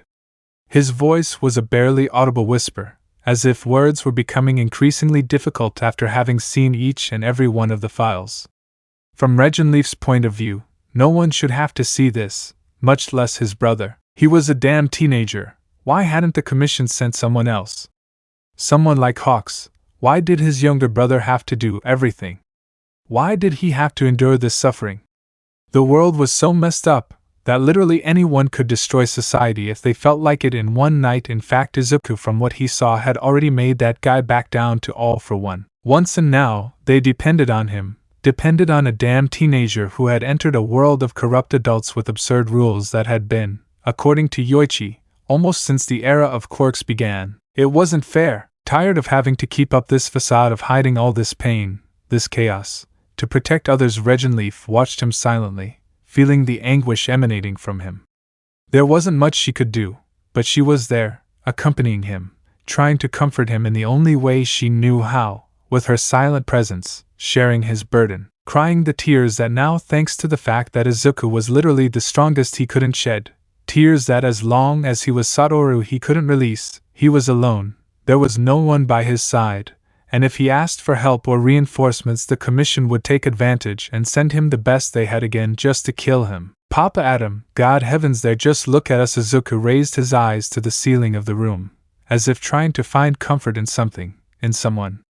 Comfort that his sister was desperate to try to give him by hugging him like she had never done before, as if she were about to lose him again. It made him even stronger than the time Hawks killed him, but for Satoru this wasn't enough. He had his sister if she was his support, but also he could feel what she felt, her pain, her fear, her sadness, and that was what prevented her words from reaching him completely, her sense of duty and responsibility, a sense that he developed thanks to his mother, a sense that he received from her. If you can help, do it, always do good, you will always be my hero, I love you, my little Almight Jr. He remembered all of that.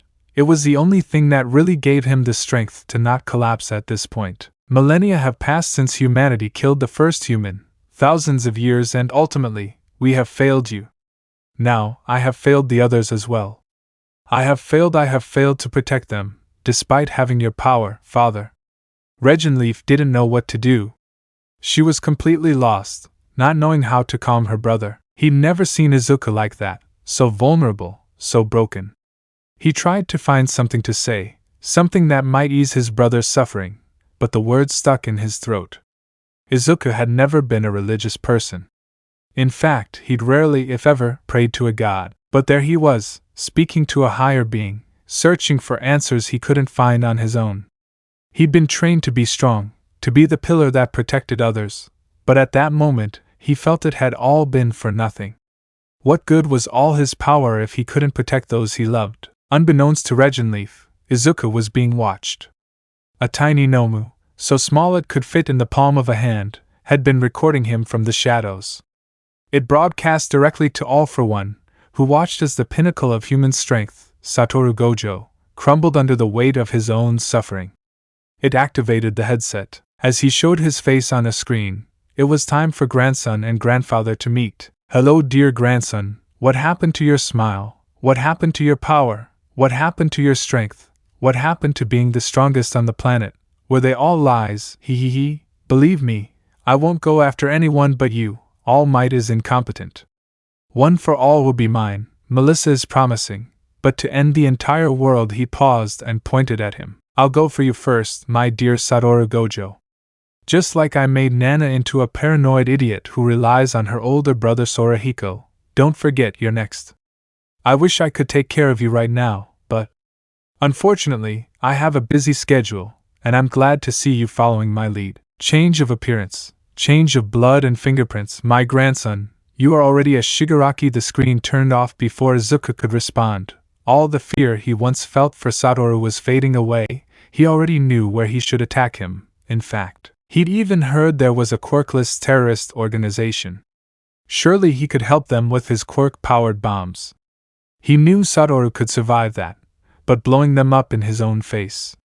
Jei could already see himself standing there in front of a massacre without really being able to stop it, and if he succeeded, he'd be so worn down that it would be his chance to get rid of Satoru, though he'd have to finish the Quirk-killing bullets permanently first.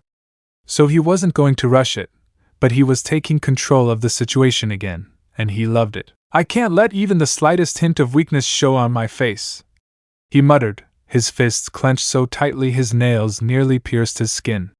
He tried to find a silver lining and forced himself to swallow a lie, or well, a truth for him, and that was with him in the equation. All for One, who surely called him grandson and that he was part of his family to destabilize him and have an advantage against him, or well against Satoru.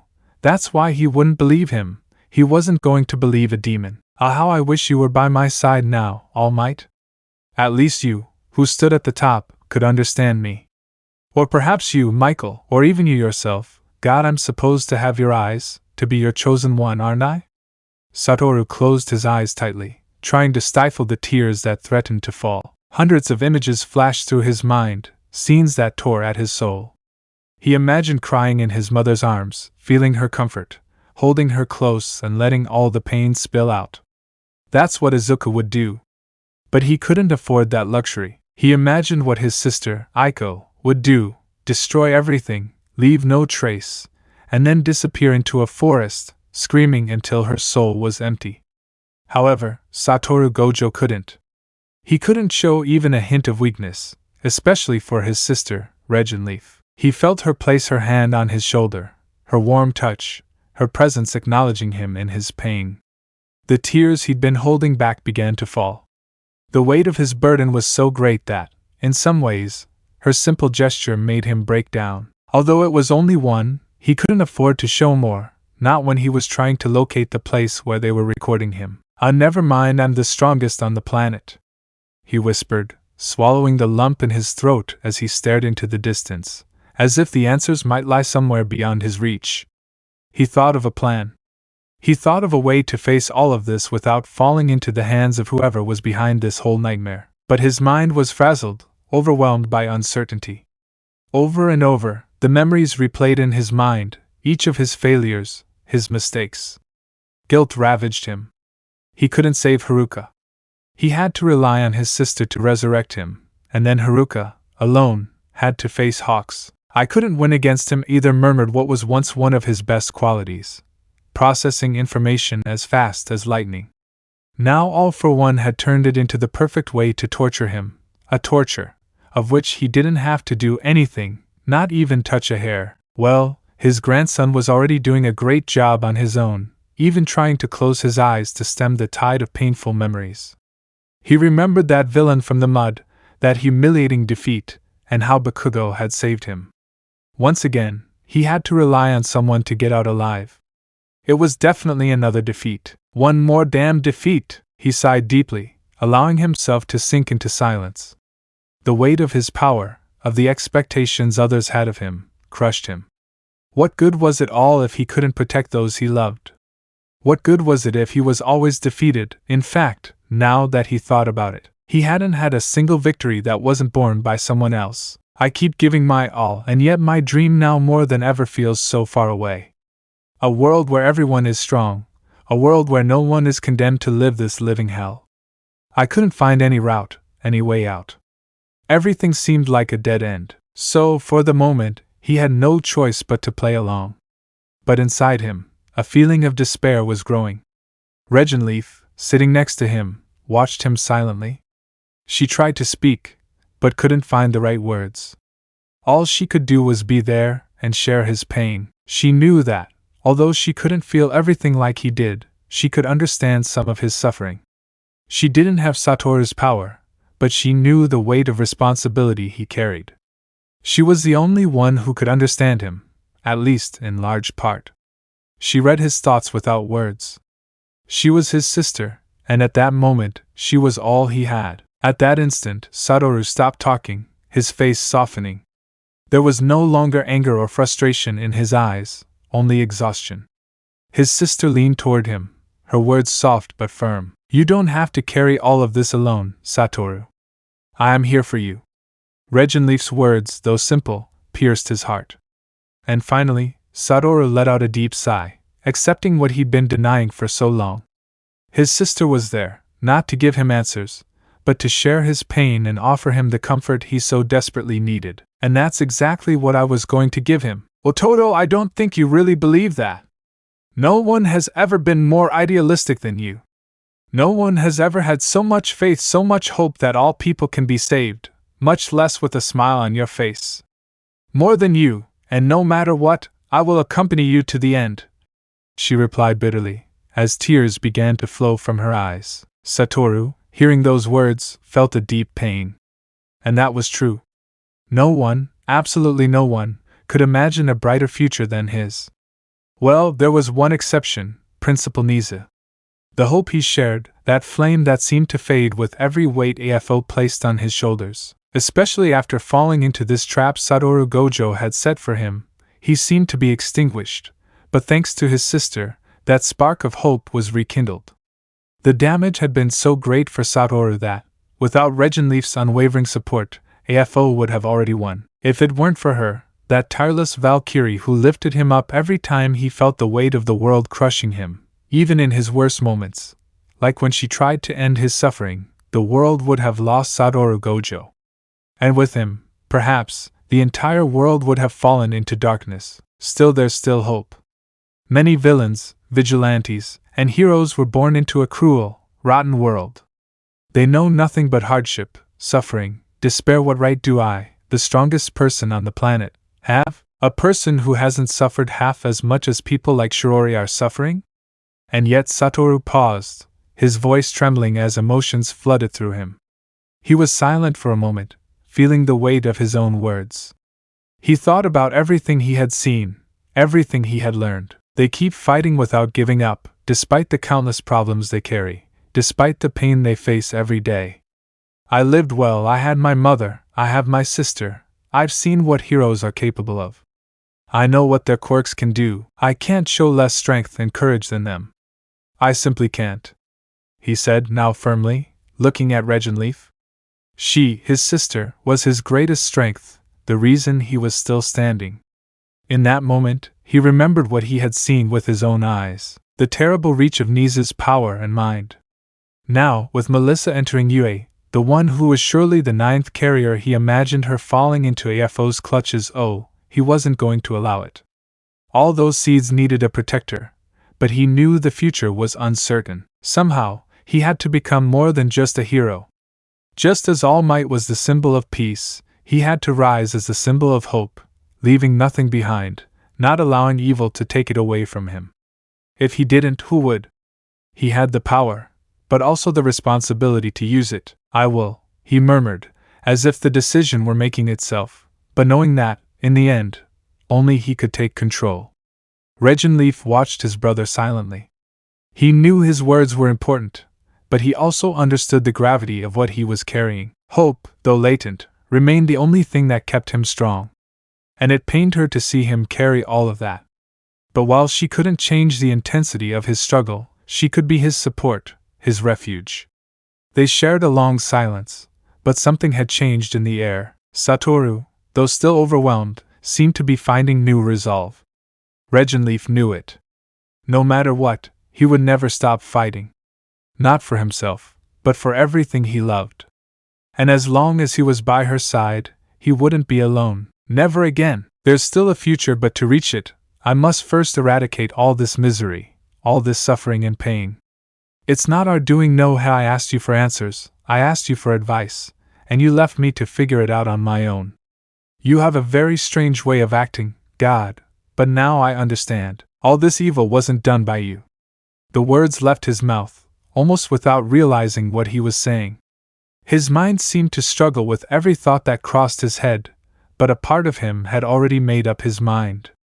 Behind him, Jophiel, the angel who had been silently watching, slowly stood up, feeling proud of the path Izuku was choosing. He thought maybe he needed help, and although he hadn't spoken, he'd felt the need to intervene at that moment. Without saying a word, he gave a small push, then placed a hand on Izuku's shoulder. All pawns move at the will of whoever pulls these strings. All for one, you've already marked our destiny for too long. Listen to me carefully. If you thought this was going to bring me down, did you really think I'd stop fighting against you in whatever form you decide to take? Well, let me tell you something. I take a breath and then speak as if it were a war cry. You're wrong. You won't make it today, not ever. I'm going to defeat you. I'll take you to prison, the place where you'll rot for the rest of your days. The determination in her voice was unwavering. Satoru could feel the fire in his veins, a fire that wouldn't go out. Suddenly, he felt a hand on his shoulder. He didn't know who it was, for he had deactivated his theology, and his mind was too focused on the internal struggle to notice who had touched him. Regenleaf, however, felt a comforting warmth in her chest, as if something or someone were guiding her, reminding her of Jophiel. The hand she held over her heart confirmed that he had been there.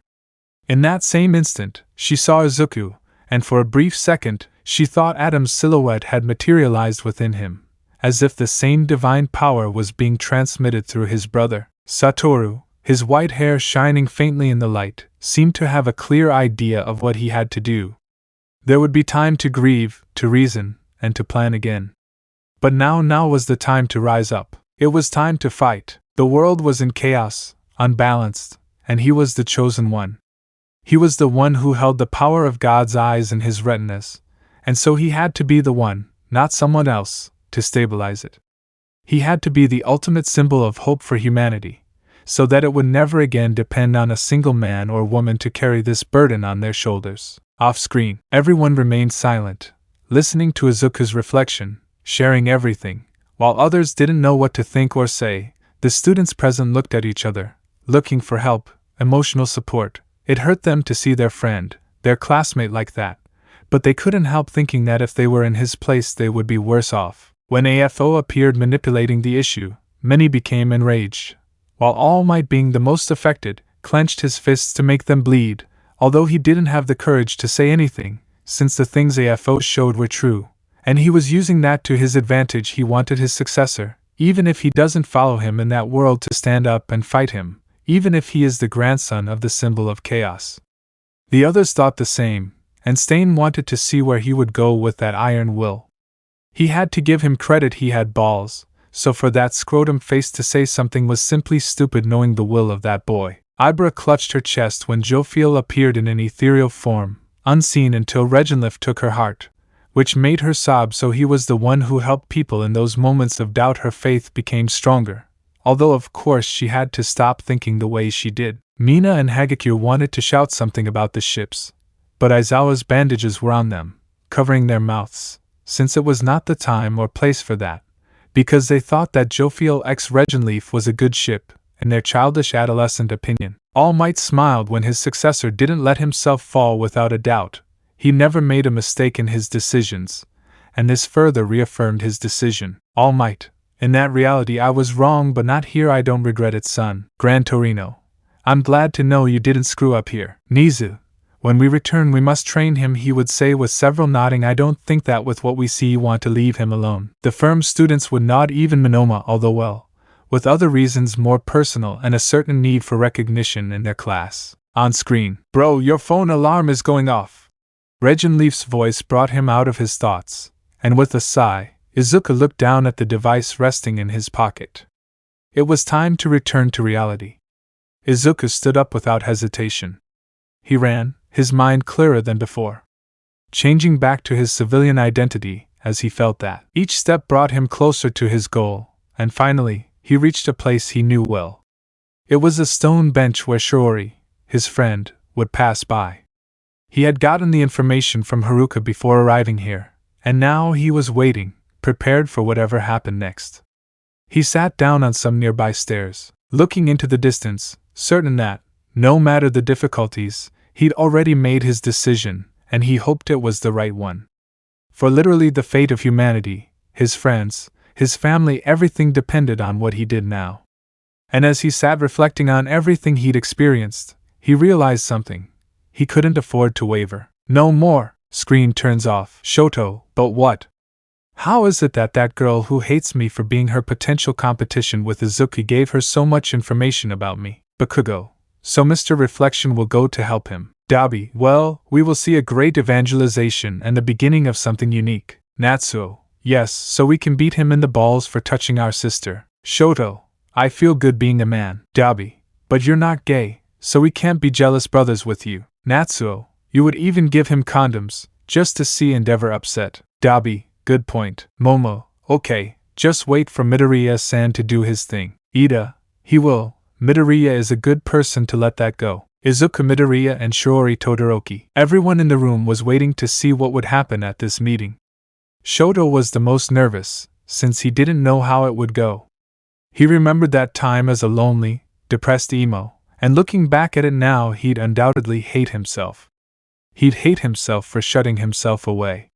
The others watched this closely, some more confident than others, given that if it had already happened once it was possible twice, especially in All Might's eyes. All Might, save her from her own shonen darkness. Nizu, do you think things will repeat themselves? Aizawa, although more calmly. Midnight, who knows, even the romance would come out of there, she would say, laughing with interest. Mina, I agree with Midnight Sensei. Hagakure, me too. Uraraka, on the other hand, was emanating an aura of jealousy. No doubt she didn't like this new world anymore. But who was she to impose herself? All that was left was to wait for the right moment to make herself noticed. Before anyone could say anything else, The screen lit up. Mineta, well, let's see how Midoriya evangelizes someone, he would say without emotion. Kaminari, well, last time it was during a festival, so if it doesn't work there's still that. On screen, at least this day is over. I wonder how Fuyumi-ne is doing at work. This must be a joke, she said to herself as she looked, frowning, at the place where she usually passed by when she had some time to buy some soba. Suddenly, a thin, green-haired figure with a blank stare appeared. Melancholic and deeply pessimistic, crossed her field of vision. The young man seemed deep in thought, which only increased her frustration.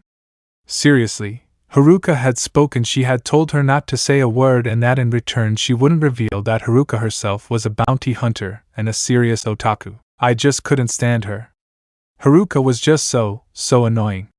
She filled every space with her lies, her double standards, her hypocrisy, her capricious nature, and her spoiled attitude.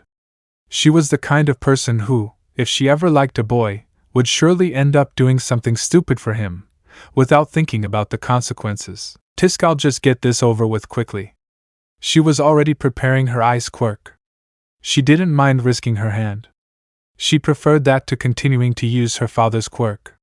What she didn't know was that Haruka, although still far from being an expert, had accidentally revealed the place she frequented. She did it not for any personal gain, but for 3 reasons. First, because she was worried that the commission would blame her. Second, because she knew it must have been a tough fight for Satoru to ask her for help with Shiori. And third, because Satoru had asked her, and she couldn't say no to the man she believed to be the epitome of perfection. Don't make any sudden movements, I'll just freeze him, and then melt the ice so he can't mess with me anymore. That usually does the trick. Don't take it personally, kid, she said softly, staring at him. But something wasn't right. Her gaze, once confident and assured, showed doubt. Something about him made her feel like there was something strange, something that didn't quite fit. The young man wasn't alert, his posture was completely relaxed, as if he had no idea of the imminent threat looming over him. Although, well, the truth is Shiori was no threat to him. After all, unbeknownst to her, he was Satoru Gojo, the strongest on the planet, and that's why he even seemed to be trying to talk to her casually, as if they'd known each other for a long time. That puzzled her. It couldn't be her imagination.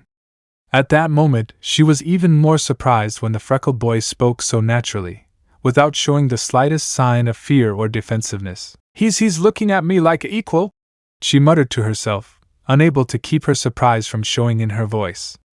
The boy, despite being a complete stranger, didn't seem to have the slightest intention of attacking her, or talking about the subject she hated most, or making any aggressive moves. His posture, instead of showing tension or insecurity, was completely relaxed. At that moment, she hesitated. Was she really standing before someone as carefree as he seemed? Her intuition, accustomed to sensing bad intentions in others, told her something wasn't right. And how could she not sense anything abnormal when the boy seemed absurdly like a simple human, without the classic defensive attitudes of everyone she had met until now? No attempt to manipulate her, to gain her trust, he didn't seem to have any of that.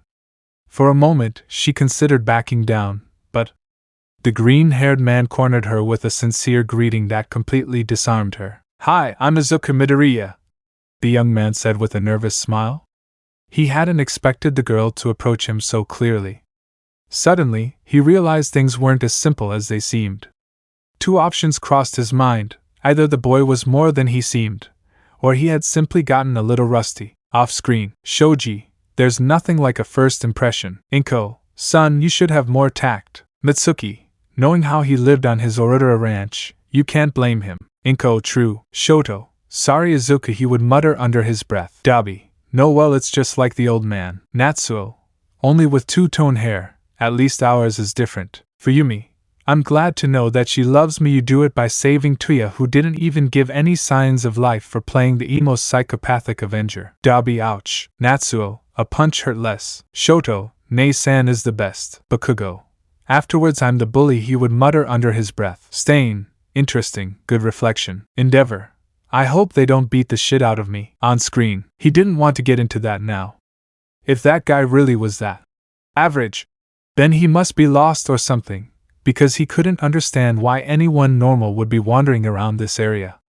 That, in itself, was strange, to say the least. Besides, he really doubted his father had gotten to the point of being so desperate, as if to hire someone like him. But before she pondered the matter further, Shigaraki decided to focus on what was happening in front of her. "Hi, you already know me," she replied, her tone cold and calculating. It was her usual response in these situations. She didn't trust anyone, much less a stranger who had approached her so suddenly. She'd expected it, of course, though she wasn't sure exactly what this guy wanted. Typically, in these encounters, people acted completely differently. In the most common cases, if the situation was a sham, they immediately tried to manipulate her in some way. Some attempted to attack her to force her to use her firepower, while others, more subtly, sought to gain her trust in the first few days. But he didn't seem like the others. Despite his calm presence, his demeanor was different. Shigaraki, puzzled, watched him stand up, and for a second she thought something didn't add up. If she were standing in front of a trap, something suspicious would most likely have already happened. However, this boy seemed to be just standing there, with no intention of doing anything. He's a little strange. I'd better be careful with him, she thought to herself. What she'd always known as a maneuver to gain time or show weakness didn't happen with him. The worst part was that she didn't know what this guy was looking for. His presence seemed out of place, and the fact that he wasn't displaying the typical behavior of the others made her even more alert.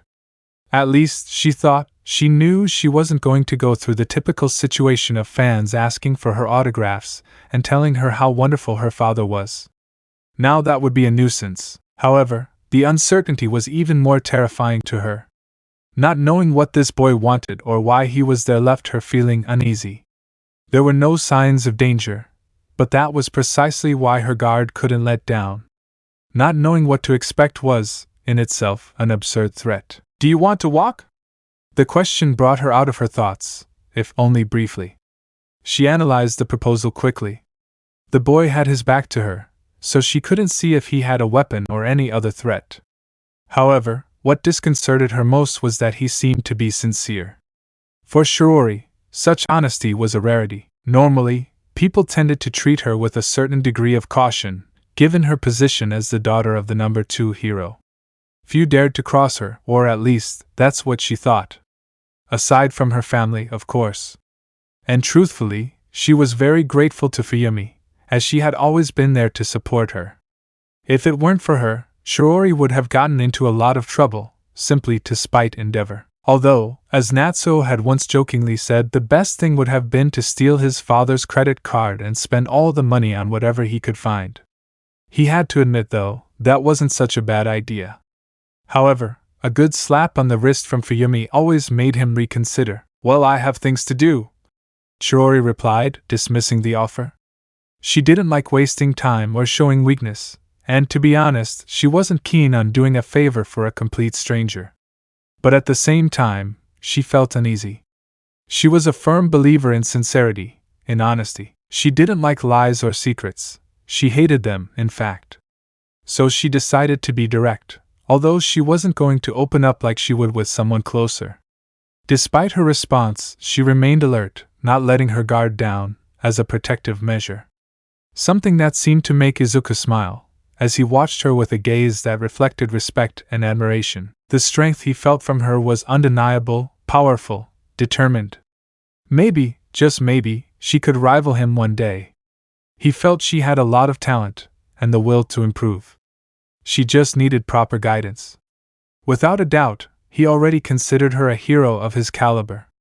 And that was saying something, because Izuku wasn't going to acknowledge just anyone, and it was evident in how he humiliated the previous gang, and that's why. "Oh bro, you'll never change," she said to her brother, seeing how he saw himself as someone willing to challenge the limits of humanity. At that moment, Shigaraki began to feel a mixture of discomfort and curiosity about the boy's attitude. What surprised her most was how professional he carried himself. In a short time, she had gained the respect of someone like her, even without realizing it. "I know, but wouldn't you like to annoy your old man a little?"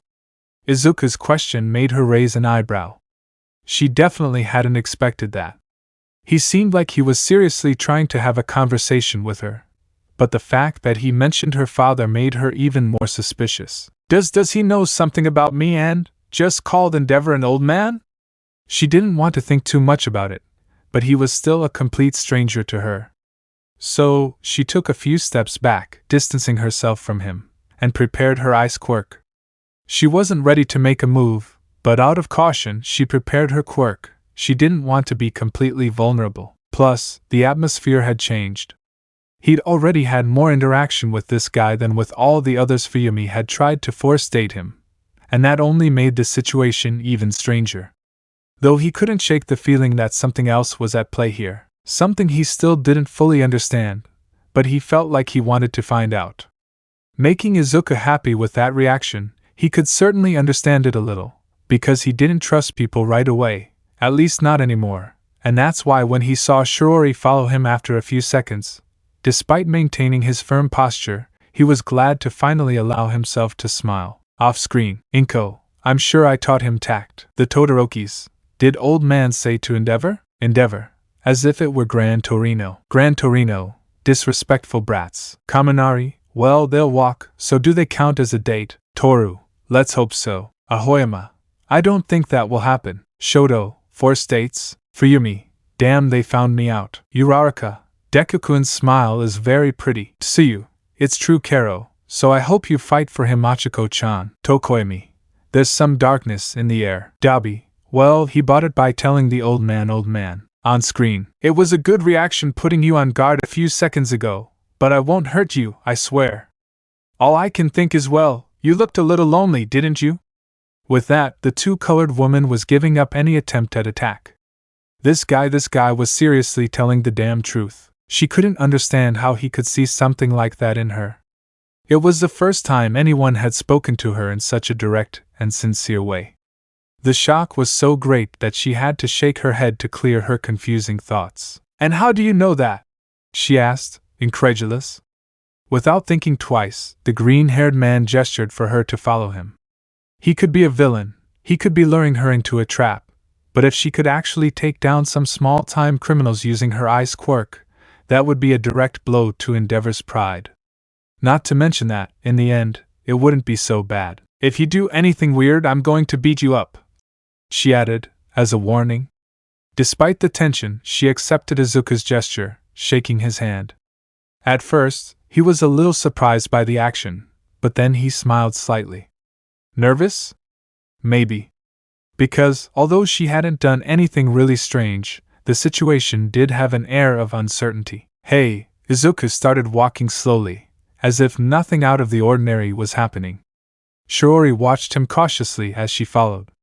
They were both walking through the city, and even though she thought this might have just been a waste of time, something in the air told her it might be worth it. The minutes passed slowly, and it wasn't until the first 20 minutes that she realized they weren't in a trap. It simply seemed like two people strolling through the city. Something so normal, yet so strange to her. Well, I just wanted to spend a little time with you. I know, I'm weird. He laughed lightly, trying to apologize for the discomfort he had caused Endeavor's daughter, causing her to end up observing the genuine expression on his face, something she rarely saw in others. But what I do know is that you're strong. Shiori stopped dead in her tracks, surprised by the words. He hadn't said it maliciously or as a form of manipulation. It seemed more like genuine recognition. However, she still didn't understand why this boy seemed so interested in her. If she'd wanted to do something weird, she would have done it somewhere out of the way, right? But there she was, always staying in public places. And that somehow unnerved her. She realized she wasn't dealing with the typical attention she received from people, like fame or harassment. At that moment, she was surrounded by people, and no one seemed to be paying attention to her. No one was trying to get close to her or her quirk. Something was definitely off. Hey, what kind of quirk do you have? He asked directly, with genuine curiosity. He didn't quite understand what was going on, and that seemed completely natural to him. But for Izuku, all of this was everyday occurrences. What was surprising was that this time he wasn't smiling or pretending. He wasn't being Satoru, he wasn't hiding behind a mask or a disguise. No. This time, Izuku was just himself. So the two-colored woman watched his movements, and for the first time, something inside her told her that maybe, just maybe, this encounter wasn't like all the others. Maybe he wasn't as simple as he seemed. Maybe she could actually have a sincere friendship with this guy, which was weird. Weird, really weird. He really seemed like he'd never had any experience dealing with girls. In fact, if this was a date, it seriously didn't seem like one at all. He was just, well, there, paying attention to her, not to the point of being uncomfortable or weird. So okay. I had to give him a point for that. Brother, what are you really doing? The truth is she had no bucking idea what the hell she was doing, which Regenleaf realized, seeing how Izuku was almost trembling, that is, his soul was trembling because his body didn't show any apparent change, leaving her with a stony expression. Seriously, I didn't understand how Izuku could be the great Gojo and then act like a complete uke that could be desecrated by anyone. For his part, Izuku, simply trying to calm down, observed Shiori seriously. He was no longer the optimistic young man who always smiled. Now there was a hint of sincerity in his gaze, as if he was willing to share something deeper than his usual hero facade. Sister, believe me, this would be easier if she were a boy. I'd end up getting ideas out of her by punching her in the jaw, but with her I simply can't hit a girl if she doesn't deserve it. Please help me. He was really trying to keep up his facade, but basically his entire world was based on that. Arrive and settle things by hitting each other. He should have talked to his mother more about how to talk to girls. But because of the whole bucking misunderstanding that arose with Katsuki, he was already half afraid that his mother would end up thinking strange things about him. So, after being so confused, Regenleaf raised a hand to his face and hid it in complete frustration. In short, even with all the time in the world, Izuku wouldn't stop being Izuku, even though he'd already spent almost a total of bucking weeks in a woman's body, and he was still getting this way. And he was already deep into this thing, so he sighed and started helping him. Because he was already afraid the green-haired man would end up losing himself like he had a few months ago. Well, the truth is I was born without a quirk and I don't have one as such, Izuku said, letting out a light, nervous laugh. The revelation cleared all of Shiori's doubts. Now she knew that this guy couldn't do anything to her. So, she stopped being tense and, with a quick movement, froze Izuku's hand a little, causing his body to tremble slightly. She moved a little closer to him, still maintaining control of the situation. In one swift movement, she cornered him against a wall. Izuku, completely surprised by the action, immediately blushed. He couldn't help but feel intimidated. Shiori was definitely much more like Endeavor than she looked. Off-screen, Kirishima decided, we have to take Midoriya on dates. Kaminari, yes, although well, I don't think the uke will ever go away. Ojiro, well, we have to try, right? Koda, yes. Inko, thanks for helping him. Momo, well, I think we could help him. Uraraka, I'm surprised that Gojo looks so confident, but like him, he's still the adorable uke we know. Kyoka, well, let's help Midoriya. Although with Uraraka he will get nervous. Nizu, well, it's fascinating how young people interact. Present Mike, well, it's better to see this than the others. And see again how AFO and the Commission see us as pieces in a damn chess toy. Aizawa, I think like him. Mirko, given that logic, I can't complain. Mandalay, without a doubt. On screen. In fact, anyone in that situation, or at least most people, would have already felt intimidated by her presence. It was noticeable in the reaction of passers-by who, upon turning to see them, couldn't help but look away, as if an aura of power surrounded the two-colored girl. Izuku gulped, feeling the pressure of her penetrating gaze. This girl will have a hard time finding a partner with that temperament, he thought, feeling a nervous drop of sweat run down his forehead. He couldn't help but imagine what it would be like if Shiori ever had a boyfriend or someone by her side. The idea of that relationship seemed odd to him. He certainly knew who would be the dominant one, and then, he felt the pressure of Shiori's hand on his chest, pulling him out of his murmurs that he had already begun to say without realizing it.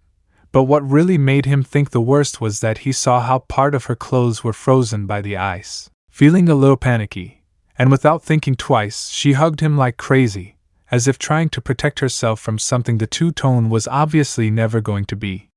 And Regenleaf knew that well. What are you going to do? He muttered, feeling the cold energy of his quirk enveloping him in a way that left him completely nervous and also trembling with cold action that Shiori, seeing the freckled man's face, couldn't help but let out a small, contained and sincere laugh, something that really pleased her. She didn't know when she'd last enjoyed making a threat like that without actually following through. She didn't even do something like that to Natsu anymore, and having someone she could joke around with like that would brighten her day. Then you'll tell me why no one recognizes me. Besides, I like people like you better, because if you do something to me, it's easy to break your arm. She commented, with a defiant look, as if she were enjoying the situation. Although her tone of voice didn't show any threat, it did convey a firmness that, for Izuku, made him feel even more uncomfortable. Yet inside her, a small spark of joy began to form. She never had such a direct and unpretentious conversation with someone. He wasn't going to try to manipulate her, she knew that much. He didn't have the power to do so, much less the courage to try. So, she decided to play with the situation a little more, without forcing anything. After all, what was happening now wasn't part of her daily routine. And deep down, she felt good about being able to enjoy that spontaneity. The truth is you're different from everyone else.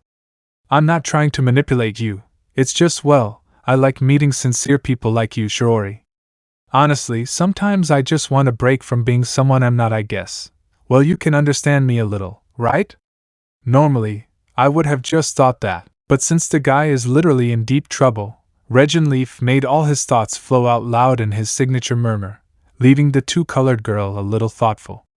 She actually understood that very well. She was also genuinely enjoying Izuku's conversation and sincerity. She still had no interest in pursuing a relationship. For now, he was just a guy she could be honest with, without the false praise and expectations of others. However, a disturbing thought formed in her mind, something she had never considered. As she watched Izuku, something inside her changed. Am I seriously thinking of this guy as a friend? It was an idea that had never crossed her mind, but now, as she looked at him, it seemed possible. A true friend, someone she could trust. The idea surprised her, and at the same time, made her feel a strange warm feeling in her chest that she simply hadn't expected. As I told you, you see, I don't have a quirk of my own, but I did manage to obtain one this year. In short, it's a quirk that can only act within a range of a few meters. In short, I can alter certain things around me. And well, you could say that because of this I'm related to Satoru Gojo, he explained, visibly uncomfortable. His tone changed as he spoke of Gojo, causing Shiori to frown in annoyance. She didn't want anything to do with that stupid troglodyte Satoru Gojo, but just as she was about to send him to Antarctica, Izuku continued speaking, and I don't like being around him. Every time I'm around him, I feel like he hides everything behind a smile, being the most deceitful person possible. His sister is more open, but still, whenever there's trouble, she goes to him. Sometimes I wish they'd stop lying or hiding the truth. This calmed her down enough, so he wouldn't hurt her physically. However, she also let her curiosity grow. Izuku wasn't what she had imagined, and the fact that he felt so genuine made Shiori want to spend more time with him, even though she still couldn't completely trust him. Which surprised the green-haired man, especially because of the calm with which Shiori always approached the topics, which Regin Leaf was able to judge her a little better. Tough character, but difficult to get upset. That was already a much better first impression than Haruka's, and noticing that she wasn't about to hurt him, he relaxed a little, but his cheeks flushed as he noticed her proximity, as she seemed to be enjoying his discomfort a little. Off-screen, Kaminari, who would have thought Midoriya is good with girls? He would say smiling, Mineta, yes, they all pay attention to him, and none of them pay attention to me. Monoma, although speaking ill of your alter ego helps? Kendo, it seems so. Ibara, although it looks bad since you would insult yourself. Sato, at least she no longer sees him as a threat. Midnight, and that's how love arises a first date, she would say sighing. Mount Lady, you need to stop watching old teen soap operas. Pixie Bob, they are good. Ragdoll, and with that we asked for it, he would say with a drop of sweat since the 3 previous women were about to fight over it. Spiner, I agree with the screamer over there. Present Mike, hey, Spiner, It's good to see some of it instead of seeing something that makes us look like toys to be used and thrown away. Ray, I'm glad to see my girl happy. On screen. So how about I treat you to something to eat? And she had even been the girl who had taken the initiative. After all, she had already liked him, so she wasn't going to interfere if at some point Shiori dared to make a move on her brother. He would let her act completely free.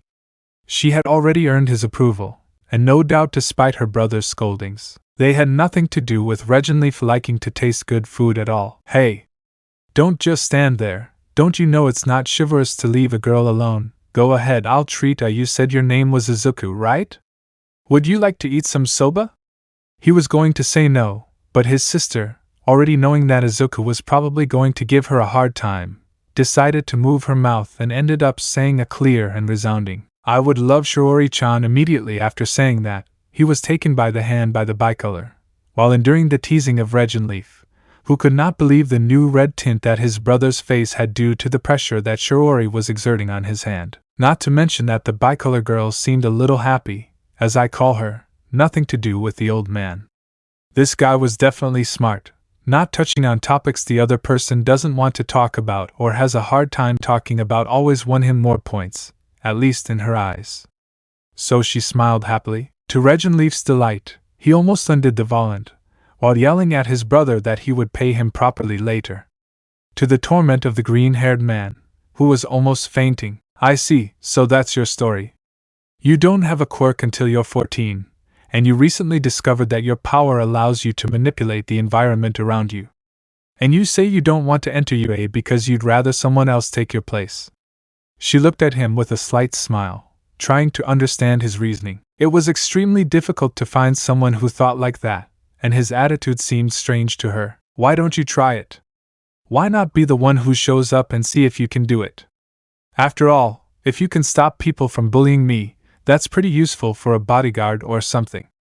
Izuku shrugged as he ate some of his soba, and Shiori put a hand to her head, as if she was analyzing everything she had just heard. I can't. Even if I wanted to, I couldn't do it, was all he said, unable to explain much, nor how or why he felt taking that path was the best after all his hard work as a student. It would be unfair. Many people work twice or even 3 times as hard, and he couldn't just walk in and trample on most of the challenges that were put in front of him. That would be making life easier for the people below him, humans. Ordinary, normal, not him. He was the strongest, and that was his curse, his burden, something that whenever he became Satoru Gojo, he could bear, after all. Who could possibly understand what the top meant?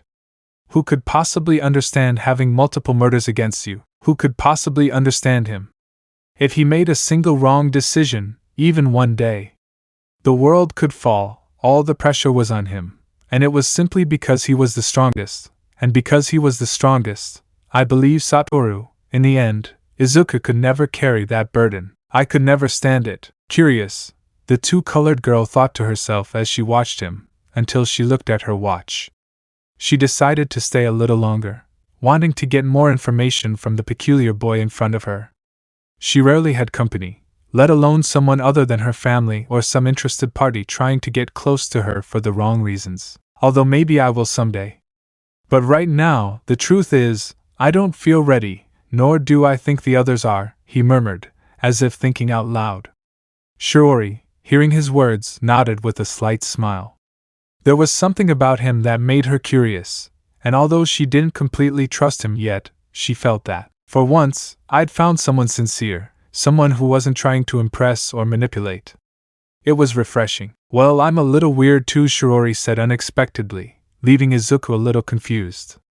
He had really been able to read it, he didn't fully believe it. But when he was already starting to theorize, Regenleaf pulled him into her mental space for 2 seconds, long enough for no one to see them and not affect the meeting with the bicolor. But if he was enough to throw a book at her and get her to focus on the bicolor, he knew he wasn't doing it on purpose or out of malice. But in these situations, leaving a girl talking to herself is the worst thing a boy could do. Making Izuku give him his full attention, a gesture the bicolor appreciated. I like to eat in silence, but sometimes I also need a little company. Although I don't usually invite strangers, you are an exception. Hee hee, I think you can already brag to your friends that the daughter of the top 2 invited you to eat something. Hee, you would be the sensation. Izuku was surprised. After all, he wasn't used to someone treating him so directly and kindly, so for a minute he looked at the 2-colored girl with dreamy eyes. Maybe if there was a little hope in young people to alleviate his endless loneliness a little. Loneliness that, if it weren't for Regenleaf, his mother, and even Haruka herself, who in her own way tried to socialize with the green-haired boy, would undoubtedly have caused Izuku Midoriya to never see the light again. Off-screen, Mina and Hagakure, it ended up on a date.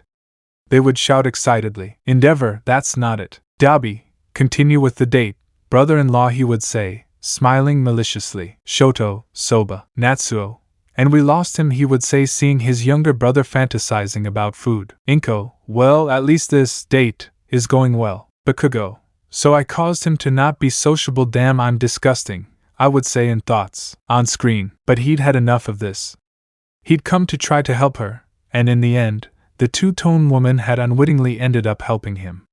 So it was time for him to play his part, too. Although, if I had your options and if you're really that empty, I'd try to use the people who love me, to use me. I don't need to empathize or trust others if I don't want to. After all, they should earn my trust. They should be just as strong as I am for it to work this way. No one will carry more weight than the other, Izuku said firmly, staring at her, causing Shiori to fall silent. She had never thought that way.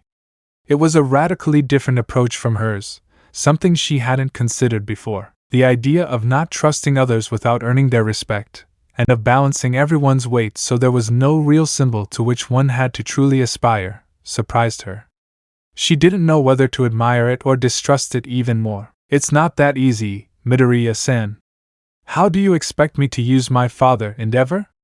Although, well, I honestly, if I appreciate the effort, you could definitely be a good person in the future." She sighed thoughtfully. It hadn't been that long, but this boy had touched on key aspects of her personality and tastes. He had touched on crucial topics for her in such a natural way that, while she didn't consider him a friend, she definitely saw him as a candidate for something similar. She had only just met him, but she already considered him a close acquaintance, which was a significant step. For someone like her, that was more than most could achieve. Izuku watched Shiori ponder his words. Even if she didn't say it, there was something in her posture that his eyes and his sister herself told him had changed, something that indicated that his words had had an impact, which made him smile, something his grandfather also did, smile when something went his way, and his sister confirmed it was time to drop the bomb. "Well, if I were you, I'd figure out a way to make my ice so strong that I wouldn't feel the need to get burned by it. I don't really know how to do that. Although, if you asked me, well, the first thing I'd do, or well, I'd try, would be to put a heater on my hero's suit.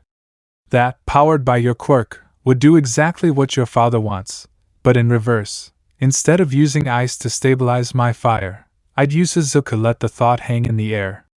After all, Shiori, despite having already acknowledged her, had to also earn the credit for maintaining that recognition, the recognition of the strongest, something she had achieved. She couldn't have made the freckled boy happier, really. She was making him proud. That departure left her in shock. Shiori stared at him, speechless, surprised by the direction he'd taken the conversation. That was a strategy that had never occurred to her. You mean I could use my fire to enhance my ice?" And while her voice became shaky, without realizing it, she had placed a hand over the scar on her eye, as if that would calm the strange feeling that had taken hold of her. Suddenly, a sharp pain ran through her head, her body, her hands, for a brief moment, as she imagined the possibility of using Izuku in some way like her father did to her. It caused such a self-defense reaction that she was about to immolate herself like Tuya had done. She didn't want to become that monster. She didn't want to, and the worst part was, she simply couldn't ask for it. But she didn't have to, because the next thing she knew, she was trapped in a hug. For a moment, she thought it was all a hallucination, until she realized it was real.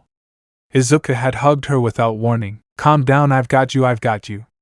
I'm here, Shiori, I'm here." In that instant, Shiori froze, not knowing what to do. She didn't think she'd let her guard down enough to allow that to happen, but it gave her peace. She could count on him. If she lost control while he was by her side, she could be sure that nothing bad would happen. For the first time in her life, she felt calm, accompanied. Not by someone from her family, not because that was her duty. Izuku was a complete stranger from the street who was such a good person that he showed her that at least with him she shouldn't fear even from herself. Because Izuku held her, and while she slowly responded to his hug, Izuku only reinforced it. Thank you Izuku-san, but what had really happened was that Izuku had let his impulse get the better of him. He had used a bit of the power he possessed when he was Satoru Gojo, something he hadn't fully controlled. By hugging her, he had not only taken him by surprise, but he had also unleashed some of his power, which caused a small part of the bicolor to get scared, which is why she reacted that way. She touched her eye and was about to apologize when she realized that Izuku had nothing on his face, which is why she calmed down when Izuku hugged her because he didn't get burned. That's why she also vented a little on the opposite shoulder, her father. The damn memory of her father didn't ruin this for her, it was about to. But Izuku was simply stronger than that, so he wiped his tears, and that day Shiori began to admire him because without a doubt Izuku was stronger than her for putting up with that tantrum, something Izuku didn't see that way. Sorry, it wasn't my intention, Izuku muttered, a little embarrassed as he ended the hug he had wrapped around Shiori, and the latter gently cupped his cheek. He couldn't help but smile, leaving the green-haired man half dumbfounded. Okay, that wasn't in the plan at all, anyway. Once again, he didn't know what he had done to make the girl in front of him leave her facet of an icy Kadir girl, to become more open and almost from his point of view, she became a tender girl. Don't worry. I think that's not so bad. Although, next time, you could ask permission before doing something so drastic. If you hug me again without permission, I swear I'll punish you badly. She said much more openly than before, crossing her arms while writing down her phone number. And she put it in Izuku's pocket. She definitely wanted to talk to him again now. She understood why, if Haruka was really friends with this boy, she was. Izuku was simply someone a girl could trust. Oh, at least that was her first impression of him. An act that Izuku could only respond to by nodding, his face completely flushed. He'd gotten carried away, but for some reason, he didn't regret it. And what surprised him most was that, when he looked at Shiori, there was no fear in her eyes. There was something about her that invited him to continue talking, something he wanted to explore. Another week, right here. If you don't come, I'll leave you frozen on an iceberg in the middle of the sea. Don't be late. Izuku smiled as the two-colored girl made that exaggerated threat, enjoying the green-haired boy's embarrassed expressions. It was something he couldn't get enough of. He certainly loved that feeling of control, or at least of having a healthy, stable space in his life, like these outings with a friend. It made the whole shitty day worth it. Although he'd have to talk to Haruka later. Maybe he could get some information out of her about the freckled boy, something to help her approach him appropriately. Maybe she should ask about his favorite dish. She'd heard that many boys became a little more docile when their stomachs were attacked. He's gone, okay. It's time for Satoru Gojo to make his appearance. The albino's voice broke the moment as he appeared with his characteristic speed, almost as if teleporting. At the same time as the afternoon began to fall, and while many used that day to rest, off-screen, use those who use you, that phrase etched itself in everyone's mind, leaving a certain skinny, gaunt blonde man feeling slightly odd. If Almight thought about it, he would understand that one for all is used to only stop one person, even if he had given it another purpose. Shoto. I boost my ice using fire. I'm an idiot, he thought, looking at his hand, knowing that he could have done that, but no, he had to use his mother's ice. When they saw that Izuku hugged Shiori after her words when she started to sob a little, in addition to all the Todoroki men feeling like killing the green-haired boy, the women screamed with excitement. Mina and Hagakure, we have a ship formed. They would shout. Pixie Bob, why? It's not fair. She would say, sobbing, why can minors have partners and I can't? Mandalay, quiet. Tigger, calm down. Pixie. Midnight, oh love. Mount Lady, even with plans for a second meeting. Kamui, what speed to give way for his alter ego to enter. Gang Orca, yes. Fat Gum, let's hope things go well. Tamaki, I'm scared. Mirio, Even though I like Gojo-san. On screen, Izuku had treated it as just another job, another one in which he had to be the pillar of the world. After all, he'd been on the verge of breaking down. He'd had to pull himself together and, in the process, dismantle an illegal information trafficking network. Until Endeavor's daughter's thoughts were interrupted when a shadow passed over her head. Satoru Gojo, stop that stupid expression on your face and tell me why you came. If you're looking for someone, I'm sorry. I haven't seen anyone. Shiori crossed her arms, arching an eyebrow, having judged Satoru by barely thinking that he came for Izuku or something about his stupid arranged engagement, which left him stone-faced. At the same time, the albino adjusted his glasses, which had slipped slightly down his nose, making Gojo recall the contrast he'd shown him a few minutes ago at that soba place, clearly amused by the girl's attitude. There was something about her that seemed familiar, too familiar. That serious expression, that way of speaking, there was no doubt. She was just like Endeavor. No, it's nothing, don't pay attention to me, Izuku muttered, undoubtedly learning to better control that murmur that had caused him so much trouble before, or at least enough to not murmur more than necessary, averting his gaze from it. Something that did not go unnoticed by the bicolor. She was many things, but not stupid. He could tell from the albino's expression, but instead of pressing him for answers, he watched as the latter simply dug his hands into his white pants pockets and waited for the two-colored girl's reaction. If she'd come all the way here in her heroic attire, it must be something important. And just as the latter blinked, Satoru spoke. I came to talk about your father, he said bluntly. Without hesitation, beating around the bush, or any tricks, he got straight to the point. He had learned enough from Shiori to know that she wasn't the type of girl who simply liked to blow the subject loose, or well, not too much. She was direct with what she wanted, so if I wanted to have a chance I had to act in a similar way. As you know, Endeavor is the number 2 hero, a man of influence. But honestly, I'll be blunt, he and the Hero Commission are some seriously conceited jerks who get on my nerves, forget it. But listen, Regenleaf interrupted himself, holding back. He stopped him. He didn't like the idea of his younger brother ending up being as foul-mouthed as the walking muslin bomb, and he also took advantage and thought of 4 different scenarios of how he could approach the subject. Without a doubt, sometimes his mind loved to process things so quickly. It was an advantage of his that he was always going to take advantage of. So I have 3 options for you. Shiori raised an eyebrow, waiting. Her body wasn't shaking as much anymore. No doubt the encounter where she almost lost control, Izuku, prevented it from ending in an incident similar to Tia's had served to return her body to a stable body temperature. You can stay with me, like that contract says, or... He didn't finish his sentence because the two-colored woman was already raising her fist, ready to punch him in the face. But of course, with theology activated at minimum power, it was obvious that Izuku saw it coming, but in an instant, his posture changed. It wasn't him who dodged the blow, not the way Izuku normally would. It was Satoru Gojo who showed up, and he had to act like Satoru was supposed to, so he easily dodged both the punch and the kick that followed. And before Shiori could react, off-screen, seeing the appearance, even Stain said he was acting like a clown, but he understood that the two should look like different people. Meanwhile, the others looked at Todoroki. Shoto, I don't see myself like that, do I?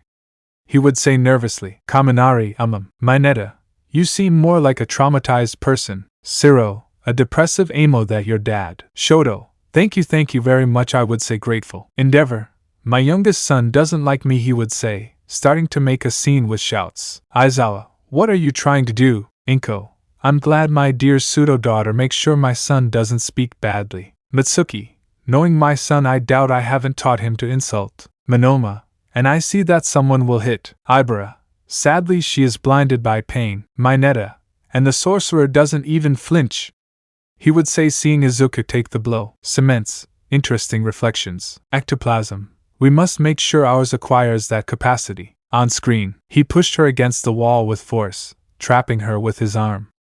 He had good fighting technique, but he let himself be guided a lot by his emotions, a mistake that, yes, had to be corrected. But he kicked her knee, making her kneel. He had to do it if he hadn't activated his quirk, and this could have gotten complicated. Before you hit me any further, tell me, His voice lowered to a cold, calculating tone. He unleashed a wave of power that paralyzed her. It wasn't serious, just a bit of killer instinct he'd learned to control after his many meetings with the Hero Public Safety Commission. How much mastery do you have over your quirk? Do you really have the gift to take it beyond your limits? To be a hero capable of putting that old man in his place? Shiori growled, struggling to break free, but Izuku's grip, or rather, Satoru Gojo's, the moment a thought crossed her mind. How many times had her mother suffered the same treatment? How many times had Endeavor forced her to? She was already on the verge of breaking down and crying, but she didn't want to. She didn't want to give him the luxury of seeing her tears of pain for the pleasure of this wretch, something that would never make Satoru happy, never. But that was something she didn't know. If you have it, he continued, answering the question that the bicolor didn't answer, having to do it for her, leaning a little more, staying face to face with the bicolor, who at this point simply looked away, closing her eyes. She hated this. She hated not having the power to defend herself from jerks like him, until she felt his hands finally free from her grip and the pressure on her body faded, leaving her in shock. So you know what? The Commission loves talented people. And now that you're at your midpoint, when you've exhausted all your resources, now I understand your old man. This would be the best time to sell you, don't you think? Shiori, open your eyes, he exclaimed, raising his voice a little, making Shiori see him even more. Without processing what just happened, he was supposed to be like her father, so why didn't he do the same thing to her as to her mother? Because he simply hadn't abused her there and then. He could have. In fact, if he really was like her father, then why had he let her go? You are the most powerful card your father kept up his sleeve against all those who ever went after him. Besides, the bicolor's heart beat rapidly. At the same time as the albino, she now began to speak in a lower tone, as if she were about to reveal a secret that would change everything. And speaking of that crazy guy look at him that made her react, she shouldn't trust the albino, she could only trust Izuku. Maybe this guy really was like his father, but because his father guided him that way, he might still have salvation, and that was due to Izuku's influence on him. So no, she wasn't going to trust. But remembering Izuku and how he hugged her a little while ago, I definitely wish he was by her side now, so I don't let Gojo finish his sentence. I couldn't care less about that bastard, she interrupted abruptly, her rage so strong she couldn't contain it any longer. Her voice was shaking, her whole body was trembling, but not from the cold anymore. She was simply afraid, because everything about Gojo seemed fake, that stupid smile, the way he spoke as if he really was some kind of god on earth that no one could touch, and to top it all off, it seemed like he really was, since in less than 10 seconds he could have done whatever he wanted to her, making her head hurt from thinking about it. She decided to be better than Gojo, Desio, and be truly sincere and honest with him, more than anything because he wasn't at his best and had just come from an emotional shock with the green-haired guy, more than anything else. Because if he were at 100% he would never have done it. I don't care if she's still in her office, I don't care what you want to do to me, if you want to use me, do it already. That don't you see? I'm fed up with being weak. Izuku blinked in surprise as he watched the bicolor's voice break without the bicolor noticing. Izuku's gaze softened, but he didn't say anything. I'm sick of the multiple tests that crazy guy puts me through every day. I'm sick of not being a normal girl. I'm sick of not having friends. You don't know what it's like to not be strong enough to defend yourself. Tears began to stream down her face before she could stop them. Off screen, everyone listened attentively to what was happening, no doubt for several of the intelligent people in the room. It seemed that Gojo knew how to give a psychology class so that people got their bottled up pain out. While Shota looked at himself for a moment, maybe he had to explode like that sometime. On the other hand, Dalby bit his tongue, focused so much on his personal pain, ignoring his brothers, even blaming one, that he didn't see the pain Endeavor caused because of that stupid ambition. Endeavor felt really trash seeing his little daughter like that, and although he was grateful to Shoto, he would never explode like she did, since as a male they contained their emotions much more, and he was mentally grateful that he hadn't exploded like that. Stain, AFO caused this by manipulating our entire lives, and although he didn't save anyone's neck, this is the work of that guy. Without seeing the strings, we let ourselves be guided without knowing it. On screen. And then, for the second time that day, Izuku saw her cry. But this time it hurt more for the two-colored girl. Because this time, Shiori was crying out of helplessness and frustration. She was crying while saying out loud everything she'd been keeping bottled up inside her broken heart. Well, whatever. Ask me if you ever want to know the true story of your father. But the second option, he paused, making sure that Shiori listened to him attentively after all he was about to do was act like the very organization that he himself was now the only one keeping at bay. He performed with Kana and Hawks, is to betray him and let yourself be guided by the Commission. Look, they have a lot of resources, good equipment, personal advisors, not to mention that they turned Hawks and Kana into what they are today. He finished speaking and sighed heavily before muttering with a grimace of pain, "They're my knees." Shiori frowned at him as he stood up. She was going to reject him. She was going to do it without a second's hesitation. The mere thought of working for the Commission was suffocating, and everything in her screamed no. But then she remembered the words Izuku had said to her a moment ago. Use those who want to use you. Maybe, just maybe, she could try it after all. That's something her father had done to her, but in reverse. So she lowered her gaze. Before she could even try it first, she needed to confirm something. Something too important to her. What would happen to my brothers? Could they come with me and be happy together? If you can really achieve that, I might. Satoru, because at that moment it was no longer just Izuku who spoke, but also the part of him that had been molded by Gojo, looked down at her with an almost indifferent air. She couldn't cure the hatred she felt toward her father. That was a battle Shiori had to fight alone. And that's why she had to set the record straight. Nah, he said with a half smile, making Shiori have a stony expression. Really absurd, this idiot. He had just made light of a genuine concern that she had deep in her soul, as if it were simply a damn childish tantrum. Without a doubt, Satoru Gojo was a complete idiot. Let me make something clear to you, Shiori. If you go with them, they'd be unhappy. At best, they'd isolate you. At worst, they'd separate you from your family, erase your name from the face of Japan, and give you a pseudonym to refer to you as a mere tool. Believe me, they've done it to 2 people before you. Shiori gritted her teeth. Then she was going to reject him. There was no point in taking that option if she couldn't be with her family. She didn't want to be used as a nameless, faceless weapon. She wanted a home. A place where her mother could return without fear. She wasn't going to sell her soul for a poisoned opportunity. And that, precisely, was what Satoru wanted to hear, a clear and resounding no. He wanted to find someone brave enough to oppose him, not out of arrogance, but out of conviction.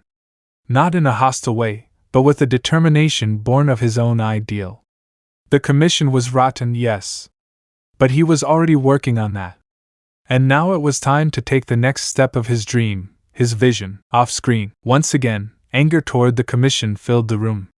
No doubt they looked at the poor devils they had there, Nagant and Hawks, 2 of those who already knew the true face of that organization, out of the hundreds who had already passed through its doors and acted like that. Stain, dream? Spiner, what dream? On screen, to create a world where heroes existed so strong they could even surpass him. That world could finally begin here. Okay, he blurted out suddenly, with a light, relaxed laugh, as if they just closed the deal instead of a conversation filled with tension and potentially life-changing decisions. Because that's what was going to happen, having the person who, literally, he had brought the entire damn heroic system to its knees by watching your back. Something that certainly wasn't something many could afford, especially not ones. Although the moment almost led Shiori to insult him for messing up her hair so much that it had left her almost like a spine. Leave the rest to me. I'll give you the resources you need. Consider me a kind of benefactor, but you'll have to do your part. You'll have to make an effort. He spoke carefree, calm and relaxed, while keeping his guard down, but his barrier activated after all.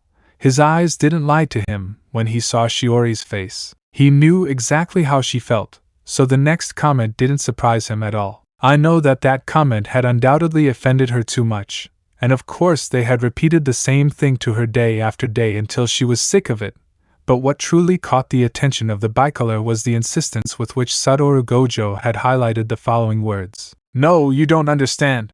His voice was more serious than ever. It sent a shiver down Shiori's spine. Something she didn't like at all.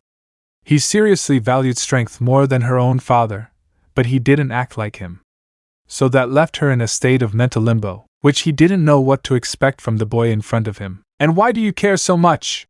The albino looked into her eyes, lowering his glasses slightly, his expression neutral, but when he stared at her, he could feel as if this guy really was in hell itself, which he really was. He had already descended into the deepest abyss of heroes. And so, what I was going to say was something I didn't want to happen, but I really had to let Shiori know that one day sooner or later he was going to fall, and by the time that happened, there would be people strong enough to fill the role he was going to leave behind when he disappeared. Because I don't want to have to abandon you. She felt something inside her tense up, so she didn't know how to respond, or well, not with words.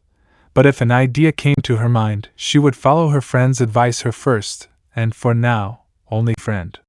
She was going to use him and everyone she could. For a purpose, with an ideal, she would follow it no matter what, but without losing herself in the darkness and corruption like her father did. She would surpass her father, she would leave him behind. And so another day ended. Another day filled with meetings, assassination attempts, strategies, and schemes in the shadows to simply get rid of him. Another day where Izuku tried to help a girl with a trauma that many ignored, where he gave her a goal, an ideal to aspire to. Another day where, once again, he reminded himself why he was doing all this. The holidays were approaching, and his schedule was only going to get busier. But hey, that was a small price to pay. After all, that was the price for being the strongest. I would accept it without a murmur. It's time to be what I always should have been. It's time for me to stop acting like a child and start acting like what I'm supposed to be. The strongest on the planet. So just wait, AFO, just wait, my sister and I are going to marry you off. The doubts in his mind were over. He was Izuku, as well as Gojo and Aiko. He no longer had doubts, no longer had identity problems. He felt alone, but he wasn't going to complain. The world he'd dreamed of was starting here, starting now. And as long as he had his sister, the two of them were going to fix everything. Because simply when they united, Satoru Gojo was born, the man who could do anything. He was born, the strongest hero on the planet. Screen turns off. Everyone heard that interaction, Almight being the one who undoubtedly felt it the most. He understood what the green-haired man wanted to do, but he felt different. If Tashinori thought so, he gave speeches about the new generations, but he never directly promoted them as a pillar successor to him, much less with the power to surpass him. People were used to him, and only him. A mistake that, if withdrawn, would lead to a collapse, in some cases irreversible. Stain, and so Midoriya Izuku in that universe dies to make way for Satoru Gojo. Inko. It hurts, but I know it's necessary. Toga. Although albino, he looks hexy. Uraraka. I think like Toga-chan. Melissa Shield. The entire room fell silent when Uraraka called Toga with the suffix chan. Tsuyu, meanwhile, managed to smile at them both. With what they were seeing, things in their world and timeline made sense. Everyone here was a victim, a system created by a corrupt organization, and a man with a desire for power, who played chess with them, being the pieces. Kirishima, wow. Mineta, but what good scissors. Tsuyu would hit the dwarf with her tongue, while Toga smiled evilly, taking a stick, while the girls in the room took Siro's ribbon and tied up the poor unfortunate man. Kaminari, history will never forget you. Mineta, help. Toga, this will be fun. The girls, Pinata. Mineta, scared shitless, would urinate in his pants, revealing liquid around him, making the crowd angry and moving away from him. Toga, how disgusting. Tsuyu, you're disgusting. Uraraka, leave him, he's a bucking dwarf. Hagakure, I keep thinking about how he got in. Mina, the same would apply to you, I would say with doubt. Hagakure, touche. Before anyone could say anything, the screen would light up, drawing everyone's attention. On screen, time passed, and the year finally came to an end. In the midst of all that chaos, Izuku had fulfilled his dream, even though he hated it with all his heart. He resented it deeply, but he knew only the strongest could carry that weight. With a sigh filled with melancholy, he stood up from the place where he stood, another decoy base in a world rife with deception. He could no longer allow himself to show anger or any uncontrolled emotion. There was simply no room for it anymore. I still don't believe this Adam Shigaraki and his sister's story, but the truth is, that's my only lead right now. I've been at this for months. It's always the same. At first, it was satisfying to take some things apart, but tell me, don't you realize some of them seem to have been thrown together in a hurry? Reginleaf muttered, his voice tinged with bitter frustration. With her hand up to her chin, she opened a book in which she had carefully filed some of the green-haired boy's memories. Her fingers scanned the pages as if each word could give her answers or comfort. Some strategies work, and others don't. This reminds me of the tactics humans used in ancient times to throw off the enemy. And, as I told you, it's not a lie, I saw it. The problem is that when we arrived, it was no longer there. Reginleaf spoke with a mixture of skepticism and resignation. Izuku believed it, though deep down he didn't know exactly why. But inside, the pain of disappointment mingled with hope, like two currents in constant battle. Well, let's leave that topic aside. We're playing that guy's game. He knows I'm stronger than him, so what he's trying to do is keep me away so I don't find his central base. Besides, we can't forget that he was right. He and I are very similar. The words infuriated the Valkyrie, her anger palpable. You could almost feel the heat in her gut in every syllable. But despite that fury, he let Izuku finish speaking. We both hide our true faces. We don't say our real names. We even change our blood types. We alter our fingerprints. Sometimes we even have DNA outside the system. What happened to that guy to make him do these things? I know there's no redemption, not after what I saw. His voice broke as he spoke those words, revealing the wound that still throbbed deep within his heart, making the Valkyrie sigh, unable to believe what her brother was feeling was something she only believed Adam was capable of demonstrating. You feel compassion, don't you? Even if he's your worst enemy, you feel compassion.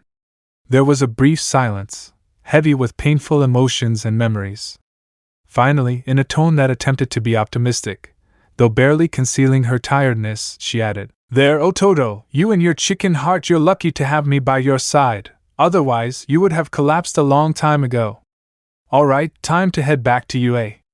Today is admissions. Maybe there you can see someone who really catches your eye.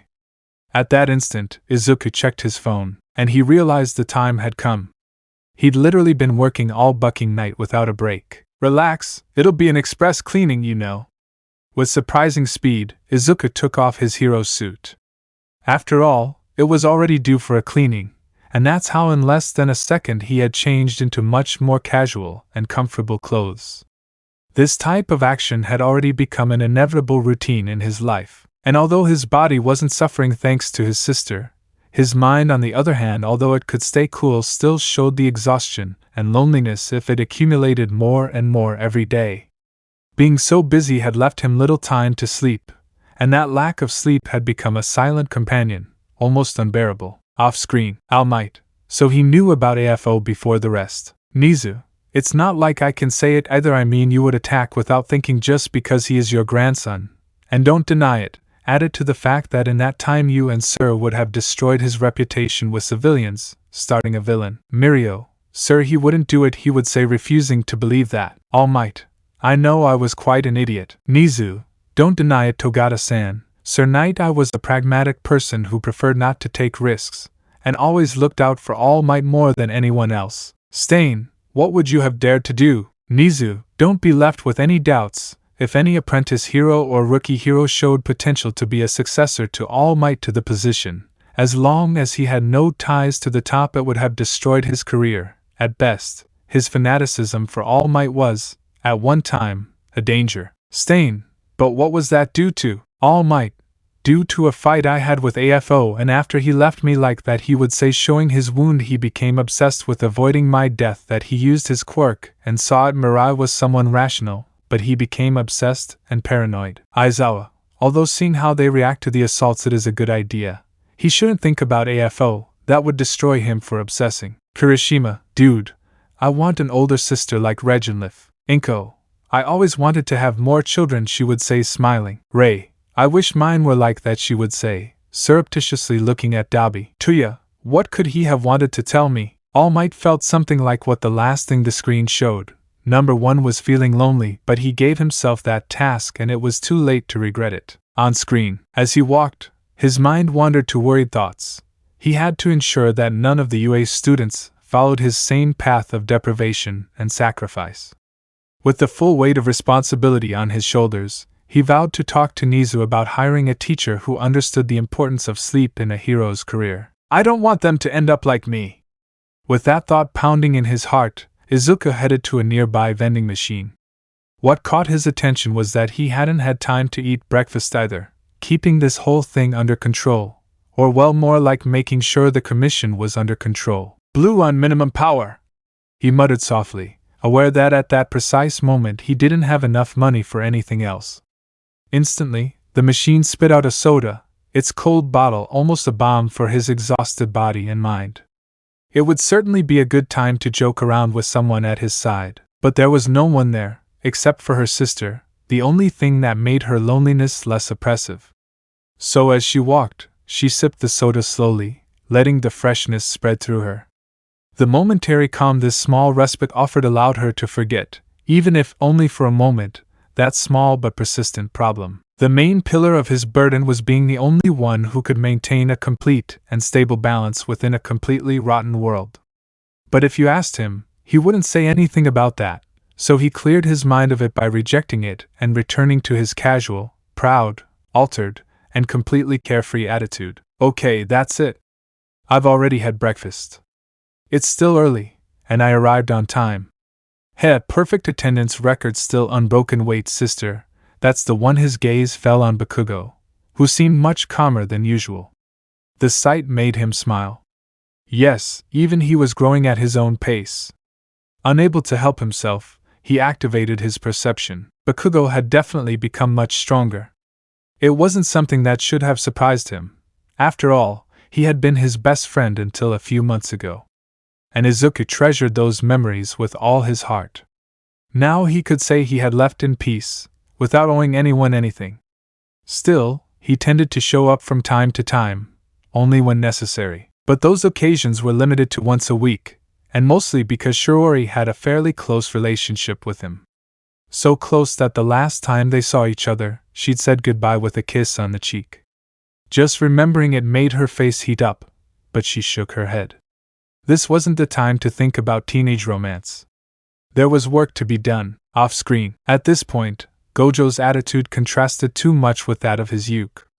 When Ida saw what he did with the vending machine, he was going to give a big talk about how it was wrong, but Ciro, with his tapes, silenced him so he wouldn't ruin anything. Bakugo, so we're not seeing each other anymore, he would say in a low voice, since he was seeing how his screen self realized things. Shoto, so close relationship? I would say doubtfully, until something was revealed. Tuya kiss, Natsuo in Endeavor the Shoto cheek. 3 out of 4 of the Todoroki men were about to explode with rage upon learning this. The jealousy of an overprotective father/brother overwhelmed them until the youngest said something that silenced them. Shoto, I approve. Natsuo, she's our pseudo-sister. Dabi, do you realize what you're doing? Shoto, yes, I know Midoriya, so I know he won't do anything to him. Inko, what do you mean, Izuku no more? Nizu, I think he'll dedicate himself to being 100% Gojo Satoru, leaving Izuku as someone dead, he would say, making quotation marks with his fingers. Those words made Inko feel a pain in her chest, but she decided to let it go. It wasn't her son, it was another version. On screen, hello, old lady, homeless man, host of the best podcast I've ever seen, and my beloved favorite director. The comment unleashed chaos. First, Midnight, without hesitation, threw her coffee cup at him. Aizawa, with impeccable reflexes, activated his quirk and tried to tie him up with his bandages. Meanwhile, Present Mike could barely contain his laughter, watching his colleagues try to teach him a lesson. Nizu, on the other hand, put a paw to his head and sighed. Seriously, Satoru is incredibly powerful, but I don't think he'll ever act seriously, he muttered to himself. Watching as Satoru dodged the cup of coffee that Aizawa dropped on him, causing him to scream in pain as he had burned himself, reactivating his barrier at the same time as Midnight. Now she threw the entire coffee pot at him, but to no avail. Now, without Aizawa erasing her gifts, she could keep it active. "Look, kid, you respect me, I'm your superior," Midnight shouted, completely enraged, trying to make Satoru stop being Satoru, something that was never going to happen, and it was emphasized when he said something that made her even more furious, to the point of almost jumping on his neck. "Ha ha ha, calm down, you're too old to be making scenes like that." Obviously, no attack reached Satoru. His barrier protected him effortlessly. With a mocking smile, he reached out and said, He ruffled her hair. That was his best joke, leaving the girls disheveled, and then seeing their expression made him laugh a lot, something that always made Regenleaf angry and scold him. But it was worth it. Besides, if it were Aiko, she wouldn't even dare to do something like that. But she had never before died to get into that subject. But well, now it wasn't Aiko, it was Satoru Gojo. "And how do you plan to convince me?" he said, to the woman's delight, but Satoru didn't find it a problem at all. He already knew what Aizawa's weak point was, so, in a perverse way, both Regenleaf and Izuku would use it to their advantage, especially in a situation like this. Satoru pulled a small stray cat out of his black shirt. You know how to negotiate, he should get used to that. But at least something good had come out of this, and that was that he had managed to get a new pet, one that he did like, and apparently the kitten took a liking to him because it began to curl up in Aizawa's hands, who already knew exactly what to do with his kitten. "I'm going to sleep. Wake me and Kaneko up in half an hour." And with those words, Shota Aizawa collapsed to the floor like a sack of potatoes. The silence that followed was deathly. Everyone in the room looked at each other in disbelief. Very bad idea. Super bad idea. An idea that's... They're going to make you a meme all over you, eh? Because collapsing like that in front of Gojo was basically signing your sentence to eternal jokes. "Oh no, no, no!" President Mike immediately intervened, going into diplomatic mode to save his best friend from certain disaster. Which didn't seem to be the case, since he was already sleeping peacefully in his caterpillar sack, ignoring everything that was happening, while Kaneko just put her paws on the adult's face, which made Gojo narrow his eyes with a mischievous smile. "Well, we could bring a box, put Mrs. Joke dressed as a bride inside, and tell Aizawa it's a gift for why he didn't finish his sentence," when Aizawa, who until that moment seemed to be in a coma, opened his eyes like a soul carried by the devil. In a move worthy of a ninja, he grabbed Kaneko and, without a second thought, he ran off with President Mike almost dragging him. "Look, I'll listen all you want, but get me out of that problem boy's line of sight," Aizawa growled, running as if his life depended on it. The worst, or best, thing was that Gojo was way too popular, and not just because he was insufferable. He had an absurd amount of hero proposals, and incidentally, there were also heroines who wanted him to be their assistant. Midnight had even considered recruiting him until she got to know him well and changed her mind in record time. Plus, the fact that all of Japan knew about his engagement to Shiori didn't help either. It's not like Gojo was discreet, not at all. If anyone in Japan hadn't heard, it was because they were living under a rock. So she gave up for two reasons: she wasn't a cradle robber, and two, she didn't want to ruin the relationship they had. A non-existent relationship, but well, nobody knew that. "Satoru Gojo, please," Niza said in his signature tone of infinite patience. The albino rolled his eyes, bowed exaggeratedly, and vanished as if by magic. No one knew where he was going, but at this point, it didn't matter. So the albino walked aimlessly, watching all the applicants, off-screen. "Aizawa and Midnight, what did he call us?" they would say at the same time with a twitch in their eye. "Mandalay, hee. Pixie Bob and Mount Lady, ha ha ha ha ha ha ha ha. President Mike, why are you throwing coffee at him? Stain, and those are UA teachers?" he would say incredulously. "Aizawa, he bribed me with a cat?" I would say incredulously, I didn't remember him liking cats, but meh. Almight, and Aizawa goes back to sleep while everyone sweats before Izuku did something. "Aizawa, what did he want?"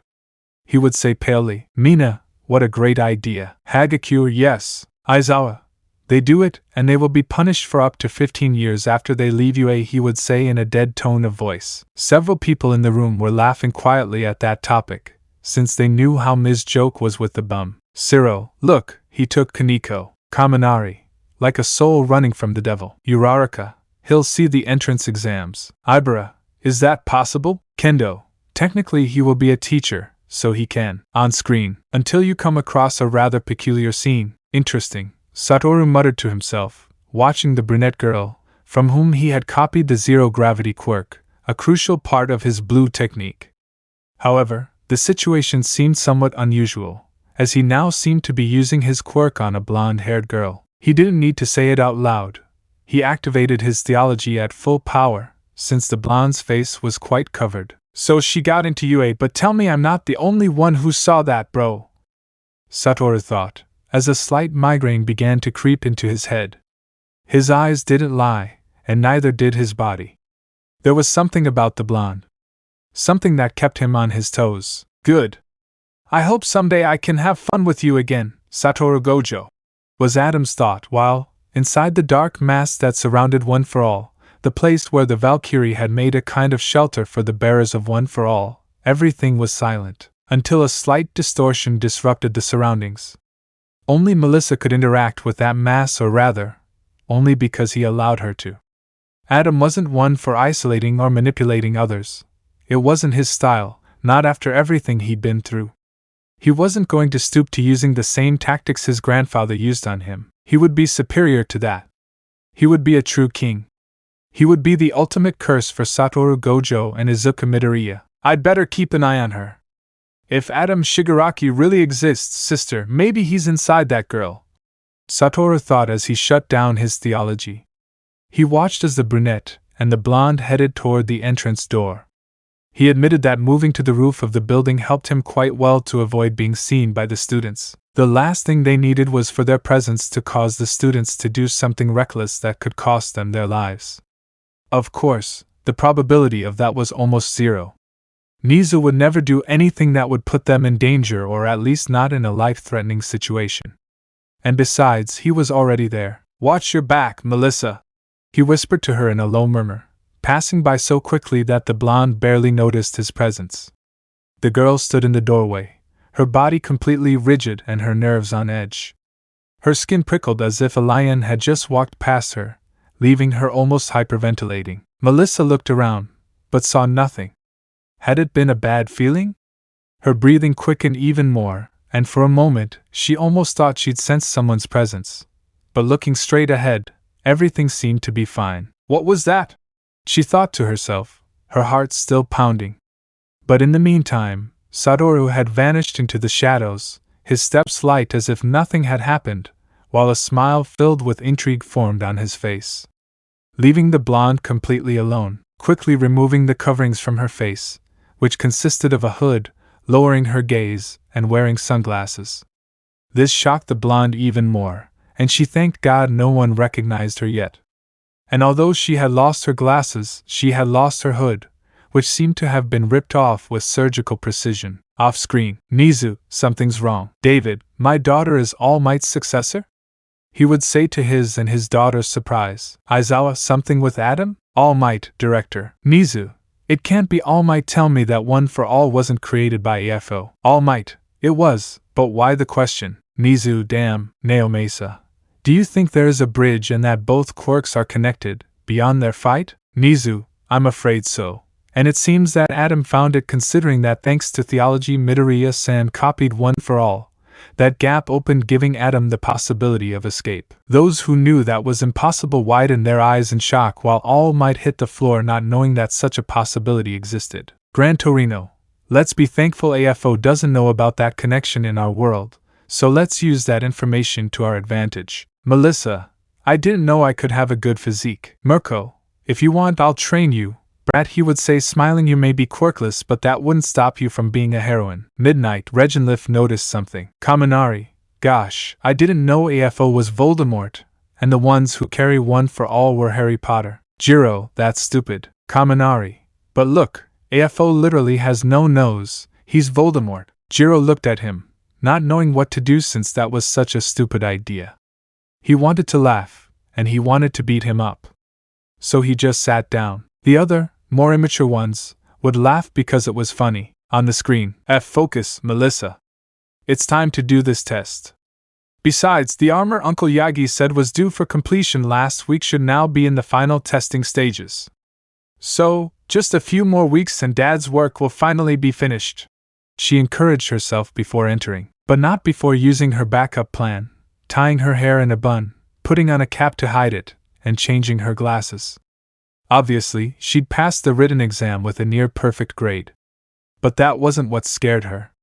The power her uncle had given her felt strange. Every time he activated it, golden, black, and purple lightning shot out of his arm. He couldn't use more than 4% of his power.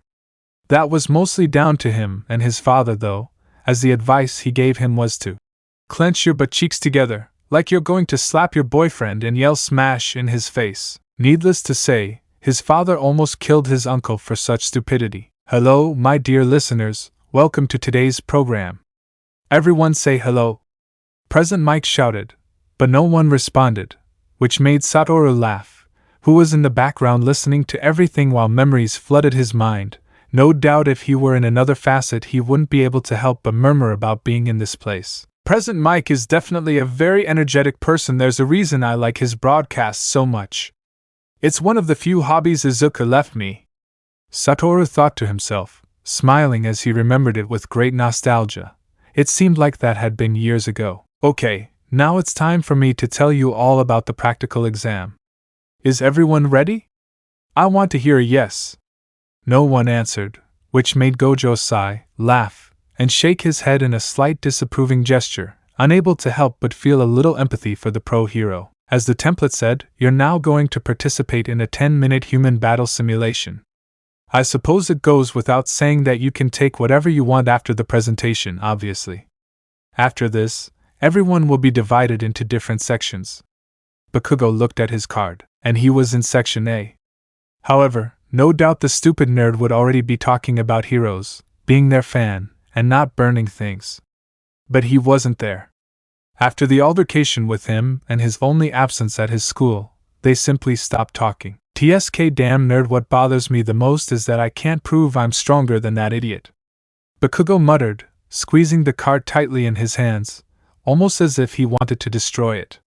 And at that very moment, Satoru, watching from his place, he couldn't help but feel a little amused at Bakugo's frustration. This guy never changes, does he? Always so explosive, she commented in a low voice, as she watched Bakugo, angrier than ever, prepare for the test. He crossed his arms as he watched the scene, completely relaxed, even though it was obvious she was going to pass. In fact, he was sure he could rival Almight's record, as long as he didn't start launching himself at the robots like crazy and didn't make such explosions that they ended up damaging his teammates, which he knew was going to happen.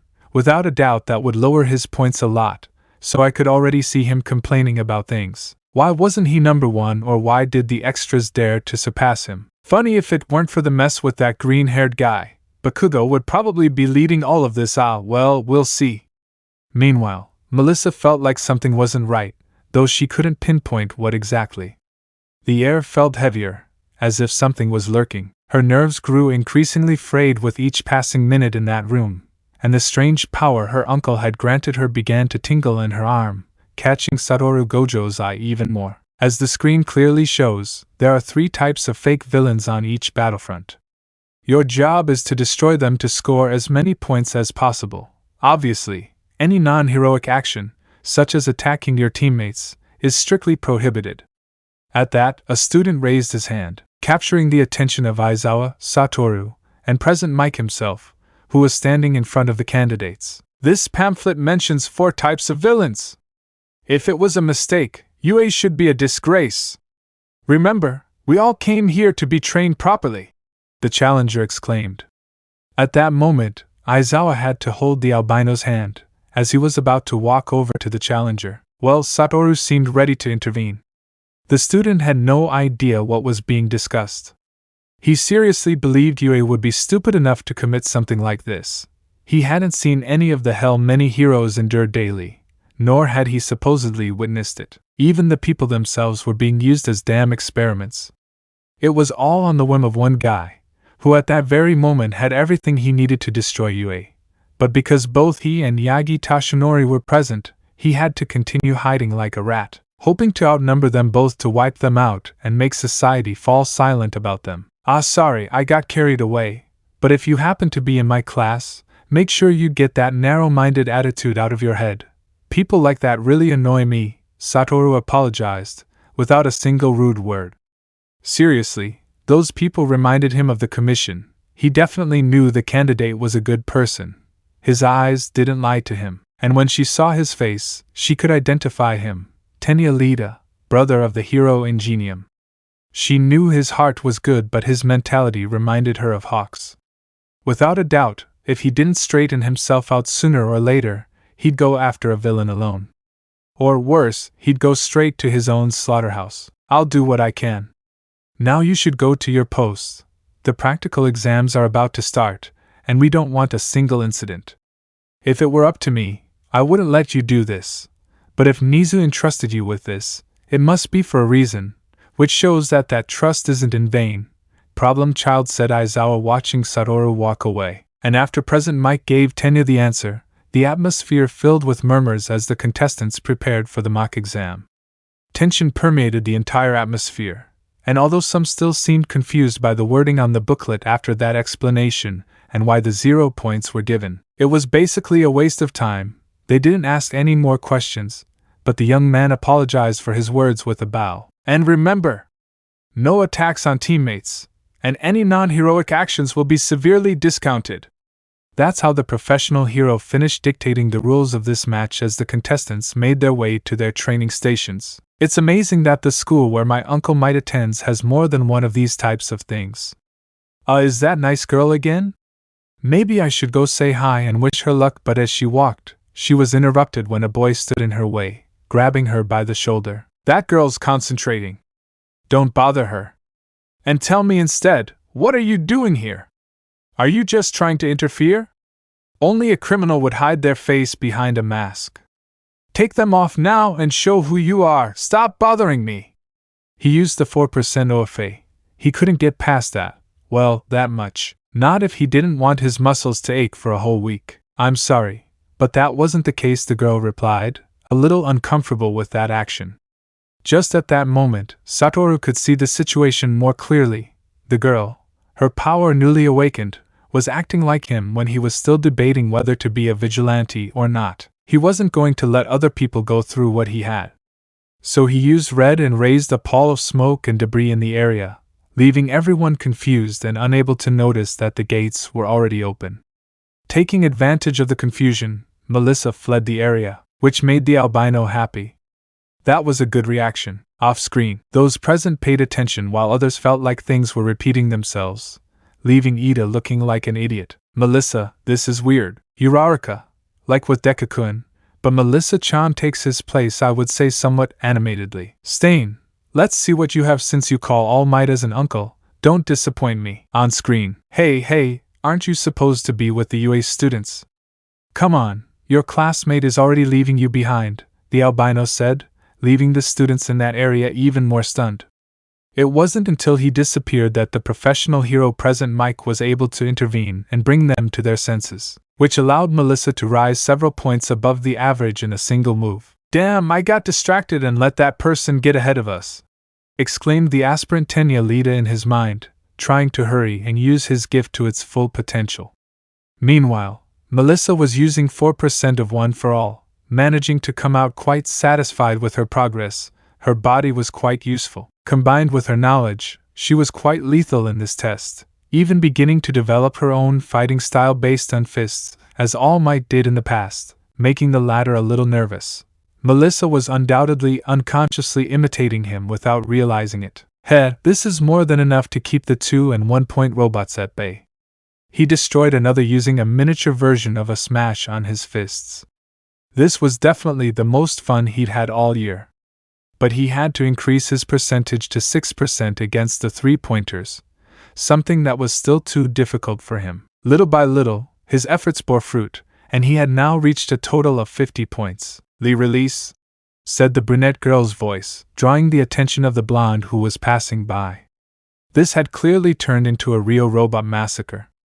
The blonde watched as the brunette slid underneath the robots, touching them with her fingers, and then he would levitate them, and then suddenly let them fall, while the effort involved in this action was noticeable. There, that's 30 points, she said to herself as she ran all over the place, even catching Gojo's attention. That quirk was promising. His attitude was also pleasant. However, what caught her attention most was how he used his quirk effectively. Not to mention that ability, she had to be able to expand it through touch. Maybe I can use a domain. The Valkyrie completed her thoughts. A domain required the use of a barrier. But if this girl could evolve her quirk enough, she could achieve something that not even Gojo could reach. Oh good, she didn't dare experiment with a domain without a barrier. The problem was this: what would the consequences be on your body for such a feat? The albino now wondered, as he continued to analyze the situation from his position. He was supposed to be ready and out of the way, so that if the worst happened, he could intervene at the scene of the disaster in a matter of seconds. But that was the idea, to have said, "Don't worry, he was the strongest." Everyone knew he couldn't be removed from that place. "It's a very promising group," said Ms. Midnight, seeing the students' excitement, and how they were all giving their all. Meanwhile, the albino remained silent, analyzing everything that was happening around him. No one knew what was going on in his mind, but he was supposed to be happy or content. After all, he never wiped the smile off his face. "But your real challenge begins now," a UA official announced as he pressed the 0-point button on the robot. Immediately, the entire system shook in every corner, putting the white-haired man on alert. He adjusted his glasses and began scanning all the screens. Everything was working as it should, which was great until— Help me, please!" Chestnut cried. She knew he couldn't go there. If he did, he'd be making life too easy for young people his age, and that wasn't something she could allow if she wanted them to grow strong. She should only intervene when all other options had been exhausted, only when they needed the one who made the impossible possible. That was when he had to act. "It's only when you see a threat of such magnitude that your true nature is revealed," Yagi Tashinori stated, while Satoru was turning his face to see what Bakugo was doing. And he couldn't help but smile. The guy had basically just beaten up a UA applicant, who had dared to run away from the 0 points and insult him like there was no tomorrow. Clearly watching as Bakugo, still standing in combat, retorted in a defiant tone, "Get ready, this is just the beginning. You shitty extras. And you teachers, watch as I save these cowardly sewer asses. And you scoundrel." The atmosphere filled with tension and anticipation as everyone assumed their role on the testing ground, although several people made poker faces when they saw Bakugo. They already knew where they were going to send him, staring at Aizawa, who face-bombed. He was going to have a group. Very, very troublesome. "Listen, you bucking moron, the UA put us here and here we stay.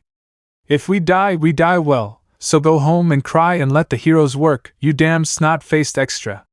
Yes, she had just literally beaten him up, which almost took away all the points he had received, but also, having thrown yourself like a suicide bomber at that robot, shouting, "Shine," like a real man, and while beating it to a pulp, ironically spoke well of you, because you got a defenseless person out of a dangerous situation more hurt than healed.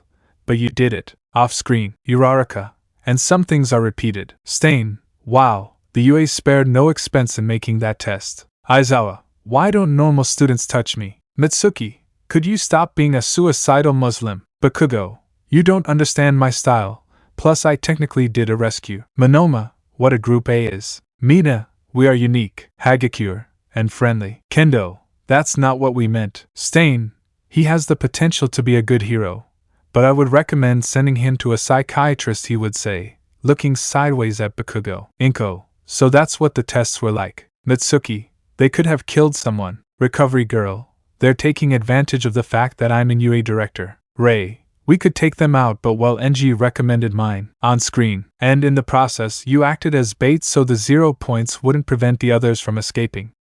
Amid the chaos, murmurs were heard among those present.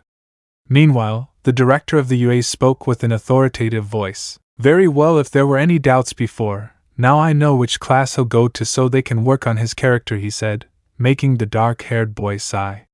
He would have to ask for a raise, a big one, if he were going to work with that ashen-haired boy, but of course, it had to be Satoru who broke the seriousness of the place. "Satoru, with a sneer of disdain as if he had known the ashen-haired boy all his life, intervened in their conversation. Meh, he's just a rabid dog with a Muslim human bomb complex.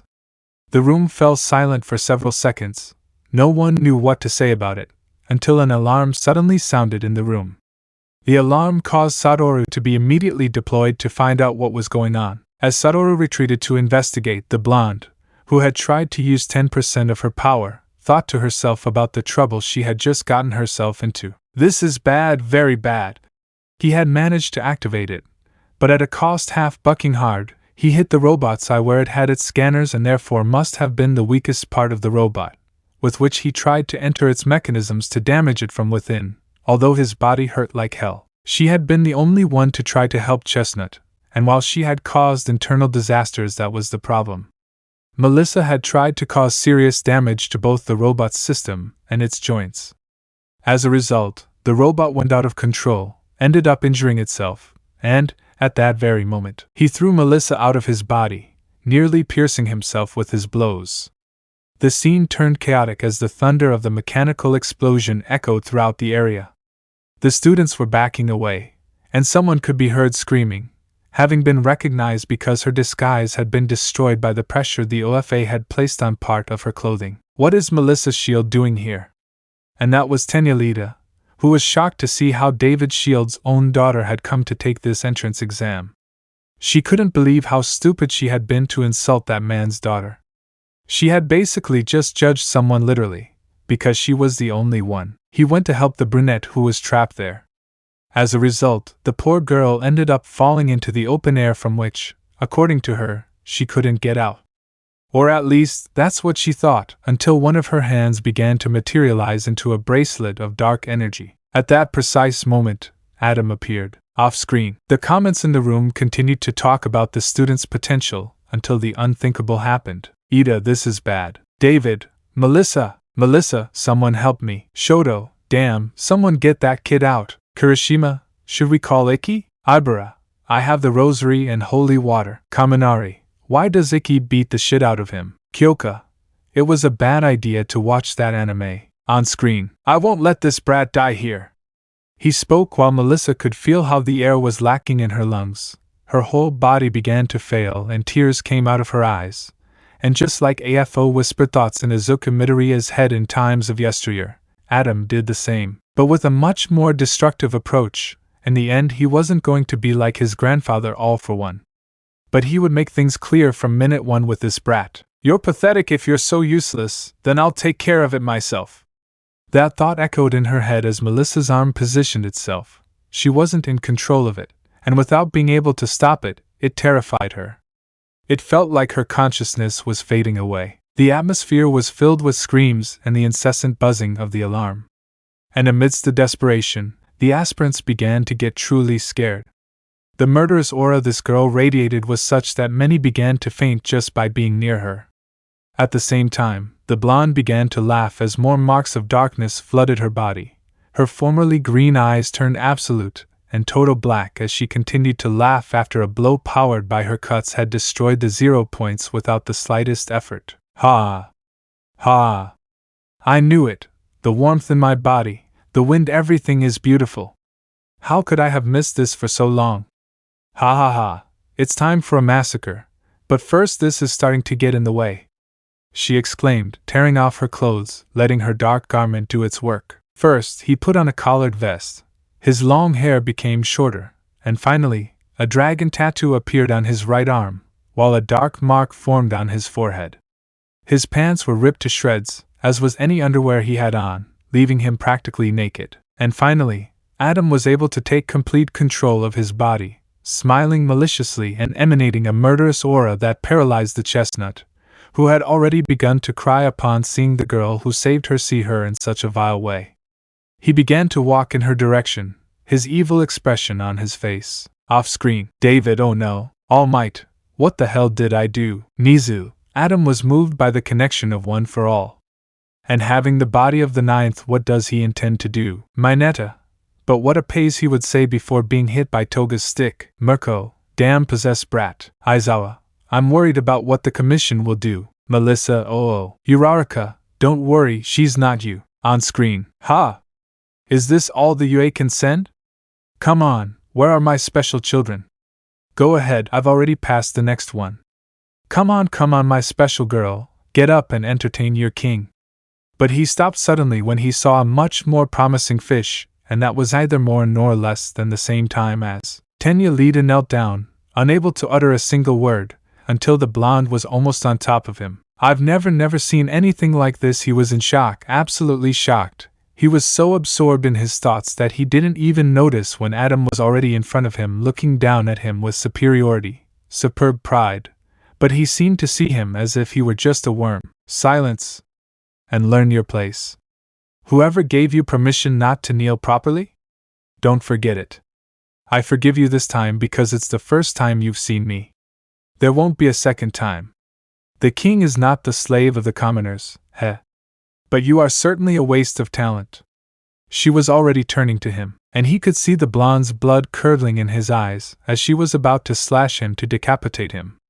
All this was witnessed by the chestnut, tears rolling down her cheeks, who could barely manage to murmur until just as those words left her mouth. I help no more will be needed, since all the aura that this demon had displayed, since both Tenya and Ochako could only refer to this girl as that, a damned demon. Someone with such zero control of her own peculiarity that she let the latter take control of her own body. Something that made Tenya could only see how a future villain the rules dictated it like that. But all his thoughts were suddenly interrupted when someone took him in their arms and placed him next to the brunette, making the brunette's heart could finally distinguish a light at the end of the tunnel. Well, a brief feeling of hope. It flooded his heart. Sa sniff, Gojo Satoru, shouted the chestnut-haired girl, crying with joy as Gojo used blue to destroy the nearby robots. At the same time, he left the brown-haired girl in a secluded place, healing her sprained ankle and taking off his glasses, which would only get in his way if he ever had to fight this guy. Leave my body, the blonde could barely protest, at a time when she wasn't supposed to have the willpower to overcome his due to the difference in power, but that's how it was.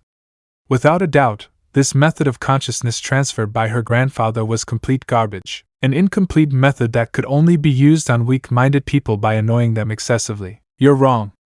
The problem is that, at the moment you made the transfer, you didn't know how that power works.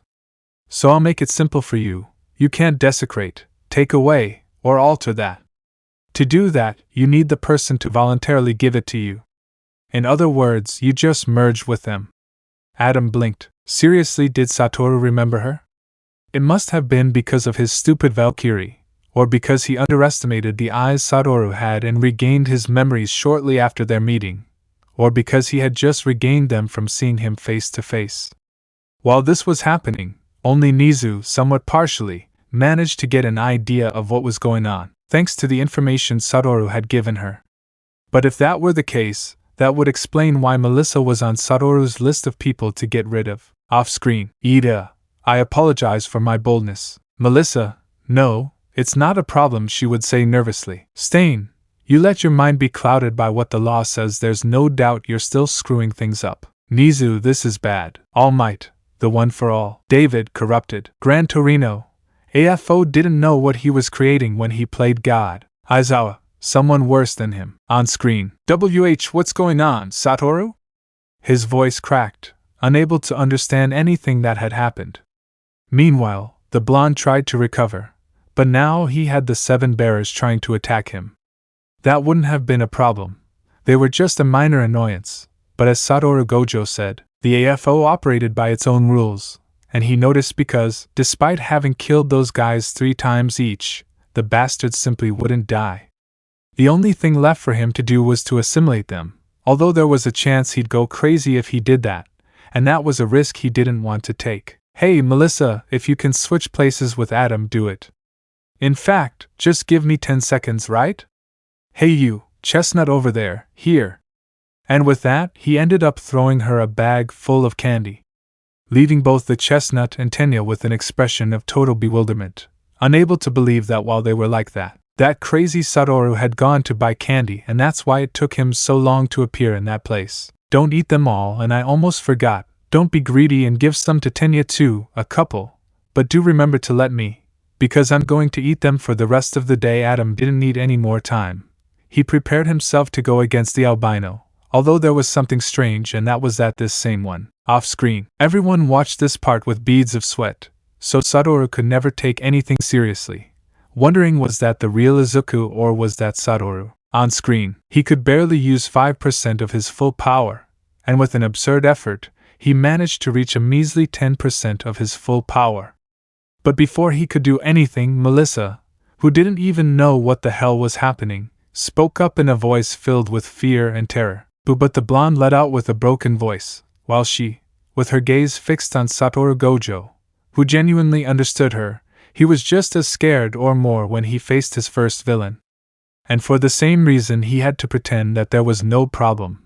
After all, if he showed more doubts and uncertainties, oh well, more than he was supposed to show could be chaos. He should be strong, firm, powerful, brave. He should be what they should aspire to and then surpass. Without a doubt, he was already a symbol in his own right. He had already faced everything the world could offer, to the annoyance of many and the joy of others. He had already emerged victorious. "Don't worry, I'm the strongest," he declared confidently. He flaunted his own power, knowing exactly where he stood in the world, while also understanding his duty. How often would a person with his abilities be born? How often was a person with his absurd power born? And to top it all off, how many of them didn't end up corrupted? He honestly didn't know, but he did know that, for that very reason, he had to be the one to make a change and simply reinforce the foundations All Might had already laid. After all, he was following in his footsteps. Ironically, everyone already saw him as his supposed successor, a far cry from what he now aspired to be. But with absurd speed, he dodged the punch thrown at him, clapping almost as if he were teleporting. He'd been hired for security, and that was precisely what he was going to do. "You know, I've got people watching. I should show off a little." He positioned himself behind Adam, then grabbed him by the arm, punched him in the face, and, as if he were a child, knocked him to the ground with a simple movement, remaining calm, serene, happy, carefree, and above all, proud. If that was only 5% of the OFA and she was already a match for Ka-chan, he could imagine the beast she would be when this girl reached her full potential. He now understood why Melissa wanted to eliminate her. It wasn't because she had the OFA, but because the Commission wouldn't be able to control her. Making him even happier. Maybe his life wasn't so bad after all. If he could be there the day these young people got over it, he'd be the happiest person in the universe. "Oh, for hell's sake, no matter where we are, you'll always give me trouble, stupid," according to Adam couldn't even finish speaking because he immediately found Satoru punching him, literally sending him flying, crashing into a railing and creating chaos and debris around him. He was about to use his domain, but with that same movement Gojo prevented him, preventing the massacre that Adam so desperately desired from breaking out. 7, 8, 9. "And it should happen any moment now," he commented, and just as Melissa predicted, he took complete control of his body again, causing his dark clothing to wear away, leaving his body on the verge of being exposed. Izuku already knew, from experience, how important that humiliation and shame were. He experienced it when he was Aiko with Ka-chan, so he wasn't going to let that happen to Melissa. So he turned to the brunette and the applicant at his side. While holding the unconscious Melissa, covered only by the black t-shirt he had taken off to place over the body of scientist David Shield's daughter. "Hey, one question. What do you want me to do with her?" First there was surprise, then denial, and then pity for the blonde, who the brunette and aspiring Tenya Lida now understood must have some kind of quirk with a consciousness of its own. She didn't know if that was weird or something like that. In fact, they barely understood what had just happened. In Tenya's case, things were even worse. According to the rules, she should be considered a danger to society, with a dangerous and self-destructive quirk. She was most likely classified as a villain, or at least a hero unworthy of respect due to her lack of self-control. But there was also the fact that she was David Shield's daughter. And if he put his trust in Melissa, it must have been for a reason, one he didn't understand, but which had to be there. So he was left in a state of limbo, and Chestnut was the one responsible for breaking it, giving him the answer she spoke from the bottom of her heart. And at the same time, The answer Satoru wanted to hear. I don't want her to die, he said clearly, his voice breaking. He had definitely saved her, and even though she'd been through a lot, he just wanted to play around a bit. So he put the elegant jacket he owned on her, covering the blonde's body so that no indecent things would be shown, while President Mike. He was in charge of announcing the end of time to destroy the robots. So a request from a future UA student. Fine, I'll take care of the rest. He gave her a thumbs-up sign while smiling his wide smile. He wasn't wrong at all, not about Melissa, not about Chestnut, and certainly not about Ka-chan. They were definitely heroes of his caliber. Even so, he left her in the UA infirmary, nothing unusual. But as always, an incident of that kind led to the Commission organizing a raid that night, when Melissa was still unconscious from the personality clash that directly affected her brain. Something Nizo already knew about, but at Satoru Gojo's request, he didn't do anything.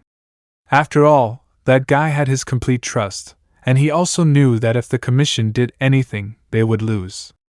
After all, he had Satoru, and whoever was Satoru's ally was physically untouchable, and the Commission couldn't touch him in any mental or political way. So, off-screen, watching the fight lasting only 10 seconds, some calm came to the spectators, although Ida on one hand lowered his head remembering that his counterpart was himself before starting at UA, where if it weren't for the freckled man, he would still be an idiot. Ida, I have to thank Stain for the beating in Hosu. Stain, why do you say that? Ida, in a way, along with my friends, they opened my head to stop being like this, so he would say bowing to the murderer I thank you. Stain, I see that unlike your counterpart you did mature. David, the problem now comes with Nizu, the Commission. Melissa, where are they going to take me? Almight, to Tartaros, that's 100% sure. Aizawa, although I doubt the brat will do anything to prevent it. Mandalay, as we see. Endeavor, the brat will do anything to get her out. He literally wants to be a pain in the neck for the Commission by doing what he wants. Shoto, that means if one of us doesn't control his quirk. Tokoemi, or if I were to lose control of Dark Shadow. Uraraka, are they going to imprison us? Just because they wouldn't have control. Momo, although it makes sense to them, what they do is not at all humane. Ojiro, those bastards have no honor. Nagant, that's the Commission, the murderer would say simply. On screen, I hope you know what you're doing, Satoru, because whichever side you support will be the side in which the balance of power will tip. I turn off the screen. The truth is the Commission was doing everything possible so that Satoru wouldn't find out about this thing, because he had transported Melissa to Tartarus, which was a double-edged sword. If Satoru went to Melissa's, he'd have to enter Tartaros, and getting out would have been impossible, even for him. Which wasn't really the case, but still, if it meant using Melissa to get him out, then they would. Anyway, everything went down the drain again because Satoru broke into Tartaros and hid in Melissa's cell, without the slightest bucking problem. Where is why am I chained up? She found herself tied up with anti-quirk chains and an anti-quirk collar in what looked like a maximum security prison, a 3x3 meter room with cameras, a shower, and machine guns ready to shoot her at any moment. Off-screen, Nizu, wow, that's an exaggeration. Tiger, and only for a girl who doesn't control her power. Nagant, I don't know if that's surprising or that the boy entered the place without the slightest problem. Almight, that makes it scary, but I'm glad he pulled it out. David, same as me, he would say, hurt that she ended up like this because of those vultures. Gran Torino, although the reason they put it in is because it wouldn't be subjugated to them either. On screen, she was about to scream for help when she realized something, and that was Satoru Gojo, who was in front of her, leaned briefly on a chair he had borrowed from the guard room and asked her in a mocking voice as if this was a joke or some kind of prank. And tell me, who are you now? Adam or Melissa? The blonde shook her head, not understanding what was happening.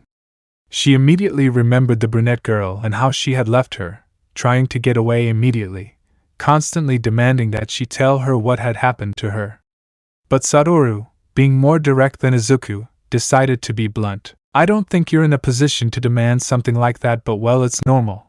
After all, I've seen a person before in your same position. In short, your secret execution has already been approved at that instant. His eyes opened wide and an abysmal panic flooded his gaze, as if Gojo was going to kill her. He tried to make sense of it all, but the truth was, this doesn't make the slightest sense. she immediately retorted. But Satoru didn't seem to care. He stood up from his chair, calm, as he opened a door and let Melissa see exactly where she was, leaving her in an absurd shock that almost made her faint immediately. Hey, don't look at me like that. Besides, it's true that you're in Tartarus on the Commission's orders. So let me explain. It turns out they want you out of the equation. Before, they didn't want you simply because the risk you represent to them was actually less than that of an ordinary person. They wouldn't have paid the slightest attention to you, a nobody, Almight's pupil, normal stuff, he said, reaching into his pocket.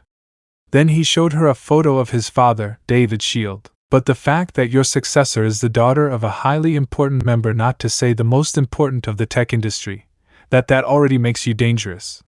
In just 1 year, you managed to reach the point of being able to use the OFA at that level. If you enter the UA, you could accomplish a feat.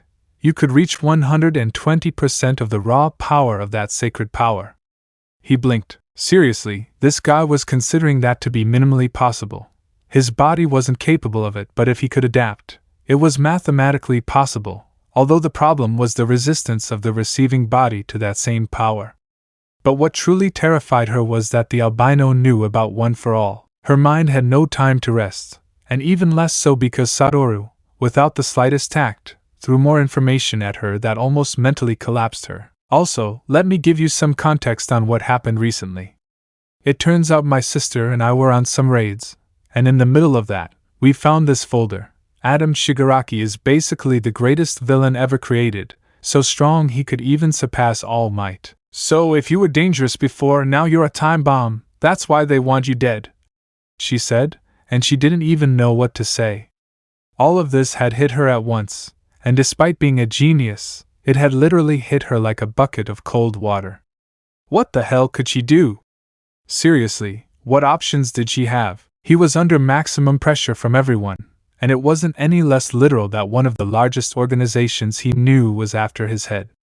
How was he supposed to react to that? Off-screen, everyone listened attentively, some refusing to believe that the Commission would go so far, although those who already knew just smiled as if Cheshire had lost his ear-to-ear grin. Kirishima, shit, I don't know if I should be afraid of this version of Izuku bro. Melissa, wait, they sentenced me to death without anyone knowing. Uraraka, that's not justice, she did nothing. Aizawa, they don't care about anything Uraraka, just control. Midnight, although I must admit that Satoru is not Izuku since he would have a little more tact. Stain, bastard, she doesn't deserve that. Nagant, that's how they are, he would say with a dark look. Hawks, they were always like that, he would say with his eyes lowered.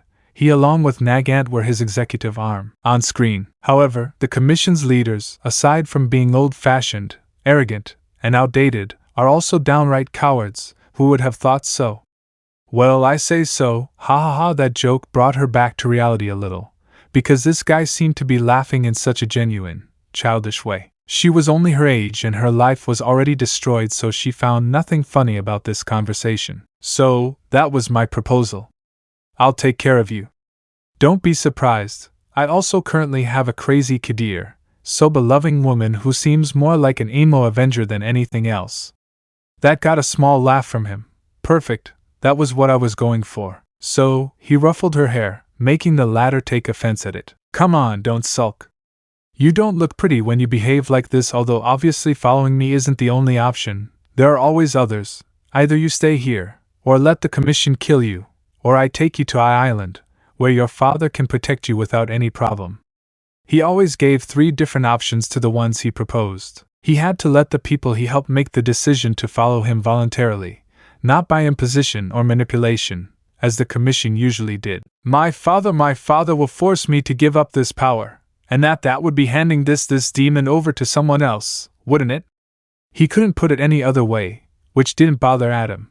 He'd figure out how to get out of the body he himself, through miscalculations, was completely trapped in. Still, it was a lot better than being chained up in the mind of her younger brother, not to mention twin. Satoru confirmed that it was most likely, but also warned her that there was a 20% chance her father wouldn't force her into it. After all, her mother didn't force her, but David did. David was a different matter. He was guided by logic, and if he saw that the odds were that his daughter would be harmed much more than she benefited, he would certainly intervene. In the end, no father wanted to see their daughter in such a bad state. Not even Endeavor could bear to see something like that. So Melissa made her decision. I choose to follow you, but only if you promise me that you will be there to stop him when necessary. And after that comment, Satoru Gojo laughed again, making Melissa pout markedly. To the albino's greater amusement, after all, she was no longer scared, nervous, or in shock, just annoyed with him. So it was a step for him to talk. What? That's all? Wow, for a moment I thought you were going to ask me for a mega mansion, Izuku intervened with a short laugh. He had already passed all of her tests, and even after she had offered to give up her dream, when she told him and showed him the danger of what Adam represented, he stood firm in front of him. So he also remained true to his word, and to the further anger of the Commission, who no longer knew what else to try to prevent Satoru from getting his way, since they had even put 7 doses of different poisons in a katsudon they offered him. And the wretch acted as if nothing had happened. In fact, he even ate the last drop and then asked for more. This guy is a real pain in the ass. The commission director muttered through her teeth, clutching her head in an attempt to relieve the migraine she was experiencing. This guy is a bucking cancer. She watched as even the Tartars members watched Satoru Gojo walk by as if nothing had happened. They took refuge in their cells, at least those on the first level, because on the lowest level, they still doubted whether someone like that truly existed, but their fame had already reached the lowest places in the world, such as the prisoners who were in solitary confinement in that same place. Satoru asked in a firm voice, waiting for a definitive answer.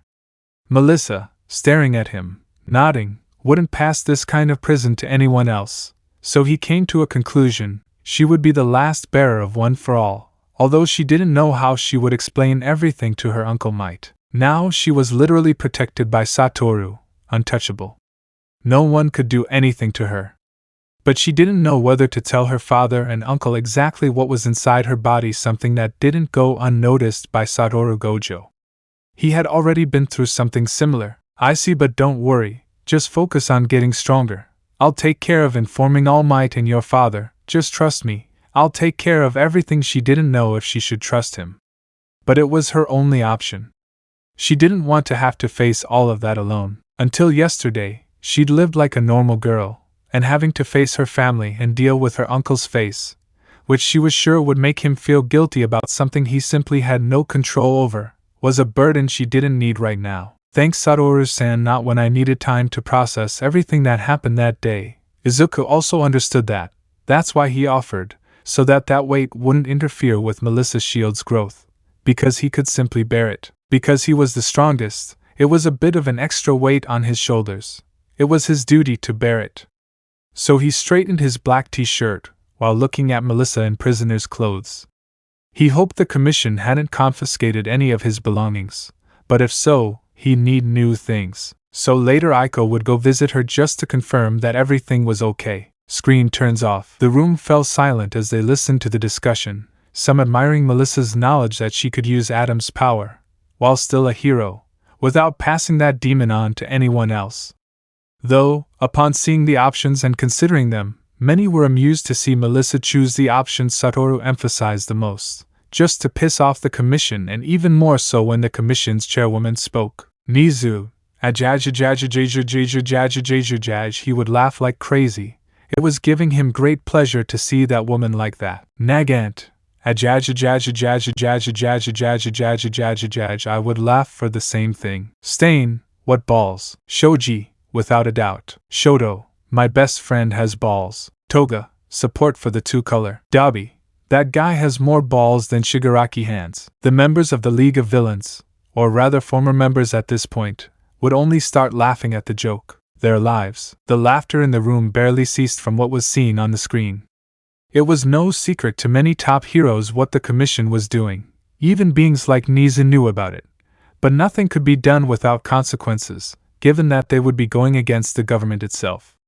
It would be completely stupid, since in the worst case, they would make your family, if you have one, disappear, and no one would want that. The entire room was filled with the only thing they could do, and that was laugh at the suffering of others as they watched the commission, which saw itself as a deity, capable of fascist control over the lives of all individuals, being put in check time and again by a teenager, by nothing more than a simple, plain teenager. They would still be laughing if the screen hadn't started playing audio and video again, leaving everyone's attention on screen. Satoru Gojo-gur, you can't just do whatever you want. We also seek what's best for Japan and the world, and you're turning everything upside down. Tell me, what would have happened if that atom had taken over Melissa Shield's body, completely? What would you have done? She scolded him. Oh well, she was trying, because while her eyes dripped with fury, she completely enraged and turned to the white-haired man. If that were the case, me or my sister? Well, needless to say, we would have stopped her. You bunch of cowards better never touch her again. In fact, don't even try, because I won't let you. This conversation wasn't affecting him at all. In fact, he continued talking to the point that he had let out a bitter laugh at the memory of Melissa and all the potential that girl possessed. Without a doubt, she could surpass Almight in no time. Tensions mounted as he continued to be scolded by the Commission, which was trying to control him by any means necessary. But they were already so desperate. They didn't even have any limitations in their formal and elegant vocabulary, and they always took care to ensure that even how they spoke in front of others. Didn't they teach you respect? She exclaimed angrily, forcing Satoru Gojo to control his anger. He knew that showing any hint of vulnerability in his power would open the door for them to try to manipulate the other people in his life to get to him. So, with a sigh, he put his hands in his pockets, feigning tiredness, which was obvious. If it weren't for Regenleaf, it would have been. Then, in a mocking tone and with a cynical smile, he continued, Yes, well, I don't really like the attitude of you bunch of old men. Besides, I have no intention of prolonging this meeting for too long. I'll get to the point. Last night I took it upon myself to get Melissa's shield out of Tartarus. In fact, I'm running into a very peculiar situation this year.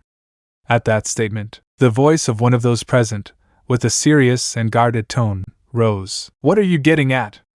The seriousness of the speaker was palpable, as he would never admit to anything that would make that stupid teenager happy, and that was what infuriated the Commission the most. It wasn't the voice of an adult, not of All Might, not of Endeavor, not even of All for One himself. What truly angered them was that it was there. A damn teenager. Ha ha ha, you seriously don't get it. Wow, you're idiots. Now, with the enormous projects that I know are in operation, the Mud Villain incident, which Katsuki Bakugo destroyed without the help of a professional, and also the case of Shiroi Todoroki, Endeavor's daughter, who will surpass him, I have no doubt about that. He paused, letting his words permeate the atmosphere. It was clear that, despite the criticism and the chaos, step one was complete. There would be no more cheating, deception, or trickery, and most importantly, they wouldn't go after anyone else. Not while he was in the equation, after all. After everything they did to kill or incapacitate him, he had already made it clear that no matter what they tried, he had already proven that he could overcome everything they sent his way. Apparently, they're still ignoring it, but I'll summarize it. That wave of power that they're trying so hard to ignore, to maintain their stupid positions and titles and absurd traditions, is going to overflow very soon, and I won't be there to defend them as I have been doing until now. Without a doubt the director wanted him dead, and not just her, but all the members of this group, making clear their contempt for her figure and status. But at that very moment, to take a break from this idiot, even a little, and think of another way to deal with him. But of course, Satoru hadn't finished speaking yet. They've finally understood. The new generations will make that standard position obsolete. At some point, when that war breaks out and I'm gone, you'll most likely die, and the others will have a hard time if they think I'll be the only one to start questioning their authority. The message echoed in the silence of the room, causing an atmosphere of extreme tension. And without wasting any time, they immediately ordered him, trying to swallow the lie they told themselves that this guy wasn't going to overwhelm them, especially when it was another Shigaraki. They'd had enough of being used by that demon. They weren't going to let another stupid Shigaraki walk all over them like that again. You talk too much, brat. You better go fulfill this mission now. They couldn't kill him, but they were trying to use him as their perfect weapon. That was their relationship. He had the power, the Commission wanted him, but they couldn't contain him. It was a constant struggle between both sides, and the Commission always ended up losing. It was rumored that if Satoru ever left the academy, the first thing they would do was label everyone who supported his return once he could get rid of the albino as real criminals. No one wanted to see another special case like Satoru arise in their lives. Off-screen, the laughter was not long in coming as it resonated loudly, making it a delight to watch. An agent.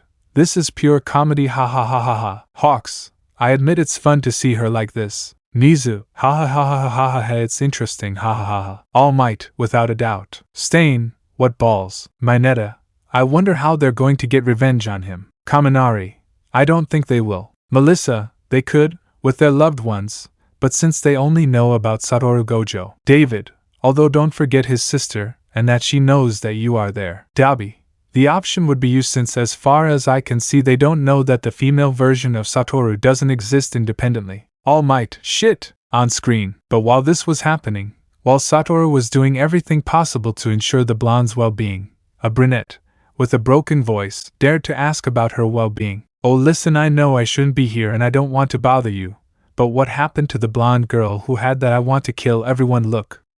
It's just Satoru took her away and well I just want to know how she's doing. It's just that girl saved my life, and Satoru I don't even know what to think of him. Present Mike, surprised by the question, she fell silent immediately. No one should talk about Melissa or give her too much information, not only for Nisa's sake, but because her own father had done everything possible to keep his actions out of the public domain, and someone might end up finding out about her stay and his daughter would have to give up her privacy.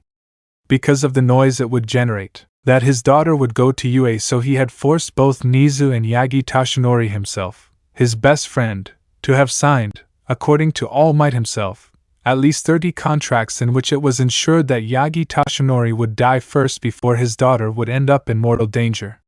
So, seeing the chestnut so worried, Present Mike decided to calm her down a bit. He patted her head a little, causing the brunette to close her eyes and pout slightly at the pro-hero's action. I'm sorry, I can't tell you anything other than that she's fine and safe, remember that. Satoru Gojo and we are looking after her. Those words, although reassuring, didn't manage to calm her completely. A part of her was still filled with doubts and worries.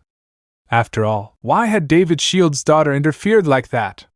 Why had she decided to take the entrance exam if it was supposed to be unnecessary for her? Those were the thoughts running through her head. Had she wanted to, she would have been recommended. Like many other applicants who didn't have to take the rigorous test, but the fact that he'd done it this way, facing everything as if it were a personal ordeal, was something she couldn't understand. That doubt had gnawed at her from the moment it happened, and she couldn't stop mulling it over. She couldn't find clear answers, and those questions kept swirling around in her head. The confusion persisted, and no matter how much she thought about it, there was no way to fully understand her reasons. What had motivated that decision, that entrance exam, when she clearly could have taken another, easier route? However, her thoughts were interrupted by the approaching start of classes. Come on, Ochako. You must see her and thank her. She kept telling herself, even though she felt like her words could never cover the magnitude of what Melissa had done for her. And in the midst of these thoughts, a flash of white and blue crossed her field of vision. At first, she thought it was just an illusion, a momentary flicker. She closed her eyes for a second, and when she opened them, the figure had already disappeared right in front of her.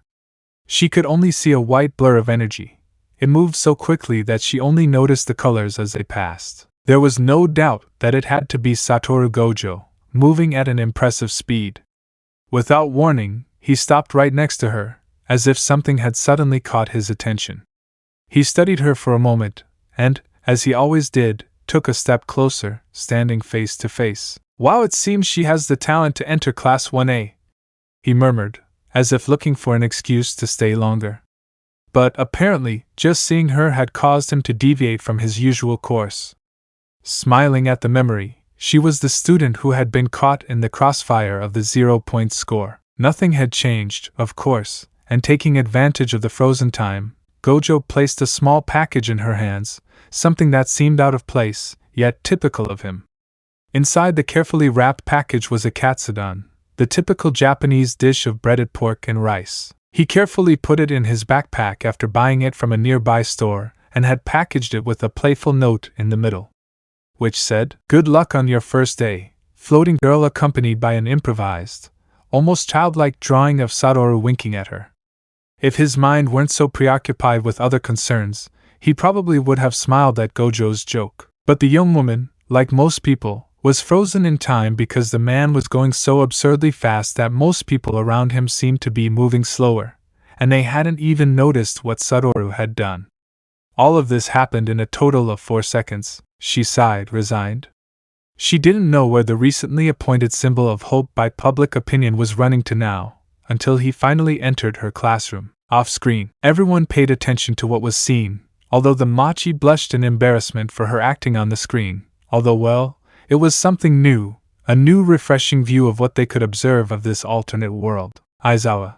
So the first day he would say with a strange feeling, "Nizu, let's see," he would say, wanting to see if this version of Midoriya would dare to demonstrate what they as teachers found, given that Aizawa's methods caused a certain number of gang members to increase, after he expelled classes, for not having potential, and being the most logical thing, according to him. On screen, "It's you." Melissa the brunette turned to see the young woman with blonde hair in front of her. Melissa was somewhat agitated, but her face reflected an expression of sincere gratitude when she saw how the brunette remained perfectly in order, giving her a sincere smile. "I'm glad I found you. That last hit was out of this world. Thanks for saving me, but your quirk, why did it seem like when you used it, you ended up becoming a villain?" Melissa looked at the brunette with concern. The question was so clear and direct, which simply made the young woman hesitate for a moment. However, before she could respond, a boy stepped between them, clearly intent on separating them. His gesture was abrupt, and the blonde shot him a withering glare. "What are you doing here, kid?" Melissa asked, clearly irritated. He was the student who had almost killed the demon inside her body, whose jailer she was now, but even so, the way the boy kept pushing her away, staring at her, clearly showed signs of wanting to push her away and keep her away. It bothered her a lot, especially when she saw how he stared at her in a bad mood without saying a single word to her. "Can't you see we're having a conversation?" And with that question, the young brunette watched the exchange with some surprise. She hadn't expected such a direct confrontation, but she realized the boy seemed somewhat fearful.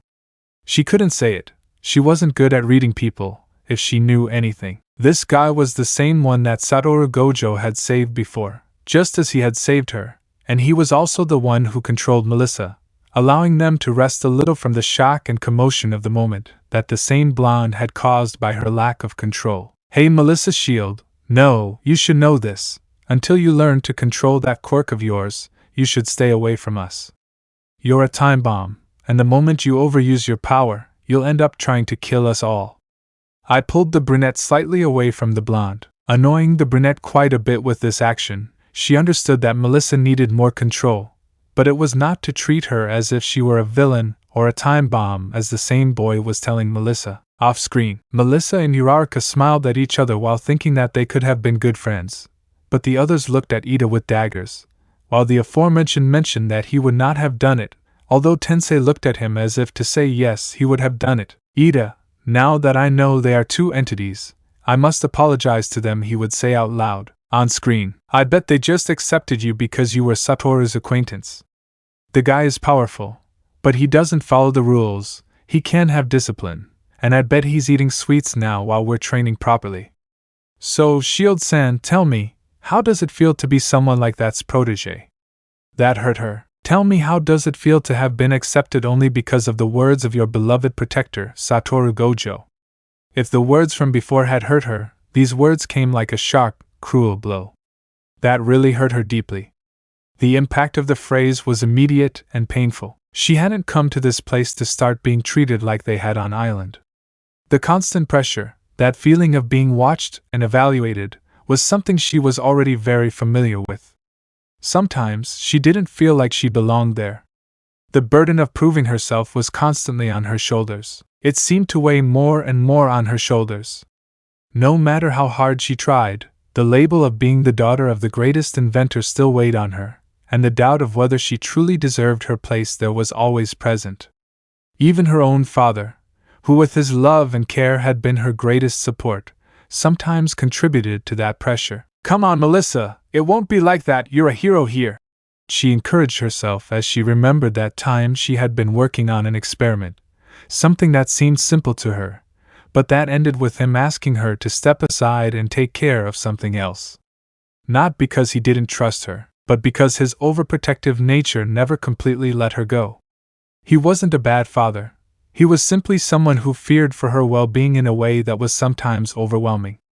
And now, upon arriving at UA, she didn't want to face that same label of being someone's protege. Besides, it's not like I had a choice, it was either Satoru, the commission, or giving up on my dream. I lower my gaze, remembering that moment. I didn't want to know what would have happened if Satoru hadn't come into her life. And even then, much less did I want to be seen as a threat for something I didn't even fully understand. The boy who had spoken, with his direct and provocative tone, seemed unaware of the damage he had just caused. The young woman tried to calm her mind, trying to forget that feeling of being constantly judged. But the comments still echoed in her head when the ashen-haired boy, seeing that the situation was becoming tense, he decided to intervene to put this mangy idiot in his place. And then he could blame the blonde, who looked quite downcast and was adjusting her long hair since it had moved from its place, for learning her place. Hey, what school are you from? You're already bothering me, so tell me now, or the first thing you'll see will be my foot on your back. The boy launched his threat with that arrogant attitude that, apparently, came naturally to him. It was clear that he wanted to intimidate the other. The blonde, like the brunette, was somewhat surprised, but she already knew that most boys didn't miss an opportunity to show their superior attitude. I'm from the private school, HMP. I'm from Sume High School. My name is Lee Tenya. The boy replied proudly, as if issuing a challenge. Upon hearing her name, the brunette simply stared at him for a moment, unsure if she was fully understanding the situation. Meanwhile, the blonde followed a step behind her, clearly unwilling to get involved. Meanwhile, the brunette, still processing what she had just heard, stood up from her desk, saying nothing. Her eyes, filled with a mixture of discomfort and annoyance, fell on Tenya, who seemed ready to demonstrate his superiority. And when he saw the ashen-haired man, he could only roll his eyes. So you're from Sume? The ashen-haired boy commented sarcastically, and now it was the blonde's turn to roll her eyes. The situation was already abundantly clear to her. A boy with airs of grandeur, convinced that his school was doing better than the rest, and a guy with sky-high egos who would use the excuse of wanting to defend her. He already knew this script by heart. Well, let me tell you something, Elite Lord. You're not the one to try to challenge me. And the brunette, seeing how calm and determined the blonde was, relaxed a little, although she had to admit that the boy's attitude undoubtedly bothered her a little.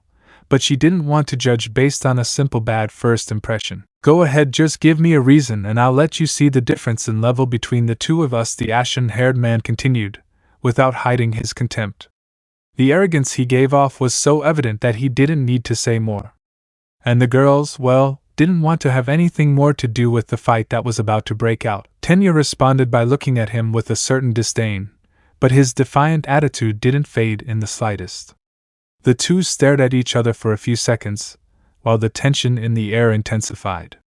The brunette, observing the entire exchange, decided to do something that not even Melissa herself expected, and with a sigh, he turned to the blonde and said in a low voice, "We better get out of here before this ends badly."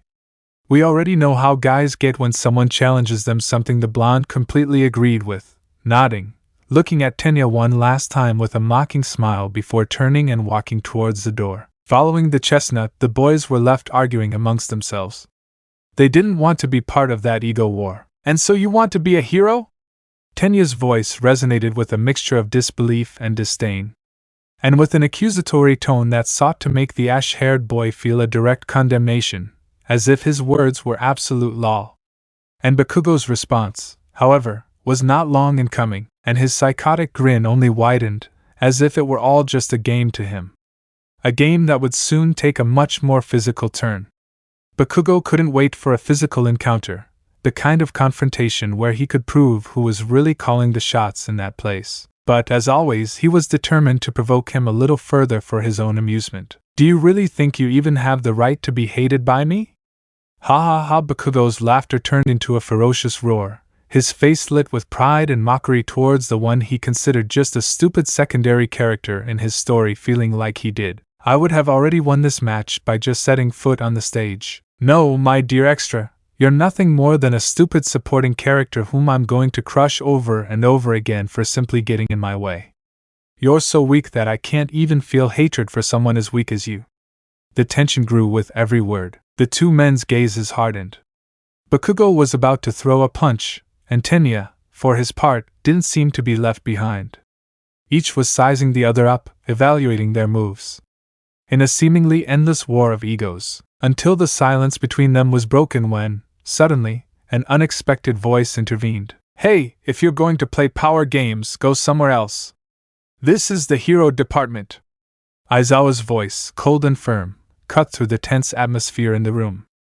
Bakugo and Tenya quickly turned toward the source of the voice, confused, not knowing what to expect. But what they saw left them even more bewildered. In the middle of the room, there was a giant caterpillar, which not only stood there, but seemed to be enjoying something. That was it, coffee? Yes, it seemed to be coffee or something similar. The creature was calmly drinking it, as if it were the most normal thing in the world. The first to react was Bakugo Katsuki. Seeing this, he couldn't help but burst out laughing in disbelief, almost driven mad by what he saw. Off-screen, Ida, I'm sorry for the hurtful things my counterpart says, he would say, moving his arms like a robot. Melissa, don't worry, Ida-san. Tensei, brother, he would say seriously. He knew his brother, and if what happened to him hadn't happened, he would never have matured. The next thing made those in Class 1A feel déjà vu, since they had also gone through that while they laughed about that topic, while the others saw Class 1A as if they were special. Kendo, I see, from the beginning it was the noisiest class. Monoma, too much noise. Tetsu, and our start was normal. Stain, wow, my katana blows made him mature, he would say, seeing the blue-haired man's change from being an uptight idiot to being someone else. It's reasonable. Nizu, and so Aizawa enters, he would say, seeing the caterpillar man show himself. Midnight, always lazy. Bakugo, damn, he would say, sweating. Aizawa, so they had that impression of me. Class 1A, no, well yes. On screen, PF haha, but how big is the UA zoo? I couldn't believe what was happening. The situation was becoming more and more absurd. But that question didn't go unnoticed by Aizawa, who, visibly pissed off, wasted no time in making his move in the blink of an eye. Aizawa wrapped Bakugo in his scarves, which began to tighten dangerously. Bakugo initially tried to break free with the strength of his quirk, but was unsuccessful. Despite his fury, Aizawa's bands kept him immobilized, forcing Bakugo to do almost anything to try and break free. But in the end, the boy's resistance didn't change anything. And only when Bakugo had calmed down enough did Aizawa, with his usual calm, stop pressing the bands and allow Bakugo to breathe again. The ash-haired boy finally let out a heavy sigh. It took them 8 seconds to calm down, Aizawa declared in a monotonous, but no less firm tone. Immediately silencing Bakugo, he didn't think that this caterpillar or drug addict-looking guy was a damn UA professor, making him mentally curse a mile a minute over this situation. And I'm not a caterpillar, I'm the teacher of this class, Shota Aizawa. And I know this might sound sudden, but put these on and get out.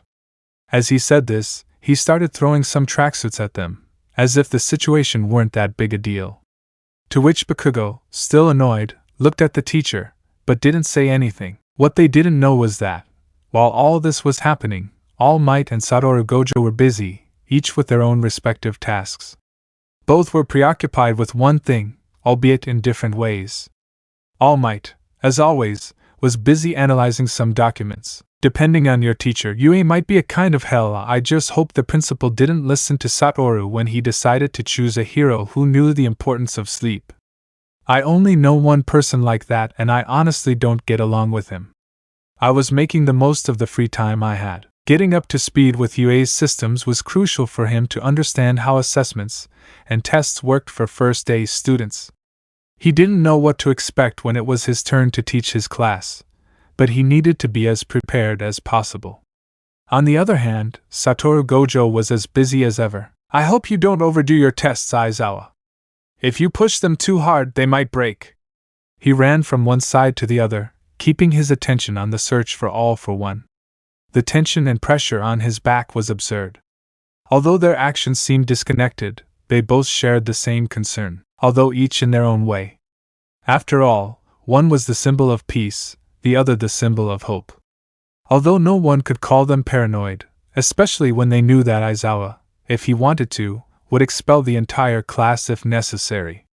What's more, he was already starting to give them the quirk test, but the orientation, the initiation. Ochako's words crumbled in her throat. It was obvious she was scared. Her gaze couldn't move away from the figure of the blonde-haired woman standing in front of her. Melissa, David Shield's daughter, seemed to be on the verge of losing control once again, and that troubled her deeply. Ochako wished, more than anything, that Satoru was around. If anything went wrong, he could stop Melissa without hesitation, with ease. But despite his master's presence, there was still a feeling of uncertainty in the air, for they knew nothing about her quirk and her concern. It was accentuated when she remembered what had happened before, when Melissa had almost destroyed the classroom with a simple punch, paralyzing her completely and leaving her facing a look so full of malice that it froze her blood. She was aware that, if something went wrong again, Melissa could throw a punch with such force that it could make the entire UE tremble. If you're going to be heroes, you don't have time for that kind of event. Aizawa's voice interrupted her thoughts with a clear and authoritative voice, pulling her out of her thoughts, making the brunette look down. Maybe she was a bad person for thinking that way about Melissa. She wanted to trust, she really did. But just remembering that scene generated a slight fear. A fear that was overshadowed by the fact that the blonde managed to save her on the day of the exam. UA traditions have no place here. We can teach our classes without restrictions. That's how we work. They've already done these exams, the physical tests. Now you Bakugo, you're first in the practical exam. Start. And with a gesture, Aizawa threw a ball to Bakugo, who received it without the slightest problem, waiting for his teacher to finish speaking so that he could begin the exercise. But use your quirk and don't hold back in the slightest, Aizawa added firmly, as if he wanted to make sure Bakugo understood the magnitude of what was expected of him. And Bakugo, without waiting any longer, threw the ball with all his might, unleashing his quirk in an explosive roar that resonated throughout the exam area. Shinii! The ball flew through the air with such speed and force that, in the blink of an eye, it had already reached 715 meters. The result was impressive, but something that beyond surprising his teammates caused Bakugo to stare directly at Melissa. It seemed like the blonde girl wasn't just interesting to him as a simple classmate. The information the idiot green guy had left him made him believe that if Melissa was All Might's niece, then she must have a similar gift, and he was going to be the one in charge of surpassing All Might. So he would make it clear to him from day one of his stay at the UA, and he made it clear by throwing the ball that in his opinion was perfect for someone like him. Ha ha ha, that's it, Katsuki-san. This is going to be so much fun. Toru shouted, his voice full of enthusiasm and energy. He couldn't hide his excitement at the opportunity to grow as heroes, as teammates, in an environment as stimulating as UA. But in his excitement, he didn't realize the mistake he had just made. Toru's ideology was far from what Aizawa considered appropriate. He had seen the damage that mentality caused, the kind of dreams that could turn into nightmares if one wasn't careful, and right away, the expression on Aizawa's face hardened. His mind traveled back to times past, memories of those who, like Toru, dreamed without understanding the true weight of those goals. He remembered the last words Oboro had given him before his death. It wasn't anything important, just that he liked Kat's words that made him understand what he had to do. I'm not going to send children with dreams to a slaughterhouse. If I have to be the bad guy, so be it. I'd rather see those dreams and that talent cultivated in a safer profession than see them wasted in a grave. He muttered to himself, his gaze boring into the students. The tension in the air was palpable. He made his presence felt, and a heavy atmosphere filled the room, with the students staring at Aizawa. Although his actions might have seemed harsh, his goal was clear. He wouldn't let them get lost in their illusions, even if it meant being the villain in his students' lives. So fun, huh?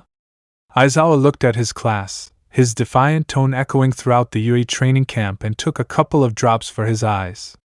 He had to keep them hydrated. This was going to be a rather long exam. Activating his quirk, making his hair soar through the roof. At the same time, her red eyes combined with her outfit gave an expression of total terror to her entire class, a class that would never forget their first day at UA school. So you'll be spending your 3 years here having nothing but a good time. What happened to being heroes? All the students were on alert, not knowing how to react. The blonde girl in particular felt like the next threat was headed straight for her. Fine, if that's the case, the hero with the lowest score or the one who doesn't give more than 100% will be labeled as untalented, and I will expel him from UA permanently. That last word struck a chord with everyone, and the class sank into a heavy silence. Some reacted arrogantly, accepting the challenge without hesitation. Off-screen, Kaminari, well, this is like our thing. Tokoemi, only without Midoriya. Stain, so expelling them on the first day just because of their gifts, considering your gift sounds too hypocritical. Eraser, he would say with a deadly serious tone. Nizu, not to mention that many of the former students expelled by Aizawa-san became gang members, he would say seriously, and leaving even Aizawa himself in shock. Endeavor, so what a way to increase villainy for supposed logic, I would say, annoyed looking at the Eraser hero. Momo, I thought that was a lie, she whispered to herself. Kyoka, me too, she would say in whispers, listening to Momo. Toru, sorry. Ojiro, don't worry. Koda, yes. Tsuyu, no doubt this sounds like deja vu. Uraraka, no doubt. On screen, no talent? Ha! There's no way that's happening to me, Bakugo thought, with a defiant smile and his eyes blazing with determination. Shiori was the most serene, remaining silent. However, not everyone reacted with the same certainty. Well, Melissa's shield remained thoughtful, her gaze unable to convey anything other than doubt, despite her attempts to show confidence. She wasn't expressing it openly. What will I do if I really don't pass? She thought as she tried to focus on what she could do on the tests. And the entire class was filled with murmurs. Some students were nervous, others were trying to hide their anxiety. The thoughtful person couldn't stop staring at her hand, which was trembling slightly. This is bad. She was mentally going over her options.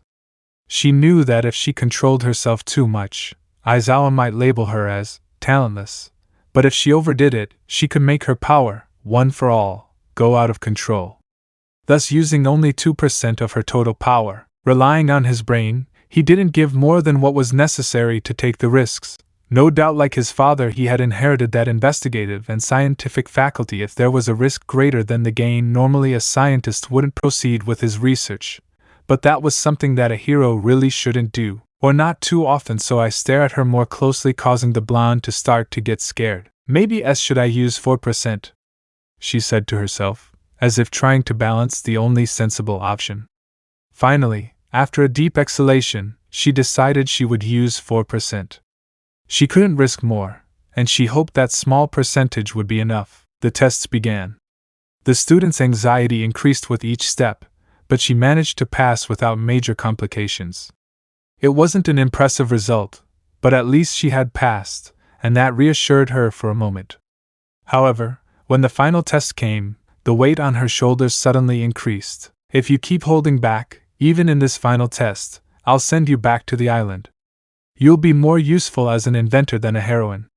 If you don't manage to make a decent pitch, you'd better ask your protector for help changing my decision. Aizawa's words were like an electric shock. For the young woman who couldn't help but feel hurt, her pride was completely touched. Is he seriously calling me useless? She thought, a feeling of frustration and disdain she could barely contain. She couldn't let that get her down. Even if it hurt, she had to prove she could do it, that she had the potential. With no other options, he swallowed his pride and decided to use 6% of his full power while preparing for the throw. Stretching out, he then attempted to throw it at an angle that would maximize the trajectory, breaking Bakugo's record. The difference with 4% was certainly noticeable. Even for a moment, she felt she had achieved the correct execution. But when she looked up, Aizawa still had his serious, impassive expression. Making her heart race, she hoped her efforts would be acknowledged, but Aizawa showed no reaction. And then he blurted out the words she had never imagined she would hear. You failed. The young woman couldn't believe what she'd just heard. The words hung in the air like a distant echo, and she couldn't help but think she'd heard wrong. Failed? Disbelief washed over her. She'd used more power, given her all, and still, it wasn't enough. Why? Why is Aizawa being so unfair to me? And the entire Class 1A fell into complete silence, and some of their classmates couldn't help but smile with a mixture of satisfaction and defiance, as was the case with Bakugo. Others didn't say anything, as was the case with Momo Yaoyorozu and Ochako Uraraka, leaving the blonde completely baffled, the pressure mounting. Her mind scrambled to find a logical explanation, but nothing clicked. Aizawa's words echoed in her mind, and she couldn't stop thinking about how she had failed, how all her efforts seemed to have been in vain. Why wasn't it enough? Why couldn't she prove what she was capable of? Aizawa had rated her the same as everyone else, regardless of the details or circumstances. So was that really her destiny at UA? To fail, but why? She screamed, her hands wrapped in bandages clinging tightly to the material, trying to find some logic, something she could understand. About why Aizawa had caught her, who was now completely silent, watching her with a stern look. While Melissa tried to calm her labored breathing, Aizawa analyzed her from head to toe with his tired facial expression, slightly denying how Melissa acted. This girl had seen enough proof, and yet, she still remained in her comfort zone. Sometimes heroes don't know if they'll return from a mission. You should know that by now. After all, you're David Shield's daughter. Melissa, they should have taught you that on the island. Unable to let go of the control she'd worked so hard to maintain, she could have tried to transfer all her power into a single finger, thus reducing the risk of losing control, completely causing Melissa to lower her gaze. It was really the same thing. In her life, there was always that same constant, the demands of her last name, which always acted as a weight that constantly tried to crush her. Years ago, a reckless hero like you who had incredible courage committed a feat which was to rescue hundreds of people alone. Although you have the courage to do it, you do not have the potential to do it, and you have it, you are wasting it, and I am not going to enter someone like that shield, he said sharply. She had been born and raised in a place like Island, full of experiences and knowledge, but that knowledge wasn't always enough to prepare her for everything that came with being a hero. Making Aizawa's mind travel to the consequences. If she continued without pushing herself beyond her own limitations, one day, in the middle of a fight, her chances of success would be drastically reduced. And worse, the fear of being paralyzed by a villain could cost her her life. Aizawa knew that, without a doubt, she would end up being another victim if she continued down that path, and he wasn't going to allow that, and if he had to be cruel to her, he would be. He'd call Satoru and Almight. If he had those two guys, it was obvious Melissa could fix that flaw in hers, but until then, he wasn't going to allow her to touch Yue again. Off-screen, everyone watched with some interest, until it was Melissa's turn. They knew on the outside that demanding more would make Adam come out to play, but they never thought that Aizawa would be so cold, or good at saving his students. Stain. And what a waste of talent, I would say. Seriously, instead of helping her he just throws them away. I'm surprised someone considers him a master. Nizu, no doubt, this time you went too far, Aizawa-san, and what happened with Oboro is no excuse. Midnight. And if I speak objectively in analyzing our world, Todoroki and Bakugo should have been expelled because of you. Todoroki for having used only his ice side and not his fire, and Bakugo for his bad temper. Don't be offended, guys. Mandalay. Not to mention that I should at least investigate their pasts, and considering our case, Midoriya didn't receive his power until the day of the exam, therefore he wouldn't have any experience using it. Gran Torino. That reminds me that you are a terrible teacher, Tashinori. Present Mike.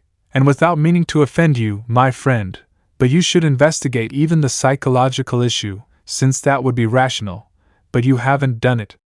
Todoroki was clouded by his hatred for Endeavor, which knowing his past indicates a trauma, which you should at least have seen and tried to help him not to leave him, since that would prevent him from being able to work as a hero in the future. Cements, not to mention that we don't know what types of villains can emerge, and nothing guarantees a gift similar to yours, so quirkless fighting styles should be implemented. Aizawa, for his part, upon hearing everything, wouldn't deny that they were making valid points, but if it weren't as it is, in his opinion, it wouldn't have the class it is today. Although yes, he admits that he should have investigated their pasts, and seen their attitudes, he simply didn't care or didn't see it as relevant, and now with the opinion of several, Even the hero killer, he saw how irrational that inaction on his part was. Bakugo could have been corrected from the beginning. Todoroki should have been ordered to be sent to a psychologist or psychiatrist, depending on the level of trauma.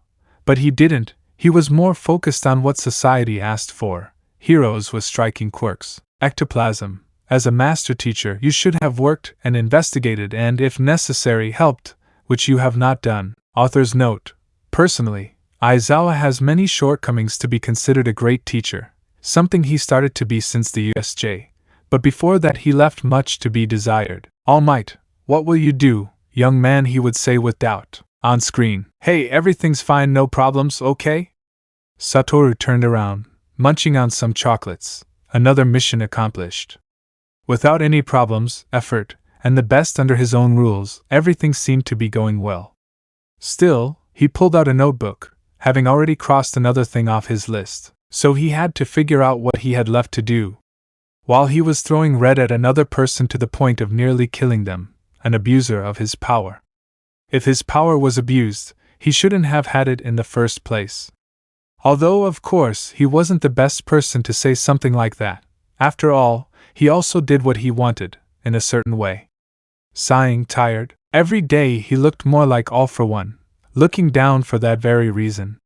Maybe that guy was right, and they were family. Now I have to go see All Might and David about Adam's situation with Melissa, he murmurs, staring into the distance, as if trying to focus on what's next. Looking at his to-do list, at the same time he saw the names of each person reflected in his glasses. He couldn't leave them here, so he did what a hero should do and called the police to take care of them. He left them so damaged that none of them could use their quirks in any way. He even measured his blows. But that encounter with All for One really affected him, which is why he also increased the intensity of his blows. Huh! What's this? Hello, this is Satoru Gojo, aka the unrivaled under the heavens who needs my dear blonde blowjob. That call interrupted his thoughts, and with a frown, he proceeded to touch a part of his glasses at the same time that the earpiece in his ear All Might informed him of the situation. Melissa's being expelled! The tone of his voice changed drastically upon hearing the news that followed. Shock and panic instantly appeared on his face. Not knowing exactly what was happening ended up causing Satoru Gojo's heart to race, quickly beginning to project the worst. Has it gone out of control? He mentally wondered as his eyes flew open. A cold sweat ran down his back, and his entire body began to tremble at the possibility that Melissa had lost control of One for All's power, and that he hadn't been close enough to prevent the disaster. Those deaths that would come would be my fault. Satoru's thoughts took on a darker tone as his frustration grew. The fear that he hadn't been able to save Melissa or others who might have been affected by his lack of control consumed him. He knew he had done his best to train her, but sometimes his efforts weren't enough. Rage built up inside him, a silent anger struggling to get out. Why the hell can I never save anyone? He murmured, his eyes filled with profound anguish. It was in moments like these that all his efforts seemed to be insufficient. Everything he had done, all the sacrifices and difficult decisions he had made in his life, seemed to collapse into nothingness. Despite literally being the strongest hero on the planet, he always found himself trapped in his own despair, unable to do more. Suddenly, the internal pressure became too great. Satoru clenched his fists, his fingers digging into his palms so tightly his nails dug into his skin, making the blood start to trickle. The physical pain barely registered as frustration and regret took over his mind. The repressed emotions, the ones he always tried to keep under control, nearly took over, revealing a part of his true personality. Damn, he muttered through gritted teeth, his jaw clenched in frustration. At the same time, his mind was once again playing tricks on him, and he didn't know if it was a blessing, a curse, a gift, or what the hell it meant to him to have this prodigious mind. He only knew that now that he had no limits on his power, because if he wanted to, he could wake up tomorrow and put the whole world under a dictatorship. It made his brain always start imagining the worst situation, a situation that he simply couldn't avoid for reasons, which I sometimes overlooked. In the end, it was always the same, and now with Melissa, it was happening again. I swore I'd protect her, and here I am wasting time. He couldn't believe it. He couldn't afford to let his imagination run wild. So without a second thought, he used his maximum speed. The world around him seemed to blur in an instant, colors and shapes blending into a blur of movement until, off-screen, everyone looked at the screen seriously. While Melissa begged for Izuku to go and save her, she knew she would be abusing that closeness of her other variant. But when there are things you can use, you should use them. Almight, blonde mom, he would say, seeing how the former green-haired man called him. He loved his beloved student and successor like a son. But this version of him was trying his patience, and he hoped for the love of all the gods that he knew his names and those of those who didn't as well, that his variant wouldn't take the fact that AFO was his pupil's grandfather the wrong way.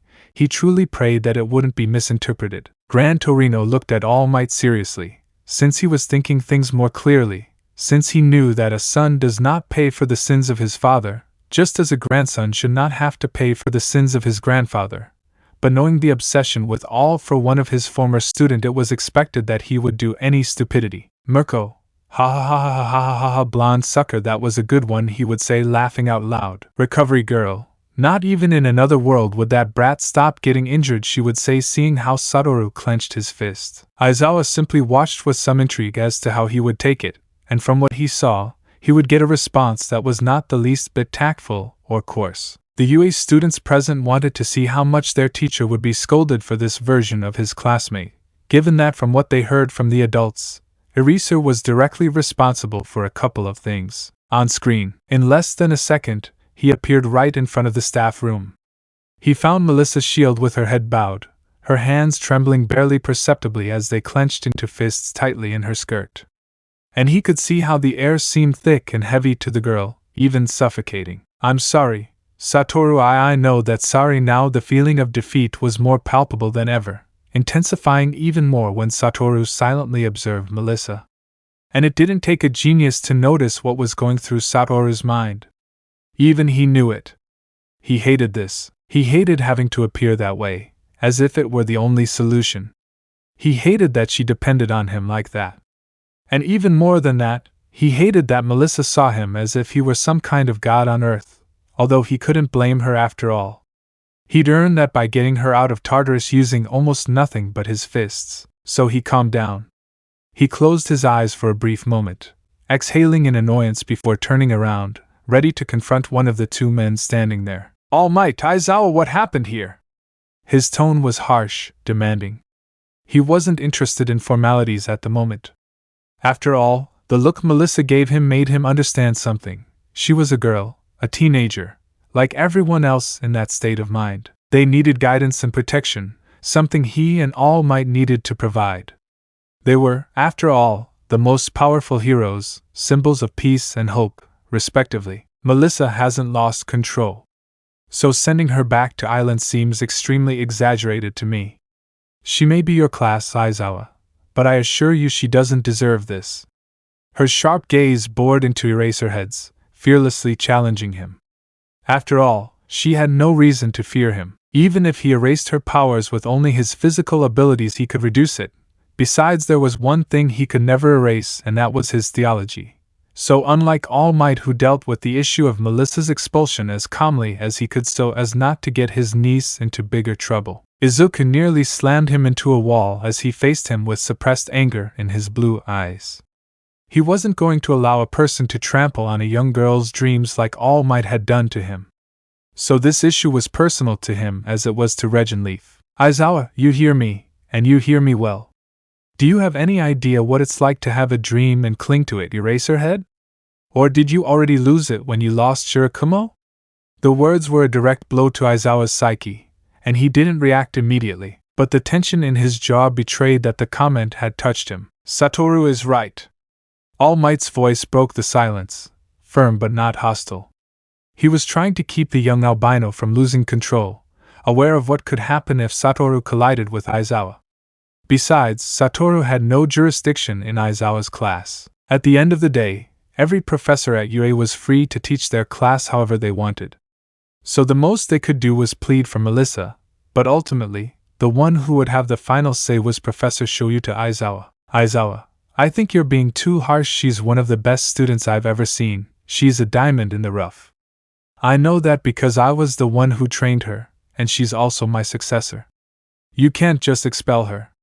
He grabbed the young man's shoulder, but the moment he touched it he could feel it, as if the same pressure all for one exerted every time he stood before him was replicated on this teenager who now had the professional hero pinned against the wall, but it was enough for the albino to let go, causing Aizawa to raise his hand, stopping any argument they wanted to add. I will not train a student who is a walking danger or who is unwilling to give her plus ultra. His voice sounded cold, unwavering, but in a high tone, causing Melissa, who was listening with one ear pressed to the door, to feel a chill run down her spine. He gritted his teeth, but did not raise his head. And listen to this too, Satoru. Aizawa turned his gaze on him, with the same intensity with which he had reprimanded Melissa, making the white-haired man stare at him with his theology active at the same time the professor used his quirk on him. Surprised that he couldn't erase the pure white star, he had Satoru Gojo's eyes, but even so, he didn't show that brief moment of surprise to anyone. But of course, that was something you couldn't hide from someone who possessed the theology of God. And for that very reason, having it active would also ensure that Satoru would never forget this moment in his life. You're a proud and stubborn teenager. Out there you're capable of moving mountains, but here you are at UA. And she's my student, not yours, so you can do whatever you want, but with brute force or pressure of your power you won't change her mind. I won't send a girl to her death. He was direct. I won't do it just for a dream that she can overcome. For me, the life of the person is more important than losing her life and following an impossible dream to achieve. The words were like a direct blow to Melissa's stomach. The only ones who had told her that she could be a heroine were her uncle and Satoru Gojo himself. And hearing the words of a professional, even though he didn't have the renown of the symbols of hope and peace, still deeply affected his heart. Listen, echoes Satoru, and you too, All Might. If she called you, it's simply because she's dependent on you too. You drive her to do stupid things, Tashinori, and you Gojo are the one who drives her to be reckless. The silence fell like a slab. Satoru felt his chest tighten for a moment, but he didn't let it show on his face. However, inside, frustration boiled inside him. She thinks you'd come save her. But you won't be able to protect her forever. Neither will you, All Might. His eyes sharpened, his tone hardening, making All Might himself frown, while Satoru Gojo's blue eyes shone with seriousness. I know perfectly well that you were inspired by him, Satoru Gojo. You're just like him.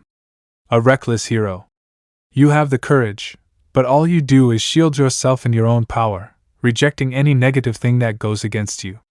The words echoed loudly in the air, and All Might opened his mouth to respond, but before he could do so, Satoru raised a hand. No. You dare, All Might, you must let him finish. His voice sounded low, but firm, while his hair covered his eyes, at the same time that Yagi Tashinori decided to follow the white-haired man's instructions just this once, realizing something. Satoru was serious, something he thought was impossible, but now it was more than ever. So Melissa was a personal issue for the albino, almost as important as the peace symbol himself was with the daughter of his best friend David Shield. He would later question him about it. After all, the albino was already engaged to Endeavor's daughter, and wasn't going to allow his niece to get involved in polygamy. At this point, I'm surprised by what you've done. But it also raises a question in my mind. But before I tell you, I'll tell you something. If you had been my student, I wouldn't have passed you either. With that, Satoru felt like his breath had been taken away. That meant Aizawa. He would have expelled him on the first day of school if he hadn't managed to perform a heroic feat in front of him. But that didn't make the slightest sense, so by that logic, Shiori herself should be expelled, and that terrified him. Shiori was a talent as well as a girl he loved spending time with. She couldn't believe that a teacher like him was going to expel her for a psychological and family problem, which if it weren't for him, she didn't even know if anyone would ever find out. Now with that said, I'll tell you this. People like you, that's what makes me wonder, Satoru Gojo. Are you the strongest just because you're Satoru Gojo? Or are you Satoru Gojo because you're the strongest? The question hung in the air like an unwavering sentence. And that hurt him in a way. He couldn't even describe it. It was a blow that left him completely in shock, as if the ground had been pulled out from under him. Inside him, the part of him that had been hidden, The part he had buried for so long he almost cried. Almost. But he didn't. Not because he didn't want to. But because he no longer had tears. He'd spilled them all a long time ago. So he stood there, his heart pounding, but unable to say anything. And for the first time in a long time, he felt like someone had seen through the mask he'd built. In the end, that was all Aizawa had done. With that simple sentence, he had reduced him to a mere object of strength and power. A weapon. A symbol with an empty title. And worst of all, what hurt Satoru Gojo the most was that Aizawa. I was right. The screen turns off. The room fell into a deep silence, as the conversation/discussion had reached a somewhat dead end. They wanted to offer their opinions, but words wouldn't come out. The two spat truths in each other's faces, and while Aizawa had expected something more direct, particularly as they presented it to him in the room, the fact that they'd used Shirakumo as their excuse weighed heavily against him. The dark-haired man admitted it. In many cases, he used that loss to prevent recklessness, but what he sometimes forgot was something very crucial. Being a hero meant doing stupid things and taking crazy actions to save people. Comics were full of them, even using jokes, something he didn't endorse, was a potential help for his work. Only two were able to speak, the two anti-heroes of the room, who dared to say something. Stain, both told each other truths, but Eraser, you forgot something vital and crucial in a hero. Impulsiveness and recklessness are things that heroes must have controlled, but that they must possess, not follow silly rules that safeguard their safety. Otherwise, they would have chosen another career. Everything has risks, and being a hero is playing with death on several occasions. Nagant, you shouldn't put them on a bike with training wheels. Aizawa, if you hold them back like you do, you could eventually get them killed. Aizawa would remain silent and the students present would remain silent and thoughtful. They understood that there would be risks.